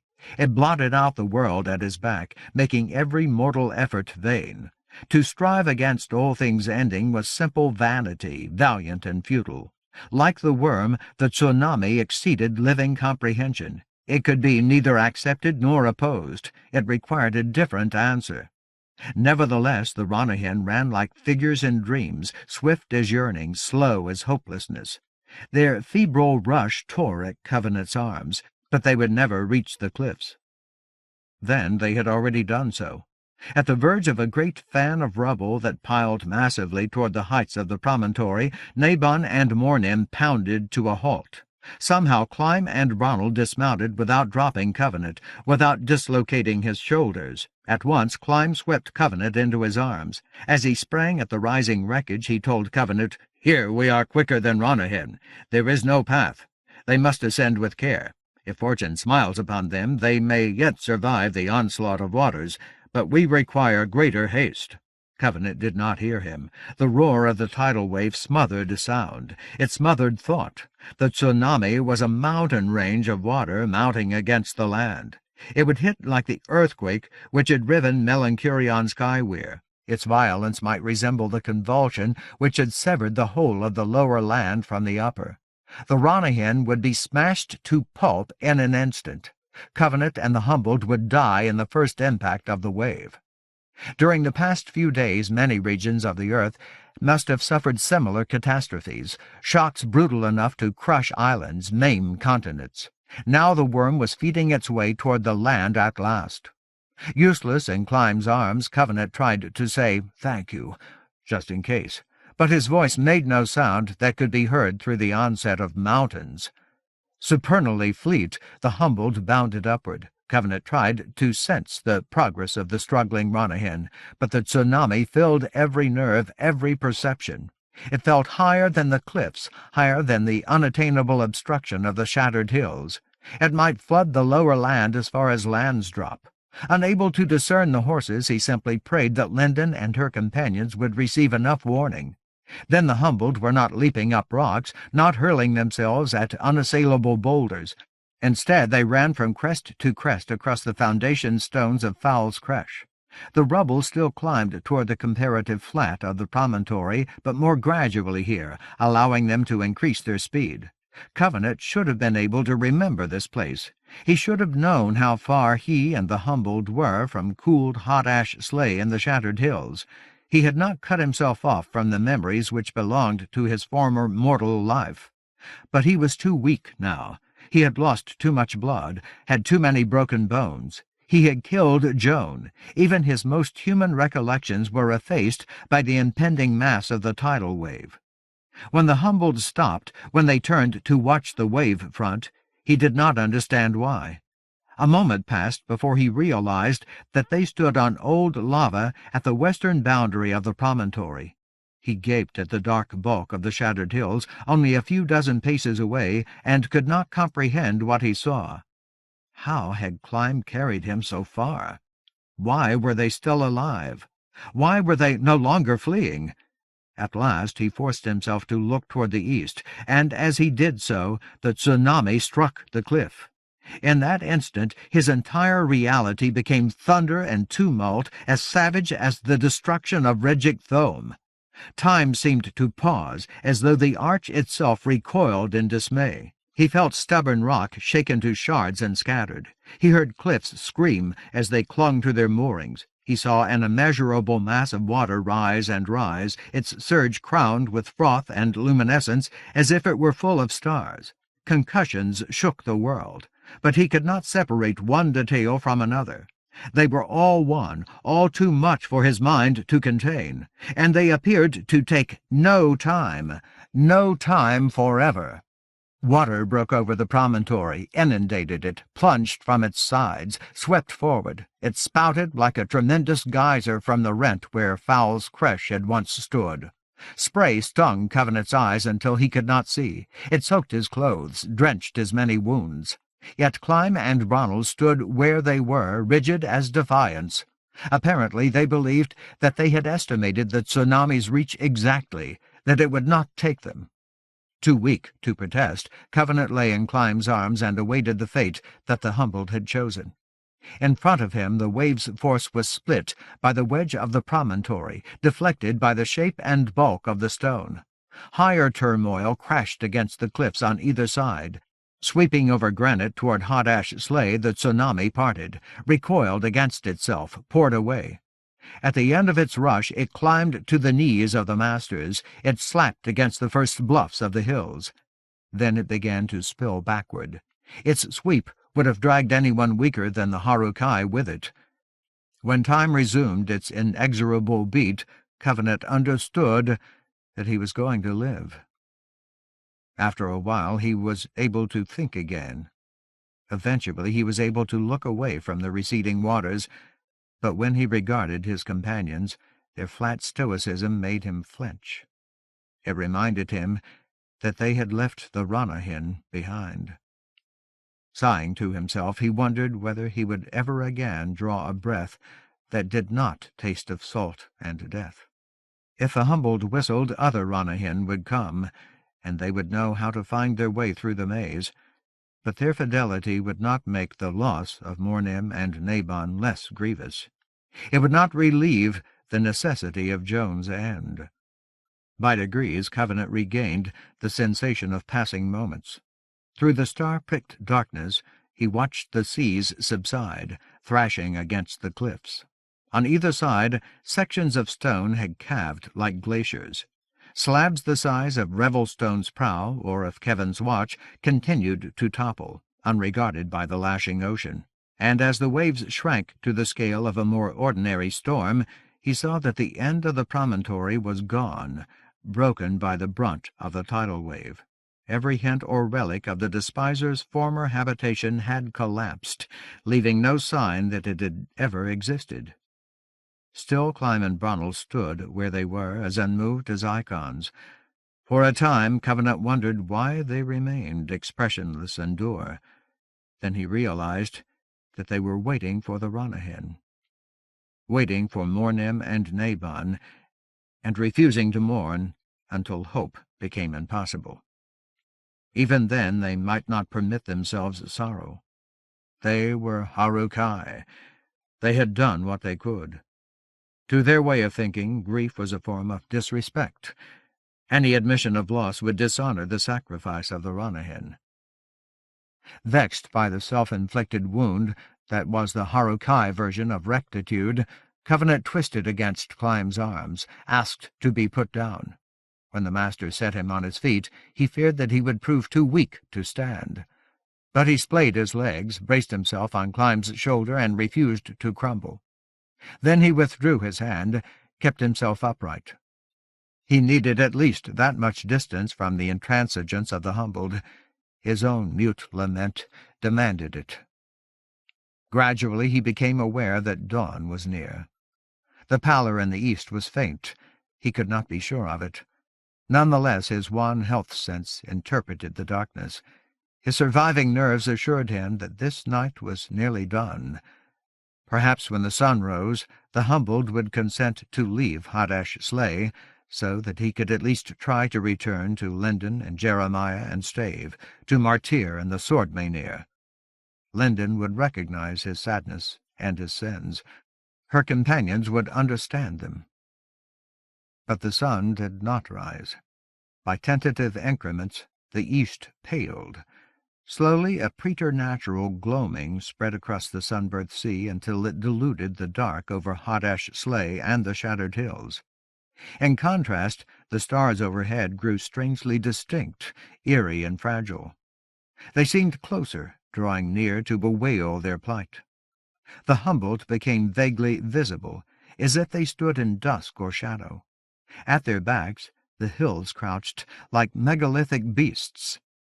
But there was no sun. No sun at all. When he peered upward, Covenant saw that the stars were winking out. One at a time they vanished from the infinite heavens. A few died in rapid succession, others at longer intervals. But they were all doomed. Within a handful of days every star would perish, extinguished by the unforbidden hunger of the worm. Here ends, Against All Things Ending, Book 3 of The Last Chronicles of Thomas Covenant. The story concludes in Book 4, The Last Dark. Glossary. Abatha, one of the 7 words. Ascents, a stone-downer, sister of Anti-Aaron. Ankara, Horkin, the door. Anna, painter, daughter of Anna. Anrin, a Ranyhyn, mount of Tull. Emil, daughter of Anest, wife of Sunder. Isle of Approach, passage to Earth Root Stair, under Melancurion Skyweir. Jaroth of the 7 Hells, Lord of Wickedness, clave name for Lord Foul the Despiser. Akharu, a supreme Harukai honorific, paragon and measure of all Harukai virtues. Akasri, a member of the clave, one of the Namo Ramkro. Aliantha, treasure berries. Aleph the lady, a woman favored of the Godhai. A Manibhavim, horse healing grass dangerous to humans. A Matin, a lord, daughter of Matin. Ameth, a woman of crystal stone down. A Mok, mysterious guide to ancient lore. Amorine, first haft, later hilt mark. Anchormaster, second in command aboard a giant ship. Andalane, the hills of Andalane, the Andalanian Hills, a region of the land which embodies health and beauty. Andalane Scion, a region in the Center Plains. Annalee, deranged old man, son of Sunder and Halion. Anest, a woman of Methil Stonedown, sister of Qwellinir. Anoi, a courser. Anandivian Yajna, lost Raman craft of bone sculpting. The appointed, an Elohim chosen to bear a particular burden. Findale. The Arch of Time, symbol of the existence and structure of time, conditions which make the existence of time possible. The Ardent, one of the insequent. Argul, Argule, ferocious ice beasts. Asuraka, staff elder of the Lorsrot. Ati-Aaron, a stone-downer, daughter of Ti-Aaron, wife of Trell, mother of Lena. Audience Hall of Earthroot, maze under Melancurion Skyweir to conceal and protect the blood of the earth. The Ombri of the Clave, storeroom for former lore. The Auriferans, one of the insequent, long dead. The Auspice, throne of the Godhai. Osot Bephalam, child form of the Jeherin. Bagun the Unbearable, character in a giantish tale. Banas Nimaram, the celebration of spring. Band Soil Bounds, region north of Solstice River. The Bane Fire, fire by which the clave affects the sunbane. Ban, a blood guard assigned to Lord Trevor. Banor, a blood guard assigned to Thomas Covenant. Baradakas, a higher brand of soaring woodhelven. Barisal, an island off the coast of Elameznadini. Bargus Slit, a gap through the last hills from the Center Plains to Garrotting Deep. Basilla, a scout in Beric Halfhand's army. The Lady Benge, a woman favored by the Godhai. Beric Halfhand. Heartthew, Lord Fatherer, first of the old lords. Bairn. Harukai slain by the clave. Bonnaril, a Ranyhyn, Mount of Galt. Bappa, a court of the Raman. Saha's half-brother, companion of Lyndon Avery. Brothair, a people met by the wandering giants, residents of Brothair realm, on the verge of the great desert. Brothair Rain, the city of the Brothair. Brothair Rain Harbour, the port of the Brothair. Brothair Realm, the land of the Brothair. Qwellinir, a higher brand, heartthrall of Lord's Keep. The Blood Guard, Harukai, a people living in the western mountains, the defenders of the lords. Bone sculpting, ancient Raman craft, marrow meld. Borilar, a higher brand and heartthrall of Lord's Keep. Bornin, a Harukai, a master of the land. Brabha, a Ranyhyn, mount of Qorik.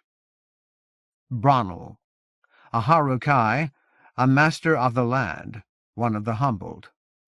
Branil, man of Stonemite Woodhelven. Bren, a leader of the Harukai, protector of Thomas Covenant, later guardian of the One Tree. Brow Gnarlfist, a giant, father of the first of the Search. Camorra, giantish ordeal of grief by fire.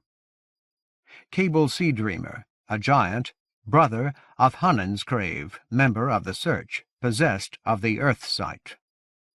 Cable Darm, a giant, one of the Swordmanir. Cair Caverall, Forestall of Andalane, formerly Heil Troy.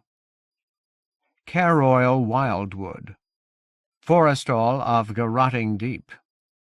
Seizure, a rent in the fabric of time, a fall.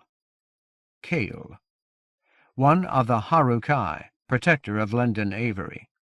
Catafin, a captain of the armed forces of Brothair realm. Calendril, a lord, husband of Fair. The river Callowale, stream arising from Elemesnadini.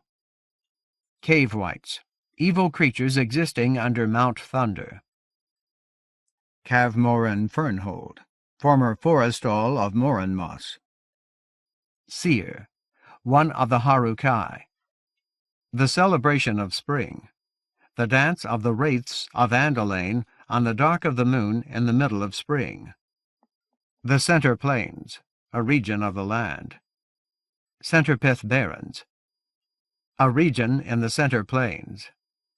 Seren, a blood guard assigned to Lord Shitra. Chant, one of the Elohim. Char, a court of the Raman, Saha's brother. The Chatelaine, courtiers of the God-High. The Chosen, title given to Lyndon Avery. Circle of Elders, Stone-Down leaders. Cirrus Kindwind, a giant, one of the Swordmanir. The Clocken, domain of the Elohim. Clang, a courser. Clangor, a courser. Clash, a courser. The Clave, group which wields the Sunbane and rules the land. Clinger, adhesive leather. The Close, the council chamber of Lord's Keep. Climb, a Harukai, a master of the land, one of the humbled. Kirkrai, the Grieve, former home of the giants in Sea Reach. The Colossus of the Fall, ancient stone figure guarding the upper land. Consakir Redowin, a region north of the Solseas River. Cord, Raman's second rank. Courting, Raman's ceremony of becoming a cord. Koramini, eldest of the Lorsrat. The Corrupt, Jeharan name for themselves, also the soft ones. Corruption, Bloodguard, Harukai name for Lord Fowl. The Council of Lords, protectors of the land. Courser, a beast made by the clave using the sunbane. The Creator, maker of the earth. Croft, graveler of crystal stone down. Crowl, a bloodguard. The Croyle, mysterious creatures which grant power through bargains living off their hosts. Crystal stone down, home of Halion. Courier, a Raman rank. Damelon giant friend, son of Beric Halfhand, second High Lord of the Old Lords. Damelon's door, door of lore, which when opened permits passage through the audience hall of Earthroot under Melancurion Skyweir. The Dance of the Wraiths, celebration of spring. The Dancers of the Sea, Marewives, suspected to be the offspring of the Elohim Castanessen and his mortal lover. Tafine, one of the Elohim. Dawn Greeter, highest sail on the foremast of a giant ship. The Dead, spectres of those who have died. Death Thane, title given to High Lord Alina by the Raman.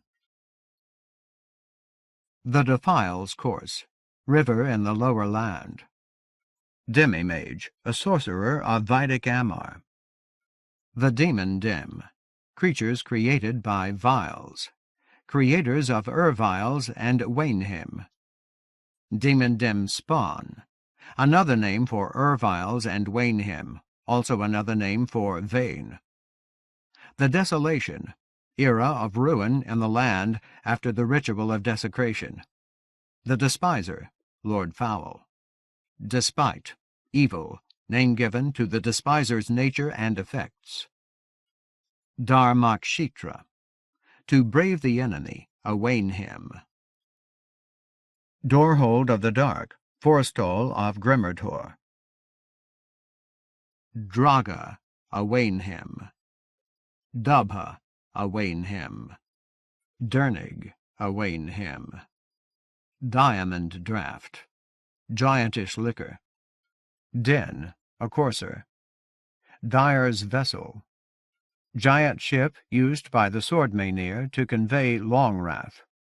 Door, a bloodguard.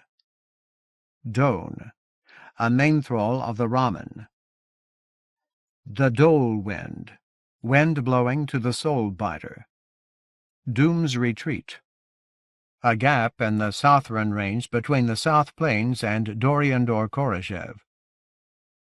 Doriandor-Koroshev, an ancient city, seat of the king against whom Beric Halfhand rebelled. Derhami, awain him. Drenashak, sword elder of the Lorsrot. Drenny, a Ranyhyn, foal of Hinaril, mount of Lord Moram. Dromond, a giant ship. Drool Rockworm, a cave-white, leader of the cave-whites, finder of the Ill-Earth Stone. Ducka, victim, Ranyhyn name. Dura Fairflank, a mustang, Thomas Covenant's mount. The Durance, a barrier appointed by the Elohim, a prison for both Castanessen and the Scourge. Durhisatar, a Ranyhyn. During Stonedown, village destroyed by the Grim, home of Hamako. Durak, one of the 7 words. Duris, a Harukai. Earthblood, concentrated fluid earth power only known to exist under Melancurion Skyweir, source of the power of command. Earthfriend, title first given to Beric Halfhand. Earth power, natural power of all life, the source of all organic power in the land. Earthroot, lake under Melancurion Skyweir. Earthroot stair, stairway down to the lake of Earthroot under Melancurion Skyweir.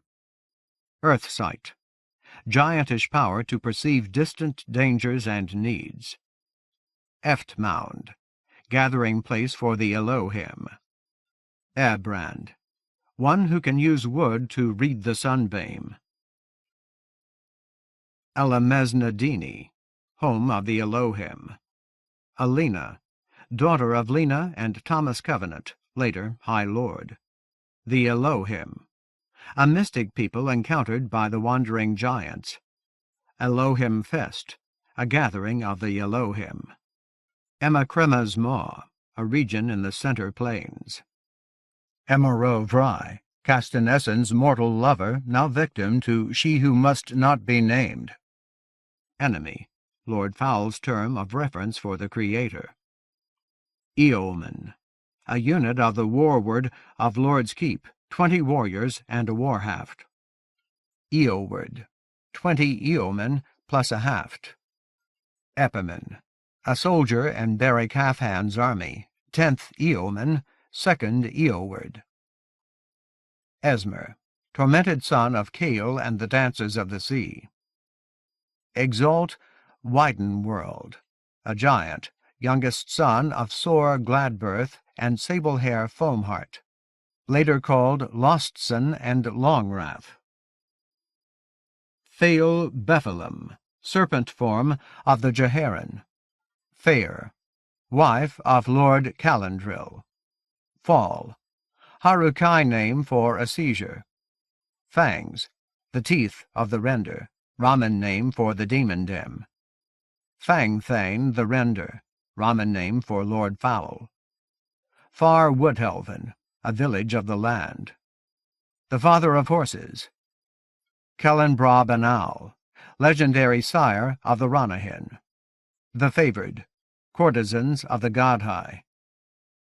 The Feroce, denizens of Serengrave Flat, worshippers of the Lurker descended from the Jeharan. Fields of Richloam, a region in the Center Plains.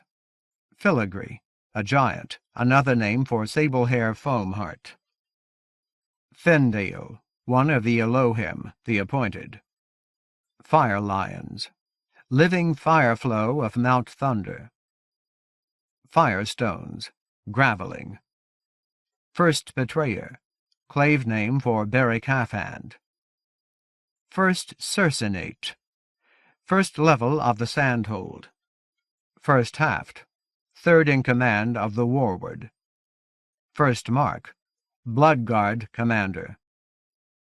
The first of the Search, leader of the giants who follow the Earth-Sight, Gossamer Glowlimb. First ward of Kevin's lore, primary cache of knowledge left by High Lord Kevin. First Woodhelven, banyan tree village between Revelstone and Andalane. First Woodhelven created by Sunder and Hallian. Flesh Harrower, a giant raver, Jehannam Moksha. Foam Kite, Tearskull belonging to Hunan's Crave and Sea Dreamer. Foal, a Harukai. Foodfend Hall, eating hall and galley aboard a giant ship. Forbidding, a wall of power. Forestall, a protector of the remnants of the one forest. Fostel, a man of Midhill Stonedown, father of Leand. Fowl's Creche, the despiser's home. Ridjack Thome. Frostheart Grubern, a giant, one of the Swordmenir. Furl Falls, waterfall at Revelstone. Furl's Fire, warning fire at Revelstone. The Godhigh, sovereign of Brothair realm. Gallows How, a place of execution in Garrotting Deep. Galt, a Harukai, a master of the land, one of the humbled. Garrotting Deep, a forest of the land. Garth, war mark of the warward of Lord's Keep. Gay, a Wenholm of the Ramen. Goritsar, a Wainhim. Gromin, a Wainhim. Giant Clave, Giantish Conference. Giant Friend. Title given first to Damelon, later to Thomas Covenant, and then Lyndon Avery. Giants, the Unhomed, ancient friends of the lords, a seafaring people of the earth. Giant ship, a stone sailing vessel made by giants, dromond. Giant way, path made by giants. Giant woods, a forest of the land. Gibbon, the Nam or Ram, leader of the clave. Gilden, a maple-like tree with golden leaves. Gildenlode, a power wood formed from the gilden trees. Glimmermere, a lake on the plateau above Revelstone. Gorok Kremble, hot ash sleigh, a defense around Fowl's Creche. Gossamer Glowlimb, a giant, the first of the search. Grace, a chord of the Raman. Graveler, one who uses stone to wield the sunbane. Graveling, firestones made to glow and emit heat by stone lore. Gravelin gas, a master of Rata Merrill stone lore. Graven Threndor, Mount Thunder. The Great Desert, a region of the earth, home of the Brothair and the Sand Gorgons. Great One, title given to Cairroyal wildwood by the Modout. The Great Swamp, Life Swallower, a region of the land. Gracious Slant, a region in the center plains. The Grey Desert, a region south of the land. The Grey River, a river of the land. Grey Slayer, plains name for Lord Fowl. Grey White Swath, a region north of the Solseas River. Griffin, lion-like beast with wings. The Grim, also the Nam or Ram's Grim, a destructive storm sent by the clave. Gremond Hunnan's Crave, a giant, master of Starfare's gem, brother of Sea Dreamer. Grimmard Hoar, a forest of the land. The Guard. Huston, soldiers serving the Godhigh. The Guardian of the One Tree, mystic figure warding the approach to the One Tree. Formerly Akaru Kenostin Ardenol, now Bren of the Harukai.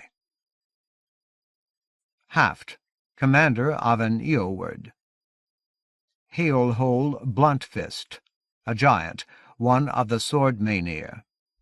Halfhand, title given to Thomas Covenant and to Beric.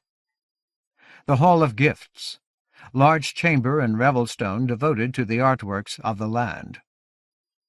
Hamako, sole survivor of the destruction of During Stonedown. Hami, a main thrall of the Raman. Hand, a rank in Beric Halfhand's army, aid to Beric. Handir, a Harukai leader, the voice of the masters. Harad, one of the 7 words. Harbor Captain, chief official of the port of Brothair realm. Harn, one of the Harukai, protector of Halion. The Harrow, one of the Insequent. Harukai, a warrior people from the western mountains. Healer, a physician. Heart of Thunder, Kirill Threndor, a cave of power in Mount Thunder. Hearthcoal, a giant, cook of Starfare's gem, wife of Seasauce. Hearththrall of Lord's Keep, a steward responsible for light, warmth, and hospitality. Heartthew, a title given to Beric Halfhand. Heartwood Chamber, meeting place of a wood-helven within a tree. Here, leader of a wood-helven. Heft Galerath, a giant, stores master of Starfare's gem. Herim, a raver, kinslaughterer, Turia. Hergram, one of the Harukai. High God, title given to the lurker of the Sarengrave by the Feroce. High Lord, leader of the Council of Lords. High Lord's Furl, banner of the High Lord. High Wood, Lomelialor, offspring of the One Tree. Heil Troy, a man formerly from Covenant's world, war mark of High Lord Alina's warward. Hiltmark, second in command of the warward. Hirebrand, a master of Lillianrill wood-lore. Horkin, a war-haft. Hollian, daughter of Ameth.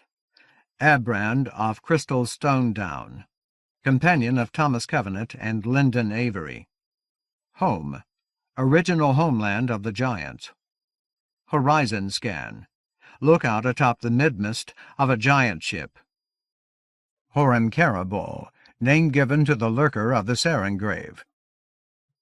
The horse, human soldiery of the Godhigh. Horserite, a gathering of Ranyhyn in which they drink mind-blending waters in order to share visions, prophecies, and purpose. Hot ash sleigh. Gorok Kremble, a flow of lava protecting Fowl's Creche. Hower, a blood guard, assigned to Lord Loria. Frama, a Ranyhyn stallion, mount of Annalee. The Humbled, 3 Harukai maned to resemble Thomas Covenant in order to remind the masters of their limitations. Hern, a cord of the Raman. Hurtloam, a healing mud. Hurin, a Ranyhyn mount of Terrell. Husta, Hustin, partly human soldiers bred by Casrain to be the Godhigh's guard. Hen, a Ranyhyn mare, mount of Lyndon Avery. Henaril, a Ranyhyn, mount of Tamarantha and then Moram. Hennin, a Ranyhyn stallion, mount of Stave. Hirim, a lord, son of Hul. The Ill-Earth Stone, powerful bane long buried under Mount Thunder. Illender, title given to Thomas Covenant. Emoiran Tomul Mate, a stone-downer. Enbull, a war-haft in Beric Halfhand's army, commander of the 10th Eoman, 2nd Eoward. Enfelice, reigning leader of the Elohim. The Insequent, a mysterious people living far to the west of the land. The Interdict, reference to the power of the Colossus of the Fall to prevent ravers from entering the upper land. Irin, a warrior of the 3rd Eoman of the Warward. The Iron Hand, title given to the leader of the Swordmanir. The Isle of the One Tree, location of the One Tree. Jain, a main thrall of the Raman. Jas, a Harukai, a master of the land.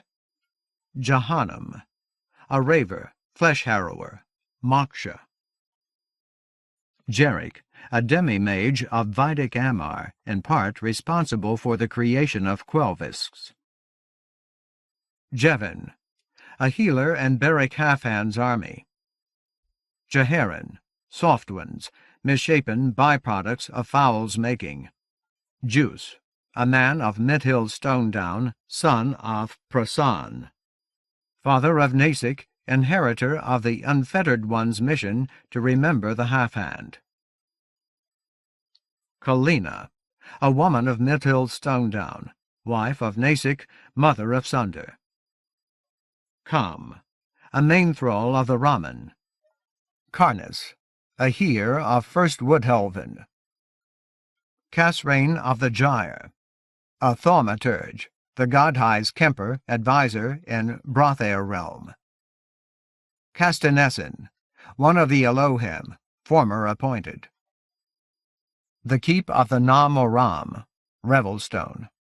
Keeper, a Raman rank, one of those unsuited to the rigors of being a cord or a main thrall. Kellenbra Banal, father of horses in Ranyhyn legends. The Kemper, chief advisor of the Godhigh, Casrain. Kemper's Pitch, highest level of the Sandhold. Ken Austin Ardenal, a figure of Harukai legend, former guardian of the One Tree, true name of the Theomach. Kevin Landwaster, son of Lorik Vile Silencer, last High Lord of the Old Lords. Kevin's dirt. Smog-like pall covering the upper land. It blocks health sense, making itself invisible from below. Kevin's lore. Knowledge of power left hidden by Kevin in the 7 wards. Kevin's watch. Mountain lookout near Mithild's Stone Down. Cabal, one of the 7 words. Kellen, a Ranyhyn stallion, mount of Jeremiah. Kinslaughterer, a giant raver. Harim, Turia. Kirill Threndor. Chamber of power deep under Mount Thunder, heart of thunder. Coral, a blood guard assigned to Lord Amatin. Korik, a blood guard. Krenwil, a scout in Beric Halfhand's army. Krish, savage giant yellow wolves. The Krill, knife of power forged by High Lord Lorik, awakened to power by Thomas Covenant. Kurash Plenithor, region of the land formerly named Stricken Stone, now called Trothgard. Kurash Qwellinir, the Shattered Hills, region of the lower land protecting Fowl's Cresh. Lake Pelus, a lake in Andalane Sion. Lol, a court of the Raman. The land, generally area found on the map, a focal region of the Earth where Earth power is uniquely accessible. Lands drop, great cliff separating the upper and lower lands. Land's Verge Stone Down, a village of the land. Land Waster, title given to High Lord Kevin. Late Birth, a giant, one of the Sword Maynir. The Law, the natural order. The law of death, the natural order which separates the living from the dead. The law of life, the natural order which separates the dead from the living. Lawbreaker, title given to both High Lord Alina and Caer Caverall. Lax Blunderfoot, a name chosen by late birth and self-castigation. Lena, a stone-downer, daughter of Atierin, mother of Alina. Lionar, wood of power used by an Ebrand. Leand, a man of Mithild's Stone Down, son of Fostel, companion of Lyndon Avery. Life-swallower, the great swamp. Lilienrill, woodlore, masters of woodlore. Life, a main thrall of the Raman. Lara, a heir of soaring Woodhelven. Loria, a lord, wife of Trevor. Lomilialor, high wood, a wood of power. Longwrath, a giant, Swordmaynir name for Exalt Widen World. Lord, one who has mastered both the sword and the staff aspects of Kevin's lore. Lord Fatherer, title given to Beric Halfhand. Lord Foul, the enemy of the land, the despiser. Lord Moram's Victory, a painting by Aana. Lord of Wickedness, Age of Wrath. Lord's Fire, staff fire used by the Lords. Lord's Keep, Revelstone. The Lords, the primary protectors of the land. Loremaster, a leader of Erviles. Loresrot, Trothgard School at Revelwood, where Kevin's lore is studied.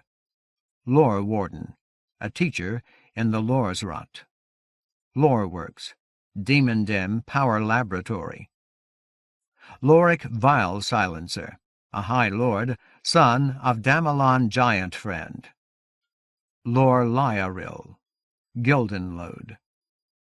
The Lost, giantish name for the unhomed. The Lost Deep, a Loreworks, breeding pit laboratory under Mount Thunder where Demon Dim, Waynhim, and Erviles were created. Lost Sun, a giant, later name for Exalt Widen World. The Lower Land, region of the land east of Landsdrop. Lacubrium, laboratory of the Thaumaturge. the lurker of the Sarin grave, monster inhabiting the great swamp. The magister, former forestall of Andalane. The Modout, a servant of Revelstone, one of the insequent. Martyr, a main thrall of the Raman, companion of Lyndon Avery. Maidan, open land around Elemeznadini. The Maker, Jeharan, name for Lord Fowl. Maker Place, Jeharan name for Fowl's Creche. Maligner, Woodhelven in here, son of Vainin. Main, Raman reference to a Ranyhyn. Maining, Raman ceremony of becoming a main thrall. Main thrall, highest Raman rank. Man-home, main dwelling place of the Raman in the plains of Ra. Marid, a man of Mithil Stonedown, Sunbane victim. Marni, a Ranyhyn, mount of Tuvor. Marrowmeld, bone sculpting, an Endivian Yajna. Master, commander of a giant ship. The Master, clave name for Lord Fowl. The Master Ruck, iron triangle at Revelstone which feeds and reads other rucks. The masters of the land, Harukai, who have claimed responsibility for protecting the land from corruption. Merrill, a Ranyhyn, mount of high old Troy. Melancurion, one of the 7 words. Melancurion Skyweir, a cleft peak in the western mountains. Memla, a rider of the clave, one of the Nam Oram Inn. Mare Son, name or title given to Esmer. Marewives, the dancers of the sea. Metheglin, a beverage, mead. Moram, a lord, later High Lord, son of Varial. Mornim, a Ranyhyn stallion, mount of Climb. Mill, one of the 7 words. Minos, one of the 7 words. Mirk fruit, papaya-like fruit with narcoleptic pulp. Mishio Masima, the Ardent's mount. Mistweave, a giant. Midhill River, a river of the land. Midhill Stonedown, a village in the South Plains. The Midhill's Plunge, waterfall at the head of the Midhill Valley. Moir Squareset, a giant, one of the Sword Maynir, killed in battle by the Scourge. Moksha, a raver, Jehannam, flesh-harrower. Morin, first mark of the Blood Guard, commander in original Harukai army. Morinmoss, a forest of the land. Morning Light, one of the Elohim. Moral, a Blood Guard, assigned to Lord Calendril. Mount Thunder, a peak at the center of Landsdrop. Murwen Delanoth, resting place of abhorrence, graveyard of Quelvisks. Murin, a stone-downer, mate of Odona. Mirha, a Ranyhyn, mount of High Lord Alina. The Nam Oram, leader of the clave. Nam Oram Crow, lowest rank of the clave. Nam Oram Inn, highest rank of the clave below the Nam Oram. Nam Oram Wist, middle rank of the clave. Naharan, a Ranyhyn mare, mount of Pani. Naranal, a Ranyhyn stallion, mount of Martyr. Nasik, father of Sunder, son of Juice, inheritor of an unfettered one's mission to remember the half-hand. Naban, a Ranyhyn, mount of Bronel. Nelbrin, son of Sunder, Heart's child. The Nicor, great sea monster said to be offspring of the worm of the world's end. Nam, a sand gorgon. The North Plains, a region of the land. The Northern Climes, a region of the land.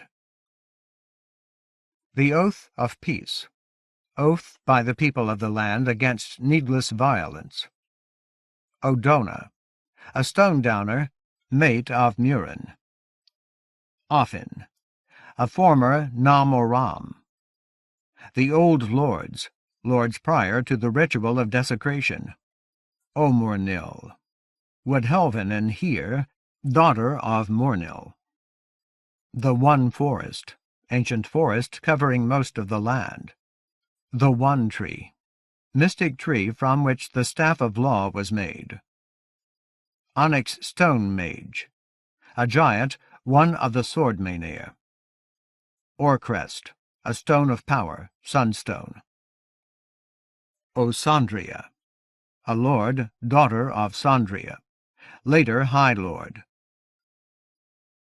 Padrius, Woodhelvan and Here, son of Mill. Pani, a cord of the Raman, cousin of Saha, companion of Lyndon Avery.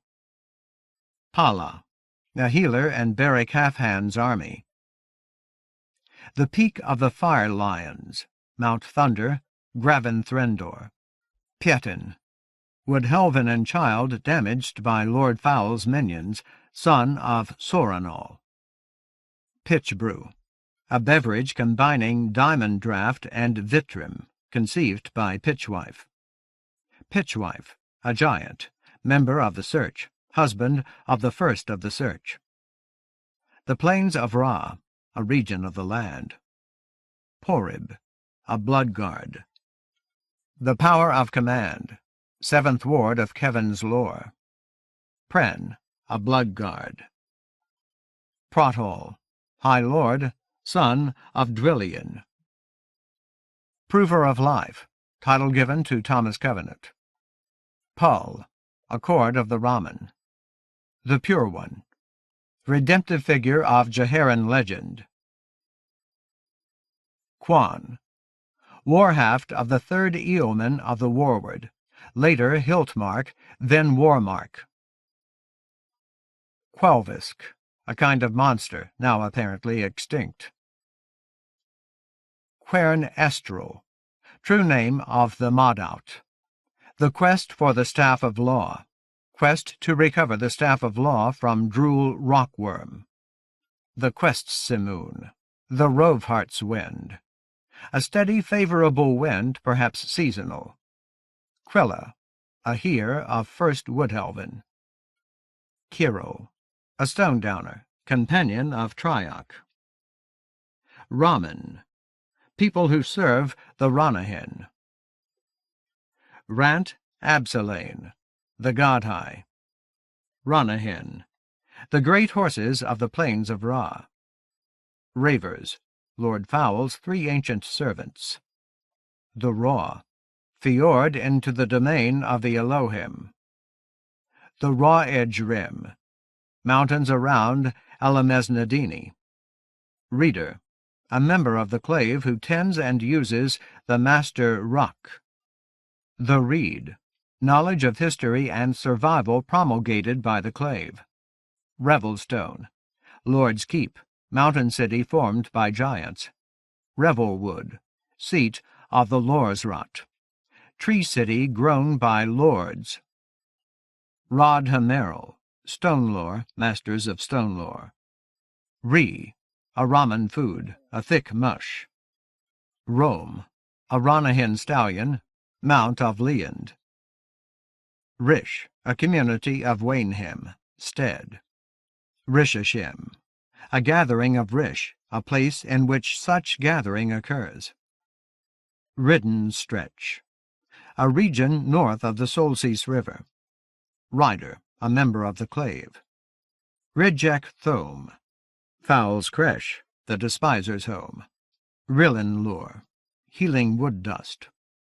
Rime Cold Spray, a giant, the iron hand of the Swordmanir. Ring Thane, Raman name for Thomas Covenant, then Lyndon Avery. Ring Wielder, Elohim term of reference for Thomas Covenant. Ryer grist. A catephon of the Godhigh's horse. Rites of unfettering. The ceremony of becoming unfettered. The ritual of desecration. Act of despair by which High Lord Kevin destroyed the old lords and ruined most of the land. Riven rock. Deep cleft splitting Melanchurion Skyweir and its plateau. There the Black River enters garroting deep. The River Landrider, a river of the land, partial border of the plains of Ra. Riversward, a region north of the Solstice River. Rock Brother, Swordmaynir name for stave. Rock Brother, Rock Sister, terms of affection between humans and giants. Rocklight, light emitted by glowing stone. Rogue Bephalem, cave-white form of the Jeherin. Ronyhyn, a Ranyhyn, mount of Bappa after Rani's death. The Roveheart's Wind. The Quest Simoon. Ru, a main thrall of the Raman, formerly named Gay. Ruel, a bloodguard assigned to Heil Troy. The Ruinwash, name of the river Landrider on the lower land. Ruck, iron talisman by which a rider wields the power of the Sunbane. Runnick, a bloodguard. Rusta, a court of the Raman. Sablehair Foamheart, a giant, also called Filigree, mate of Sore Gladbirth, mother of Exalt Widenworld. Sacred Enclosure. Vespers Hall at Revelstone, later the site of the Banefire. Saha, a cord of the Raman. Saltheart Foam Follower, a giant, friend of Thomas Covenant. Salt Rome Rest, bunk hold for the crew in a giant ship. Salt Tooth, jutting rock in the harbour of the giant's home. Salva Gildenborn, forests surrounding the hills of Andalane, begun by Sunder and Halion. Samadhi, a raver, shoal, Satan's fist.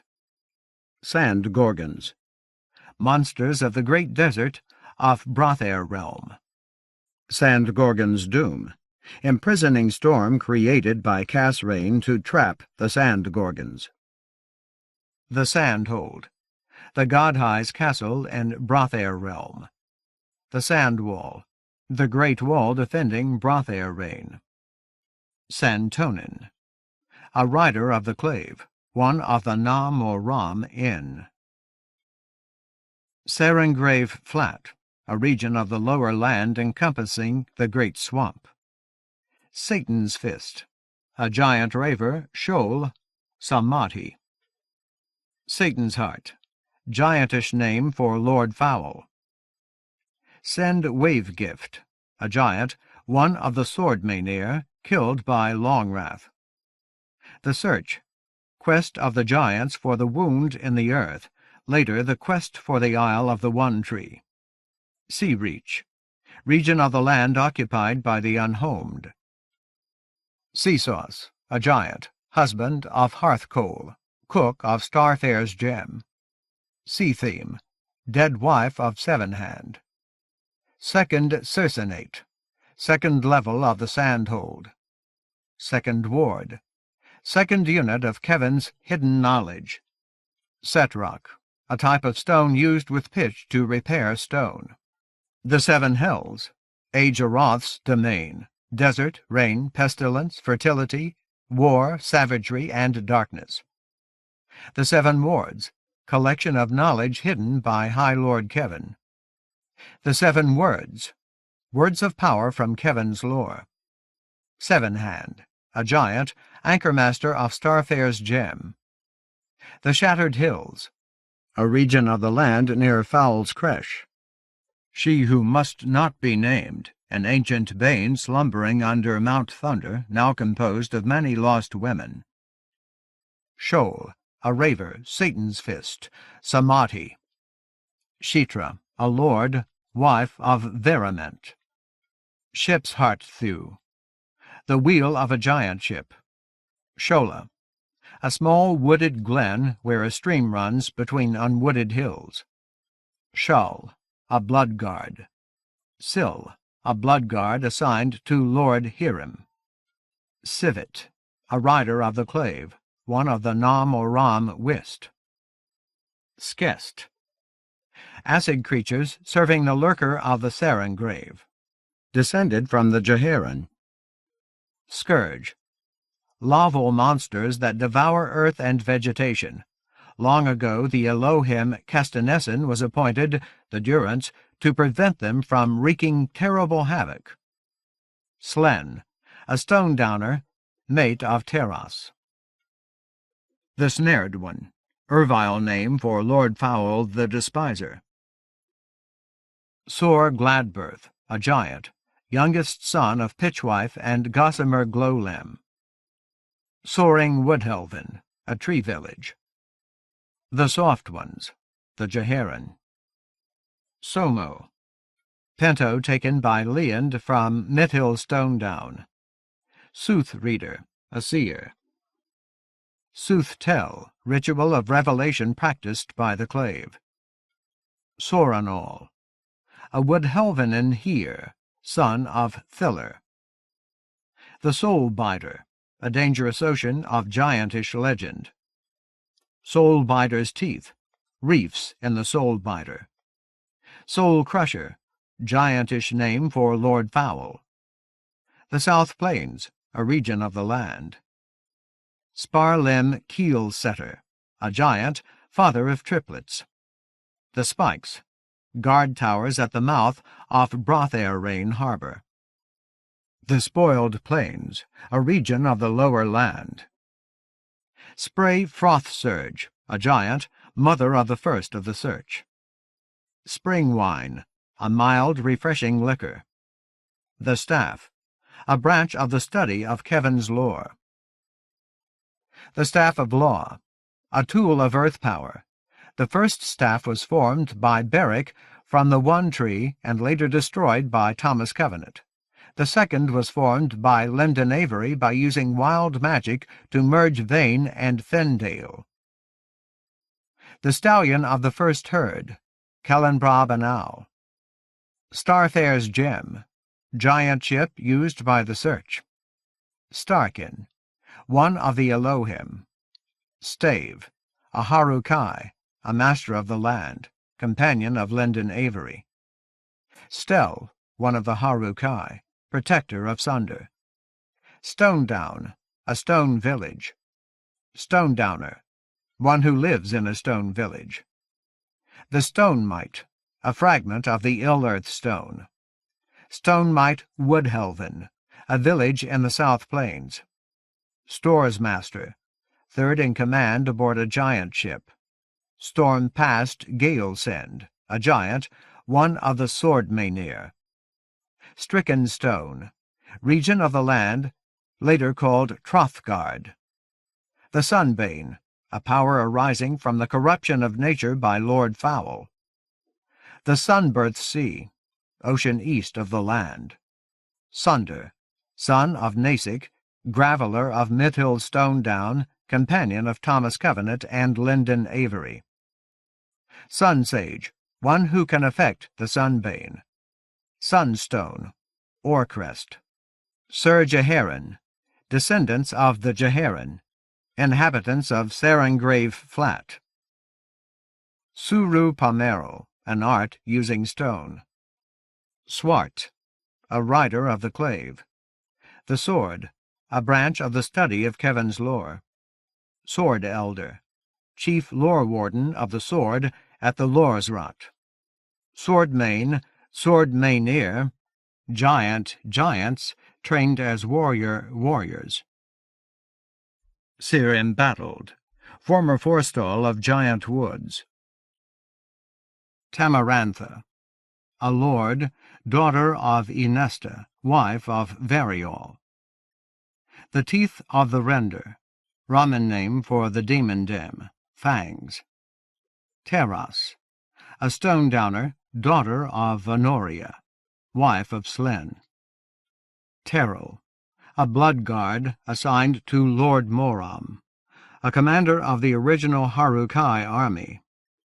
The test of silence, test of integrity used by the people of the land. The test of truth, test of veracity by Lomilialor or Orcrest. The Grieve, Kurkrai, home of the lost giants in Seareach. Thelma Two-Fist, character and a giantish tale. The Majesty, throne room of the God-High, fourth level of the Sandhold. The Theomach, one of the Insequent. Thew, a chord of the Raman.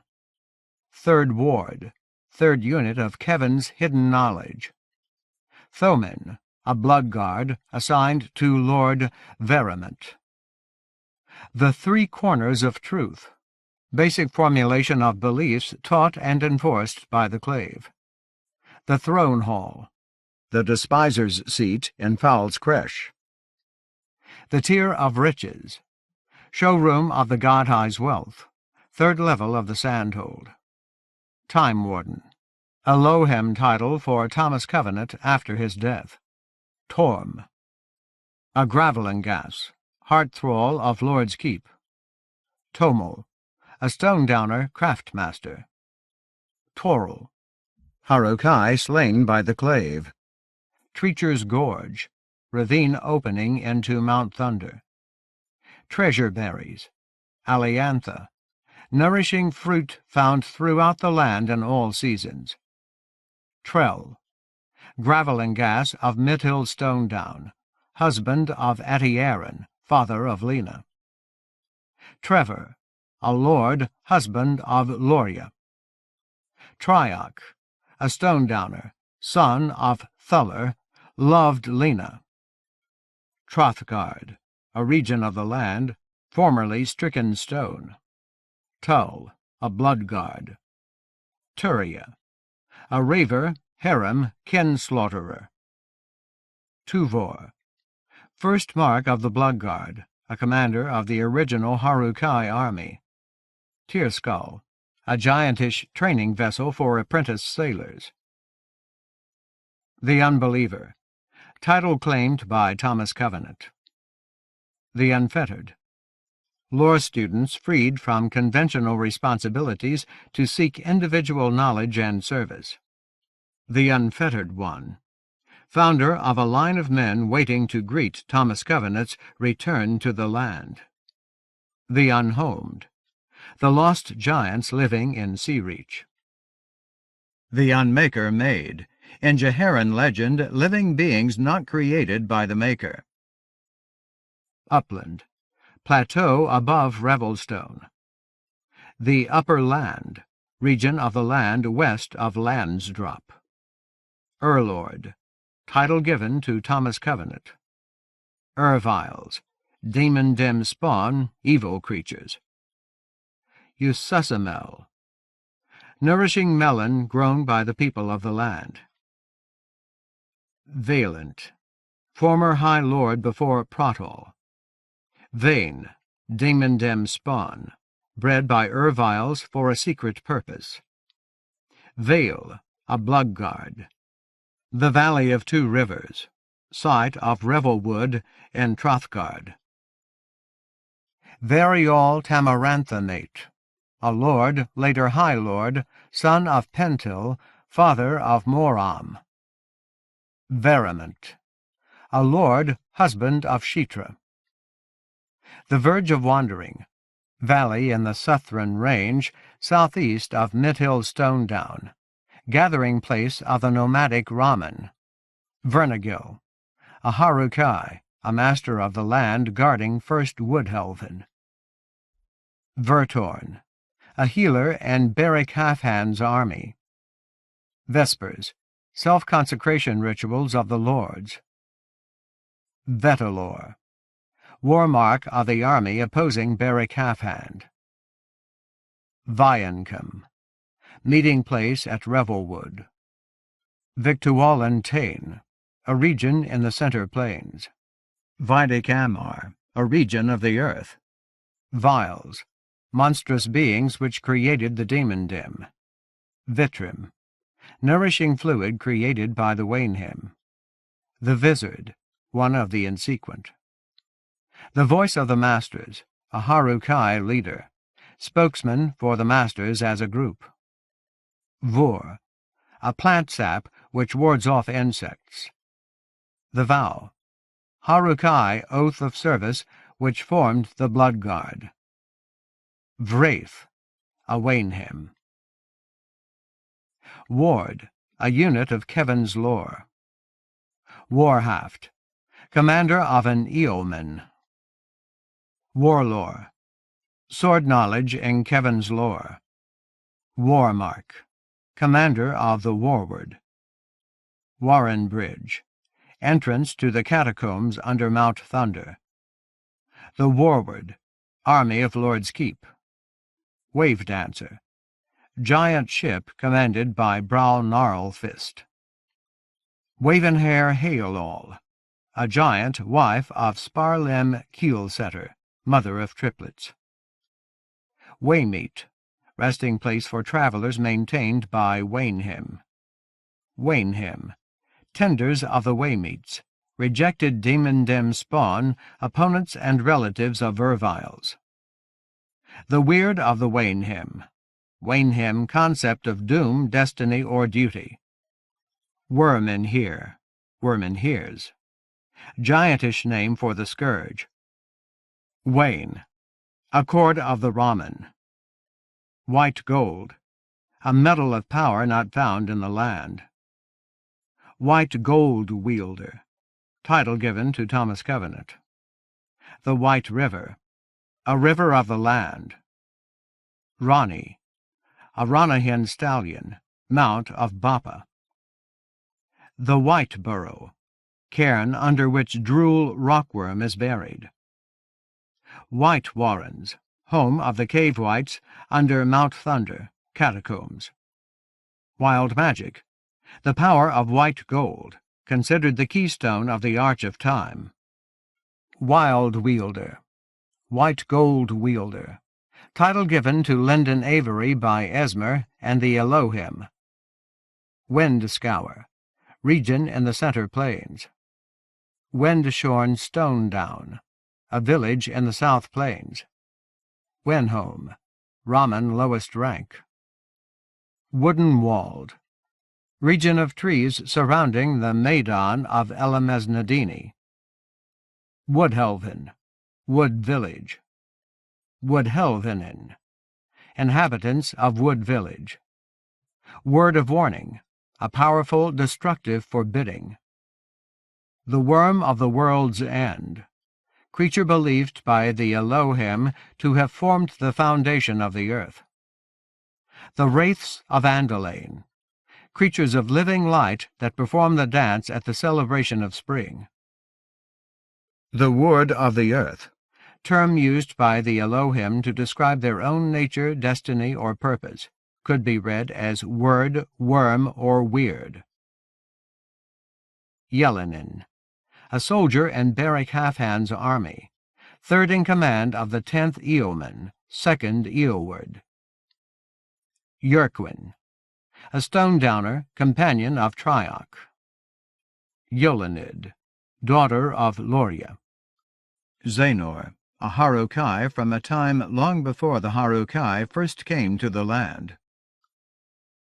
End of Against All Things Ending, The Last Chronicles of Thomas Covenant, Book 3, by Stephen R. Donaldson, STEPHENRDONALDSON.